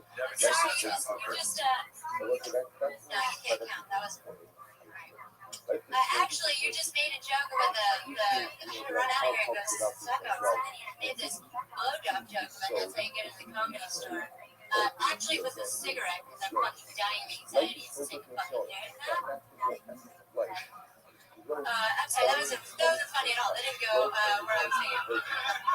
I've only been doing comedy for 4 months, and I'm in, and I like do the potluck and shit. And it's crazy that if you think that I give a blowjob for that, because it must have been. I got on basically a leveled up open mic. What kind of blowjob did I give? Did I use like teeth? Did I not make eye contact? Like, was it just completely dry? I don't know. Sorry, that was the moment I was in. There you go, guys. Sorry. Okay. Well, I'm very confused on what that was. You were talking about the Hold on.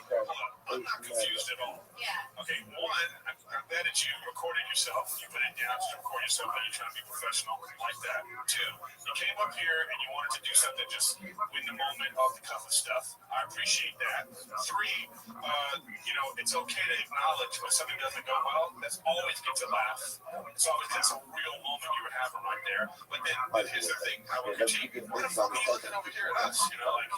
Don't just When like you us. said that, when you said like that, like you were talking about how to get the comedy store and Brian was No, I understand, but what about them? oh yeah, I know. They outnumber us by a little bit. No, I know why you were talking about that, but I'm just saying is once you get over like your nervousness, I think your instincts are correct. Yeah. That's what I'm saying. I'm just trying to be in the You don't listen. I can tell that's your big problem is you don't listen. You're ready to talk. I'm just saying just chill. Yeah. Why are you upset? I'm giving you like that. Like, why are you upset? Yeah. I'm thinking you're. because when you were talking about how to get to a comedy store, And I said, blowjob that upset you? well, you were doing a little thing and you were like, Yeah, blowjob. I said it upset you. I'm saying if I was that terrified here, I would have to give Tommy a blowjob. Is what I was saying. Are you saying that you had to give a blowjob and now you're just upset that you're the one I'm so mad. comedy store? It was like the hardest thing. No. Right, you just Because you were looking at me because you're attacked. Look, we're not even 5 years old. I just thought that I thought it was a fucking jab at me. jab at you so you think everything's about you. I'm completely confused. No, I just That's funny because I thought you were coming up here and you were like playing off this thing, but you're coming up here now. This is girl shit. Yeah. This is one of those things where you're like, everything that's going on is about me. if you were listening, I don't know if you listened to the podcast, but there was a while ago where I was kind of working on something similar, and I was talking. It's just something that I'm going through in my life, and I'm trying to make it funny so that I can joke it and get over it. Because it's something that I hear that people say about me, and like I've been doing that for 4 months, and I'm doing like this fucking, I don't know. It's What is this about you that you think people are talking about? I've never heard anybody say that you get blowjobs. That's not why you're here. Can I say something real right now for a second? I'm sorry, I'm just hurt. I'm like confused. I'm sorry. I've just decided to do this and go down this path. A lot of this is a female comic thing right now, where you feel like this is like the world's against you, and it probably is against you. It's hard. Listen, most male comics aren't funny. So the issue you're dealing with right now about this, like how people are making you feel, you're gonna have to get over that because it is a boys' club. They say crass things, a lot of bullshit is said. People are always getting on everybody. It's a hard thing to do, especially if you're trying to get into this particular club. This is a really hard club to get into, and it's like right now the weak will not survive. So you acting like this is not going to get you in, and then the people that want to get in, they're like this kid. We should know with that shit. That's a hell with a lip. Next person. Just say it's like just chill. I'm completely confused right now, but I'm on board now. You have like a personal issue that's going on. I don't think this is the forum to like bring that up. Yeah, no, you're right. And it's kind of something I was trying to write. I'm sorry. But it's kind of like I kind of was trying to work on, and I heard the premise that I thought was really funny, and I was trying to write it like 2 weeks ago.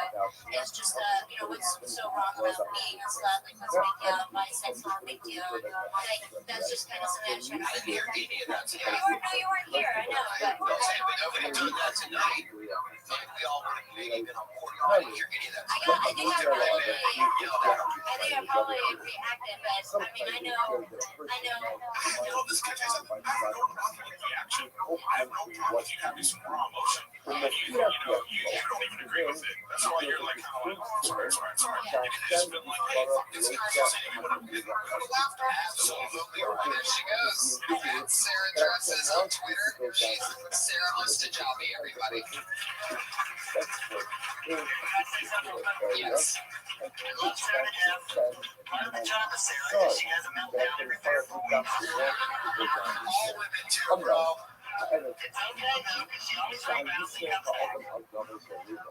Build motion cap. All right. Well, 25 weeks without a meltdown. Here's her counterpart, Kimberly Conway, everybody.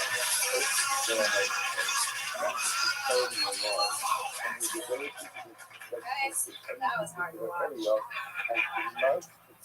You know what else is hard? Mondays are hard. We all go to work.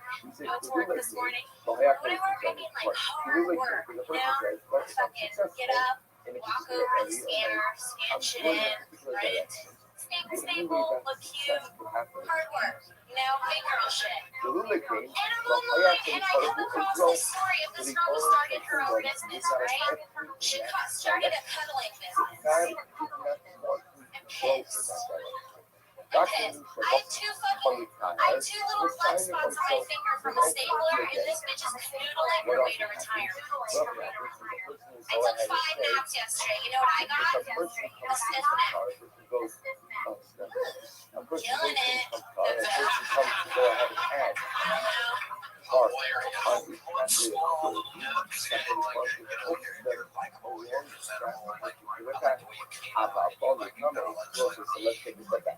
Aspect of the road.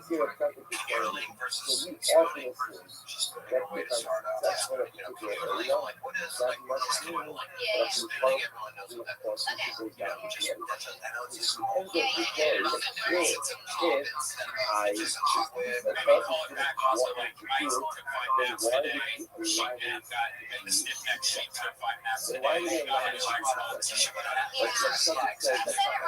started with saying should be $600, probably worth 3 hours. I need minimum wage right now.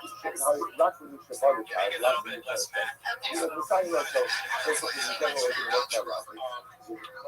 curious. So, what is it to you? What is all that about? That whole thing? I was trying to make the whole thing like I'm like being a brat and saying my job's so hard, but it's really not, and I'm jealous of this girl. It's like that.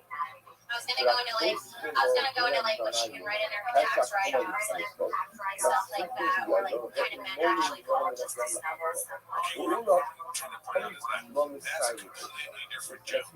Yeah. And when you even answer this question, Yeah. when you answer what you are saying, what is this like? Like I said, what are jokes about? What is this really about? Is it about the fact that this girl has a bullshit job and you're jealous of her? Yeah, that's Okay, well then, how you express that is going to be, well, jealous of you, you express it that way, and then we get that. You should, listed off all these things, and you were trying to be like, what the beginning part was about, just like if you said, you can just not, I'm really jealous of it, I have a real job, and I'm jealous of this too, but this is her job, and that's what it's about. It doesn't have to be that, but just say, what is it to you? It seems to be that you're jealous of it. Like if you get her snuggling with anybody, No, I was thinking about it like needs to be different. To you, what is it? You're an excuse for $40. There you go. How's that for a yeah, I was just saying how like my job's easy and I'm still jealous of this girl. Right. Like I just want it to be easier all the time. And you're cuddling for free. Yeah. So all I'm saying though is that like that's a clear joke because one, you're trying to reaffirm yourself to say that I'm complaining about how hard my job is. You want us to laugh because it's not really that hard. That's a performance thing. I guess that's how you sell that. You didn't sell that at all. We didn't get that. That's and then the next joke is about how this girl, So Run out of time. We can't. Episode 25 of Kill Tony. I'm doing Fun Truck Drive Jason. What do we got going on? He's at the team on Twitter. At the team on Twitter. Always on Fun Truck. He's every Tuesday at noon at FunTruckSports.com. Tony will be on tomorrow. Yeah, and then this Thursday, if anybody's around, my 3 for 30 show at the Ice House. Me, Sarah Tiano, Whitney Cummings, each of us doing 30 minutes. Ryan Murvis hosting. We'll see how sober he is. Eric Griffin on Twitter, ERIKA. Eric Griffin, season 4, we're all excited about. Yeah, baby. On tennis motherfucker. Right at the December 12th, I believe, we're going to do San Jose Improv Rick Super Show, Christmas Show. Youngstown, Ohio, I'm coming home December 21st and 22nd. In a stunning turn of events, I'm performing at the Funny Farm. Anyway, so tickets for that available all through links at TonyHinchcliffe.com or KillTony.com, which I bought recently, which links to TonyHinchcliffe.com. Thanks, everybody. Talk to you soon.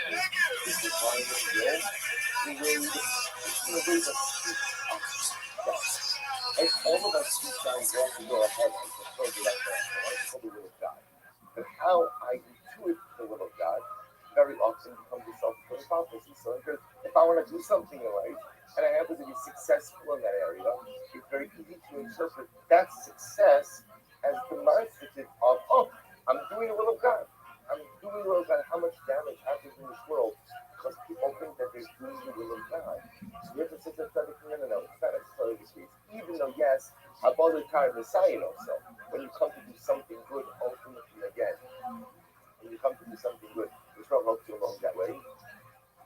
But not every time you are successful is that demonstrative of the fact that God is happy with what it is that you are doing. So stop Hey everybody, here we are. How you guys doing? Tomorrow, how you like this. Oh yeah, you feel that energy here. That's episode 26 of Kill Tony. We made it a half a year, Brian. That's insane. 6 months of this. A quarter of this. Yes, a quarter of that. Fuck yeah. Everybody's here. Everything's in position. Good to see you guys. Happy Monday to you. Very exciting to be here as always. You guys ready for a fun show? It's been a fun weekend. Anything crazy happened this weekend? I just got over the busiest week ever. I drove to San Francisco, which is not a bad drive at all, but there's that part where there's just millions of cows. We see where all the meat comes from, and it just smells like shit. And you want to roll down the window, but that's a bad idea. You want to turn on the air conditioning, or it's awful. Like, it's almost puke-worthy for like a good 15 minutes of that highway. Yeah, it's a weird drive. But there's one of the best steak places. Like, I had to get out of the car. I was like, I gotta get out here. So there was this really weird restaurant on the side of the road. It was really nice. It's this awesome steak place where they just like pretty much take the cows and kill them, and you just feed them to it. It's like awesome. That's great. That's exciting. It's really good. How fun. Yeah. What did I do? I did spots here. Saturday, Friday, we did Thunder Pussy. That shit's so great. I wish this audience can see Thunder Pussy. It's one of the coolest new. It's the newest Dub Squad show on the network, and it's Jeremiah Watkins' improvised stand-up show built for a podcast. So it's very exciting to see comedians make material out of nothing in thin air. Fuck yeah. Which means good for my friend The Rogue, everybody. He's here live in the flesh. One of my great friends. And let's also introduce the one and only. You know him, you love him. He's our head of security. It's the Iron Patriot.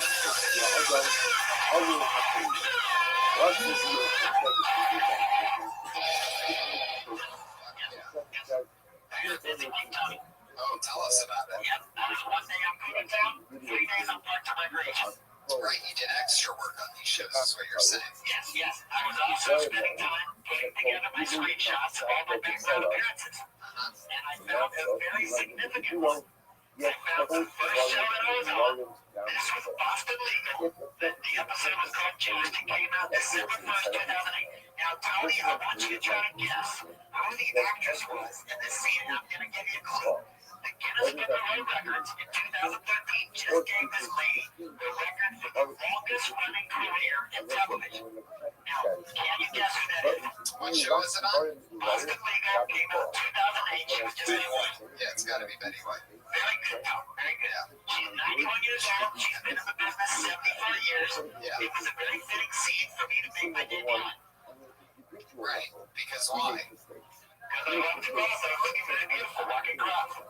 You know, I do my background performances. I'm always looking. I'm always patriotic. If the camera's not on, does Betty White shake and fall to the floor, and like is it like really sad and depressing? Like there's somebody standing behind her, holding her up the whole time, or She's full of life. I mean, that was 5 years ago. She still looks like she's doing good. She's on that show out in Cleveland, and she looks like she's going to have some more years left. she's just jinxed her. Yeah. Well, I want to say something. You know, listening today, you on Allison Rose. I listened to you on a podcast, and I thought something I didn't know about you that you masturbate at Monistat 7. Yes, I do. Very interesting. Okay. But is this real? Yes. Why do you do that? Because it helps with male yeast infections. It keeps the vagina clean, and it feels a little bit better than regular lotion because it's a little bit thicker.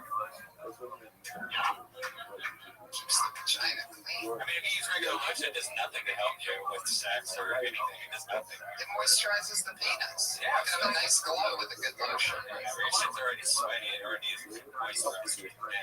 That's how like fungus and stuff grows on there, so you should get more expensive. Patriot, I heard that you sent in a song this week. Okay, for those of you that don't know, Patriot was in a failed rock and roll band in the 90s in his hometown in Dallas, Texas. The band never took off, but every once in a while he still sends in a song that he sings over in his robot voice, which is only slightly different than his actual voice. The songs always seem a lot longer than they actually are. They're never very well written. The chorus always comes in over and over again too soon, so about a minute and a half of music always feels like about 3 minutes. So here, what's the name of this one? This is I Gotta Have You by Dirty Crabbers, Jeff Crabtree, aka the Iron Patriot, aka the Iron Patriot. Right, so that you can sing over your own voice. Okay. I'm having a little technical difficulty. The iPad was like, oh no, you did. And I was like, yes, I did. I'm trying to press play. Even the iPad doesn't want us to do this right now. There we go.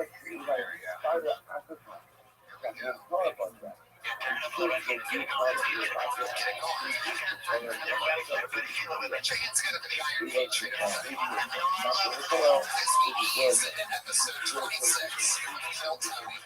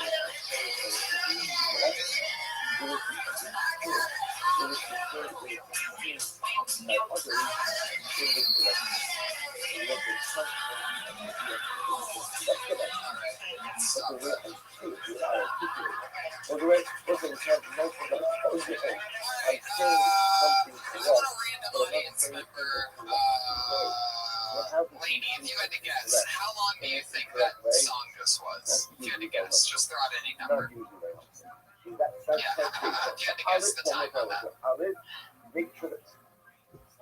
Alright, forget it. Like, you just blew the whole thing. It's a very easy setup. Yeah. I actually like that one. That was like an angrier version of your band. Let me tell you a little bit about that song.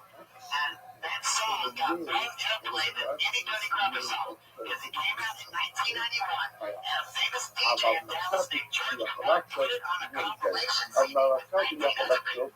So it got a little airplay. That was the only way you could get on the radio back then. So that was pretty exciting. That song is very significant in the Dirty Crabber history. Well, I liked it. I thought it was darker. It sounded more a little bit like if you were going through your pretty hate machine days. So, Talking about the finest LSE in the whole damn place. I gotta have it. yeah, very violent sex, like rape. That's what I do when I enter the room. I look for the finest LSE and I say, she's mine. This is a very high bar. What the fuck are you talking about?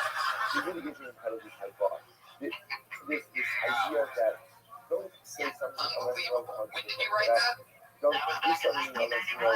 What was your life like back then? And make sure What was happening back then? Like what? So tell us about your glory years. What was a typical day like for Jeff Crabtree back in Dallas, Texas? So it's like, but what about the fact that someone was years? Like, what about the fact that most of us Sleeping on the couch sometimes? Is that right? Wait. Well, just slow it down, man. Just take your time. Can you breathe in that thing? Okay. That's the thought. Zooming on dog shit. Still hold on. Still just breathe. Okay. Relax. When you say zooming on the pouch, soothing, what does that mean?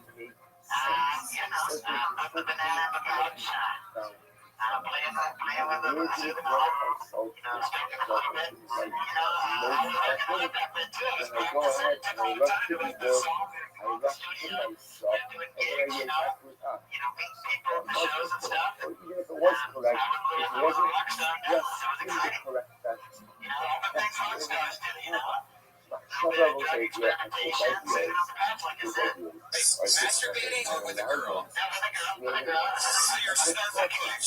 So you're soothing on a pouch is what you're saying. That's your way of saying you were getting laid back then. Do you ever think that a lot of the reason why you haven't been laid since 9/11 or whatever it was is that you say things like soothing on the pouch?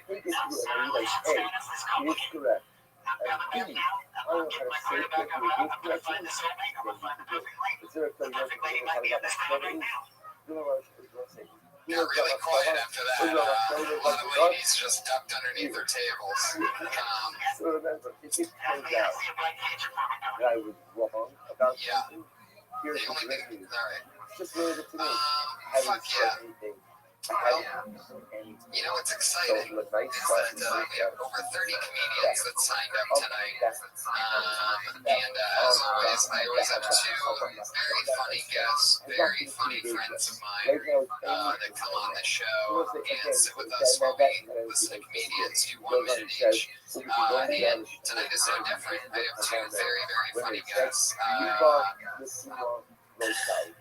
And in no particular order, just go for it. We'll go for it. Maybe one won't show up right now.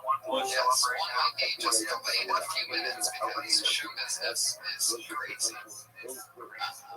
All right, so with no further ado, put your hands together for the first person I'll bring up. One of my favorite comedians, a true comedy store favorite, handpicked by Mitzi Shore, super favorite regular at the Comedy Store. He travels the country. He's a chef. He's a comedian. One of my funniest pals. Put your hands together for the one and only Mike Favorman. In the house. You know from Chelsea lately. You are from Chelsea. She's not ready yet. Wow, that's great. Thank you. Fuck yeah. Mike Favorman is here, everybody. Check. Hey there, Mike. Great, guys. Is there a mute button on this thing, by the way? The Patriot. But I'm on.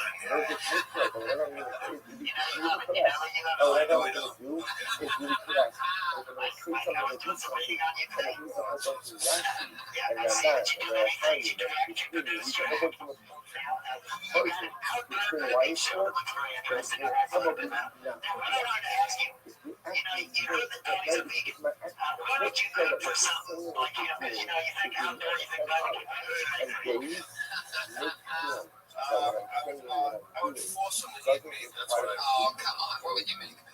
I'd make you a grilled veggie platter with a big fat puss in the middle. Oh, he would hate that. He's vegan. I don't know if that's part of the vegan lifestyle. He likes to call that sorbet. Brian, settle down. It's hot as fuck in here. Heck yeah. It's hot and cold in this thing.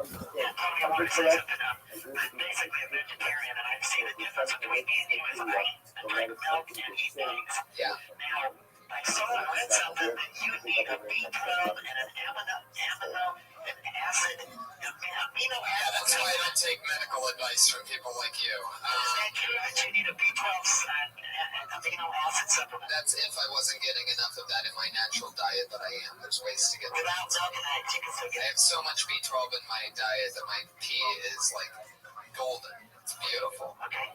It's like It looks like fucking 24 carats. Does it matter if the guy shaves or if it's just, you know, full bush? Full bush. I'm just gonna let you think about what you just said. Patriot, what did you, oh yeah, you already asked that question when you read about my fit. Yeah. Patriot, what do you like to eat? I eat a lot of veggie burgers. I eat a peanut butter and jelly sandwich every single day with a glass of milk. Raisin bran in the morning, green beans with the veggie sandwich, also with chips. I crunch up the chips in the rice. Okay, wait, one more time, nice and slow. Let's go over it again. What was it again? Raisin bran in the morning, lunchtime, veggie burger and green beans, peanut butter jelly at dinner time, and then later on that night, maybe some peanut M&Ms, another bowl of raisin bran, another veggie burger, rice, full rice with the chips crunched in up inside. What kind of chips? Like those mission chips, you know, you get the spit Ralph. Tortilla chips in your rice? It's just chips, just like, you know, with the salt on the chips, you know. Yeah. Tortilla chips. Yeah. The mission chip. Yeah, it's tortilla chips. Yeah. So you're breaking those up and putting I them like to crunch those up with the rice. It gives the rice some good texture. I like to enjoy that. I'll usually watch a movie on Netflix while I'm doing it. And I like to watch Sons of Anarchy while I'm eating. That's so sad. Why do you keep putting your hand out like that, like you're running for president while talking? I work in mysterious ways, Tony. The way he says Tony, it's just like my worst nightmare that I'll wake up one day and he's going to be leaning over me. Good morning, Tony. You're my little Tony Maroney. Oh my God. He wants you!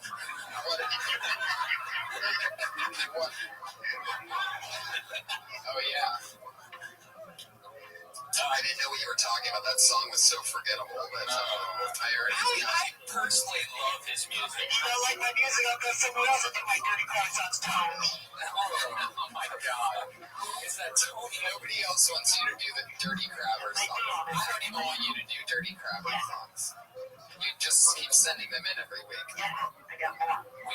Me and Tony were both part of one of the coolest things that I've done in a long time. Mike Fearon had a really cool event where he got comics to fight each other in the ring, boxing, actual boxing. And that was one of the greatest times, and I guess you're cutting it up. You might be selling it at the show. I don't know what's going on with that, but I want more. Like, you don't understand that was like UFC for comedians. It was fucking badass. It was so much fun. Patriot, if you were going to fight somebody in the ring, who would it be? If you were going to box somebody, who do you think would be in your weight class? Maybe the Irish Sheik. Really? That's who you pick? It doesn't really matter. I take any of them. I think anybody if I'll let them when I get to work. Wow. Would you wrestle in that uniform? You know who I really want to fight is Joe Rogan. That's cute. You know why I don't trust him? Because he's never done cocaine. I want to kick his ass. What? He's actually done coca leaves before, which is where cocaine comes from. It was like a tea, and he said he couldn't stop talking. And if you know Joe, he loves to talk. So imagine that times 1,000. That must be insane. So that's probably why he doesn't want to do it, because it would probably blow up his face. Yeah. I think it'd be fun to have a conversation with him, though, cocaine. Wait, you'd have fun with? He was high on cocaine? Yeah, because he said he'd never done it, but I know he likes to talk a lot. And have you done it? What? You've done it? Yeah, I've done it in private. I never did. I never got addicted, but I did do it about 10 times. A very euphoric feeling. Gets the banana up and hard. Oh my God. Yeah. This was back in Dallas, or have you been doing it since your whole life? Well, I had one time I did it since in the last 5 years when I was in LA. I was up in a Rockstar pad, hanging out with that girl Jennifer Corbin that I told you about that was on lingerie that used to dance for Dirty Copper. And I went ahead and went for it because I was up in a Rockstar pad. I said I got to do what rockstars do, so I did a line of cocaine. And it made me chain smoke a whole pack of cigarettes. Awesome. And our other guest, everybody, you know her from Chelsea lately. You know her from Comedy Central. My writing partner on The Bird. Comedy Central's the bird, writer, comedian extraordinaire. Sarah Dion, everybody is here. She's amazing. She's so balls deep into show business that she's literally 10 minutes late for this show. I mean, who needs credits when you just need the proof that I tried to bring her up 5 minutes ago? Sorry. No, it's okay. It's obviously no big deal to you. Anyway, It is a big deal to me. you were doing a photo shoot? Yeah. Sorry. It's awesome for an upcoming tour. Yes. Yes. That's why my nipples grow hard. We're outside on the roof. Yeah. Hello. Sorry, sir. Yeah, right now Mike's fucking sweating bullets in his crotch. What's it be on your rooftop? There's nothing different. He always says that. You guys are hilarious. Have you guys ever hooked up before? Because you guys have known each other for a while. Me and Faber? No. No, he's cooked steaks at my house before, like parties and stuff. He's a good cook. Why won't I let him? Red Band, why is that always your any other questions in your repertoire? This is every question. Are you fucking him? No? Yeah. Okay, good seeing you. That's all. It is true. He loves the ladies, Brian. Sarah, can I say something to you? Sure. It was nice that I met you first on June 18th, 2023. I saw a nice picture of you at the James Franco roast with Tony. It was very lovely. And what I want to say is that on Saturday night, I was out posting for pictures for tips like I usually do. Coming home at 6:30, I saw Jason Peeble. And he said he was just at your house. He was looking over your dog. Does he do that often? He does. He house sits. My dog is a big fan of Jason Cuba, so that's why he was there. He was, yeah. He's a great guy. That's really creepy that you know that. Yeah. Of all the things that you normally look up about our guests, you normally don't quote their dog sitter. He said you live over by the Hollywood Bowl. Yes. Oh, I geez. just moved though last night. Well, that's a ticket. Perfect. Yeah. What? Do you have anything to ask me about Jason Tebow, Red Band? Fuck that dog, bro. Mike, so can we find that boxing thing anywhere, or what should we look for? Is there a website we can keep updating? Because I want to see more of that. Is We're there? trying to sell it now, so it's kind of an exclusive video for people that trying to collaborate with the network. So, It's such a beautiful Yeah, idea. totally makes sense. I mean, I can who would see you that. fight? I would not fight, but if I had to choose somebody, it'd probably be Jay Moore. Somebody from your like podcast wars, because that'd be fun. Yeah, that'd be fun. I'd fight Jay Moore. Yeah. What do you tell me? Would you fight? I'm not big on fighting. I would pick. You fight with words. Think like Brad Williams, or Nick Nowitzki, or perhaps even Esther. Esther would be good. Maybe we can tag team Esther. Anyway, Jesus Christ. Gross. Sing tag. Okay. Yeah. I don't know. I don't like fighting. I can't. I don't like. It was great though. You could see like when people go all out. Yeah. See, it'd be bad if I did it because I'm actually trained in the martial arts, and I don't want to embarrass all my friends. So Is your move running away? Yeah. I try. I go for the WWF thing. Like I try to get like 3 inches away from their face with all my punches, and I expect that to affect No them. way. They'd be like, the announcer would be like, in this corner, weighing this many pounds, Tony Hitchcock is like, tell that all my credits. Like, he wouldn't even get you started because Tony would email the announcer for the way he brought him up. It's true. It's true. Oh, that's the only thing important about me is my height and weight. Don't you know what I've written on? All right. You forgot to say Youngstown, Ohio. I'm so excited that my guests are finally here, done with their photo shoot. I'm so glad to have the Patriot here. You guys know the format of the show. Over 30 comedians signed up tonight for the opportunity for 1 minute on this stage. And you know how it works? At 60 seconds or hear the meow of a kitty. That's to let you time's up. Now don't run that time or else you're going to bring out the angry West Hollywood bear. He sounds fucking furious tonight.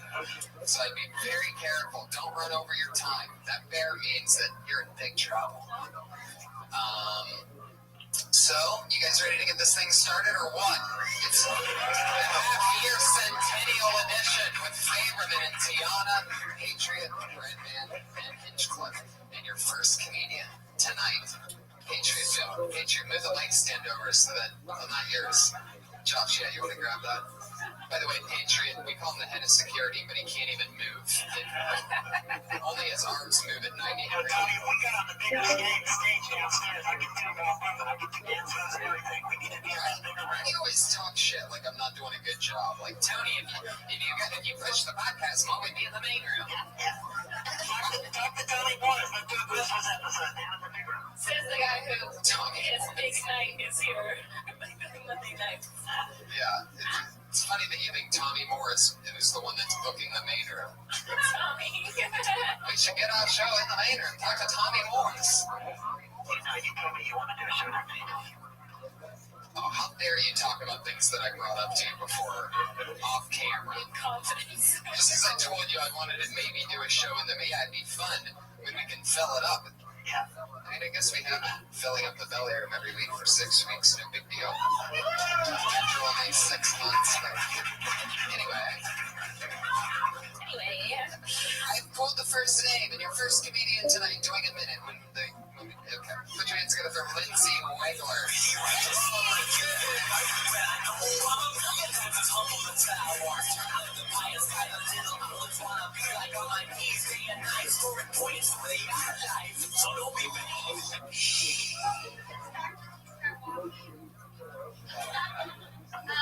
My name's Lindsay. I nanny a lot. And I nanny this one girl in particular. Her name's Ava. She's 4 and she's like totally crazy. And like her mom, like she's really curious, and her mom recently told her that her private part was called a vagina. And so since she found out that information, she like walks up to women and is like, I have a vagina and so do you. And it gets uncomfortable, but I don't like say anything because she's not wrong. And anyway, she's really weird about bathroom time. She won't go to the bathroom by herself, and she follows me in every time, which I don't want her doing because I just don't think that's a good habit. But it's only hard when I have my period. She'll stay out behind the door, and anytime I open my tampon wrapper, every time she hears it crinkle, it's like, hey, Miss Liz, you got some candy over there? Thank you.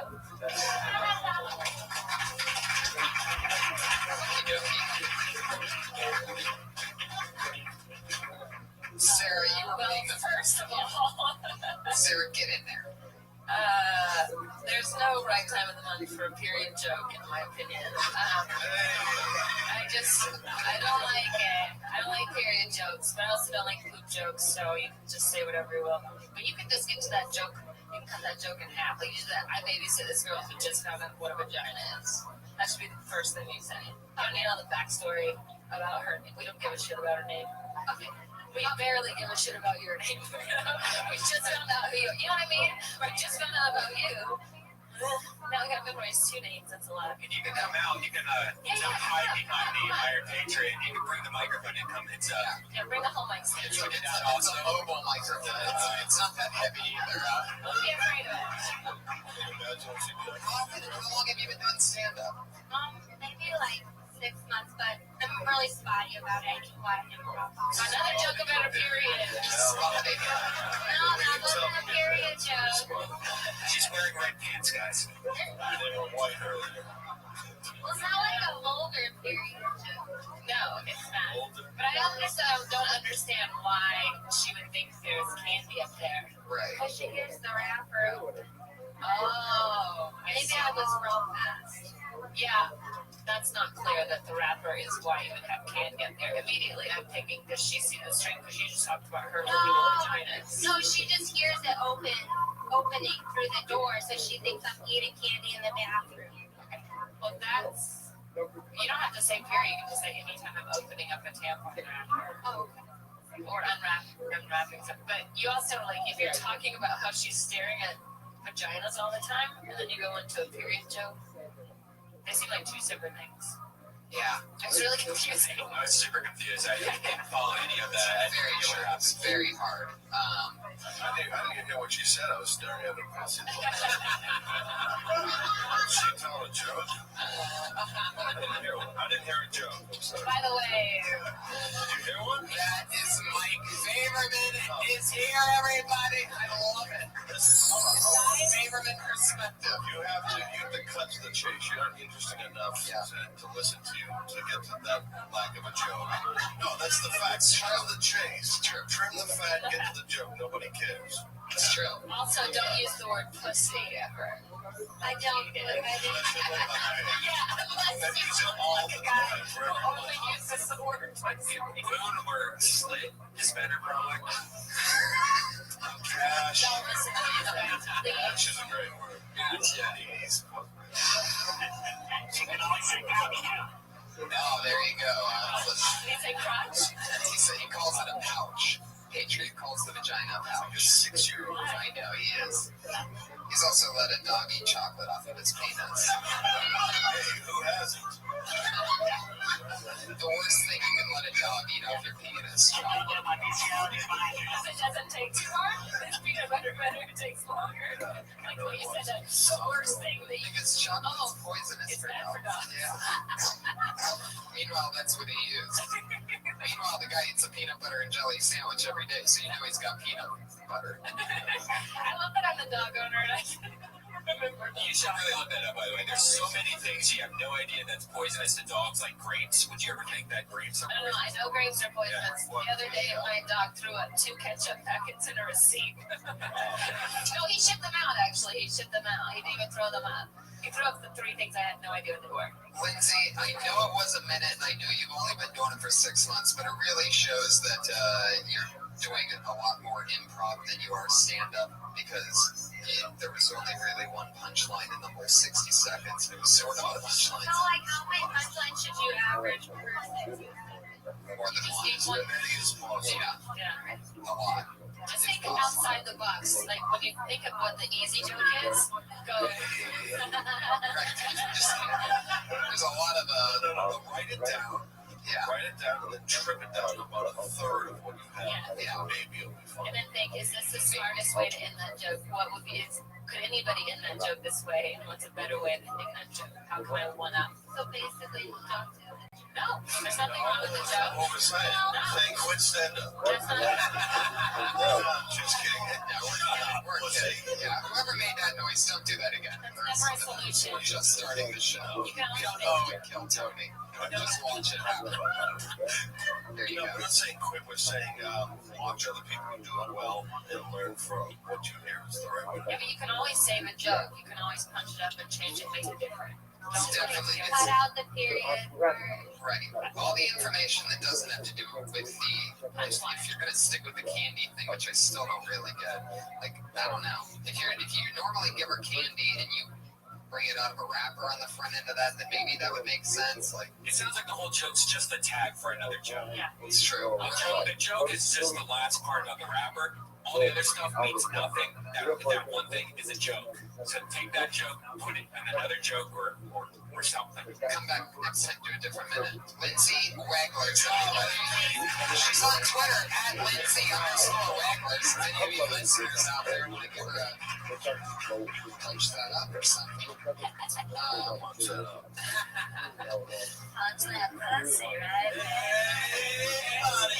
Did you guys have any jokes that you feel like when you started out that you feel like now like you would never even go near that doesn't make any sense? Do you want me to do Favorman's or? About 75 No, I don't Evidently you remember. It's funny. I don't know. I mean, like when you first started, like your first 6 months, and you're doing stand-up, was there ever a joke in which you're like, oh my god, I can't believe I did that on stage? I used to do a joke about how you can get money for sperm now. And then I said I have this towel at home. It's worth a fortune. It's kind of now. It's I wrote that like 20 years ago. Now it's kind of happy. How long have you been doing stand-up? 15.12 wonderful years.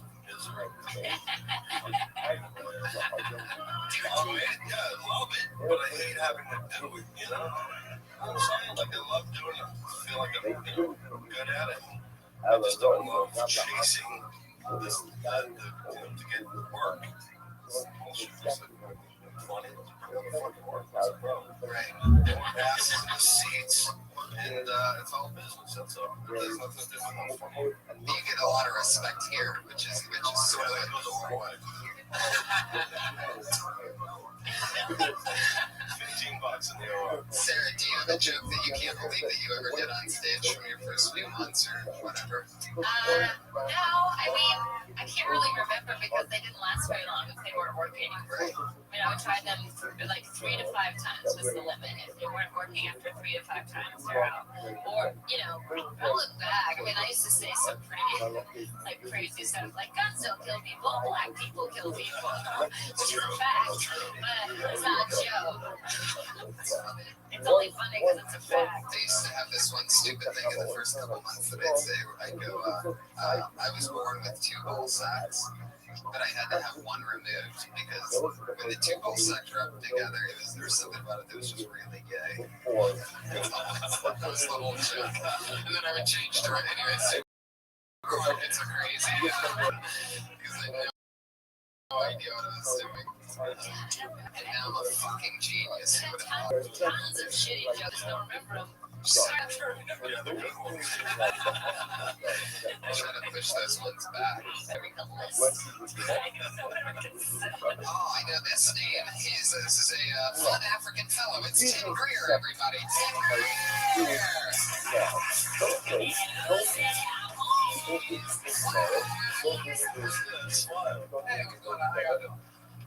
So look, I'm tired of people making excuses without having fathers. I feel like, fuck you, I mean, you should have had one. Realistically, there's fathers everywhere. Like, seriously, if you turn on your television, there's great fathers. When I leave my children one day in a black mansion, I'm going to leave my children the box set of the Cosby Show. It was 9 seasons of a great father. He was there. I'm so here. And that's how you know, by looking at Neo, I'd be this. Yelling early? All right. Call him Bill Cosby. Anyway, Split the bill. Split the bill cost. some people are like, do you think the comedians should ever do like 3 minutes or something like that? It's like, dude, some people do fucking 14 seconds. And then tip them 10, right? Don't ever ask the audience how they're doing. Tell them how they're doing. Yeah, tell them either they Don't suck. focus right away. You don't have to. Be like, hey, you know, this is who I am. Do you ever feel like right away, you cut to the chase? I don't think the black comic can do it. Black people don't have fathers. I go with yourself. Do you have a father? Oh, yeah. Yeah. Do you know that? Do you wish you would leave? Boy, trust my yeah, that was fun.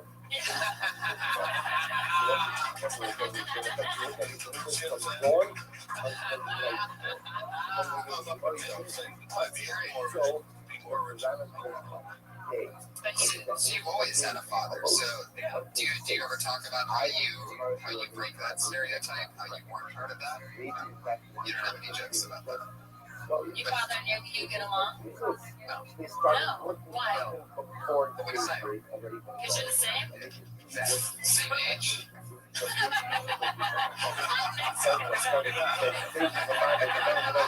Your father.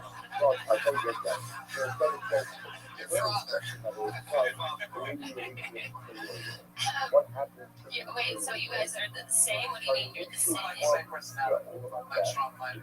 Strong-minded? Okay. So you don't... Where does he live?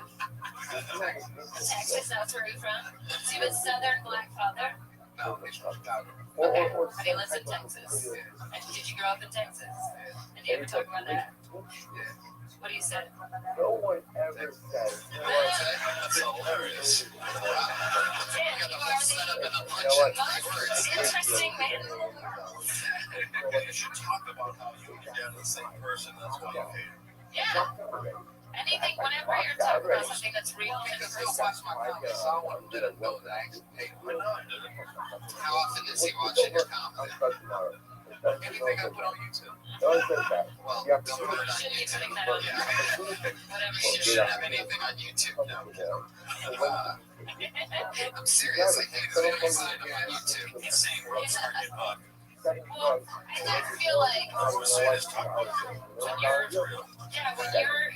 when you talk about you, no one can steal jokes from you, because no one can be anybody else. Like, no one can take anything that's already yours and really personal. And it takes a while. Like, how long have you been doing comedy? 3.5 years. You should be past that right now. You should already be talking about yourself. Definitely don't say how you're doing, and hold the mic a little closer. And it's not going to be easy, but that's what makes it So good. again, Yeah, it sucks. But we make some money for everyone else. That means so Vulnerability Jesus makes said, everything better. grab it and grab it now. Gives you That's perspective. different. There's other protection. Tim Greer, everybody. Like, take it to the next one. Like, start it and then end. Favorite needs another beer. The BFFA women face. Your next comedian goes by the name of Mo Scott. Grab it. Mo Scott.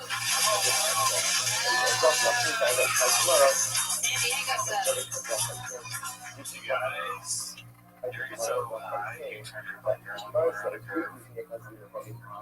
Yes, I stoned yesterday. I went to a house. I was looking at 8 eggs, trying to figure out what's going on for like 30 minutes. They have 8 eggs and they have double A eggs. I was like, come on, man, one of these is B eggs. So I think it's almond milk.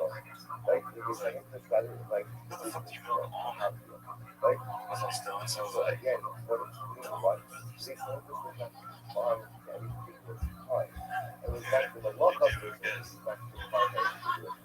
Therefore, hello, they have Christmas shit out in the grocery store, which I guess I'm okay with. Because I like Christmas. The only thing I don't like about Christmas is that they have ugly sweater parties and I can't go. Because all the Christmas sweaters are dope as fuck.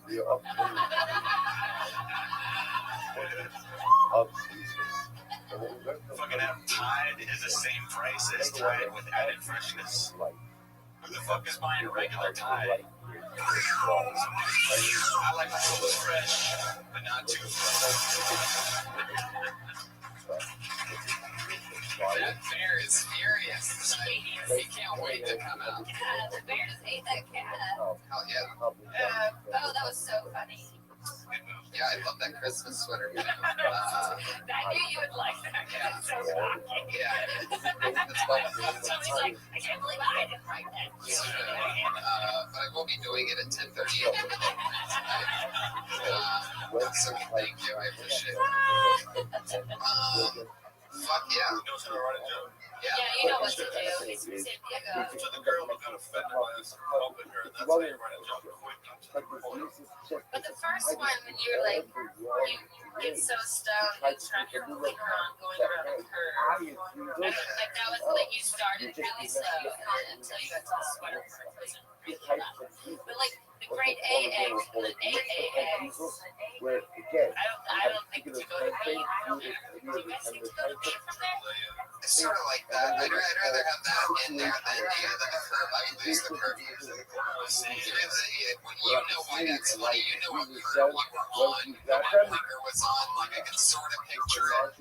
But people don't really, especially, I have a thing where, because I like smoking pot, and I also obviously write a lot of material, but I find it hard to write good pot jokes, you know what I mean? Like so many of them are,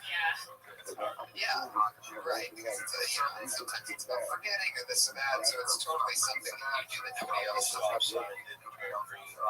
Right, yeah. Like milking an almond, like I've heard that. Right, but the Almond Brothers is a fun one. That was really good. I would jump into that quicker. I wouldn't say milk and almond. I would say, what is that? Cow milk that was milked by the Almond Brothers. Like more into it so that you don't say the I don't know how you milk an almond, because that part brings the back part down, and the back part's funny because I like the Almond Brothers thing. You can do comedy. I haven't been very consistent, but I did my first set 6 years ago. Yeah, I can tell. Just because you're kind to yourself on stage. Yeah, I also love the idea of you staring at the eggs. But And you said to pick out which one you want, just one I was egg? basically saying that in the grocery store they have AA eggs and they also have AA eggs. And I'm like, one of those is B eggs. Yeah. Why don't they just be eggs? But when you say Everybody wants to be special eggs. Why don't you just be eggs? but you need to say grade A, because when you say they have an AA, it sounds like AA. Like it doesn't sound like the letter A. And why? What are I've never got a grade AA before. Yeah, what are the eggs like? Just like always, like I'm an egg and I've been sober for 3 weeks. What makes you great? Extra religious, carry around the book with them. I never got an A. I certainly didn't get an AA.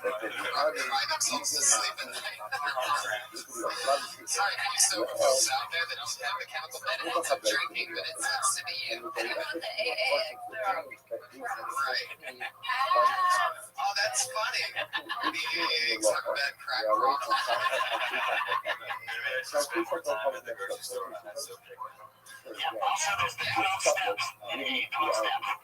Oh, that's true. And nobody wants to drive the steps. Yeah, there you go. Dozen eggs.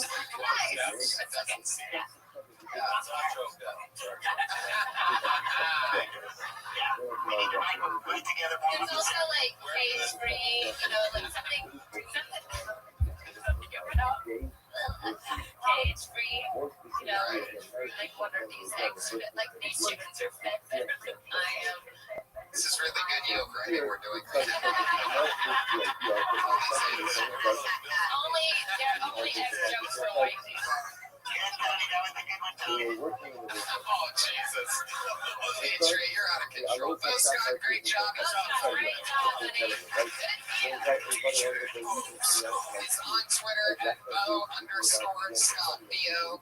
He's opened for me a couple times at the American Comic Museum. I've started close with that guy. Really? Are you there for the fruit fodder night? Oh, yeah, he was. But Tony got mad at the bouncer on the roof. Oh, yeah, that's true. You were there There for you that. go. He's like, you're gonna have to drill me off this roof. Don't walk me in this bar. Those If you do, you better hope I land on Hollywood Boulevard. Because that's where I belong.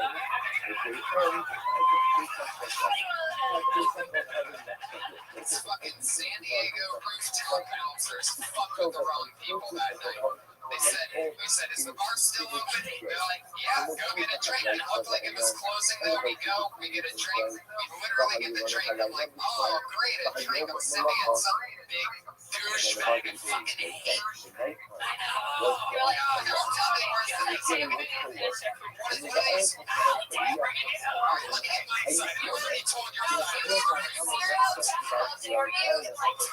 Yeah, you're damn right. That's because this guy walks up that works out every day. Meanwhile, we're wearing the same size fucking shirt.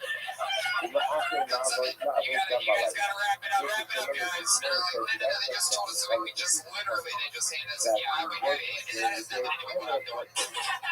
We're like, what do you mean it has nothing to do with you? We're working for the place where I just bought this on a hotel rooftop. Squeeze that guy, just like, it's so much just the fucking worst. Like, you know what? No, dude, we're not fucking leaving right away. I'm enjoying an evening with my friends. Meanwhile, I look around when I say that. All these pussies already run to the fucking elevator. They're just a bunch of animals that just listen to every little thing told to you. You see a bouncer in a tight polo shirt. Oh, yeah, so sorry. Sorry to be keeping you at work in San Diego on a rooftop at 72 degrees. Oh my God, the best part is Life is perfect. throughout the evening we're making fun of Tony for this, and the bouncer kept getting nicer and nicer every time we were told the story. And Tony kept getting later. Sir, we just like to, I know we're rushing you, but we'd like to offer you a compliment. How dare you? This is my roof. Kind of Hollywood. Do you know who I am? I would never say that. I would never say you know who I am. I tell them who I am right in front of them. I go, I write jokes for a fucking living. I wake up at 2 in the afternoon and I live my dreams. And he goes, all you do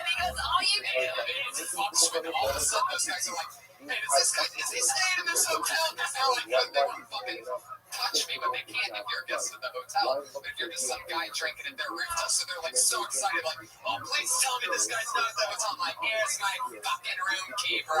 And yeah, I'm going to my suite right now. Sweet 2-star hotel. I'm back to my sweet. Twin size bed. The best part was that you said, listen, I'm on a Hollywood rooftop, so I did not say that part. I didn't say that part. Oh, I'm cutting you off. I did not say that part. I listened to that part. You weren't there. How you It's go like ahead shaking your and door. You couldn't even believe that. I didn't know. What I told him was, because it was weird, because, you know, I actually write a lot of insult jokes, like, for a living, but what ended up coming out of my mouth was I had been drinking and I was having a lot of fun. It was like the worst insult that I've ever told anybody. I go, yeah, you fucked up. I'm a badass motherfucker, and you're just some San Diego roof guy. Way on that.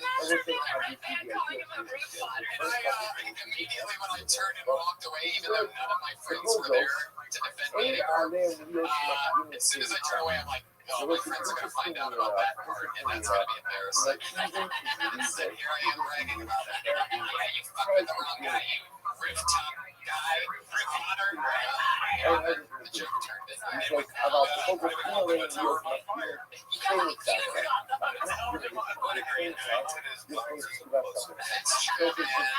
Really anti-bouncer. I fucking hate him. So what do I? Rebecca Rose Vinegra.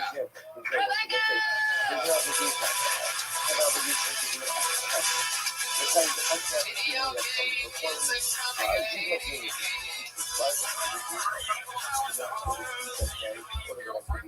So the dirty crowd. So, yeah, I was really funny here at 8 years old in my kitchen. My mom was always like, it's just like you're one of us. But really, I was adopted. So my family thought I was a really good actor. And my brother would always have me doing these impressions in the kitchen. One of them, hey, you put a cigarette in my mouth, light it, and we have Aunt Mammy. Aunt Mammy from Alabama, she used something like this. Aunt Mammy, the 405.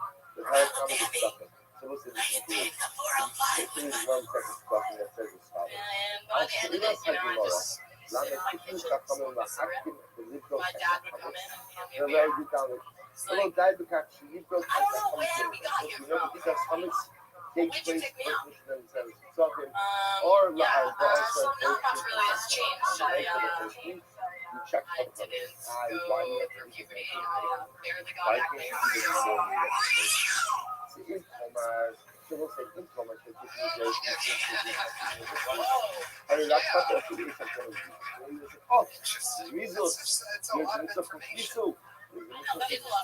a lot of setups in there. Didn't adopt a dog. Sorry.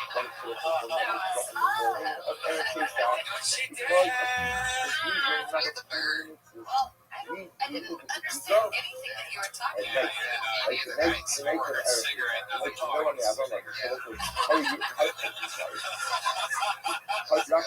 It's a really good idea. Wait, what are you talking about? Burning your tongue with a cigarette when you're a kid? Is that real? What? No, sorry. Okay, so my brother would make me do impressions in the kitchen. That was Aunt Mammy from Alabama. It's just grandpa Aunt Mammy. It was just a random fictional character. He made fun of a man in Alabama, like a slang up character.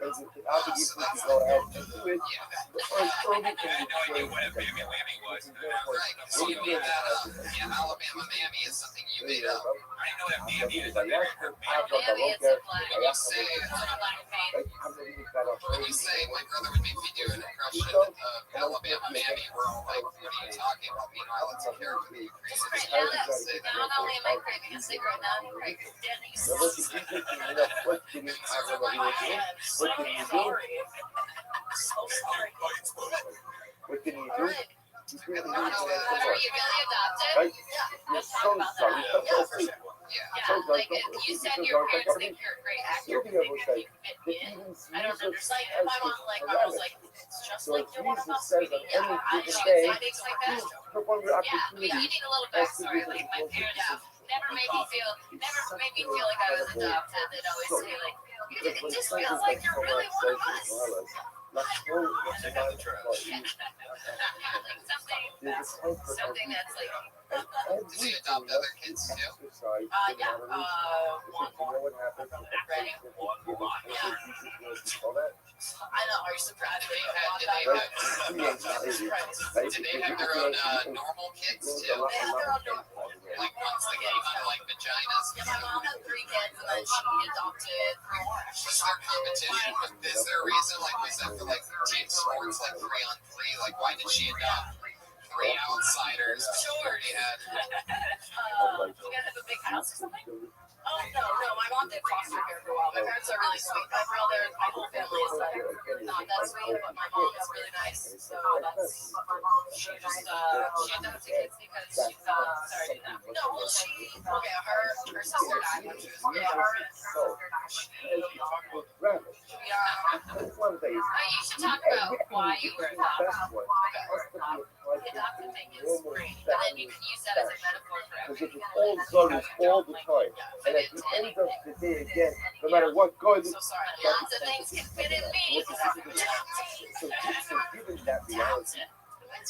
given that reality, we have an interesting dynamic with that. You just need to slow down. We also remember again, so why is Pace the best yourself. kind of stuff? Like, you might just be At the nervous. end of the day, it can't be because it's But you should write it out and then yeah, have somebody say it back to you. whatever you have to do, do it early in the morning, do it every candidate. And then you can hear what's how it's Income, going. I say, taking a little, Just needs a como se llama, no, this is correct, I like remembering the story. that will be only way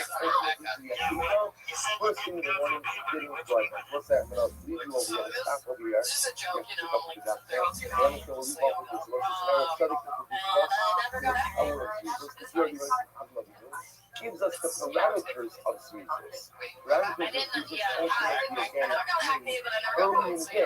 It doesn't require you to do anything before the day. It doesn't require you to give up your sleep. It doesn't you're require rushing you to through things. go You're to like, you don't have to. It Like, just have means more you confidence. have to Just like pacing and being like, listen, guess what? That's good for yourself. I go through puberty, but get at me.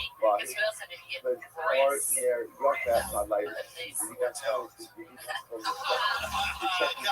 Favorman drops the hammer again. I love it. He's the silent Hey, I'm used to that. It feels like you're part of my family. Are you really? You're adopted? No, the highway he lives up. Kill it. Favorman rode into the Very dirty, very dirty. Rose family got into a white trash Jewish family. I mean, Is that possible? Filthy fish sticks is a bit. no way. That's part of the joke. Oh, I was once in a Jewish mafia. Yeah, I slept with the gefilte fishes. Jewish people like America? It's a free country. Stop owing. Stop being pussies. The O. That O's coming from the middle of the room and it's coming in loud. That's like the grassy knoll shoot or something. There she goes. At Rebecca Rosie on Vinaigrous. What is my last name? You actually write the way that you talk because you can't really tell exactly. That looks like an A and an I. What is your last name? That's an O after that R? It's Italian. Wow.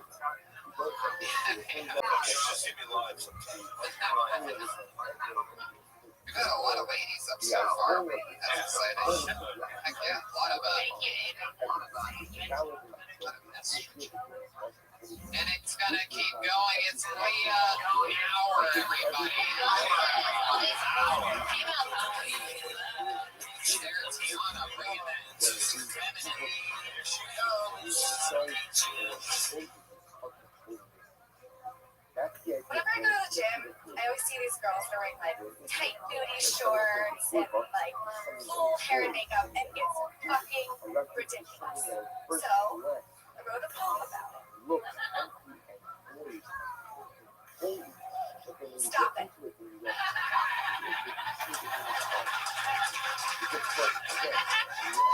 Thank you. It actually prefers snacks. It's more like a coffee shop. Thank you. Thanks. I can't be the only idiot that thought the curse of D in Disney was a G, right? Thank you. Which spells Disney, which is a completely different production company. Like, I like to think if Disney was a real thing, it'd be like slutty Disney porn with like cute princesses. I don't know. My favorite though is Beauty and the Beast because it teaches children not to judge others by their appearance and also that bestiality is okay. I think Beauty and the Beast had like the roughest sex, and most people would think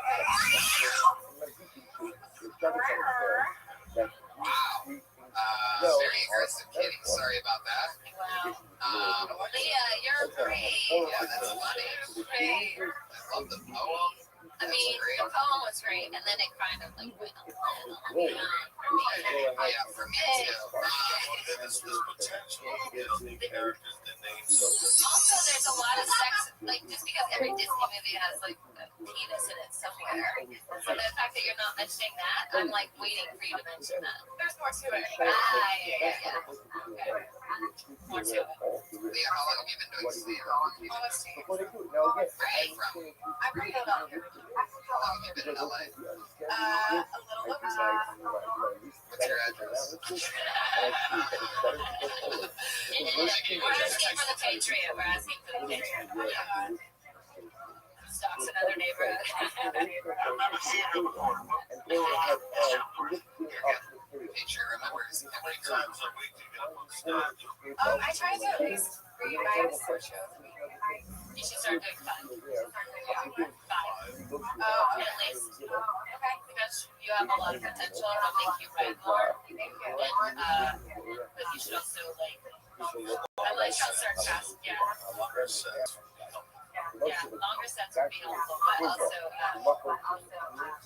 Definitely sets longer than a minute. I can only do minute-long sets. what else do you talk about? Well, last time I was on here, I talked about how I was a virgin till I was 20. I was waiting for love. So I have like a big chunk about that. What happened? Well, Did they not like that one? I don't know, but did they like that one or not? Yeah. Why? And I was 20. I'm 21 now. Oh my goodness.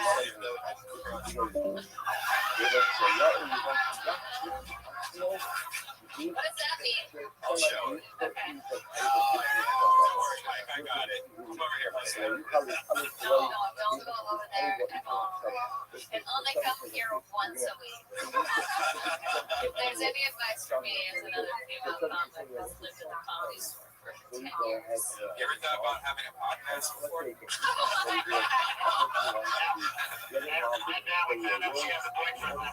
Oh, that's right. So what? Oh yeah, didn't you and your boyfriend perform that night? Now we're Is he here? What's he doing? No, Is he here? he's not. Yeah, don't date a comic. Because I can give you any more advice. Go out once a week. Not an unsuccessful. It's certainly not an open mic. Hey, well, why'd you invite this cock blocker? It always amazes me, like, I'll start dating a guy and then he'll be like, oh, I'm really good. You're like, tasty. Like, I love dating famous comics. I'm certainly not dating a open micer. Like, That's fine. Whenever somebody says something like that to me, I just get really honest with them. And they're like, hey, I've been thinking about, you're sort of an inspiration. I've been thinking about doing stand-up. I'm like, you're not funny. Don't do it. You have such an innocent, beautiful face. I think you're going to make it extreme to do stand-up. You're going to fucking crush it. Yeah. You need to make it smart. Don't go the easy way. Don't listen to The Disney joke is a little, outside of your element to me. Like, I like the idea of you being this, like, born your like more natural character being like this pure kind of person. I've seen like girls who try too hard at the gym and I think sex with them is fun, you know. Like in this day and age, that is a long time. How was your Did it feel like a long time?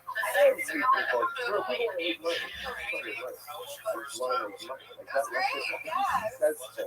You can argue about what money you want. That's what also, yeah. You know, you can argue about that. But the nice I'm gonna save you. It's also crazy because you're Philadelphia, which seems like a rough and tough city. I've been to Philly and it's crazy rough there. So the fact, and like, remember all the burn, all this, they were like having a big problem with pregnancy in schools there. Huge problem. Go up more often during the week. Go 5 times a year, dump your load and go. An hour with the It looks like I'm doing Alright, your next comedian goes by the name of Ken Gar,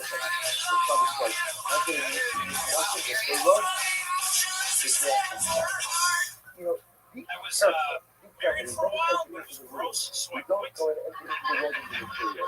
You don't try to do things to go into A lot of things involved in marriage. Had other rules, had a bedtime. I don't know what that was. I was 30 years old. You know, when we talked about going to bed, she just shut the television off when it's time for bed. You know, I can never get off the phone with my wife. I hated that. Like, I feel like I'm about to get on stage. Like, 200 things. We have dinner with Steve and Tom. I always wondered, like, how many guys died in the World Trade Center because they couldn't get off the phone with their fucking wife. You know what I mean? Like, babe, I'm crazy, just crashing the building. I gotta go. Just 200 things. Like, I guarantee you they found at least one cell phone in the wreckage that had a text message that said, I cannot believe you hung up on me, you asshole. My name is Ken Gar, thanks. Don't go into the table. Why wow, holy shit. Where are you visiting from? Chicago, I just moved here. But you've been doing comedy in Chicago for a while. Yeah. on the flip side, those It's great. I just think your example of what the wife says to you instead of dinner with like do the right thing, and a lot of times you don't another joke in there. Yeah, I was just trying to hit the minute. I totally get it. Did you normally say something else? Yeah, I like, I'll kind of illustrate the two things and just, yeah, I really pick up groceries and I'm like, man, I got a really good Yeah, I think even more specific and groceries or dinner, you know, like we're having, we're having, you know, something specific, because you can get even more jokes in. Yeah, like she's starting another conversation. Yeah, Right, he's telling you details that don't matter is what's annoying. So she's getting actual points across.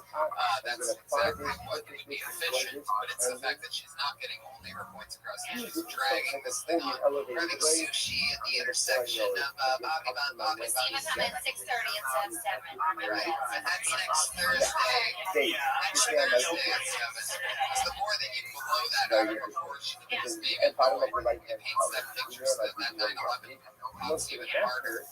Because then you're picturing this poor guy that's just like, oh my god, this building is probably going to be right. I really gotta go.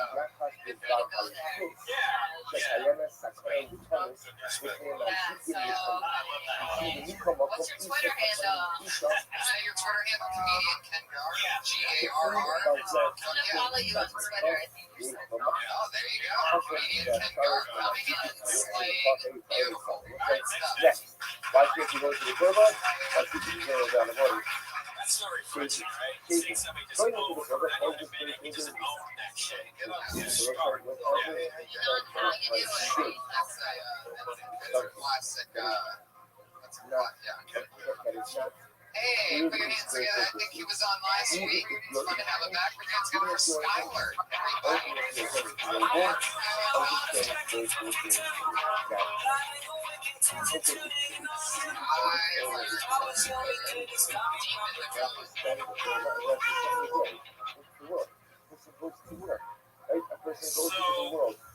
My grandmother has popcorn ceilings, and I was laying in bed staring at them. And I didn't leave. Only one thing a sensible person would do is eat them. And I was laying in bed, I passed out, staring at the ceiling. And I tried to avoid it, so I didn't like So for me. a person goes into the So world I couldn't avoid it, and also too, I was trying to hide from the monster under my bed. my goal is to So, work with material, not just what it produces myself.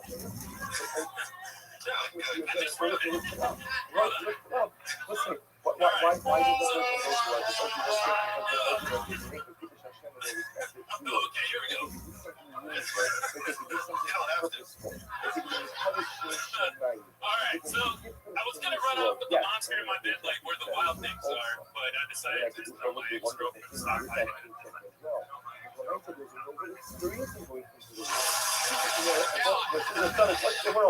He was done, and the bear still wanted to chime in on that I one. think the funniest part about that whole thing was his first sentence. I was in my bed, Yeah, sleeping sleeping at my to grandma's go. house. I like to You go. have popcorn ceilings. The funny part is that you know what popcorn ceilings are. Yeah, I don't know what they are. What are they? They're the ceilings that have like the dripping cake looking. I'm like, they're shaving. Yeah, why do you have popcorn ceilings though? They do look like They do? They look at the bottom of the popcorn, not the top.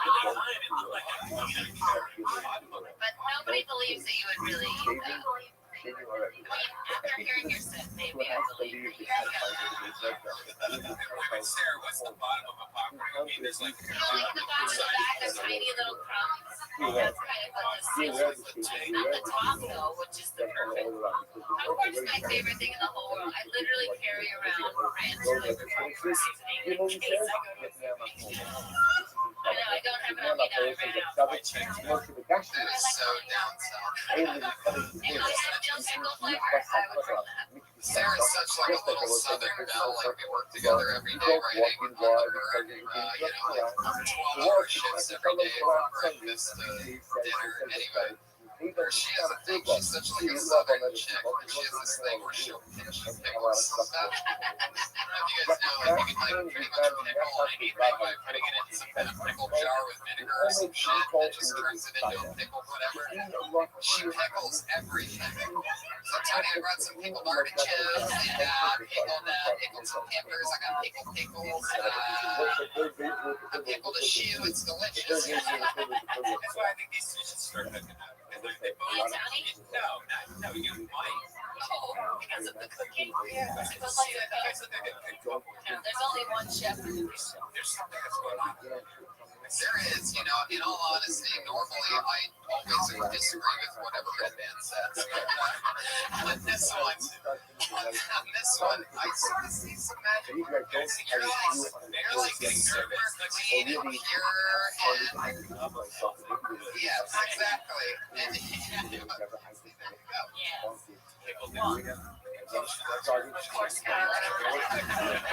Just standing here. Skylar, what do you think of the Iron Patriot? You a fan of his? Like, I've seen you in a few of these shows. Yeah, they're incredible. What? This man, you miss it. You're too busy with the photo shoot on the river. Now, what's this joke that you were doing? Were you supposed to be a kid in it, or are you supposed to be an adult in it,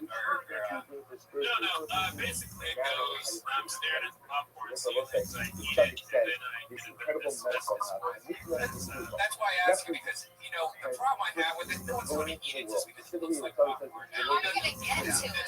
You gotta really, what I remember last week, the big breakthrough that we found out, not from your stand-up, but by asking you questions, is that you live with your grandma. I mean, you obviously touched on living with your grandma, but you ended it by talking about eating a ceiling, which we're just like, oh, okay, so this one's gonna make no sense for the next 55 seconds. So what you should be doing is writing out a list of things that's goofy about living with your grandma instead of just bailing out. I don't think you took the note properly. So talk about living with your grandma. We don't set up with that. It should be a whole thing. It has to be believable. None of us look at a popcorn ceiling and go, I have to go eat that. No one ever does that. You know, there's jokes that have make-believe things in them, but that's kind of believable. We're so silly. But eating a ceiling just because it's called popcorn, that just like makes me want to shoot myself in the dick. It's true. Very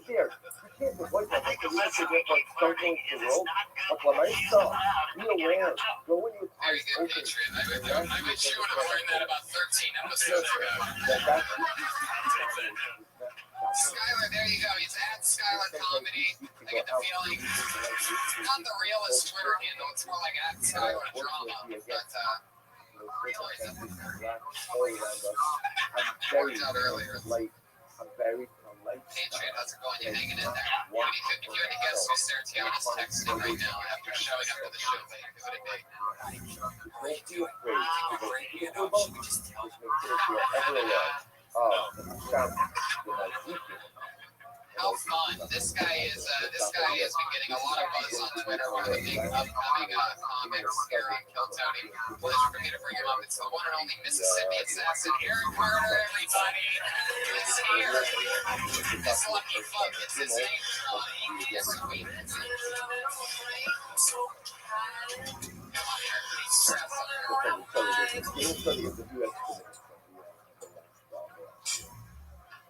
Yes, it is true. I am from Mississippi. It is great to be in Hollywood tonight. It's nice to get a break from the math lab. But now we're off the subject of that. I have a few grievances here I've had the past few weeks. I'm sick and tired on Facebook of living people using dead people to get likes. That did not go over like I thought. I put more time into that one than I did last week. So we're going to switch subjects. I know you're confused right now. You're confused. You're like, hey, he's from Mississippi. He's talking about crystal meth, and he's got a matching belt, shoes, and jacket. Hey, I bet y'all think I should be wearing camouflage. No, I'm not trying to hide from you. I find death repulsive, and I hate NASCAR. I didn't have a punchline either. Let's kill the man. They said that on exactly a minute. I'll tell you something. They're the highlight of my night, and I'm sure that it's going to last this way for the rest of the night. The highlight of my night, right before I fall asleep tonight, I'm like, what's my favorite? It's going to go, just waiting for that punchline to get a laugh, and just waiting for it to oh, shit. I had patience, but it wouldn't come, so I had to be like, oh shit, just good on something. Oh, it seemed like it really hit you hard. Like you really thought, like you're like, I'm just gonna wait. They're gonna get it. Oh shit! Nobody got it.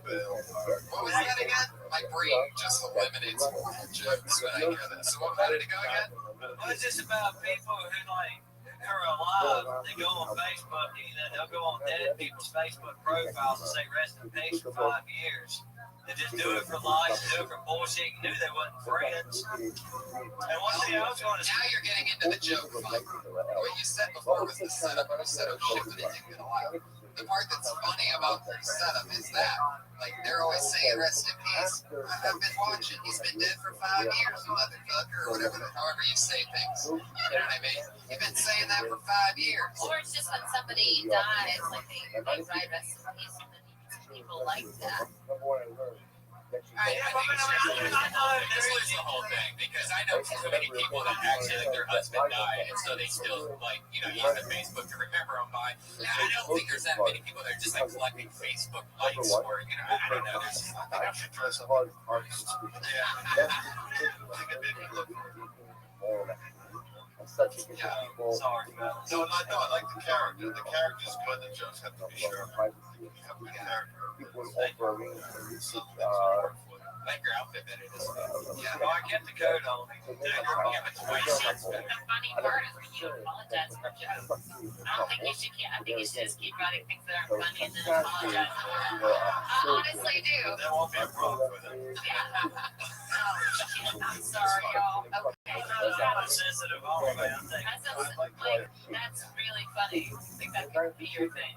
Apologizing for bad jokes. That are kind of funny, but like that are funny but aren't like no, that are funny but like in a like laffy taffy kind of way. You know what I mean? Well, I mean, like, you need to, you don't get it. Positive energy. Top 5 streets in Los Angeles. Santa Coy. I always think of that one when he does that. Eric, how long have you been in Hollywood now? So to 4 months. Wow, how you liking it? It's fun. Anything He's crazy? still wearing those shoes with jeans, so he's only been here. He changed his look from when he first got Oh, yeah? See, I run for the big cities. Straight from the beach? Yeah, well, I live in Orange County, so I was down on Laguna that day. And I just didn't change from the beach. Oh, okay, okay, that's it. Well, I live in Dana Point. Oh, man. You have a Came lot all of that way. money. No, I just have a few rich relatives. I'm like the white trash of the family. I'm cousin Eddie. I just Sounds like an Adam Sandler movie. I just love this. So you live with your rich relatives? yeah, we talked about it. I know they're probably tired of hearing about it. We said y'all join us. You think the same audience is here every week? I don't know. The first time you said that, I don't know. That's sour. Do you want regular or unleaded? I don't know. Eric, keep it up, buddy. You're doing a great job. It's at Call Me EC on Twitter. Yes, sir. Eric Carter, everybody. There he goes. The Mississippi Assassin.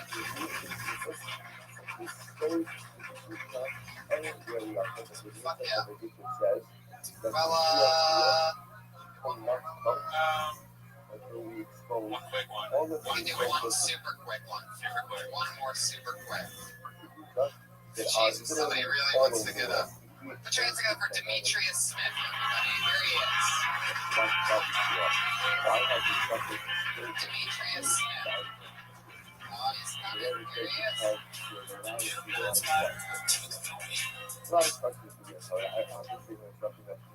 All right.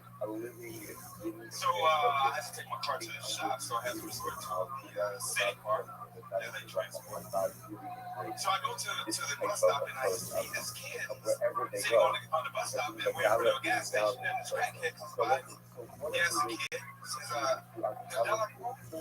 the kid says, I don't have no dollar.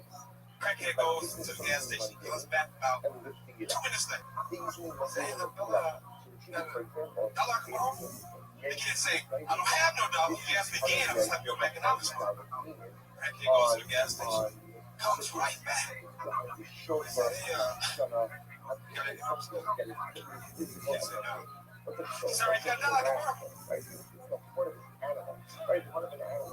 Like an actual joke. That's a street joke. Yeah. That's a street joke. Street joke. You tell a street joke that you got from like Florida. I did that. That's true. Okay, that's respectable. You write a lot of street jokes like that? I write some shit. I actually write ones Is that real? Yeah, it is. Street jokes are always an interesting thing because it's a long setup for one punch. I mean, I've just heard that same joke a lot, but with different props. Right. Yeah. Grapes, Scotty grapes. Okay. You know, heavy raisins?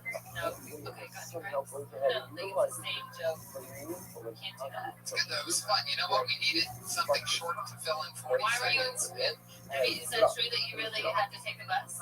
You saw her. You really? Okay. And that's really what happened?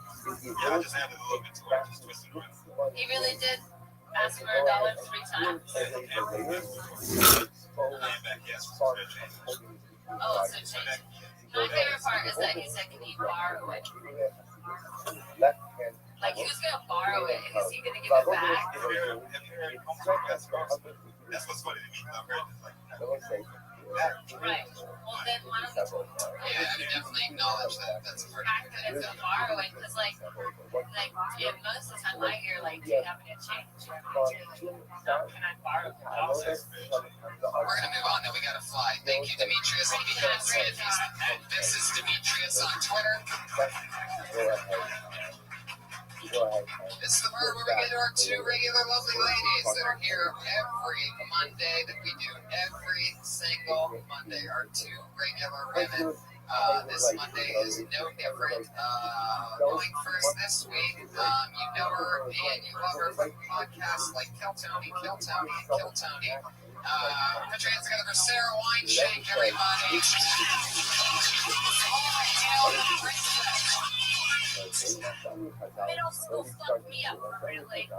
I'm still angry from middle school. I was such a loser. You know, I got a chia pet at a thrift store. Brought it to 8th grade. Asked my teacher if he could make a class pet. She said yes. It was a lamb chia pet. That's what I was into. I wasn't even embarrassed. I brought it in like it was a normal thing. I can this be the class pet. I always had a polo shirt with like stains all over it, pizza stains. My good friend screaming was Buddha Girl. She was like obsessed with cheese. She spat when she talked. We tie our shoelaces together and scurry about during recess. That was my reality. I saved a manatee. I saved all my allowance to mail in for Save a Manatee. And then I was pissed because Buddha Girl and I both saved the same manatee. And I was like, I thought I was going to get my own fucking manatee. Needless to say what? I'm still angry. Oh, that's funny.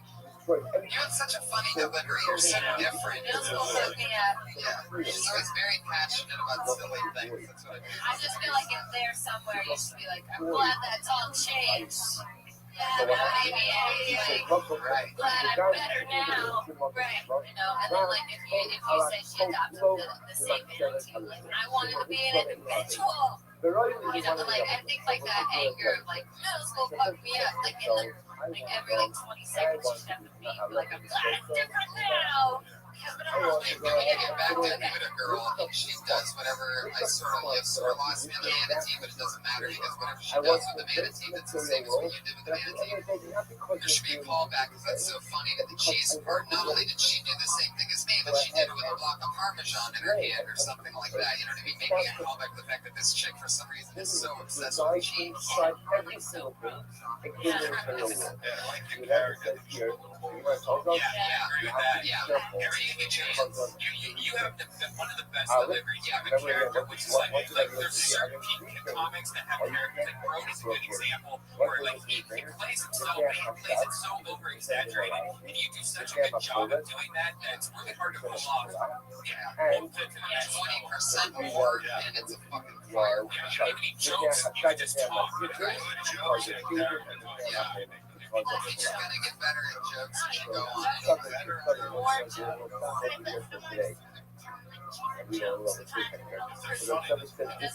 What you're telling the truth, it sounds like a joke. Right. As long as you're still talking about the stuff that you're passionate about, it'll always organically get punched up if you're doing a lot of spots. And also,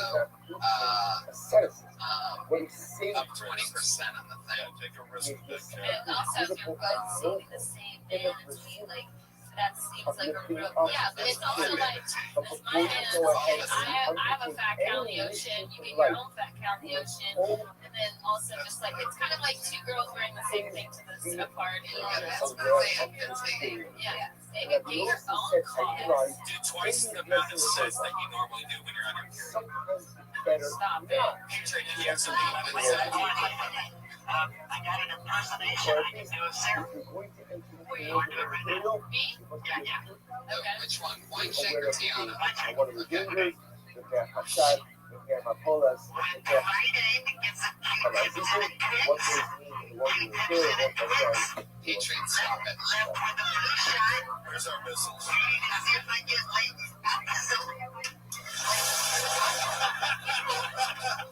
There she goes. It's Sarah Weinstein, everybody. Bringing the thunder and the lightning. And she's at Princess Shank on Twitter. Please follow her. It's always follow her. Please follow her. Not to her car, Faberman. Anyway.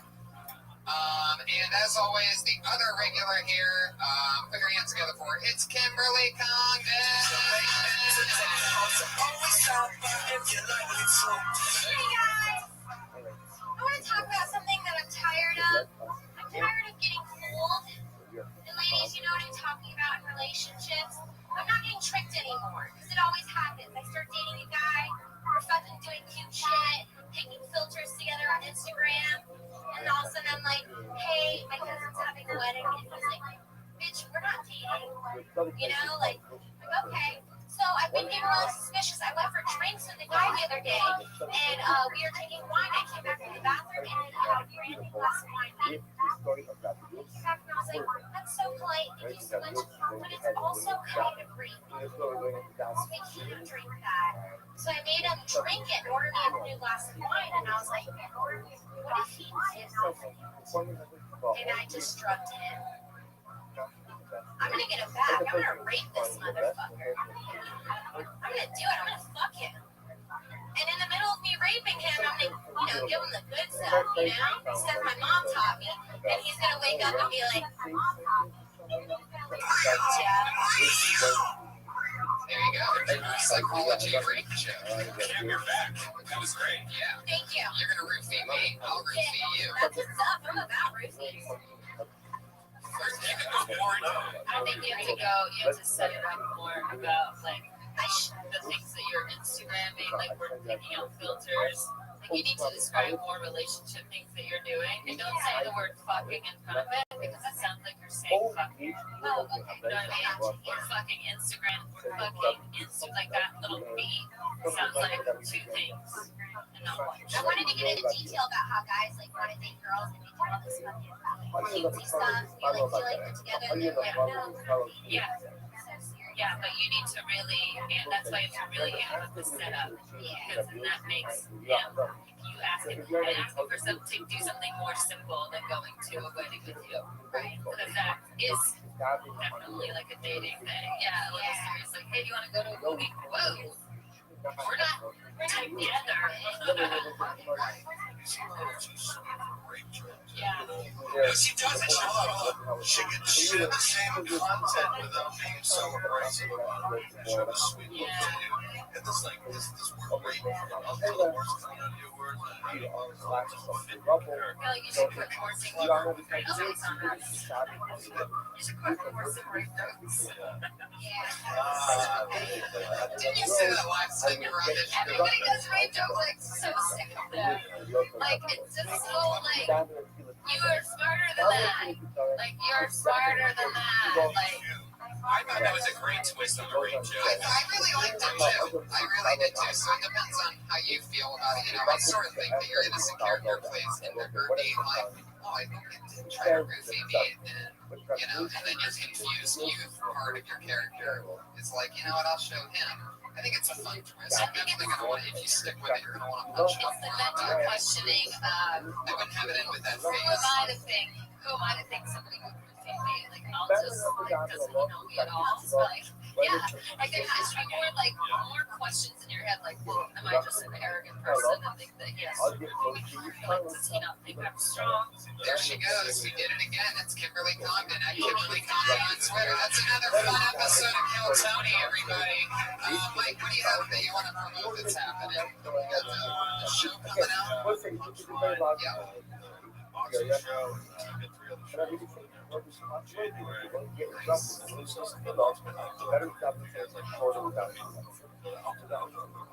That's right. And Sertiana, what's happening? Well, yeah. Awesome. Well, I'm at the Chris Theater with Joe Rogan December 13th. And Youngstown, Ohio, December 20th and 21st. I'm going to be at the Funny Farm Comedy Club. I haven't been back for like 5 years. I'll be at Chelsea next week. December 11th in San Jose, California, we are having a guest squad holiday dirty show at the San Jose Improv with Brody Stevens, Sam Tripoli. Tony's probably going to be there. We're just going to have a huge show, so make it up to San Jose, December 11th, San Jose Improv. Thank you very much. Thanks, everybody.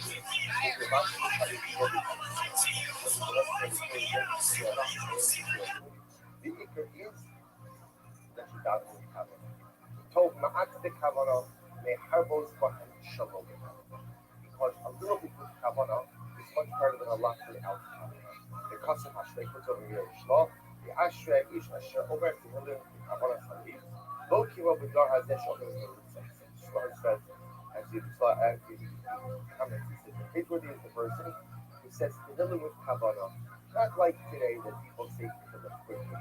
Al kin ani omer tov ma'at bekavana. If I get a bunch of the schloss said, definitely could see a little bit with Kabbalah, and a lot without Kabbalah. So that's the concept of the book. So it's basically the subject says, you're just this Fuck yeah, everybody. Hi, how are you? Yeah, it's like a live audience in here. How's everybody doing? Happy Monday to you. Here we are, settling in for episode 27 of Bill Tony Outside. An internet sensation. I think we have our first true internet star that we created, Eric Carter. This week, I saw your Twitter blowing up, right? People are going crazy. There you go. Hopefully you'll get picked under the bucket. We'll talk about it a bit. Fun weekend in crazy college football with Buckeyes, Brian and I, and most of you probably aren't interested, but it was a crazy weekend. That's so very fun. And what else? I was in San Diego. I got to book number 280 is awesome. Powerful Joey Diaz. Joey is my favorite. Yeah, working on creating an episode that we do at the Ice House so that Joey Diaz is the guest. Yeah, we'll have that outside. Yes, most of them do. Yes, they're both. I guess we're also in talks of taking Bill Tony on the road. So if you are in a city that has a pretty strong open mic, tell your comedy clubs to get in touch with us because we've already had a couple places that are starting ones in San Diego. So many times we stop it. We're concerned about I'm concerned about the pressure, like, don't give a fuck. But go through my mind. As always, ladies and gentlemen, one of our favorite people from the whole wide world, our head of security here at Kill Tony, translated for the one and only Iron Patron.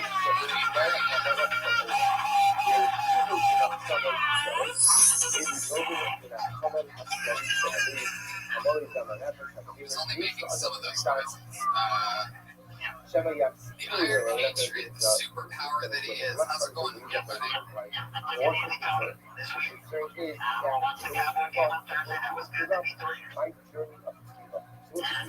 So that's exciting for you. I want to talk to you on Saturday. I watched the video of Ice House Chronicles.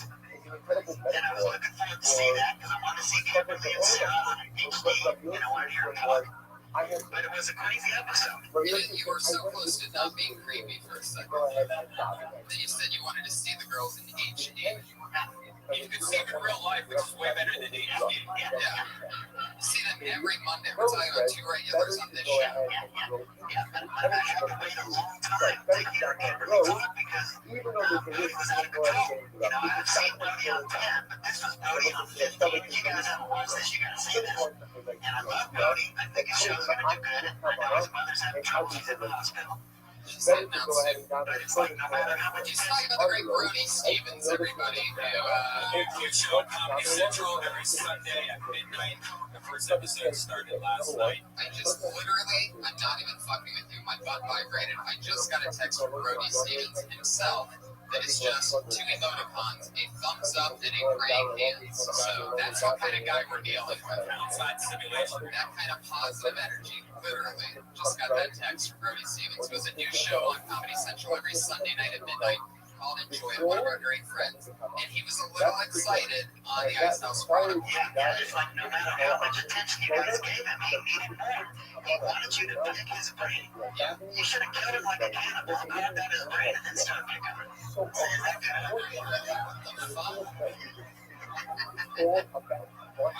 yeah, but you had two good jokes that I like telling me. You had two real good ones. You said that you got the memo. It was going to be the buggy show, and then you also called it dissection.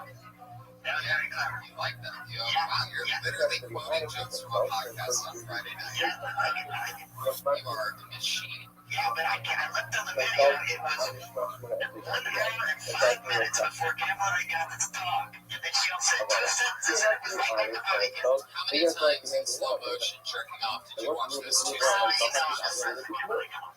What's the whole HD thing about? Well, rules is, of course, the document is time document, but there's a reality. Did you like pause it at all and scare them or something? No, I just wanted to see what's funny about it. So at the end of the day, You guys get a chance, check this there's out. no, it'd been better to go ahead and dive into the It's one of the crazy things that I remember about you because I recently went back and listened to old episodes. At one point, Natasha Leggero was a guest on the show. You said that you saw her on something on TV, and then you paused at the right moment to be able to know that her left middle toe on her left foot, he noticed, curled in towards her big toe. So on the show, when you said that, she goes, "What are you talking about?" She took off her shoe right here. She's like, "Oh my God, how did he know that?" This guy looks at girls' feet so closely in HD, slow motion, DVR, whatever the fuck. And he told Natasha something about her foot that she didn't even know about. I actually saw her feet on Wiki Feet. That website was on her feet. But the one you're talking about was that girl Jade. I saw a video of her walking on hardwood floor barefoot. And then I saw a tattoo on her foot. It got weirder somehow. Somehow it got weirder. There you go. Yeah, things get weird. You're breathing heavy under there today. That's why. On Sunday was the Hollywood Christmas parade. Because sometimes there are things that I don't even like, so I don't have the rest of the day to go to bed. But you're next to me, and you do. And when you're doing things in life, and you can't carry your own feet, I can help you carry. So like Yoshi says, I thought I would have the most fun off by just going to the room, just me and God. Me and God, that's You the sent us best a song supply again of this week. food. You've actually been sending us And he songs always says, almost every you week. know, this is kind of Yeah, I guess so. I've been getting some feedback on Twitter that people like and my you're going dirty to songs that we get a little bit less. How are you at love, though? You're going to blow your load. Once I get done with those, I got two other bands I was in. Are you serious? Yeah, I had a band I was in called Romeo and the Dreamers, and I had another band called Shame. So you're a film musician 3 times over. No, these are classic songs. You just spend the right time and bring them back into the For those of you that don't know, he was in a failed rock and roll band, or they're more like the B-52s meets, like REM or something, President, whatever. It's like a combination of a bunch of mediocre bands. It was during the grunge era. It was during the grunge era, and it was like B-52 style music.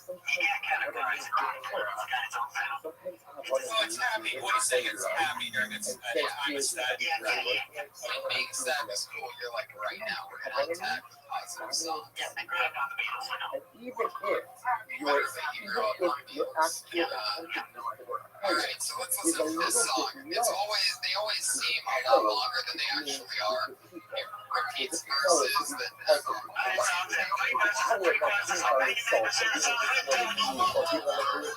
Shit. Whoa! Here you go. You got our Patreon, everybody. That's what you are again. Listen, these are questions. Tell me, where did it come from? Yeah, I know. Because the old said, you know, I didn't want to go to God in the church. And by the way, this video was, you know, maybe they're not all the guys that all fight, you know. But the night I haven't done this part, you know, over here. You got me with this people. And even if it means that this student suffers a little bit, God has married for this people. You make up your own decision. Pick up against us and stick on the days.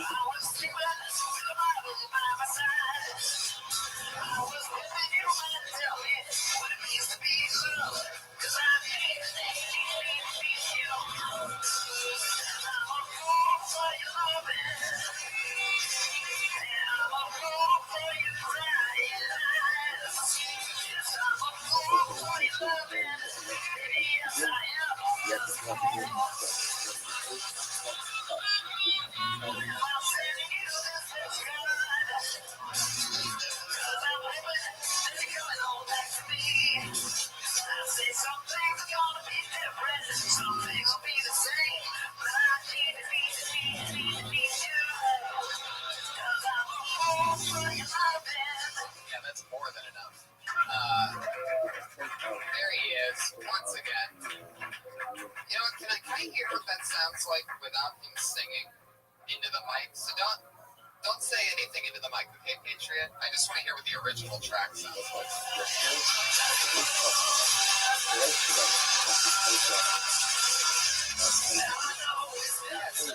That's you without the robot voice, huh? Very similar. If it's him. Yeah, I don't know how good I did that. It's kind of like the thing. I don't know, man. I don't know if I still got it anymore. That was 20 years ago when I sang that, so I don't know. I don't know if I still got it.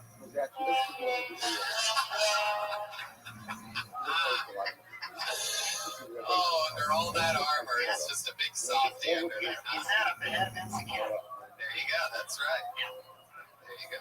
It's a lot funnier when I say it. Yeah, I try my best to do it. So, like, when you wrote that song, I'm guessing that's called Fool for Your Lovin'? Yeah, I've been a fool for love many times. The first story I can tell you was back in 1998. I worked at a place called the filling station. I was a waiter. I was in love with this pretty little petite girl that was half Mexican, half white, named Jennifer. Gave her $2,000 to move into a place. And didn't even get the suit on the couch. But you didn't get the what on the couch? Didn't get to do any suiting on the couch. You say guys are pussy whipped. This was even worse. I didn't even get no pussy. I was just plain whipped. And I was in love with this girl, and she broke my heart. And I think everybody's been a fool for love at times. You ever been a fool for love, Tommy? No, definitely not. No. Come on. He's not being honest with you, because I think we've all been fools for love. Yeah, it's like women do this thing to me. I just do whatever they want me to. Wow. That is, so how long did you live with her? I didn't live with her. I was working with her at the filling station. And, we hang out a couple times. And, it might have been the cocaine. Wait. I tell you what, when you get a girl with cocaine, you think it's going to be good, but it's not bad. It's not good. It might have been, huh? Oh, man. Wow. Well, that's the Iron Patriot, everybody. You guys ready to see who our guests are tonight? It's always fun, always exciting. I'm so lucky to have so many hilarious friends, and tonight's no different. We always have two guests on. Put your hands together for this week's guests, everybody. You know them and you love them from things like, we do I want to bring up? Okay. But now I have to think about it because then that decides who's next. What did we say earlier? Who's first? Okay, you know this first guy from Chelsea lately and other fun things. Bring it together, Justin Martindale, everybody. He's a paid regular here. He's a big deal on TV. He's my other pal, Sean Halvin, everyone. The Texas Rattlesnake, one of my funniest friends. Creative mind. Hilarious. Here they are. They're both from Texas, everyone. Literally, they are both from Texas. As is the Iron Patriot. Did you guys ever come across the Patriot before it became? Yeah. He was just a proud American. I love that song. Yeah, I like it. Yeah, I'm not from there, but I lived there for 28 years. That's what they all say. Justin, I did some reading about you. Oh, did you? Great. We get the shows there over things. You're from San Antonio. You started comedy in 2008. You came to the Comedy Store in 2009. Betsy liked you so much, she made you pay regular right away. Very impressive. You opened up for Whitney Cummings. You even went on a cruise and did some comedy. Now, what I want to ask you is, sometimes you write for the Fashion Police for Joe Rivers. Now, what do you think Joe would say about my outfit? You're the Iron Patriot.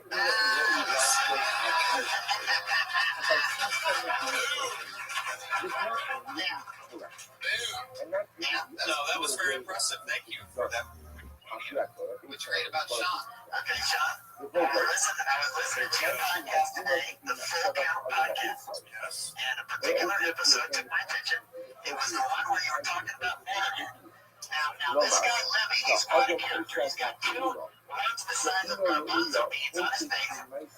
He plays the bass guitar like it's a rhythm guitar.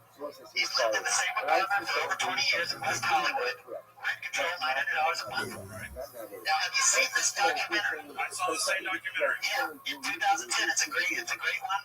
And I learned a lot. Anything else to add to that? What's that? I love it. I love it. You mentioned everything else that he's done in his career for the last 5 years. You started on Sean and you just go off on a tangent about how much you know about Lemmy from Motorhead. That was interesting, man. Did you forget what we were doing here for a second? Yeah, I just wanted to talk man to man about music because I felt like we were really connected right to that. Can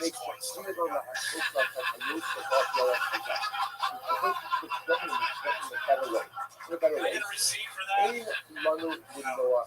be great. That's the one thing I'm missing, Patriot, is a slot for us to just dump our pennies into. Have you heard of his band when you guys lived in Texas? Did you live in Dallas? Yeah, I live in Dallas. You know, they just had the 50th anniversary of Kennedy being assassinated. That's what I heard. Yeah, and Dallas is, if you haven't been to Dallas, it's a very historical city. You want to see that. If you haven't heard of Kennedy, But when you're there in the early 90s, that was when Dutch Brown was big. Trace, like Trace. We did. We had like the Trays on a Saturday. That was one of our biggest nights. Yeah, we worked for several years to get there. You know, Tony didn't realize that I worked on these songs. I've been on songwriting for several years to give you these precious jewels that I played. Precious jewels. Yeah. Ready to go for X Factor or anything? I don't know. I haven't thought about that. If you haven't seen him without the helmet on, I can tell you he has a great face to be on. You're sarcastic. Really, really smart if you guys think about the joke I just said. That's me saying that he's ugly in VR. It's a great face to go on. I didn't get anything, so I'm just making sure. I do like the songwriter. The song was the pie in front of everything. I went to the store and then I got some pancakes. Like, I am a fool for your I bet if we sat here for 20 minutes, each with an iPad, we could find literally 100 songs that have almost this exact lyrics in it. that's where I found them. Was Lyric Scare one of your influences? Yeah, we got a little bit of influence there. I love that band. That Freebird video on YouTube, that's a classic video. Love the song, the video. Well, just that. There's a lot of extra music. It's a combination of everything. And then my own style. Yeah, a little creaky tonight. That suit's making a lot of noise over there. It's moving around. Really good. It might be time for some oil. Like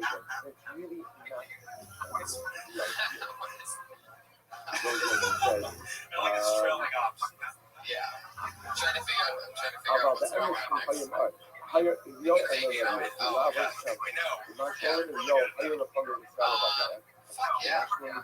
So you guys know what we do here. And this week's no different. Over 30 comedians sign up for the opportunity to do a minute on stage, watch comedy magic happen, or perhaps their own material, whoever they are, however it happens. It's a bunch of crazies. You get to see stand-up comedians, and you get to hear us talk great. So it's always fun. You guys ready to get this thing started or what?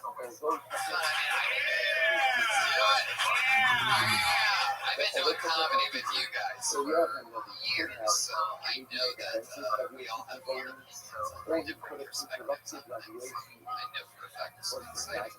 For those of you that don't know, perhaps you comedians out there, you get 60 seconds. At the end of that 60 seconds, you know your time is exactly up. You can hear the meow of the kitty. It's going to sound like that. That means stop doing material. If you keep doing that, if you run your time, you're going to hear the sound of the angry West Hollywood bear. And that bear sounds extra angry tonight. So you don't want to bring him out. So what do you say we get this thing started?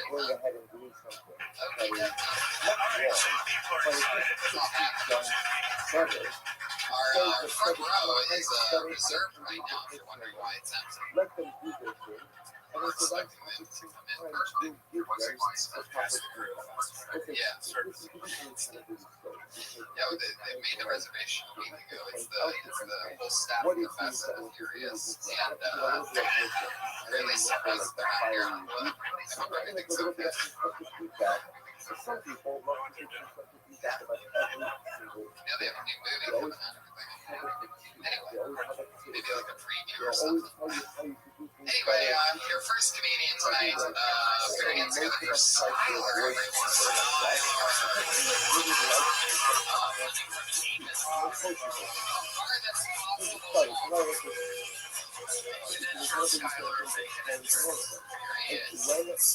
Skylar, everybody! Wow, we made it.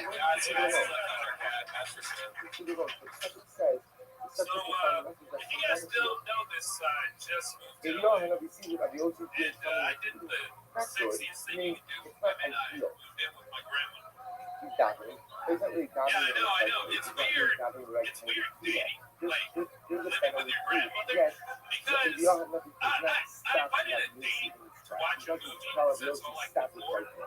And, my grandma kept chiming in with like, hey, are you hungry? No, grandma. You want something to drink? No, grandma. And we started thinking, you want a condom? No, grandma. But, you know what, I should have taken her up on the condom because asking her for a ride was a bit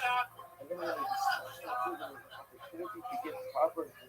You got 53 seconds from Skylar. Now, I've seen you a couple times on this show, and I have to say that I'm excited that you're actually talking about living with your grandma, because I know that we found out after a couple of previous sets that was something in your life that we felt like you should be talking about. So I'm glad that you're finally doing that. I like the fact that you're keeping it real and like making a funny thing about something that's actually true to you. And so anyway, what I'm getting at is that I sort of like it a lot, and that part where asking her for a ride to the abortion clinic, I would say something like, because, I should have taken her up with a condom because I think she might endure. I don't want her to end up being a great grandmother. Let it go. It's got the I don't know tricky either if that's funny. leave it on. I like the clip that you did, definitely though. Take that opportunity. There's It a was kind of a cool twist with the abortion. But I think the biggest thing is that how you presented it But if I see a isn't person how doing you something, would okay, say out of your own it's not voice. great, Like it's you not the way probably it say, should be like, done. next you would ask me for a condom. Like, grandma, it'd be like almost where you're acting it out, or I don't know, but I guess that just wouldn't be my style of how I would say. There's It seems like you're telling like straight jokes. incredible. How early are your dates? Like 7? Why is grandma up? Why is she up? Make sure it's like 10:30, 11 o'clock. Grandma should never be asking for condoms. I thought you were having sex with grandma. I thought you were like my girlfriend. And then grandma was like the Anthony Perkins and Psycho thing. You're like, oh yeah, my grandma. Something along the lines of like, yeah, I mean, maybe you need to have later dates. Make sure, or start drugging grandma. Put her out. Right. Something. That's great. Yeah, and I was thinking what you said about the condom thing. When you said, and then we started making out, and then you can have the girl go, I thought we were dating. So it's like you're making out with the grandma. Just a suggestion. Or like you're making out with grandma and you look over and your dentures are just like right there on a table next to you or something like that. Or on your dick. Or on your dick. And Sean says, oh, really? When in doubt, just put it on your dick. Also, too, do you think like, in a bad set or whatever, to do you say abortion sometimes? It's like, yeah, Tony, or you can change it to where she got pregnant, because if you're going around town trying to do showcases, doing a 3-minute set, you say abortion. Right. And that's sort of what I'm saying. My original note about the getting out of that. I think the original note about that. I'm just not a huge, abortion. I think Tony's pro-life, everyone. I think that's I'm saying when abortion jokes. But I think the setup of him, the truth of him living with his grandmother is the setup. But when you try to be funny and then you throw in the abortion, right? Then it's not real anymore. Right. Right. Yeah. Like almost. I guess what another route could be is like she's already disappointed in the grandkids that she has.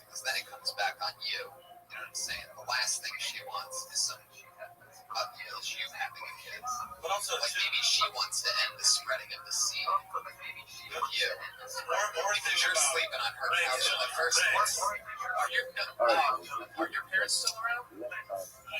Okay. So what if like the grandma was the dark who went back to your mom and was talking about like all the girls that are coming over? She's like rating them, like what from 10? The girls that are, she's like, oh well, she was a 6, you know, or something like. Why is she a bitch? That was my grandma voice. I don't know. Is she a gingerbread house? But has this ever happened where you bring a girl up? You gotta do it for material. You gotta bring that. You gotta realize what really happened. Right. And then you switch it to where it falls on you. You know, Yeah. off the bat.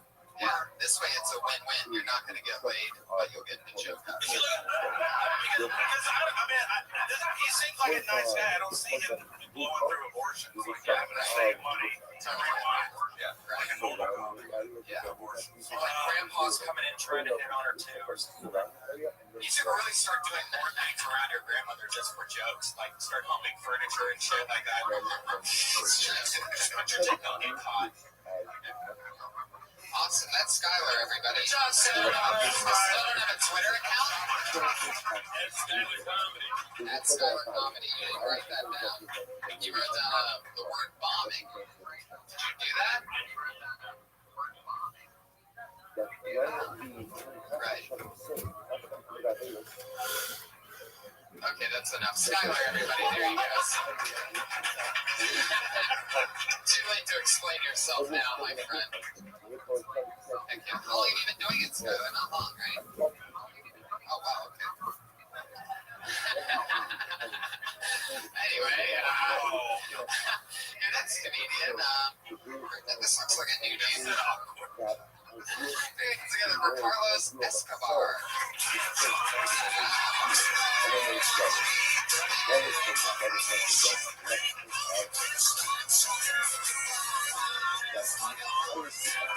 You guys doing, mention your amigo Ohio Buckeye fan?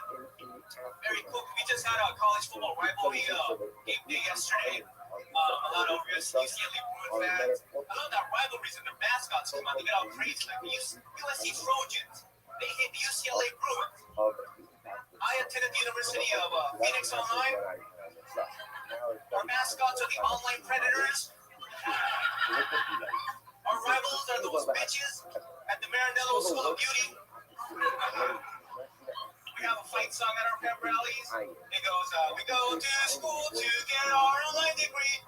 But when we're doing our homework, we got distracted by pornography. Online predators, fight, fight, fight. Thanks so much, everybody. Yeah, there you go.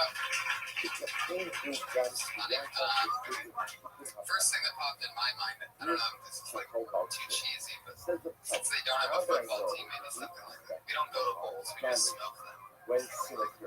Online, seems like more could be added to it being so illegitimate instead of just hitting other things. Like something about being in your underwear all the time. Like I don't know, that's what I picture when I hear University of Phoenix on here, right? Yeah, I picture like pickles and like, lots of tissues. Definitely lots of Cats, a lot of cats. open Oranges involved. Yeah. Or open windows then. Maybe you guys don't even go to a game, like your game is in the chat room or something like you just heckle each other online and just talk shit online to each other just back and forth. Maybe that's like the only sport you can play like there is chessboard on. Yeah, Snapchat or something like that. Video game creative emoticons or something. Yeah. Who does the best emojis? Yeah. I went to Phoenix Online a long time ago. I got the songs.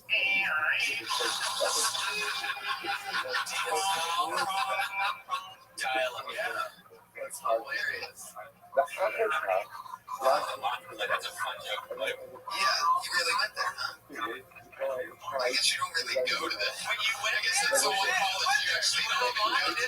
Yeah, they have supplemental like Sounds exhausting. yeah, but why would you pick campus? You just pick Harvard. You have to go to campus. That's why we do Phoenix. I'm more online, I guess. I'm more on hands-on kind of guy. That's just great. It made a second year. Why do you go to like a regular school? Have that grade. They have a campus for the What's a diamond bar? They have unicorns and shit. Did you ever go to the campus? What diamond are you? It's an office building. They just changed the placard on the front. It's insurance. Welcome to school, everybody. Certificate bar. Is it basically just, are you sure? But the campuses for University of Online are just like internet cafes or They had a snack cafeteria. easy Sean, easy go. That's what makes it legit, right? That's when you know. Microwave device, all the like stuff. There was a riot on campus. 7 people got banned. There's so much material to drive from. I want to Did you take your test just online? You never had to go on. Yeah, it was all open book or open Wikipedia. Yeah, a lot of Scribe.com. All you did is just get a Scribe.com account. It will change your degree. Business administration. It's amazing how hard. It makes me honestly just so jealous that I grew up when I did, because I used to have to work so hard and cheat off of other people. And to think that I could have had an iPhone in my hand a couple of times. Well, we used to do it with TI-81. Remember, you just sit there in that calculator and you had to like write it out. I had sex with my teachers. Oh, wow. Did you really do that? Yeah. No. Did you guys get molested by your gym teacher? Okay, thank you so much for coming. Harlan's really funny. Take some of that stuff. Especially love your fight song one. That's so funny. That was a good fight song. You can follow Carlos or tweet at him at CEELOSESCO. Very, very good. Remember, your marketing manager is, you should fire them, Carlos. CELOSESCO. Or Phoenix Online. Say Carlos? Yeah. Yeah, it should just be like Carlos Online.edu or something. I hate when people make Twitter things like so complicated, but it could just be like Carlos likes pie. You will remember that way more than like CEL. Anything you have to spell out doesn't make any sense. He's in business administration, you guys. Oh, Is that what it was? he's being clever. When you guys started stand-up for, when you guys started stand-up comedy, was there any joke that you guys had that you can't believe that you used to say? Anything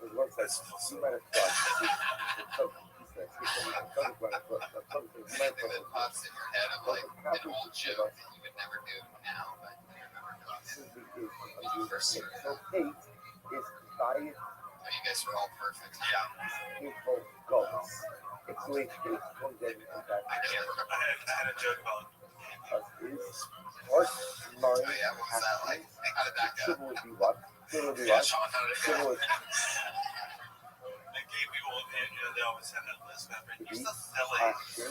And I didn't know what that was. Until I found out that's the sounds that T cells make when they dig your mother. Should I keep that one? Should I keep that too soon? Why did you retire that? Yeah, that's so weird. Even after World AIDS Day, how would you retire? Helping up at the summer sick. Come on. Bring out the jokes. You guys have any jokes that you retired because they died and they just weren't relevant anymore? Like I had 7 Amy Winehouse joke. I said, First for Reed's joke. Oh, The guy from Blade. yeah, I said I'd kill myself too. Oh, that's like that kind of. You're like that gossip column writer. I have no idea what that I just went that way. I was mad. I was having a dark 와, 엄마, 시리즈가 지금 하고 있다. 아니, 우리가 No idea. No, you're great at that though. Like that's like part of your stand-up style. Is like knowing what people are actually into. Like you are a topical guru. I learn a lot of my information about what's going on just walking in the back of the room. So it really does. Yeah, it's like a news report. So Kid Kardashian, I don't really talk about that as much.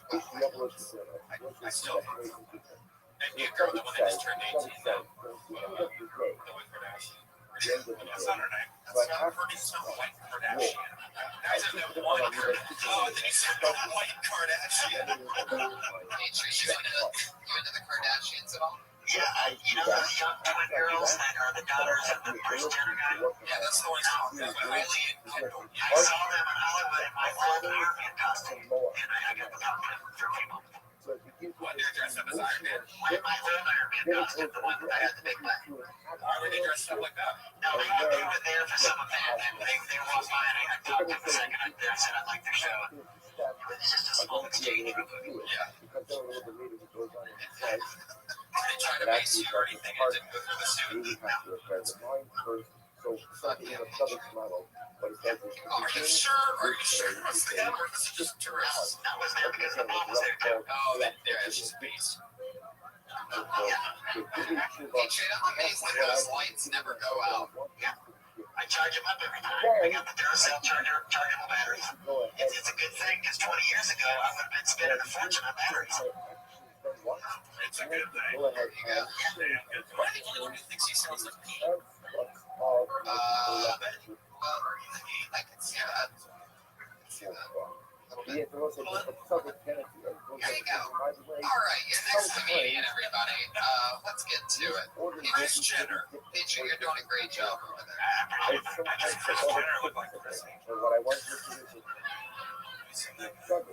Fuck yeah, we've had this guy on a few times. Put your hands together for Kenny Lyon, everybody.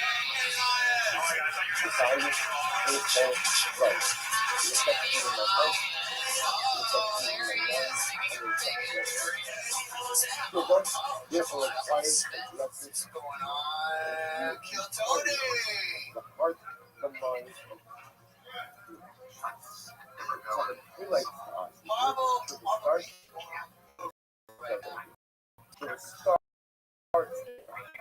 I feel that I need to change. And again, the beginning of the change in my attitude to my needles.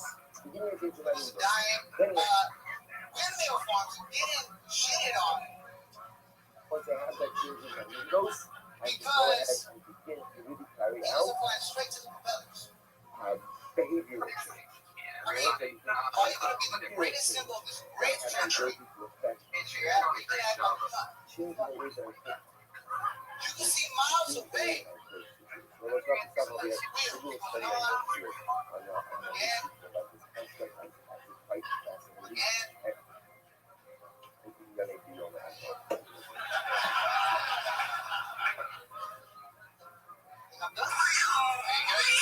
You're right. Maybe that's the sound of the cat. So that makes it official. You were just going to keep doing that until it ended? That last part? Well, I'm glad you came prepared. Yeah. There's some interesting thoughts in there. They can't see far away. That part should be closer to the front. That should be where the joke starts, I guess. Right? All that front end stuff before that. You can trim all that. But even then, it's still sort of like a...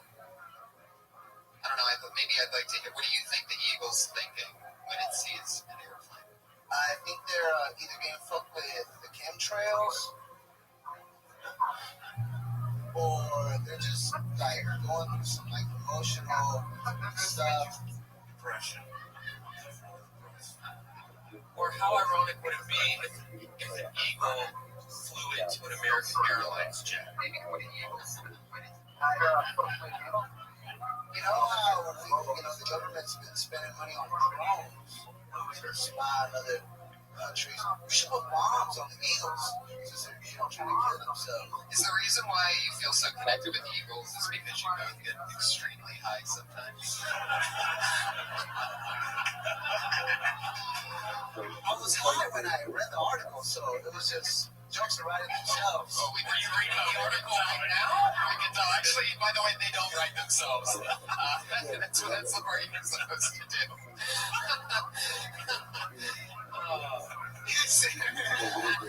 They don't just write themselves. It's not that easy. That's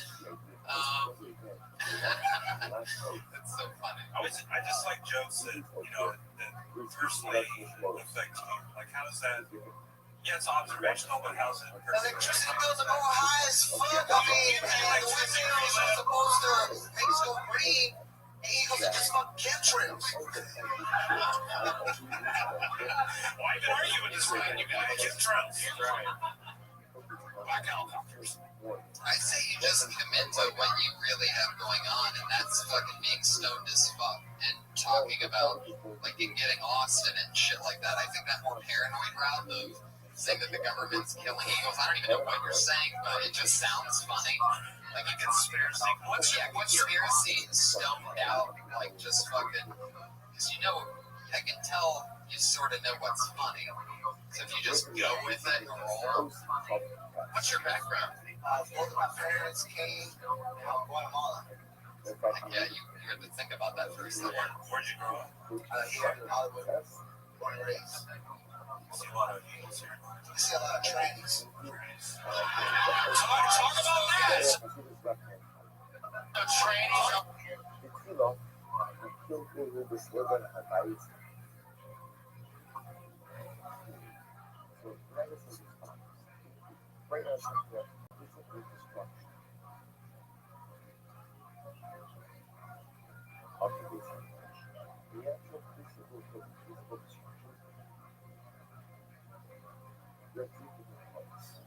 First part is that you check for the bias. Now we see that cover of bias, which something says that is bias national is Iraq, Russia. Trannies walking into windmills. Trannies walking into American Eagle outlets. They're not leaving because the music's so good. Yeah, and they stay there. Yeah, hard on the air. I got shoulders. Look at my dick. Why would you talk about trains? I do have one. Come to America. A little bit, but I don't get bored now, guys. These open mics are starting to get a little too costly. Yeah. $3, some bullshit. What's $3? Rock paper, Marty's is $5 for 5 to 11, which is, Chemtrails. I just got fired from my job. I got fired from 10 boutique. Oh my god, you worked at that place? Yeah. I was on the side. We saw each other. Weren't you on the board? Yeah. Oh, there you go. Were you inside the fire or you're out trying to get people in? What? Or you're in the store? No, I was with the sign. You heard me. I was trying to say. Oh, yeah. You ignored me. Wow. No. Was that after you killed Tony? One structure.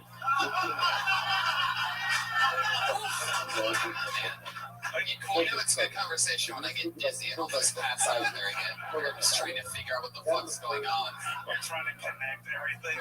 Like grabbing onto Red Bin, trying to fucking stay. I feel like I'm on chemtrails right now. Can we hear his training joke? Yeah, let's hear the tranny joke. I was not expecting to do this. Everybody. It's just really, really, really ironic that a male, comes up with these nifty tricks. Are you writing this right now? Well, the whole premise is that guys are smarter than women, so they go. It's not true. Males are smarter than females. Basically, The fact that no one booed him, I'm appalled with it. Come on. There you go. Standing by. Do you have any sisters? Do you have any sisters the age of 18 to 20? I have a sister, my older sister is 1 year older. How old is she? 22. That's 21. Yeah. Are you really, or are you just saying that's me to be inside of this club? Use them on my lies, Tony. There you go.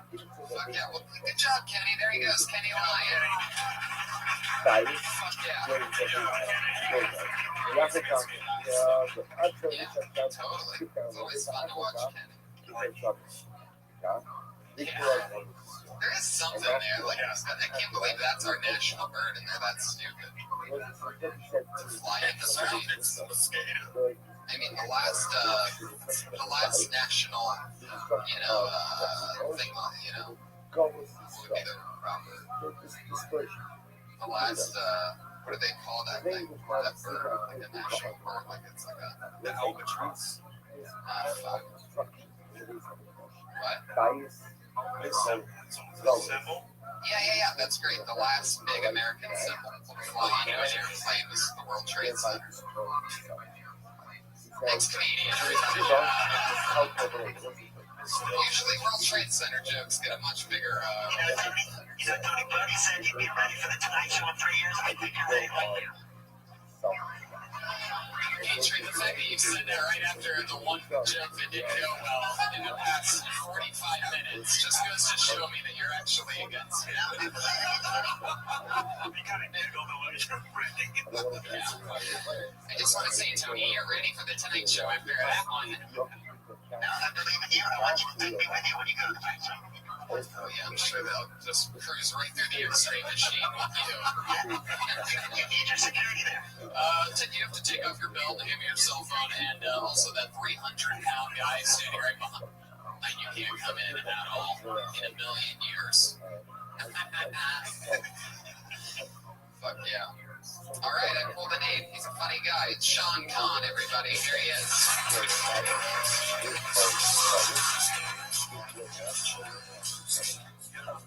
Kenny Lyon, the man who's that men are smarter than women.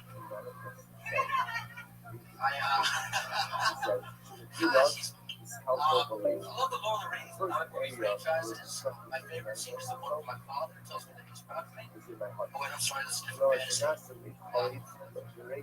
of my best friends loves the Harry Potter. I'm guessing this looks like a character Voldemort. Can you explain that? My friend is an albino. He's actually a black albino, which is the only interesting thing about him. Because that means you can sing the Ebony and Ivory duet as a solo performance. He sings a line, Ebony and Ivory, because genetics a tragedy. Don't worry, don't be making fun of him. He's got a great sense of humor for all of them. He does them in blackface. Personally, I didn't know how to react. I didn't know how to judge him if he wants to pretend he's a real human being. He has it right. So I'm trying to explain to him why Lord of the Rings is better. I'm like, on this book, you asked to listen to the books of the test of time. And he kicks back up, but Harry Potter is the best-selling book of all time. Did I finish that? Okay, try. See what the bear does.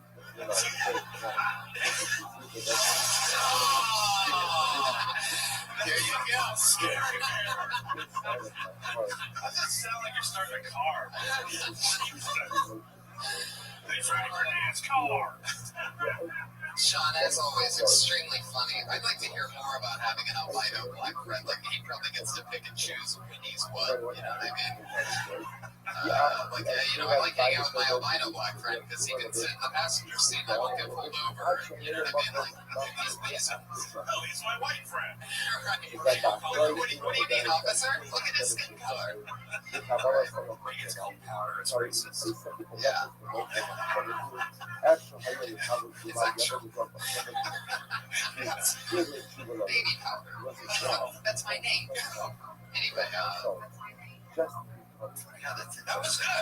I thought there was lots of understanding, by the way. I think it's yeah, it's definitely over quiet last time. That's great. Huge. Light day. But then when you, Which is also, night and day is also what they call your albino. Patriot, where are you now? Fucker, I want to be on the line, you piece of shit. I'm kidding. Anyway, go on. No, when you talked about your dad saying that he was disappointed, can you do an impression of your dad? Sounds good. I don't know what I was picturing. Well, that could also be funny, though. Like, you could say, I'm going to do an impression of my dad. You sound exactly the same. And then afterwards, it just sounds like It's just me, but more you seem like, from your look, I would guess that your dad is like some type of fucking, like, Aladdin, like, purple robes and, like, wizard hats and shit. I don't know. Like, it seems like he'd be like a giant. Is your dad Jafar? That's what he's. Is it really? No. Are you fucking? His name's Jafar? Jafar's a cartoon character. Well, that's what I was saying. I thought you said his name's Jafar. Like, I fucking nailed it. What? No, okay. No, Thank you. Yes, I just his said name's actually Muhammad, which is even more obscure. yeah, okay, I'll take that as a win. Thank you. You got it. Mohammed Jafar. Yeah, Muhammad Jafar. Oh, he's sitting on a carpet Indian style right now? Okay. Are you an online gamer? Weird. What does that mean? I don't know. He was like, when somebody gets up there and they're like, so the Hobbit, And he's wearing a Hobbit t-shirt. I'm assuming he plays World of Warcraft. How does it feel? that's not, don't take that. I play Final Fantasy. There you go. Yes. 6 in 1 hand. So Final Fantasy, are you in a league or? No, it's just You're like a different kind of nerd. Like, it must feel really good to be like the buffest guy that's ever worn the Hobbit shirt. that's not a girl. Yeah, right. Yeah, normally it's That's not a girl. You know the kind of girls that wear Hobbit shirts. right. They're not exactly the most fit. You know what I mean? They're a little bit thick, but it looks like they had a hearty breakfast. They're all very single. Very single. Oh, You only hold on. Women are stupid. Yay! Hobbit girls. No, Hobbit girls are the cutest. They're the best. Yeah, totally. Nerdy, like, fun. Like, they're into shit type of things. That's fun to me. They're into wicked magic. Well, if they're into that part, that's weird. You ever do a magic spell on somebody? Strangest question I've ever asked anyone, perhaps. I said that with a complete straight face. Like, hey, maybe you've done a magic spell before. Yeah. And I was sort of looking at both. Have you done a magic spell on anyone? Oh, you're not even going to dignify that by lifting the mic to your mouth. I see how it is. Okay. I've casted a spell or two. Really? How'd it go? Played Dungeons and Dragons. You guys didn't play that shit. Keep going for our one-person laugh track, by the way. She's holding it down in the middle of the crowd. I absolutely love her. You've been there all night, just firing it off. Give it up for a Coke dealer, or wherever he is tonight. Sean, great job. Yeah, that was good. I'd say stretch out. I'd love to hear more about an albino black guy. It's all great. I'd say stretch that part out. Something about, like, maybe, I don't know, all that stuff that I mentioned before. Magic and your dad's Jafar. Yeah, I would talk about how you do it. Do you have a joke about how your dad's named Muhammad and, like, anything about that stuff? Because I really think you give that type of appearance of Aladdin. It would be something that people would be interested in. Yeah. I don't ask this little stuff about my family. Yeah, I talk about Right.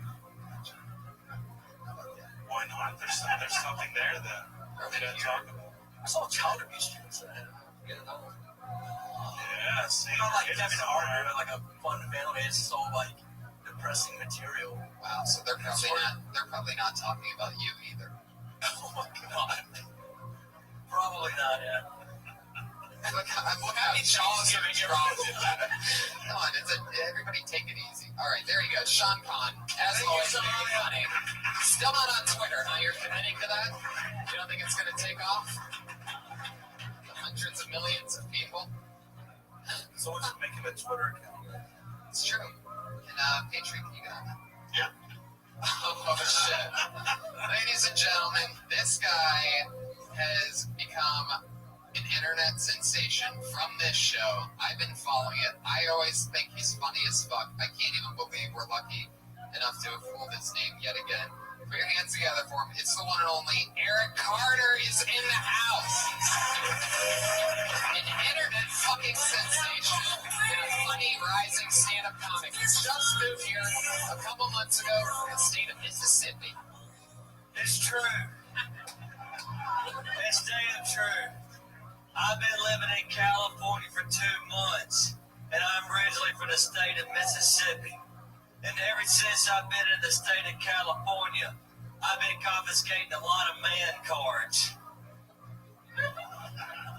Thank you, I needed that. But if you don't watch football on Sundays, you hand me your man card. If you wear skinny britches,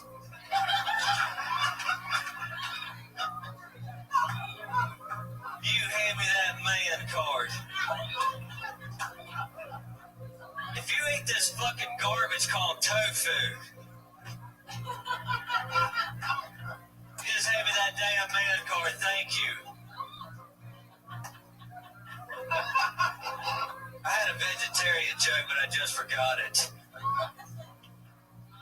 But anyways, President Obama was here last week. Make some noise, you love me. And he ran over a cat. Eric, first of all, I owe you 2 man cards. I eat tofu, and I just found out that I wear skinny britches. There you go. Justin gave you 1 man. Do we need any more? All right, settle down. I don't even know whose card that was in his game. I can't read. What does it say? Can you really not read?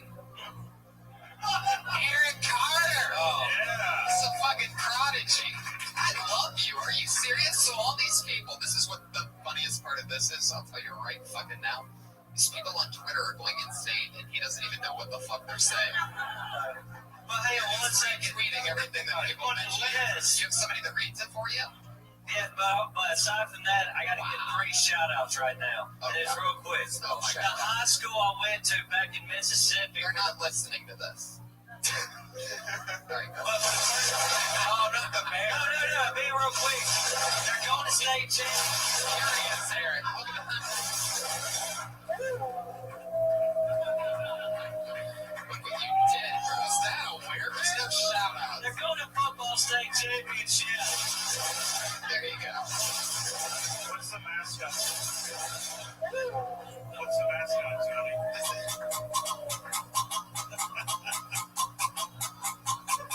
Fuck yeah.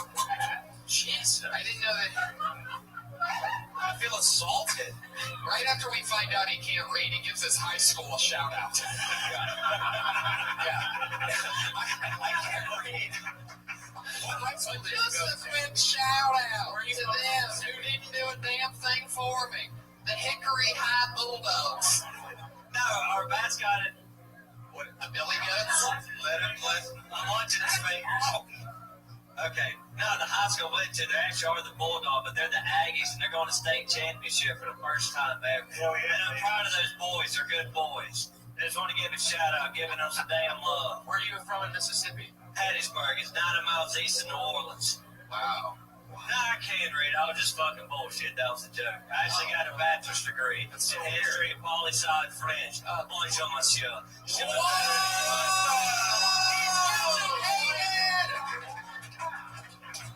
Valedictorian. Enchanté, monsieur. Oh, all right. So I'm guessing that's your extent of French that you know. Since you had to get those last 2 words in. He went to French working for one. Yeah. Eric, what did you even talk about? Oh, yeah, the man card. Yeah. I lose the football one. I like what you're doing. You can sell those Foxworthy-esque type of That's what I was going to say. It's very Foxworthy.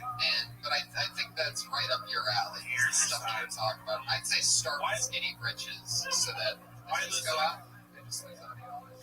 No? Really? Tony, why lose football? I guess it leads into it, but I He's just a Buckeyes fan. That was just a joke. was it? That was a good win, Michigan. They went for the 2. I just like it when your writing is in the actual picture, like skinny bridges. Bridges. That's fun. I think. I remember bridges. Well, my mom's from Tennessee, so like I was, and I switched and all that. Yeah. Bridges. It's when you pull the stick off and then you switch your legs. It's like switch it. Yeah, switch. You know what a switch? Oh yeah, you gotta go pick it out. Like Switch. You gotta try and meet you with the switch. Hell yeah. Go pick a switch. I'm on Texas. You're from San Antonio, Well, right? like I live there, but like my grandmother lives in Olive Branch, Mississippi. Mount Hall. That's where Stephen Dayer's from. I have no idea where you're from. Okay, no, it's south of Jack. She's Justin's gay, which means that he got hit with the switch a lot more than you two did. But Jesus, I wouldn't hit you with the switch. What? All right, okay. I said I wouldn't hit you with the switch. All right. Now we can tell just because you said that that's not true. Watch out! Look in the bushes on your way home, Justin. If you hear somebody going, start running. I do that every day. Never know. Anything else about Eric, guys? I liked it. I think you can keep going with it. Like, go with like the tofu. Go with like, yoga. You can do farmers market. You can do Bull hats when it's 90. Yeah, like. I'm just saying, ribbon. I say yes and stretch it. I agree. I'm saying keep an Eric Carter part of it in there. Don't just have it be things. The reason why I like skinny bridges is because you're mixing with bridges. If you're saying tofu, I'd say instead of just saying if you're eating the tofu, whatever, say eat the tofu. Yeah. Whatever the fuck you're making. You're What do you would if you're gonna make it skinny bridges, them white cubes of jelly, or I don't know. Yeah, that tofu jello bullshit, like whatever you would call it, I'd say keep adding that shit in. Magnets on the icebox. Sippy cups. Yeah, sippy cups. You want to go to Titty Bar? He speaks my language, dude. He's dying right now. Dude, I say it like that, man. You some bitch. There you go. He reminds me of every high school football coach I had. Oh yeah, totally. It's like a combination between a high school football coach and a wrestler cutting a promo. The way he looks straight out when he's like you. If you're one of those guys, hand me your man card, and I'll see you Monday night at Madison Square Garden. All right, I was thinking of with a promo, it was like the worst used car salesman, like in the middle of East Tennessee. Yeah. Come down here and get a tractor. Yeah. You want a little bit of like Reverend, like Southern Baptist Reverend in it. You get a little like. I would think. Like it will go, you piece of shit, God bless you. Yeah. I hate you. We're gonna pray for you. I love it. Eric, you're a destroyer. Eric Carter. Good job. Thank you. Blowing up. I love it. Keep coming back. Keep doing what you're doing. Keep writing. You're a monster. If he dressed up for us. Yeah, he always does. He's always well dressed. He always dresses like he's going to church. He'd be a 7th preacher. Oh, yeah. Fuck yeah. Hey, Trey, you've been watching Eric Carter for a while. Yeah, I think he has a lot of potential. The man card thing was good, but I think he needed something to really close it up strong. True. What's going on? Hey, do you have any ideas what that could be? Like, what's... No, I was trying to think. It's a fertile ground out here. We're in West Hollywood. Fertile ground. Fuck.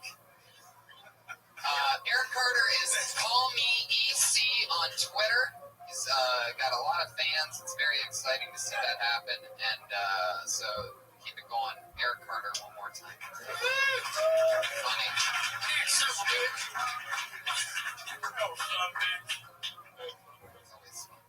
Oh, this guy's interesting. We're getting together for GT, everyone.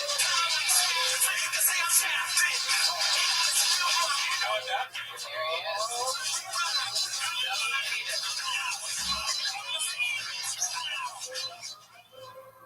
How you guys doing today, people? Yeah, I went to a family function over the weekend, Thanksgiving dinner, and I found out that donkey dick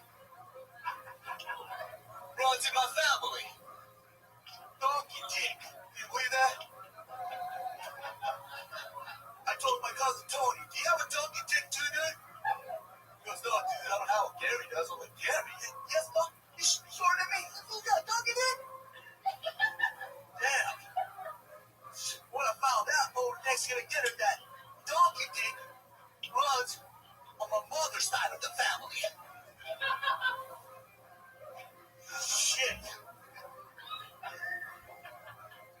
entrepreneur, I'm a businessman. So that's why I'm gonna be the first Armenian dildo model. I'm gonna have my own dildo out there. Saved by the pussy.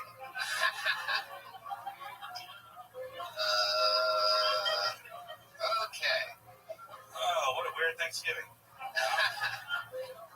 Donkey dick, huh? Now, what is donkey dick? Donkey dick? Yeah. That's what my prostitute comedian girlfriend called my dick. She goes, you have a biggest. I said, that's like you got donkey dick. Like, so it's a large penis. Dog, yes. I thought it meant smelling. Hangs down like. So, yeah. You come in and goes, Your girlfriend is both a prostitute and a comedian? yeah. Really? Yeah. What is her name? Can we give her a shout out? Can we get a discount? Yeah, Yes, you would. she here? No, she's not here. She's working. She's working. She's out getting laid. Yeah. Wow. Which is working. She's out busting a real good nut.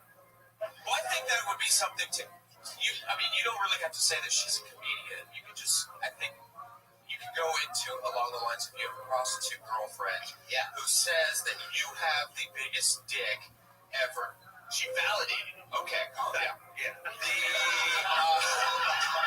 How would she validate it? She put a tramp stamp Like on a little circle with a little white. All this time I thought I was normal. I thought I was average. So this whole time you thought you was have like the elephant man in all time. You have elephantitis apparently. Yeah. What do you think you're normal? What is elephantitis? Like elephant dick? It's a little bigger than donkey dick, Yeah. Two different size animals. I used to work at the LA Zoo after I graduated from high school, but I've never really checked out an elephant's dick. Well, you should check it out. It's everything.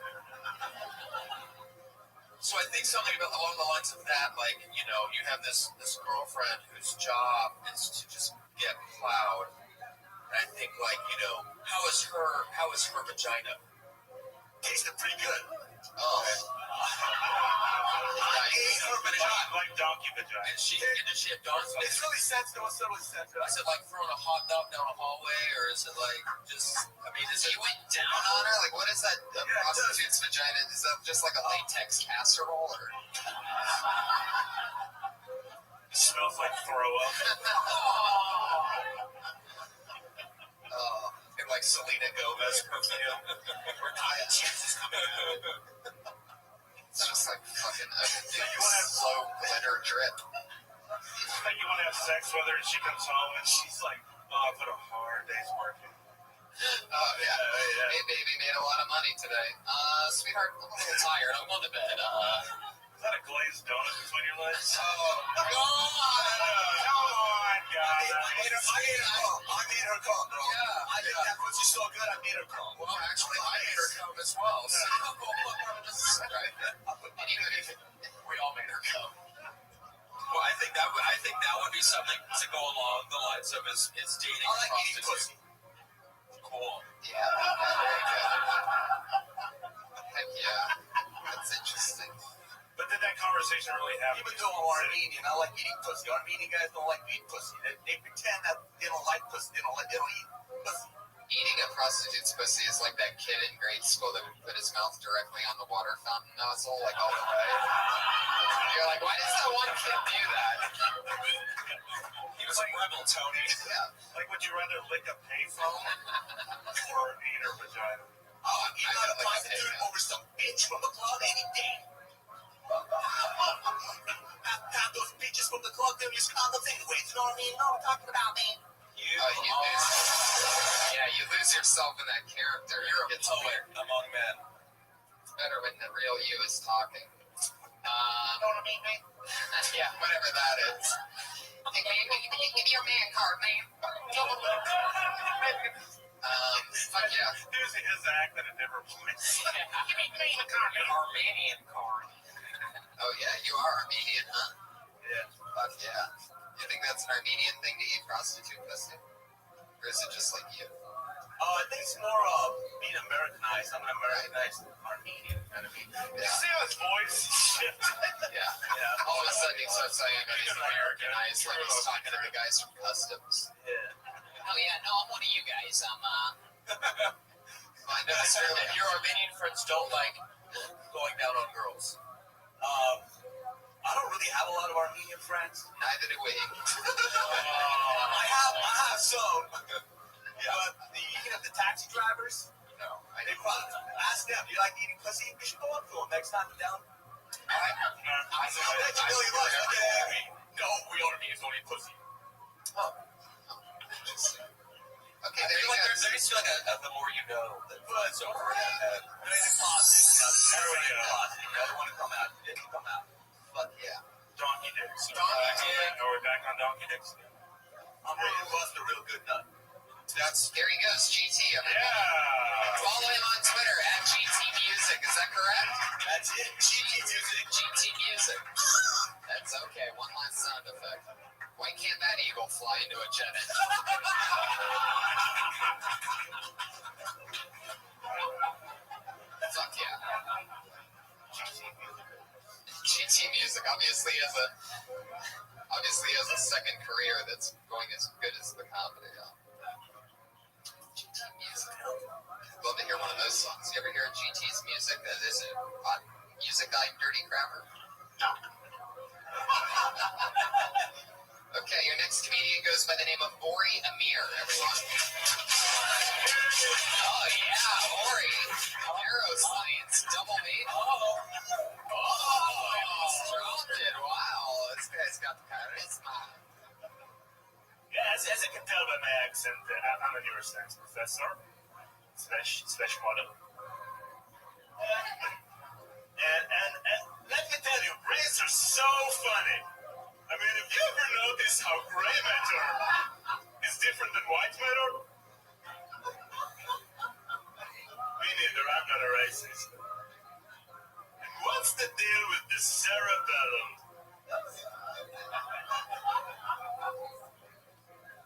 Like her sister, Margaret Mellon. So funny. So funny. My dream is to become a professional model and an amateur neurosurgeon. This way I can just cut brains for fun. Jump, left amygdala, right amygdala, la la la la la la.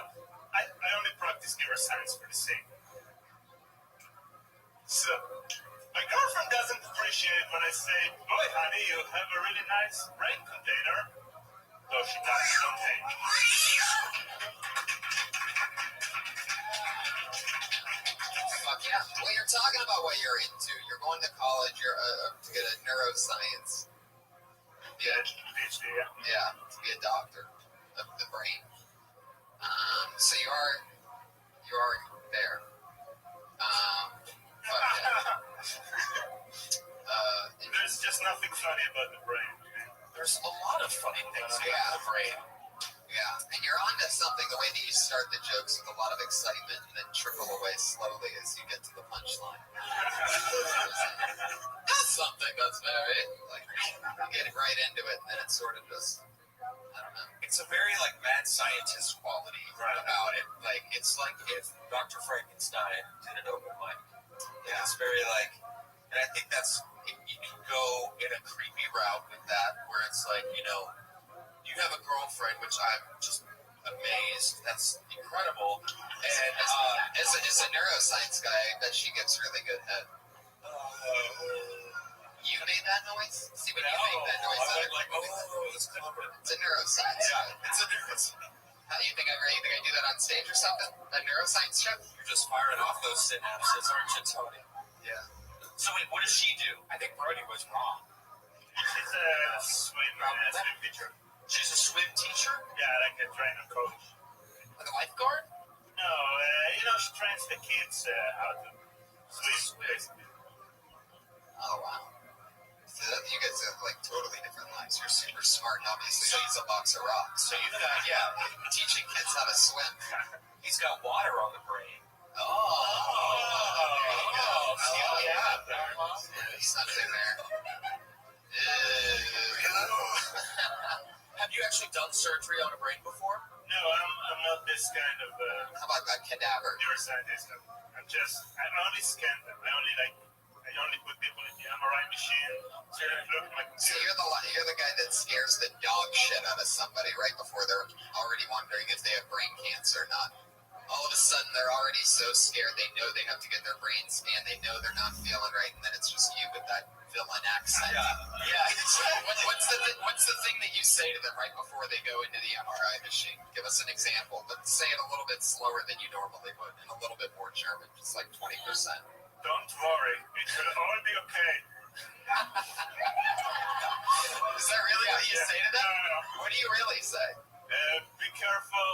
Don't put your. Oh my God! Is this really how you do it? Yeah. Don't. Are you comfortable? Want to go inside? Want to go inside? That's just second base. That's what that is. I think that's funny there. Like if you want to go inside, that's so German. It's almost like you're keeping a. It's weird when the patient's Jewish and you're so German and you're like, hey, you should go inside the machine now. Everything will be okay. Yeah, I was gonna say, like that, like going in. Right. Go with that German. It's just a quick little trip, you know. Well, good evening, patient Steinberg. You can trust me. You will slowly be tied down and go into this machine. Then you will disappear for a few minutes, but you will come back, I promise. You can trust me. It may get a little warm.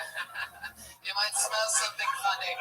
That's just me farting in the other end of the Or even like saying, like giving them like what you were saying about when you go in, like the last words they hear before they go to this MRI, you know, just be like, I hope you believe in God, or something like, so like, oh God, you know, right. like actually scaring them just to like see what they do.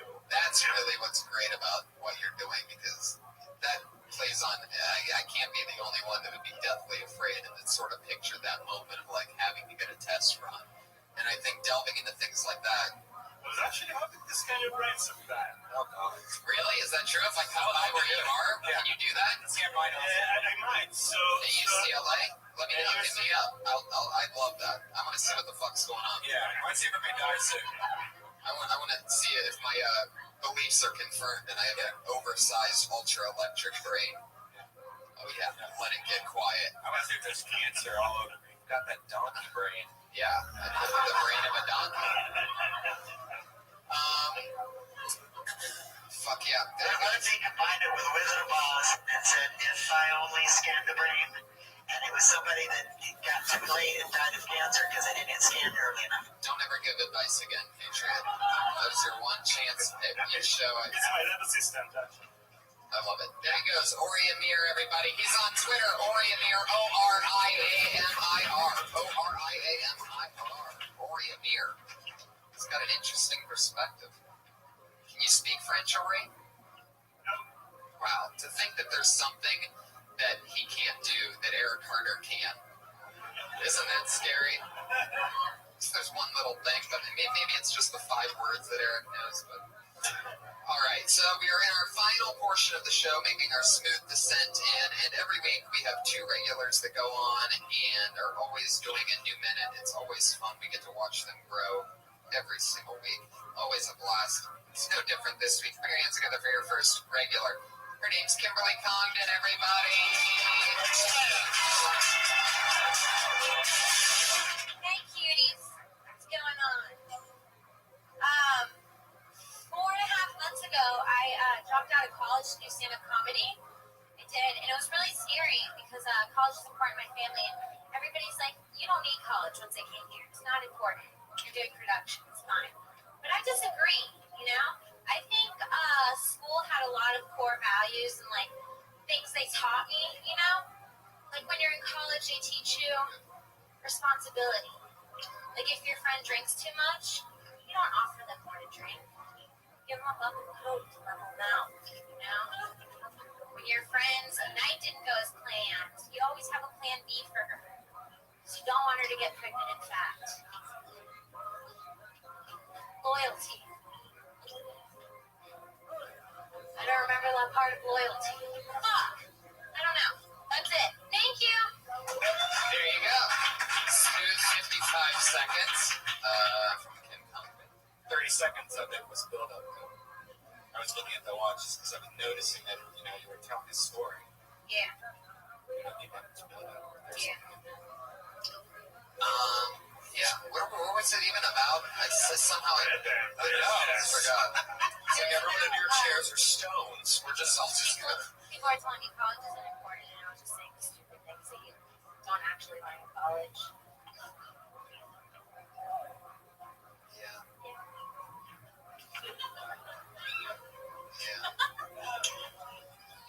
Are you happy that you dropped out of college? Yeah, fuck yeah. Why? I'm excited about it because I'm doing something I want to do without paying for it.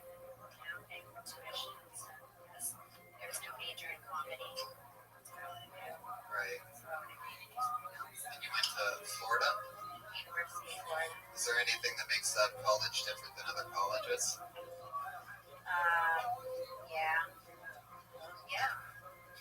There's a few things Like what? that make it unique. We had Aaron Hernandez who killed someone, which is fun. Allegedly. It's in Florida, which is a whole different thing. Did you go there when he was there? My first year, he was a senior. Yeah. Yeah. Did you ever see him on campus? Yes. I served him. Oh, I was like, served him. Yeah. What restaurant were you working in?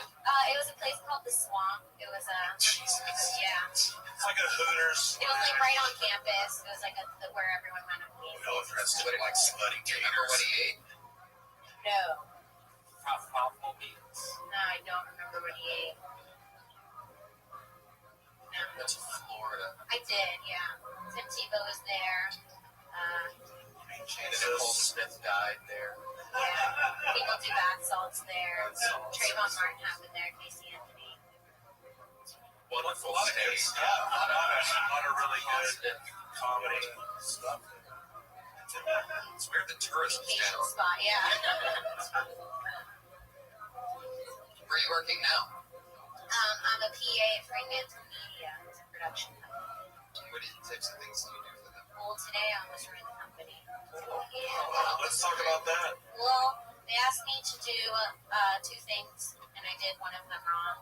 And I almost shredded all of the production binders from all the American shows. Oh, Wow. Yeah.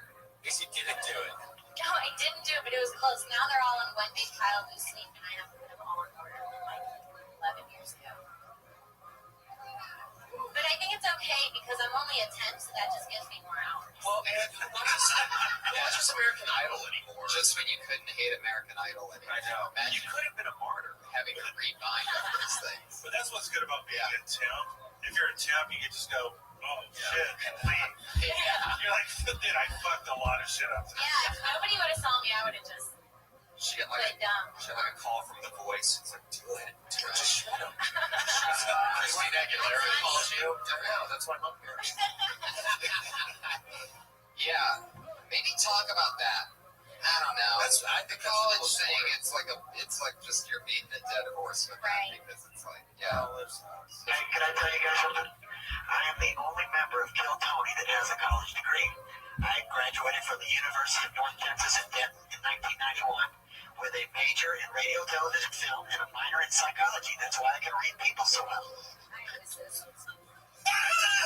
I went to that same place. Really? The Mean Green? Green. Oh my God! Really? Justin, you went to University of North Texas? Justin didn't. I did. Oh, Sean, I didn't hear that. Oh, wow. I went to a school called Baylor University. Whoa. Never heard of it. Never heard of it. All right, there goes Kimberly Congdon. Everybody follow her on Twitter at Kimberly Congdon. Get that American Idol thing and do what Justin said and delve more into it about how you almost ended American Idol. Go back tomorrow and shred all those papers. Yeah, and shoot Nicki Minaj while you're at it. Nicki Minaj. Oh yeah, she is part of that. Well, she was. And our other regular, as always, experience got for it, Sarah Wineshank, everybody. I'm an alumni. Chapman University. Patriot. College degree. Thank you. Moving along. Just want to let everyone know. Communications. Okay? Moving along rapidly. I'm tired of this pressure from society to be friends with my neighbors. I don't want to know them. Just because we live next door, I don't need to know your business, dude. Don't tell me you're getting a divorce. Don't tell me the name of your kids. Don't tell me the name of your dog. Don't send your kid to my house to buy Girl Scout cookies. Don't ask me to jump your car just because we live next to each other. Don't make me a fucking casserole. Well, I don't want to eat any pea of mushroom soup baked in a noodle. I'm not trying to know you like that. Just because you bring me a casserole, now I have to bring you one because we live next door. Don't ask me for the landlord's phone number. I don't have it. Your neighbor's cat is acting like you fucking hate your neighbor. Yeah. Okay. I think when she said the pressure that you have to be friends with your neighbor. Yeah, it is true. Yeah, it does feel like that's something like Larry David would come up with, like the new neighbor thing. Now I have to get him a casserole? Like, that's funny. But then she major in communication. That's the one thing she doesn't want to do. Oh, yeah. There you go. You don't, I don't want to communicate with anybody. Right. You sound like you love life. I do.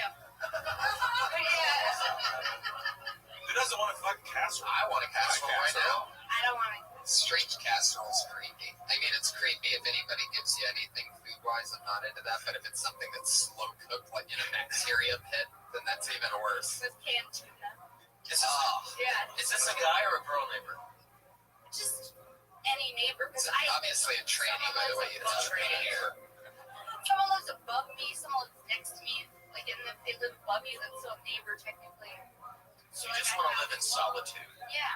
So you're walking to your apartment, someone goes, "Hey, you want a casserole?" And you're like, "Fuck yeah!" You slam the door.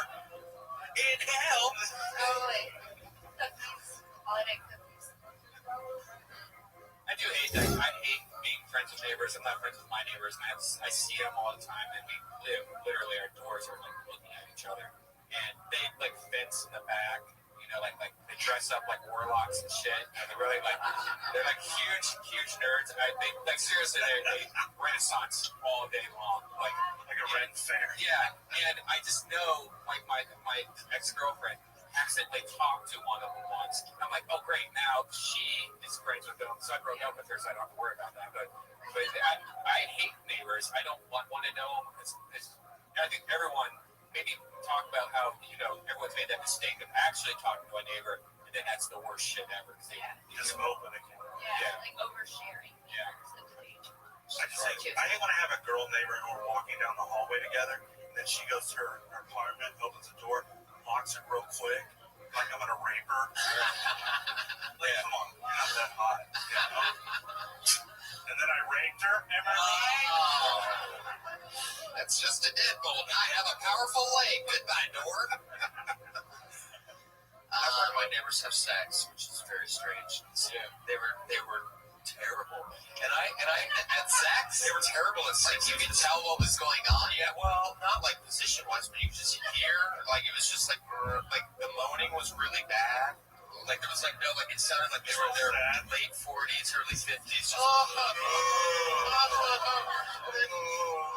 So good. Yeah, and I never saw my neighbors, and I was always afraid of what they looked like. It happened so frequently that I actually started like picturing like what they looked like. It's like a neighbor edition of The Voice. Yeah, it was the moan. It was the moan.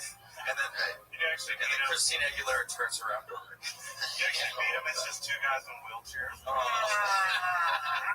They're not even fucking, they're just trying to pick up the cup that they dropped on the ground.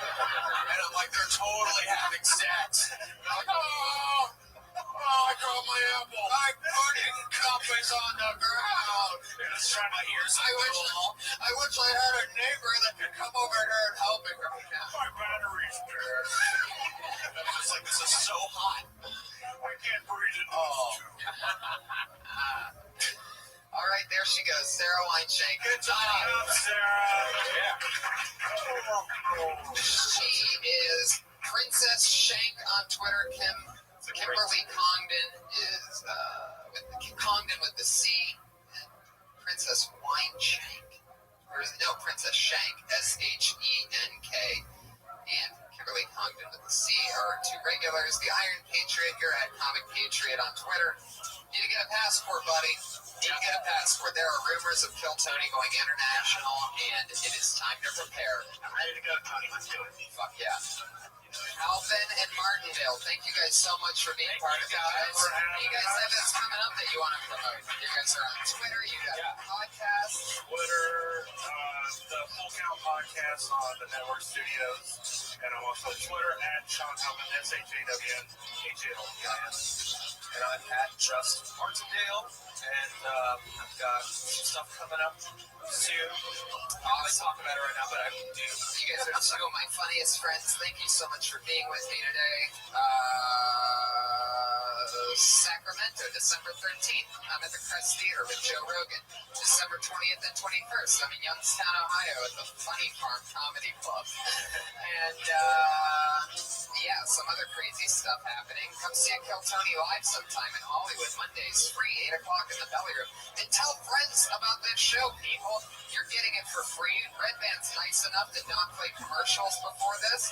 So go tell friends how much you love the show that you listen to and tweet about. And then you get your word of mouth advertising out there, and this way it'll always be free. Brian. Death Squad Dirty Show, San Jose, California. December 11th is going to be me, Sam Trickley, Brody Stevens, and a bunch of other comics are going to be coming up there.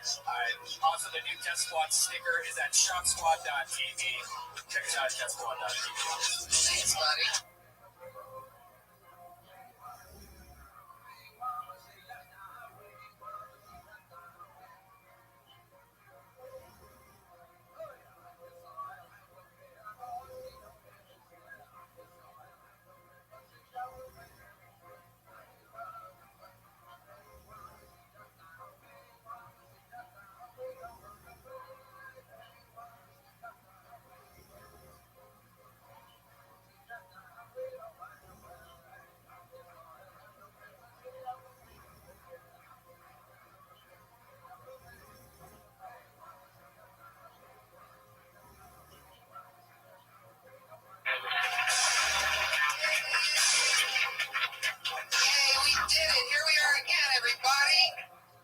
Exciting. Hi, everyone. How are you guys doing tonight?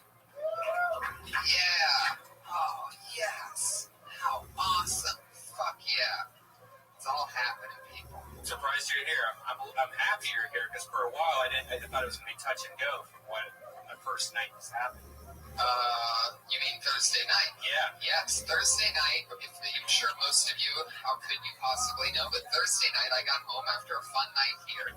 And I was taking off my patented skinny jeans, and it's so cold outside that I've been wearing a pair of long johns underneath my skinny jeans to reinforce keeping me warm. Those of you that know me know I'm about 125 pounds of pure steel and muscle. And I had them around my knees, and just like, you never think of it, I'm just pulling that pant leg off, but it was really hard. And instead of just pushing my pants down farther, I just kept pulling. So I'm like, it's gonna fucking slide off any second. And pop! My lower back explodes.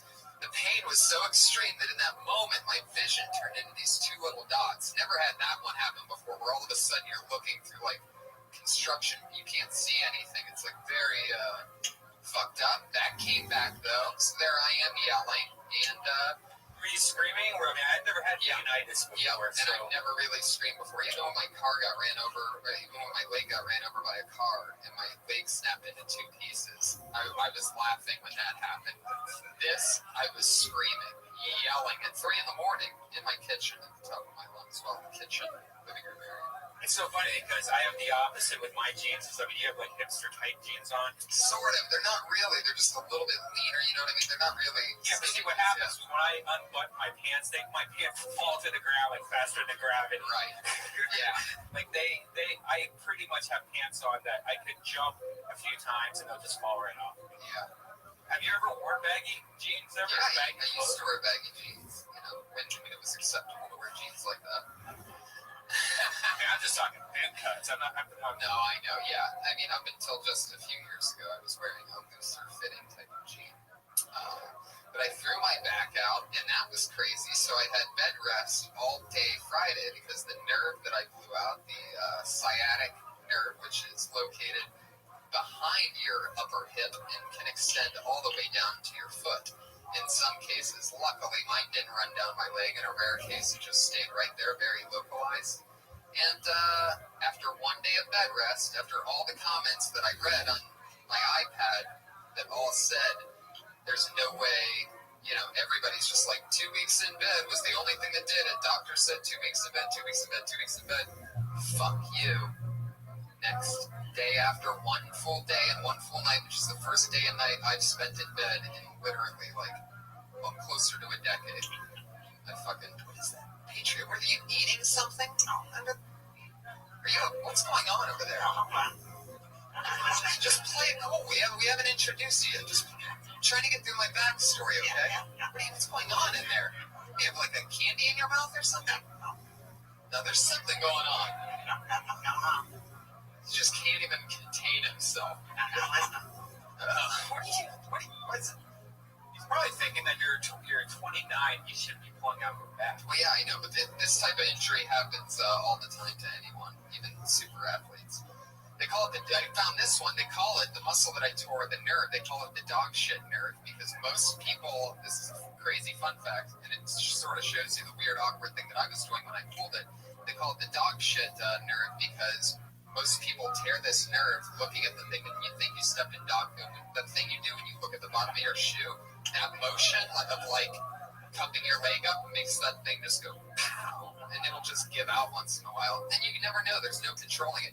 But what is crazy is the one day of bed rest that I had, because I don't smoke cigarettes inside my apartment, a couple days before, I went to this vaporizer place right across the street from where I live and talked to a guy instead of just like going to a convenience store and being like, all right, I'll try one of these and then hating it after 40 minutes. I talked to a guy and like, pack of Camel Lights pretty much every day for 10 years. What are we doing? And he's like, bobbity bob. So I have been cigarette free for 4 days for the first time ever. Thank you. We'll see how it goes. Yeah. I'm taking it one day at a time for sure. Now you're more based than anyone. Now you're addicted to nicotine juice that you're going to be forever be sucking out of a pen. Right, of course. And if I lived a fear-filled life, that's exactly what I would think. Luckily, I'm already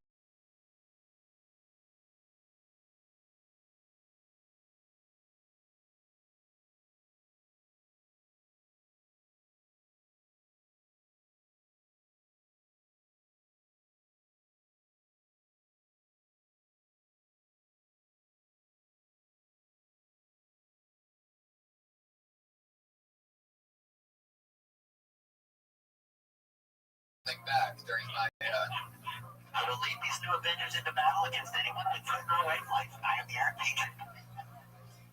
Cody, I'm sorry you had a bad week. And on top of that, the Spartans beat the Buckeyes. That must have hurt you real bad. Oh, wow.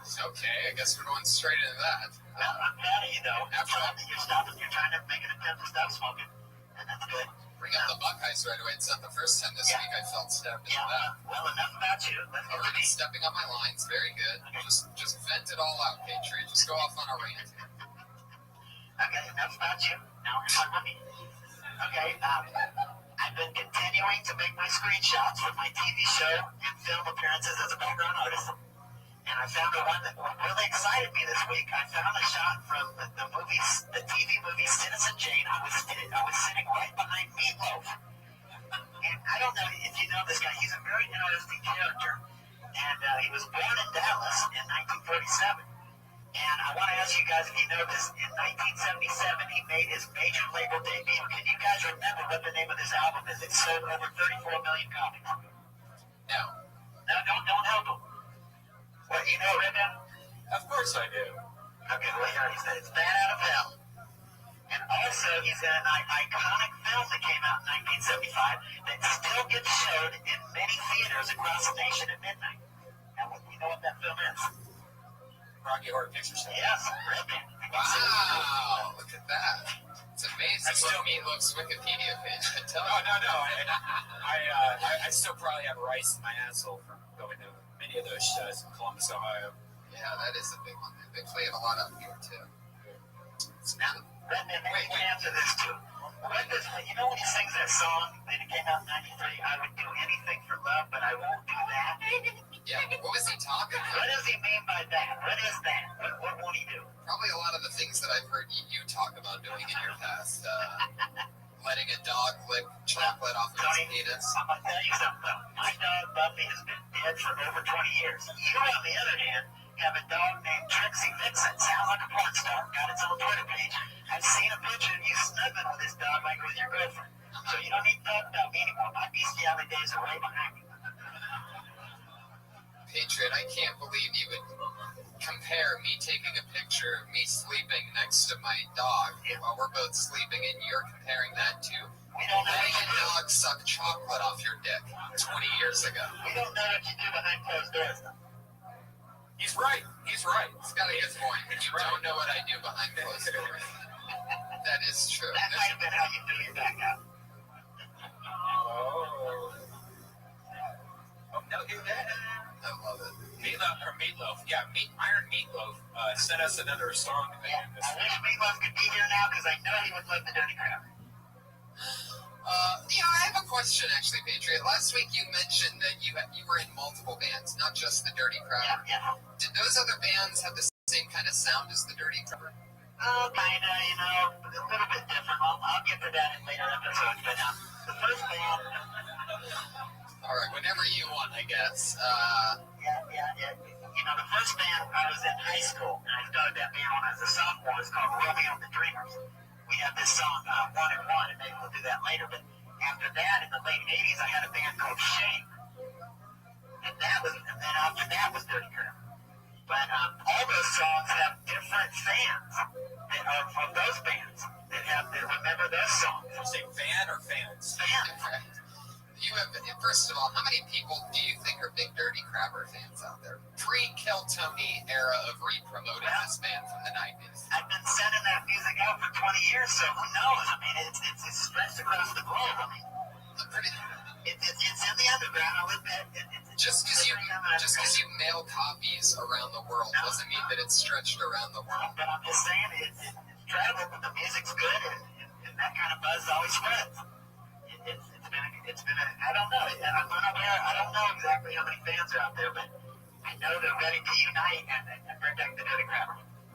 What's the song you sent this week? This is Dirty Crabber. This song is called Go Insane. He sent another song in? Yeah. Wow. This is every week. Yes, I'm hot. I gotta keep it going on hot. Oh my god. All right. Let's do it. For those of you that don't know, the Patriot used to be in a rock and roll band. I don't know. It's not really rock and roll. What would you call that?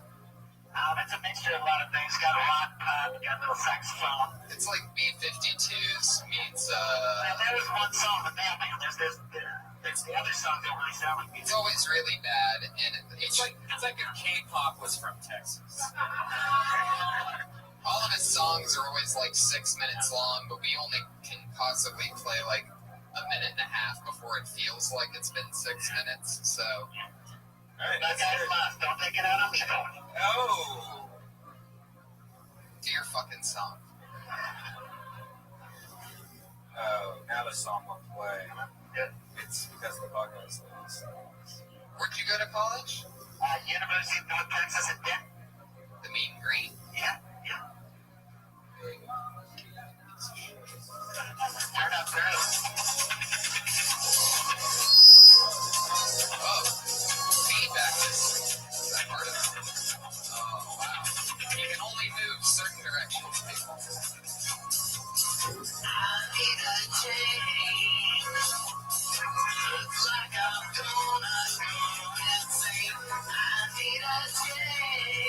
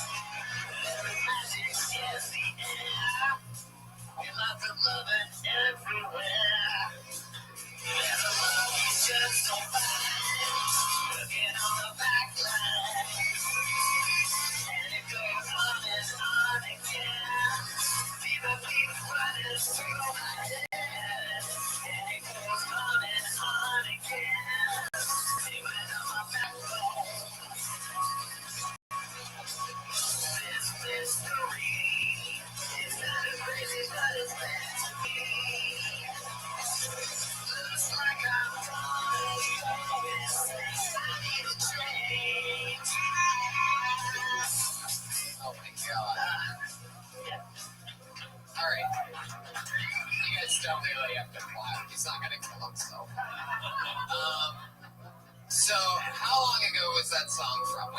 Which band wrote that song? Is that the Dirty Crowd? That was at the end of Dirty Crowd in 1993. Do yourself a favor, go to iTunes. Never listen to it again.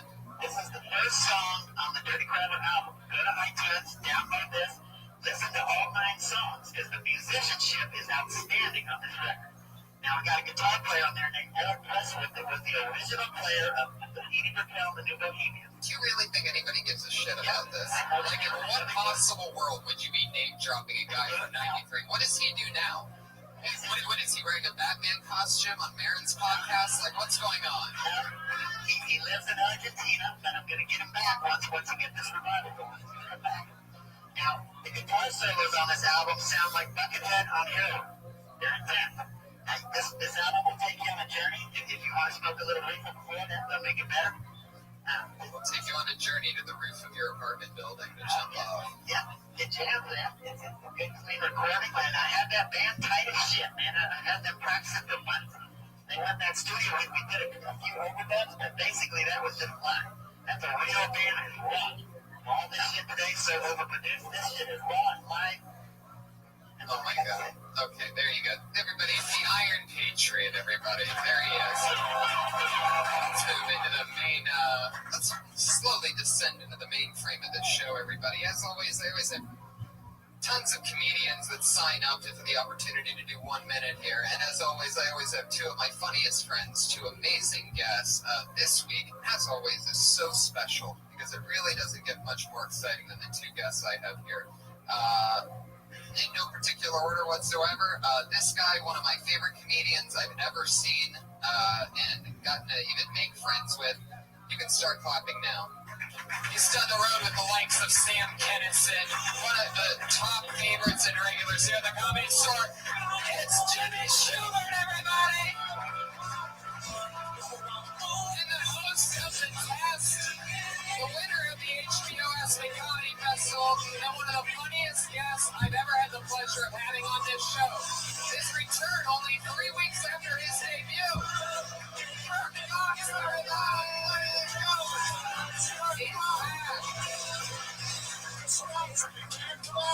Yeah, there he is. We're all here.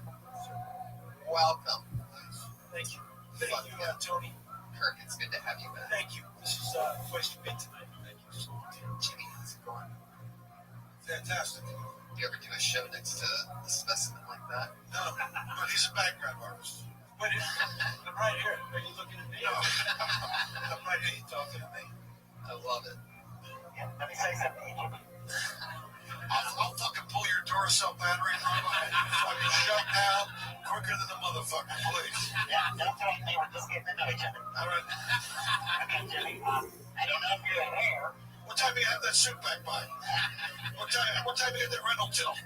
I will say you do look a little shinier than last time, so you got an armor all in, correct? Not bad and warm, but what I want to say is, I don't know if you're aware, but yesterday, December 8th, was Sam Kinison's birthday. He would have been 60 years old. Really? And you don't think I fucking know that? All of a sudden, I'm a fucking adult? Really? Well, as Tony said, he went out on tour with him before he died. Can you tell us anything about what that was like? Excuse me, Tony. I'm gonna talk to somebody who's fucking not in the fucking suit. I'm gonna talk to you and me. I'm gonna talk to somebody dresses up like fucking the Iron Patriot. Patriot, could you possibly have asked a more, like, regular question than that? Just what was that like? Well, I think it was good timing because his birthday. What do you think it was like when your best friend dies? What would happen? I was like, when he went out on Like talking about it? Yeah, I'd like to tell you what it was like. Well, I'm back. I said, if there was a transformer you were fucking, and then all of a sudden it stopped and just wouldn't transform into anything, how would you feel about that? the tour. What was the tour like when he went on tour? Yeah, we heard that. Yeah, it's only an hour and a half fucking podcast. Right? It was fantastic. It was a lot of fun. You think you might have had a chance to open for him if he was still here? I think he would have liked Open the door. He actually crashed into a car that looked just like you. Yeah, that's right. That outfit was made for the fucking car parts for the car that crashed into He it. saw the truck. So, yeah, great. Then you can fucking show up in the car parts. For the car accident. Can you say something to me? Well, I want to talk to you for a second. I read something about you that was very interesting today. Back in 1990. You have a lot of free time. That's awesome. Go ahead. Yeah, I got a lot of free time. In 1999, you were married to Clint Eastwood's daughter, Allison, for 10 months. Now, why did that end so quickly? How did you meet her? Jesus Christ. Well, listen, I will say, it ended when I found out that she wasn't living with Clint anymore. What else you want to know? It was a great marriage. I miss him, and I wish it had worked out. I will say the last thing he did say to me was, he's like, you son of a bitch. And I was like, you called me son. I'm so excited. That's all I ever wanted. Did he tell you to get off his lawn after that? No, he said, get off my daughter. No, it was great. It was. It just didn't work out, but you know how that is. I'm sure there's been a lot of celebrity daughters that you're married. Yeah, I'm sorry the last vagina you saw was the one you came out of. This guy's got kind of charm. You can wipe off the damn cloth. This fucking cocksucker. I just like how low the mic is. That to me is my favorite part of this. It's like his dick is talking. So the sound's coming out this way. Yeah, I don't care where it's coming from. I don't listen to much of it. Well, we are already off and running. I am so glad to have you two guys here. Where else would you be? Exactly. This week is actually pretty exciting. You guys know comedians come on and do a minute, and then we chat with them. Today we set a record for all-time highest amount of sign-ups at 38. So that's a new 38 comedians. So you're saying we're going to be here at least 38 minutes? No, not everybody gets up. We run into a certain clock. We have to be done. Jimmy, how you feeling? You feel good about it? Let me pull it Hey, first. Brian, what's up, Brian? Oh, wait, before we do that, I just have to say, comedians, you all know that you're doing 60 seconds. When you hit 60 seconds, you're going to hear the meow of a kitty. You better wrap up then. That is an angry kitty. It's true. You better wrap up then, because if you run the light, you're going to hear the West Hollywood angry bear. And that bear sounds extra angry tonight. It's always extra angry. DC, angry bear. Wow. DC's coming up. This guy has been on the last 4 weeks, an internet sensation. Proves you how crazy the show is. Schubert just picked this out. The return of Eric Carter, everybody!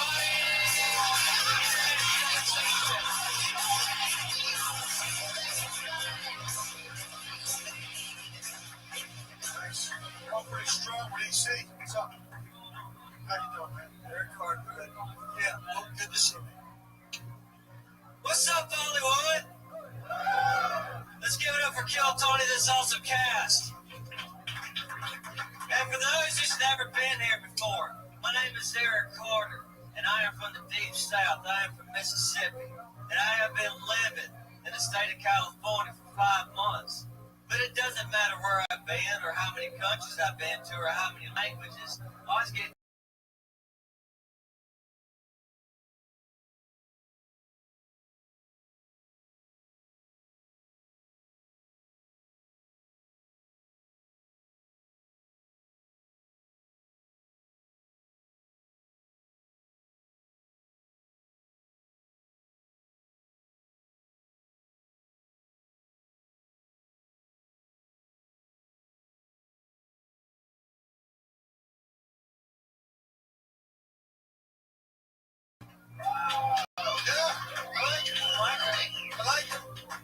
I gotta say, Jimmy, he reminds me a little of you. You know, when he comes out with that confidence, the swagger. I do have a question. How many countries have you been to, and how many languages do you speak? I've been to England, I've been to France, I've been to the United States, and That is a country. I studied French for 2 years in college, and I did Rosetta Stone. So then, tell me what this means.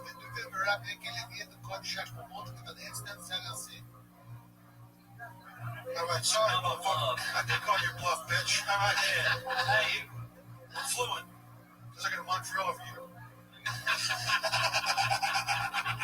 What do you think, Jimmy? I like Je that. te dis français, histoire et sciences politiques américaines pour 12 ans. Be like I said, I know. I love a guy who speaks a French accent from like with a southern drawl. Then baby rap hey, la vie at the shop monde, hey, bonjour. I like it. It's fantastic. Thank you. Good Merci stand-up. beaucoup, monsieur. Have you thought about doing your act in French? I have. I do have like a British fan base, and I got little fans of mine. That might be who you should target. Be the next Jerry Lewis. Why not, man? That's where the money is. Yeah, they think he's a genius. Took me a long time to get to the part about the Confederate flag. It did. I don't know. I got a bit intimidated. I'm a big Sam Kinison fan, and I've seen your shows, and it's all Sam's right. not here. I don't know if you heard that. I don't know if you heard the Iron Idiot, but it's a 20-year anniversary of his death. 21 actually. You know, so it's 43 seconds till you got to your first, I guess, tag jump part of it. Yeah, you need to. But I like your swagger, I like your confidence, and I like you. You get this very that southern draw. I like it. Just get to the punch quicker. Yeah. So, because then if it doesn't work, you can get to the next one. Totally. Yeah. Well, Very hard to get going places. Totally. About 5 months. Yeah, I got here in July. Well, continued success, man. Keep at it. You're definitely going places right I now. hope it works out with you and Rosetta Stone. That's at Call Me EC on Twitter, guys. That's Eric Carter. Eric Carter. Like picking. I like picking, man. I like picking. Jimmy the Picker. Picking them up, mixing it up. Love it. Mixing it up. Oh, shit. Brad Sachs.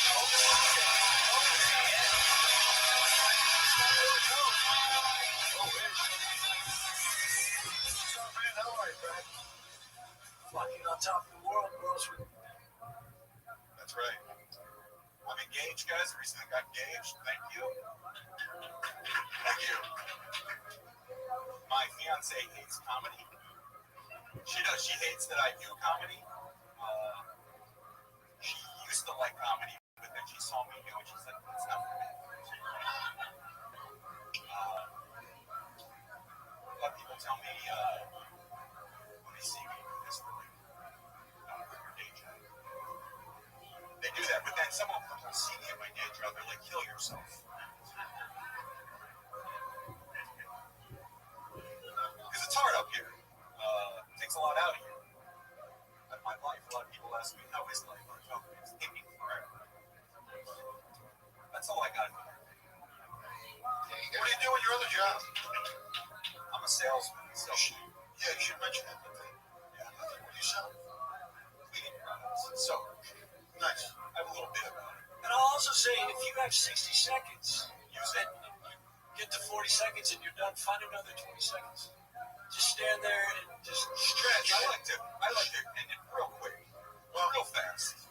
Well, this isn't fucking. This is comedy. So draw it out a little. But you're funny. Those are good jokes. Oh, thanks. But if you only have 60 seconds, Right. stretch those out a little. Yeah. Now, why does she hate comedy? Why does your fiance hate it? Because she's come to so many, shows and stuff, and now she's like, just, oh, no. Basically, But I gotta tell you, that's not bad because you don't want her coming to your show. So maybe your mission worked. Yeah, I don't want her. It's not, I gotta, It's like, it's like hanging the Christmas You lights. can't fuck other people at your shows. Right. Which I do. I do that. Talk about it. That would have been a good extra 20 seconds. See that laugh? Well, hopefully the engagement will last longer than your fucking sex. Yeah. How long have you been engaged? Since April. So, When you guys gonna pull the trigger? probably like a year, maybe. So you're not really getting married. Yeah. No, we are. We're You doing don't seem confident. I'm not. Oh, there you go. Hopefully she won't listen to this podcast. Why would she? She hates comedy. Right, exactly. Well, there's also something you can do about mentioning maybe, how, I don't know, maybe there's some kind of connection about how she doesn't want to watch you sell cleaning products either. Yeah. What kind of soap are you selling? It's like industrial. I can't even get through it. Why are you talking about this? I mean, you gotta talk about selling soap. No, I do. I gotta Maybe tie in soap on a rope and then say you'd like to hang yourself with the rope. That's good. I have a soap on a real bit. Well, so do I. Oh, you do? I do now. I just have to. Funny. I said it first. I've been working on a bit. I've been working on a bit like that for 6 months now. I did a soap on a joke last year. You're so dirty, but you should also hang yourself. Soap on a joke. Industrial strength soap. Yeah. Industrial, like, and products. And I gotta tell you, no one has an industrial strength. It's just You're talking about orange chlorides and DDTs and that shit? Industrial strength, like, products to, like, cause cancers and stuff. Yes, right. Basically, you're asking if he'll come clean your house. No, fuck no. It's got to be really dirty people you need to sell to that they need that kind of cleaning stuff. Oh, yeah. Or do you try to, like, figure out, like, murderers that just got out of jail and stuff like Just that? murdered a hooker, and now all the DNA's in the rug. How do you clean it up? Get my new fucking industrial strength. You're gonna have a lot of jokes. You're gonna just keep diving into those. Yeah. Throw a vacuum into them. Yeah. Okay. I'm gonna try that. I'll make some industrial strength jokes next time. There he goes, Brad Sachs, everybody. All right. He's on Twitter at Brad Sachs. He is on Twitter at CHS. Yes. I think that marriage might work. Yeah. I think there's a chance. And you mean him and the Not marriage with him, between but she's him getting married. and... Yeah, totally. We got one. This is Carlos Escobar. Carlos Escobar.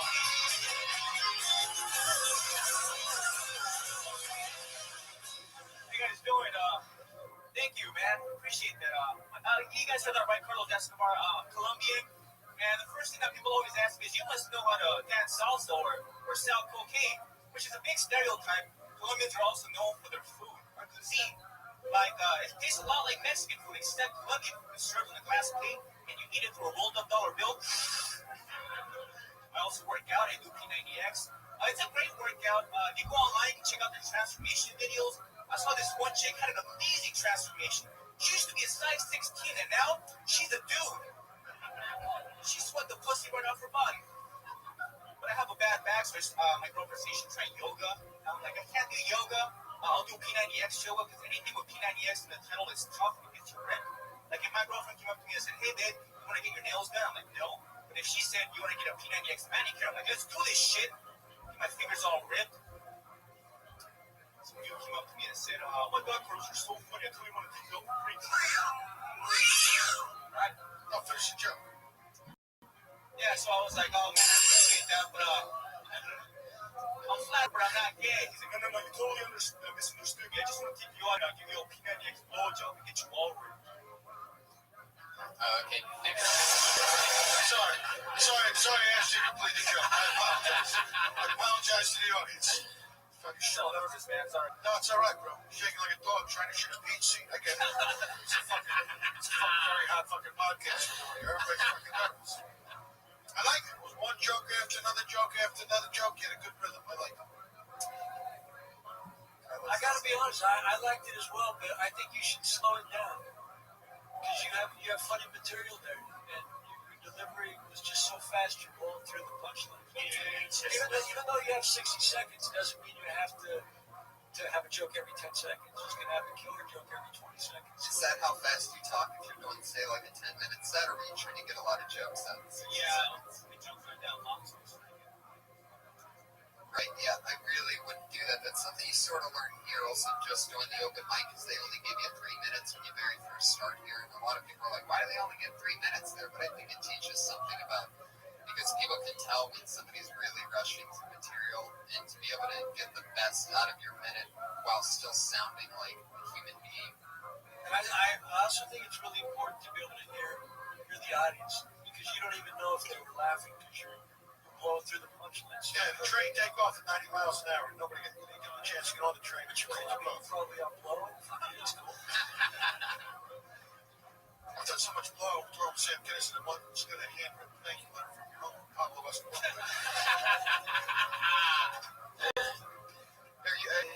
How long have you been doing stand-up? 4 years. Nice. Do you have a lot of like cocaine jokes and Escobar jokes and things like that? Started writing them because somebody Someone said you should start tapping into coke. You should tap in your heritage. Do a line. Seems like a suggestion. That had nothing to do with comedy. It's just like give us a joke. Yeah, when someone rushes through jokes, that's where I draw the line. Yeah, cut another one. Anyway. No, when people hear that on the podcast, they're going to be something. That's funny. All right. A lot of this shit won't hit here. People's more laying over. Let's tag release jokes. P90. That's where the money is. That's right. You invented it. Not if you do jokes. Comes in P90X set. Rush through it. Feel like I had a workout. And when you say that get your nails done, I would say, you know, if you're gonna take that route, which I wouldn't, I would say manicure, because nails done really doesn't make any sense. If you want to get a manicure, you want to get X manicure, because nails done and then doing X manicure. But I would change it from manicure altogether. Make something else seem more extreme, especially that last part that Jimmy asked you to do. Don't do that part right now. And I didn't know what it was before I asked him to do it. no, I know. There was no way you could know. No, I know. Yeah, but because we all suffer. Even the bear came out on that one. Yeah. But that was fun. Carlos Escobar, everybody. Carlos Escobar. Funny. He's on Twitter at Silos Esco. Hey, who do you got to show your tits around here to get a drink? That's what I want. Oh, a vodka rocks? Oh.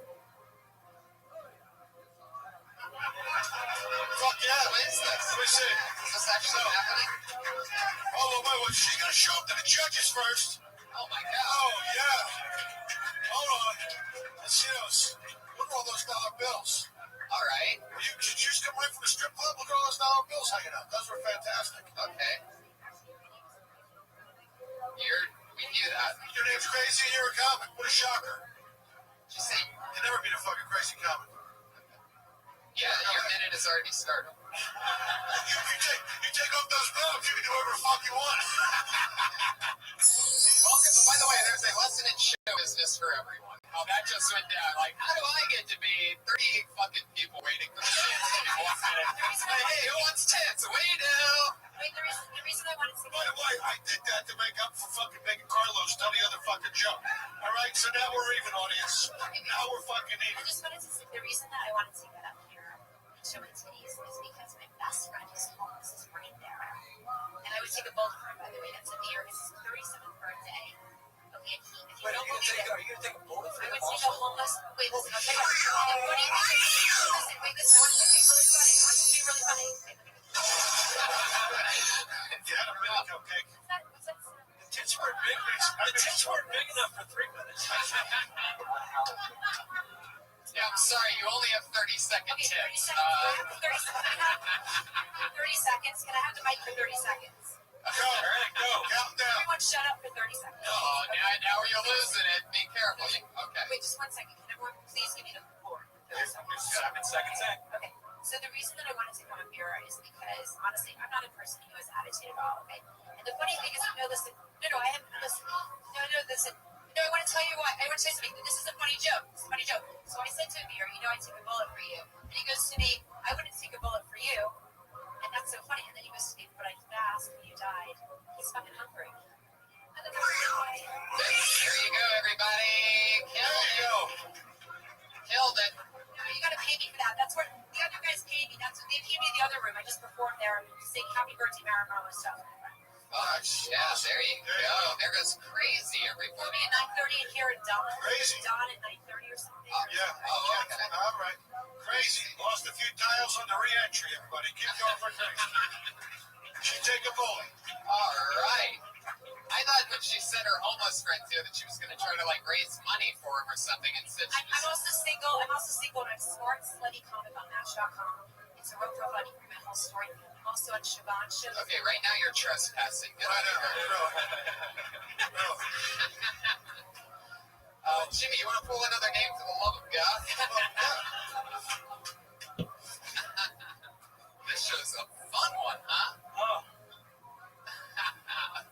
Can I show my tits to get a minute? Is it Jim? Tim Greer. Jim Greer. There he is. Jim Greer, everybody. Jim Greer. Jim Greer.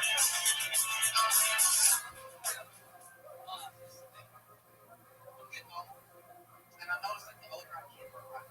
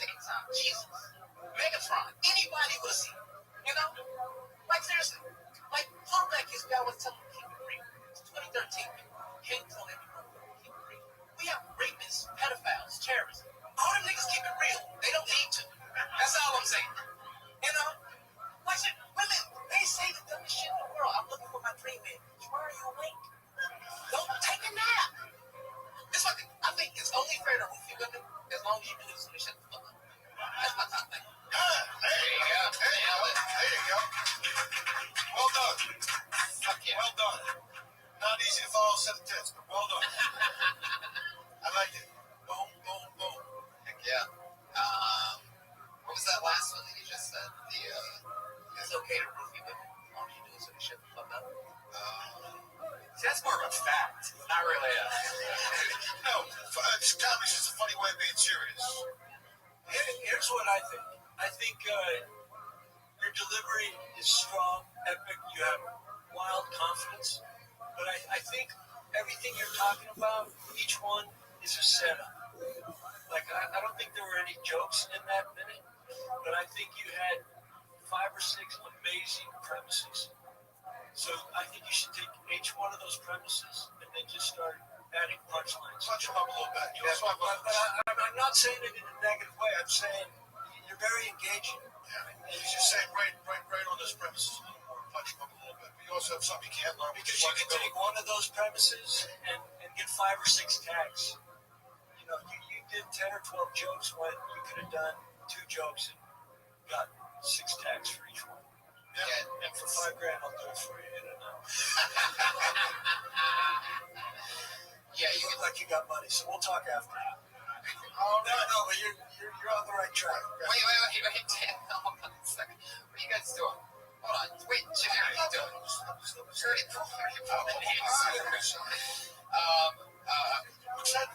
I love it. I'm so happy to have you. Yeah, spread that stuff out. Like, if you're gonna say something about roofing a girl to only have her shut up, like, there's got to be more. You got to stay in a pocket. There's got to be a reason why you need her to shut up. Yeah, right. Like, when you engage, like, do your impression of her going on and on and on. Right. So I think it's okay to roof a girl just to get her to shut the fuck up, because then you get the audience the information.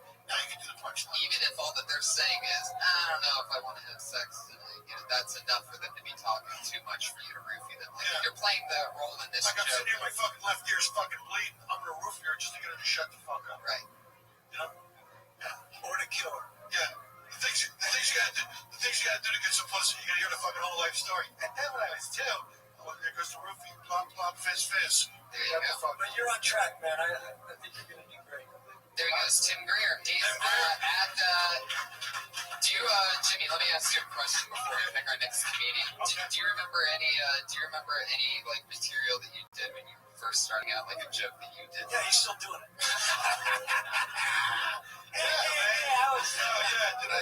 I actually got the first couple times I was over on stage, and it's to watch it. It just it's like watching yourself in a gay porno. You go, what the fuck was I thinking? It's just fucking horrible. When I first started, I was like 17. I was in Philly. I was in the Comedy Factory outlet, and I had no voice. I was doing these jokes. It's really rough. Every once in a while, I pop it in just to keep me humble.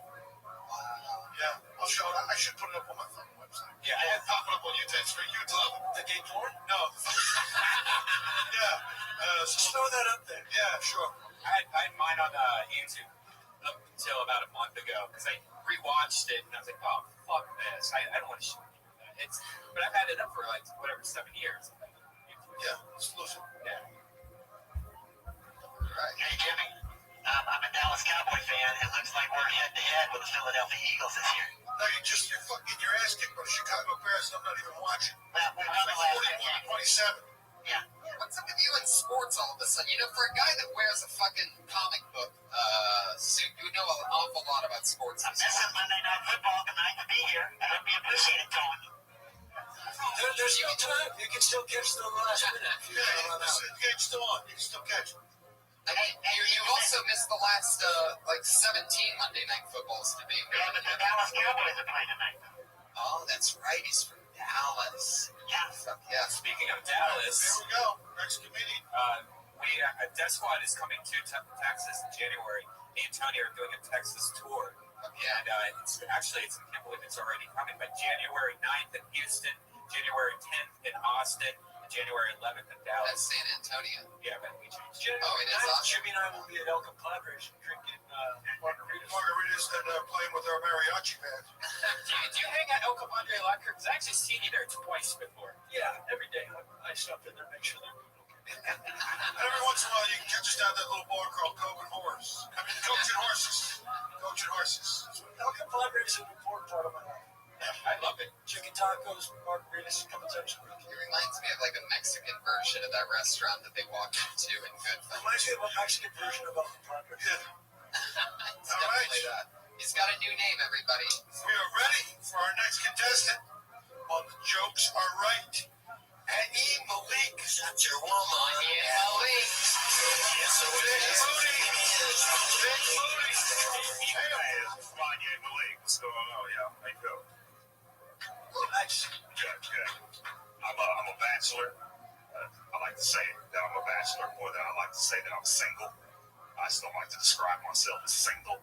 You know what I mean? Just the sound of it sounds hella weak. Like I'm single. Like your voice out over here at the G place right there, man. You're just really single. Like you sound like a victim of something. Like you got stabbed or something. Like, you know, like, oh, I'm single. Oh, I'm getting hurt. I'm so alone. Oh, it's like I'm a bachelor. Watch out. I applied for this job. It's like the difference between a janitor and a custodian. You know what I'm saying? Like I got credentials. I'm a bachelor. You're single. Well, she comes with a pad. The small ass padded down. My apartment is real small. Like I gotta go outside to think. Like it's not enough room for me and my thoughts in my room. I still get female company though. I show them over like a player. Like, yeah, come on in, ladies. Yeah, come on in. It's the living room. It's the kitchen. It's the dining room. I give the whole tour standing in one spot. It's real convenient. It's the lobby. There you go. The bear came out right on that one. I love it. Fuck yeah. First thing I would say is that when you're talking about single, I would give like examples. Like I would get into that more. Like I don't know what's the word single used? Like craft singles, right? Like something like that. I mean, I would make an example like that because you're talking about how you don't like being called single, right? How you go up by what's the other bachelor, right? Versus single, same thing. I'm a sexual philanthropist. I like that. You don't mind if I borrow that? I find that. No, that's why we're fucking here to help you. You become a middle level. You think I'm fucking wasting my time? I'm missing Monday Night Football too, bitch. Good looking out, man. And I also missed it. Like, was there a tie to you saying that you like being called a bachelor in her seeing your apartment all in one room? It was a transition from me preferring to be referred to as a bachelor instead of saying single. I said it comes with a bang. Gotcha. My small I like your style, how you don't use periods. Well, just rolls into the next one. Where they do that at? What's so funny? You can sit there and take a shit and open a refrigerator door at the same time. I mean, that's how fucking small it is. Without getting too deep into my lifestyle, yeah, it's a real small part. Well, you don't want to blow it the fuck up, man. You might as well lead into it. But yeah, it was good. And, you got some real good fucking stand-up there. It was good. I liked it. Yeah. I thought you were great. I could watch you for Another fucking 20 minutes. no, 2 minutes. I could watch you 2 more minutes. No, but I would just elaborate on some of those things. You're just blowing through them too quick. I think that's the key. When you're doing a minute, you can have a great minute instead of fucking shitting. But I just not paying this. But what I It was less. Exactly. Yeah. I'm just saying, if you have a minute, don't try and fill it with so much shit. You know, slow it down because you're funny as hell, but you're blowing through your jokes. And I think instead of saying that it comes with the territory, it comes with the pad type of thing, I think you can take a stronger route than that because I don't think that comes across as a joke. I would get into, since you're talking about it, I would get into why they call it a bachelor pad, why that is single, how you can't have, nobody's involved in that. I would also find a few other weak words that people don't like to be called, you know, as opposed to just single. Go deep. I mean, you know.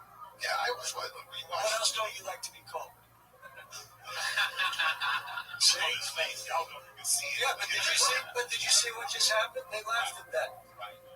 So there's a few other words I don't like to be called this, and the worst thing you can call me is single. Yeah, what do they call women that are single? Horse. No. What I'm saying is should there be an equivalent word? Should there be an equivalent word for women that are single? Like crazy? Oh, and by the way, man, y'all should have let that girl on with them titties, man. There's a lot of female comics boys that we really try, and they, you know what I'm saying? I was looking at this guy, fucking, look at him, making it just like so titty beat. Get out of here! Get out of here! Titty beat. Get out of here! I fucking love this man, but that shit. But let me tell you, man. That was, you know, let me tell you something.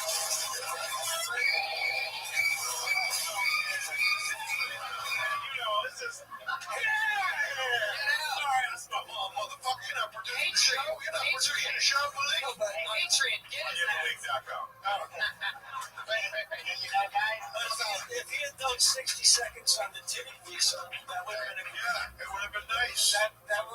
Speaking of titties, We didn't know what kind of titties they were going to be. hey, let me tell you, if we would have given her another 30 seconds, she might have took off her pants too. That's right. I see, now we're on the same page, Aaron Patriot. Now me and you are fucking crazy. You guys should actually live together. Get a little sitcom going. Fuck that. It might work out. If the Patriot had a nose, you guys could do blow after the show. Those days are long gone. I retired my straw. It was a Hall of Fame career. You would never be blow with someone who looked like a fucking vacuum. No, that's all right, coming to the States. Coming to the States right now. Melanie Baldonado, ladies and gentlemen. Melanie Baldonado. Melanie Baldonado.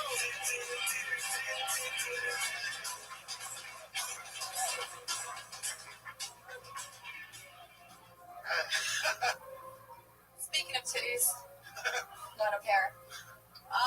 There's so many people, like people who are so feisty in this world, all these feisty people. I saw two deaf girls arguing in the street. Two deaf girls. One deaf girl said to the other, "Bitch, keep my name out of your hands." I don't understand why gay guys are allowed to get feisty, but if I get the same kind of feisty, I'm a bitch. Like they call them sassy. Okay, I see a gay guy snap his finger in someone's face, and I think, you know how to do that? I take a penis too. I'm not allowed to do that. It's horrendous. Oh man, I was a kid in the 1980s. I would now like to do an impersonation of my father in the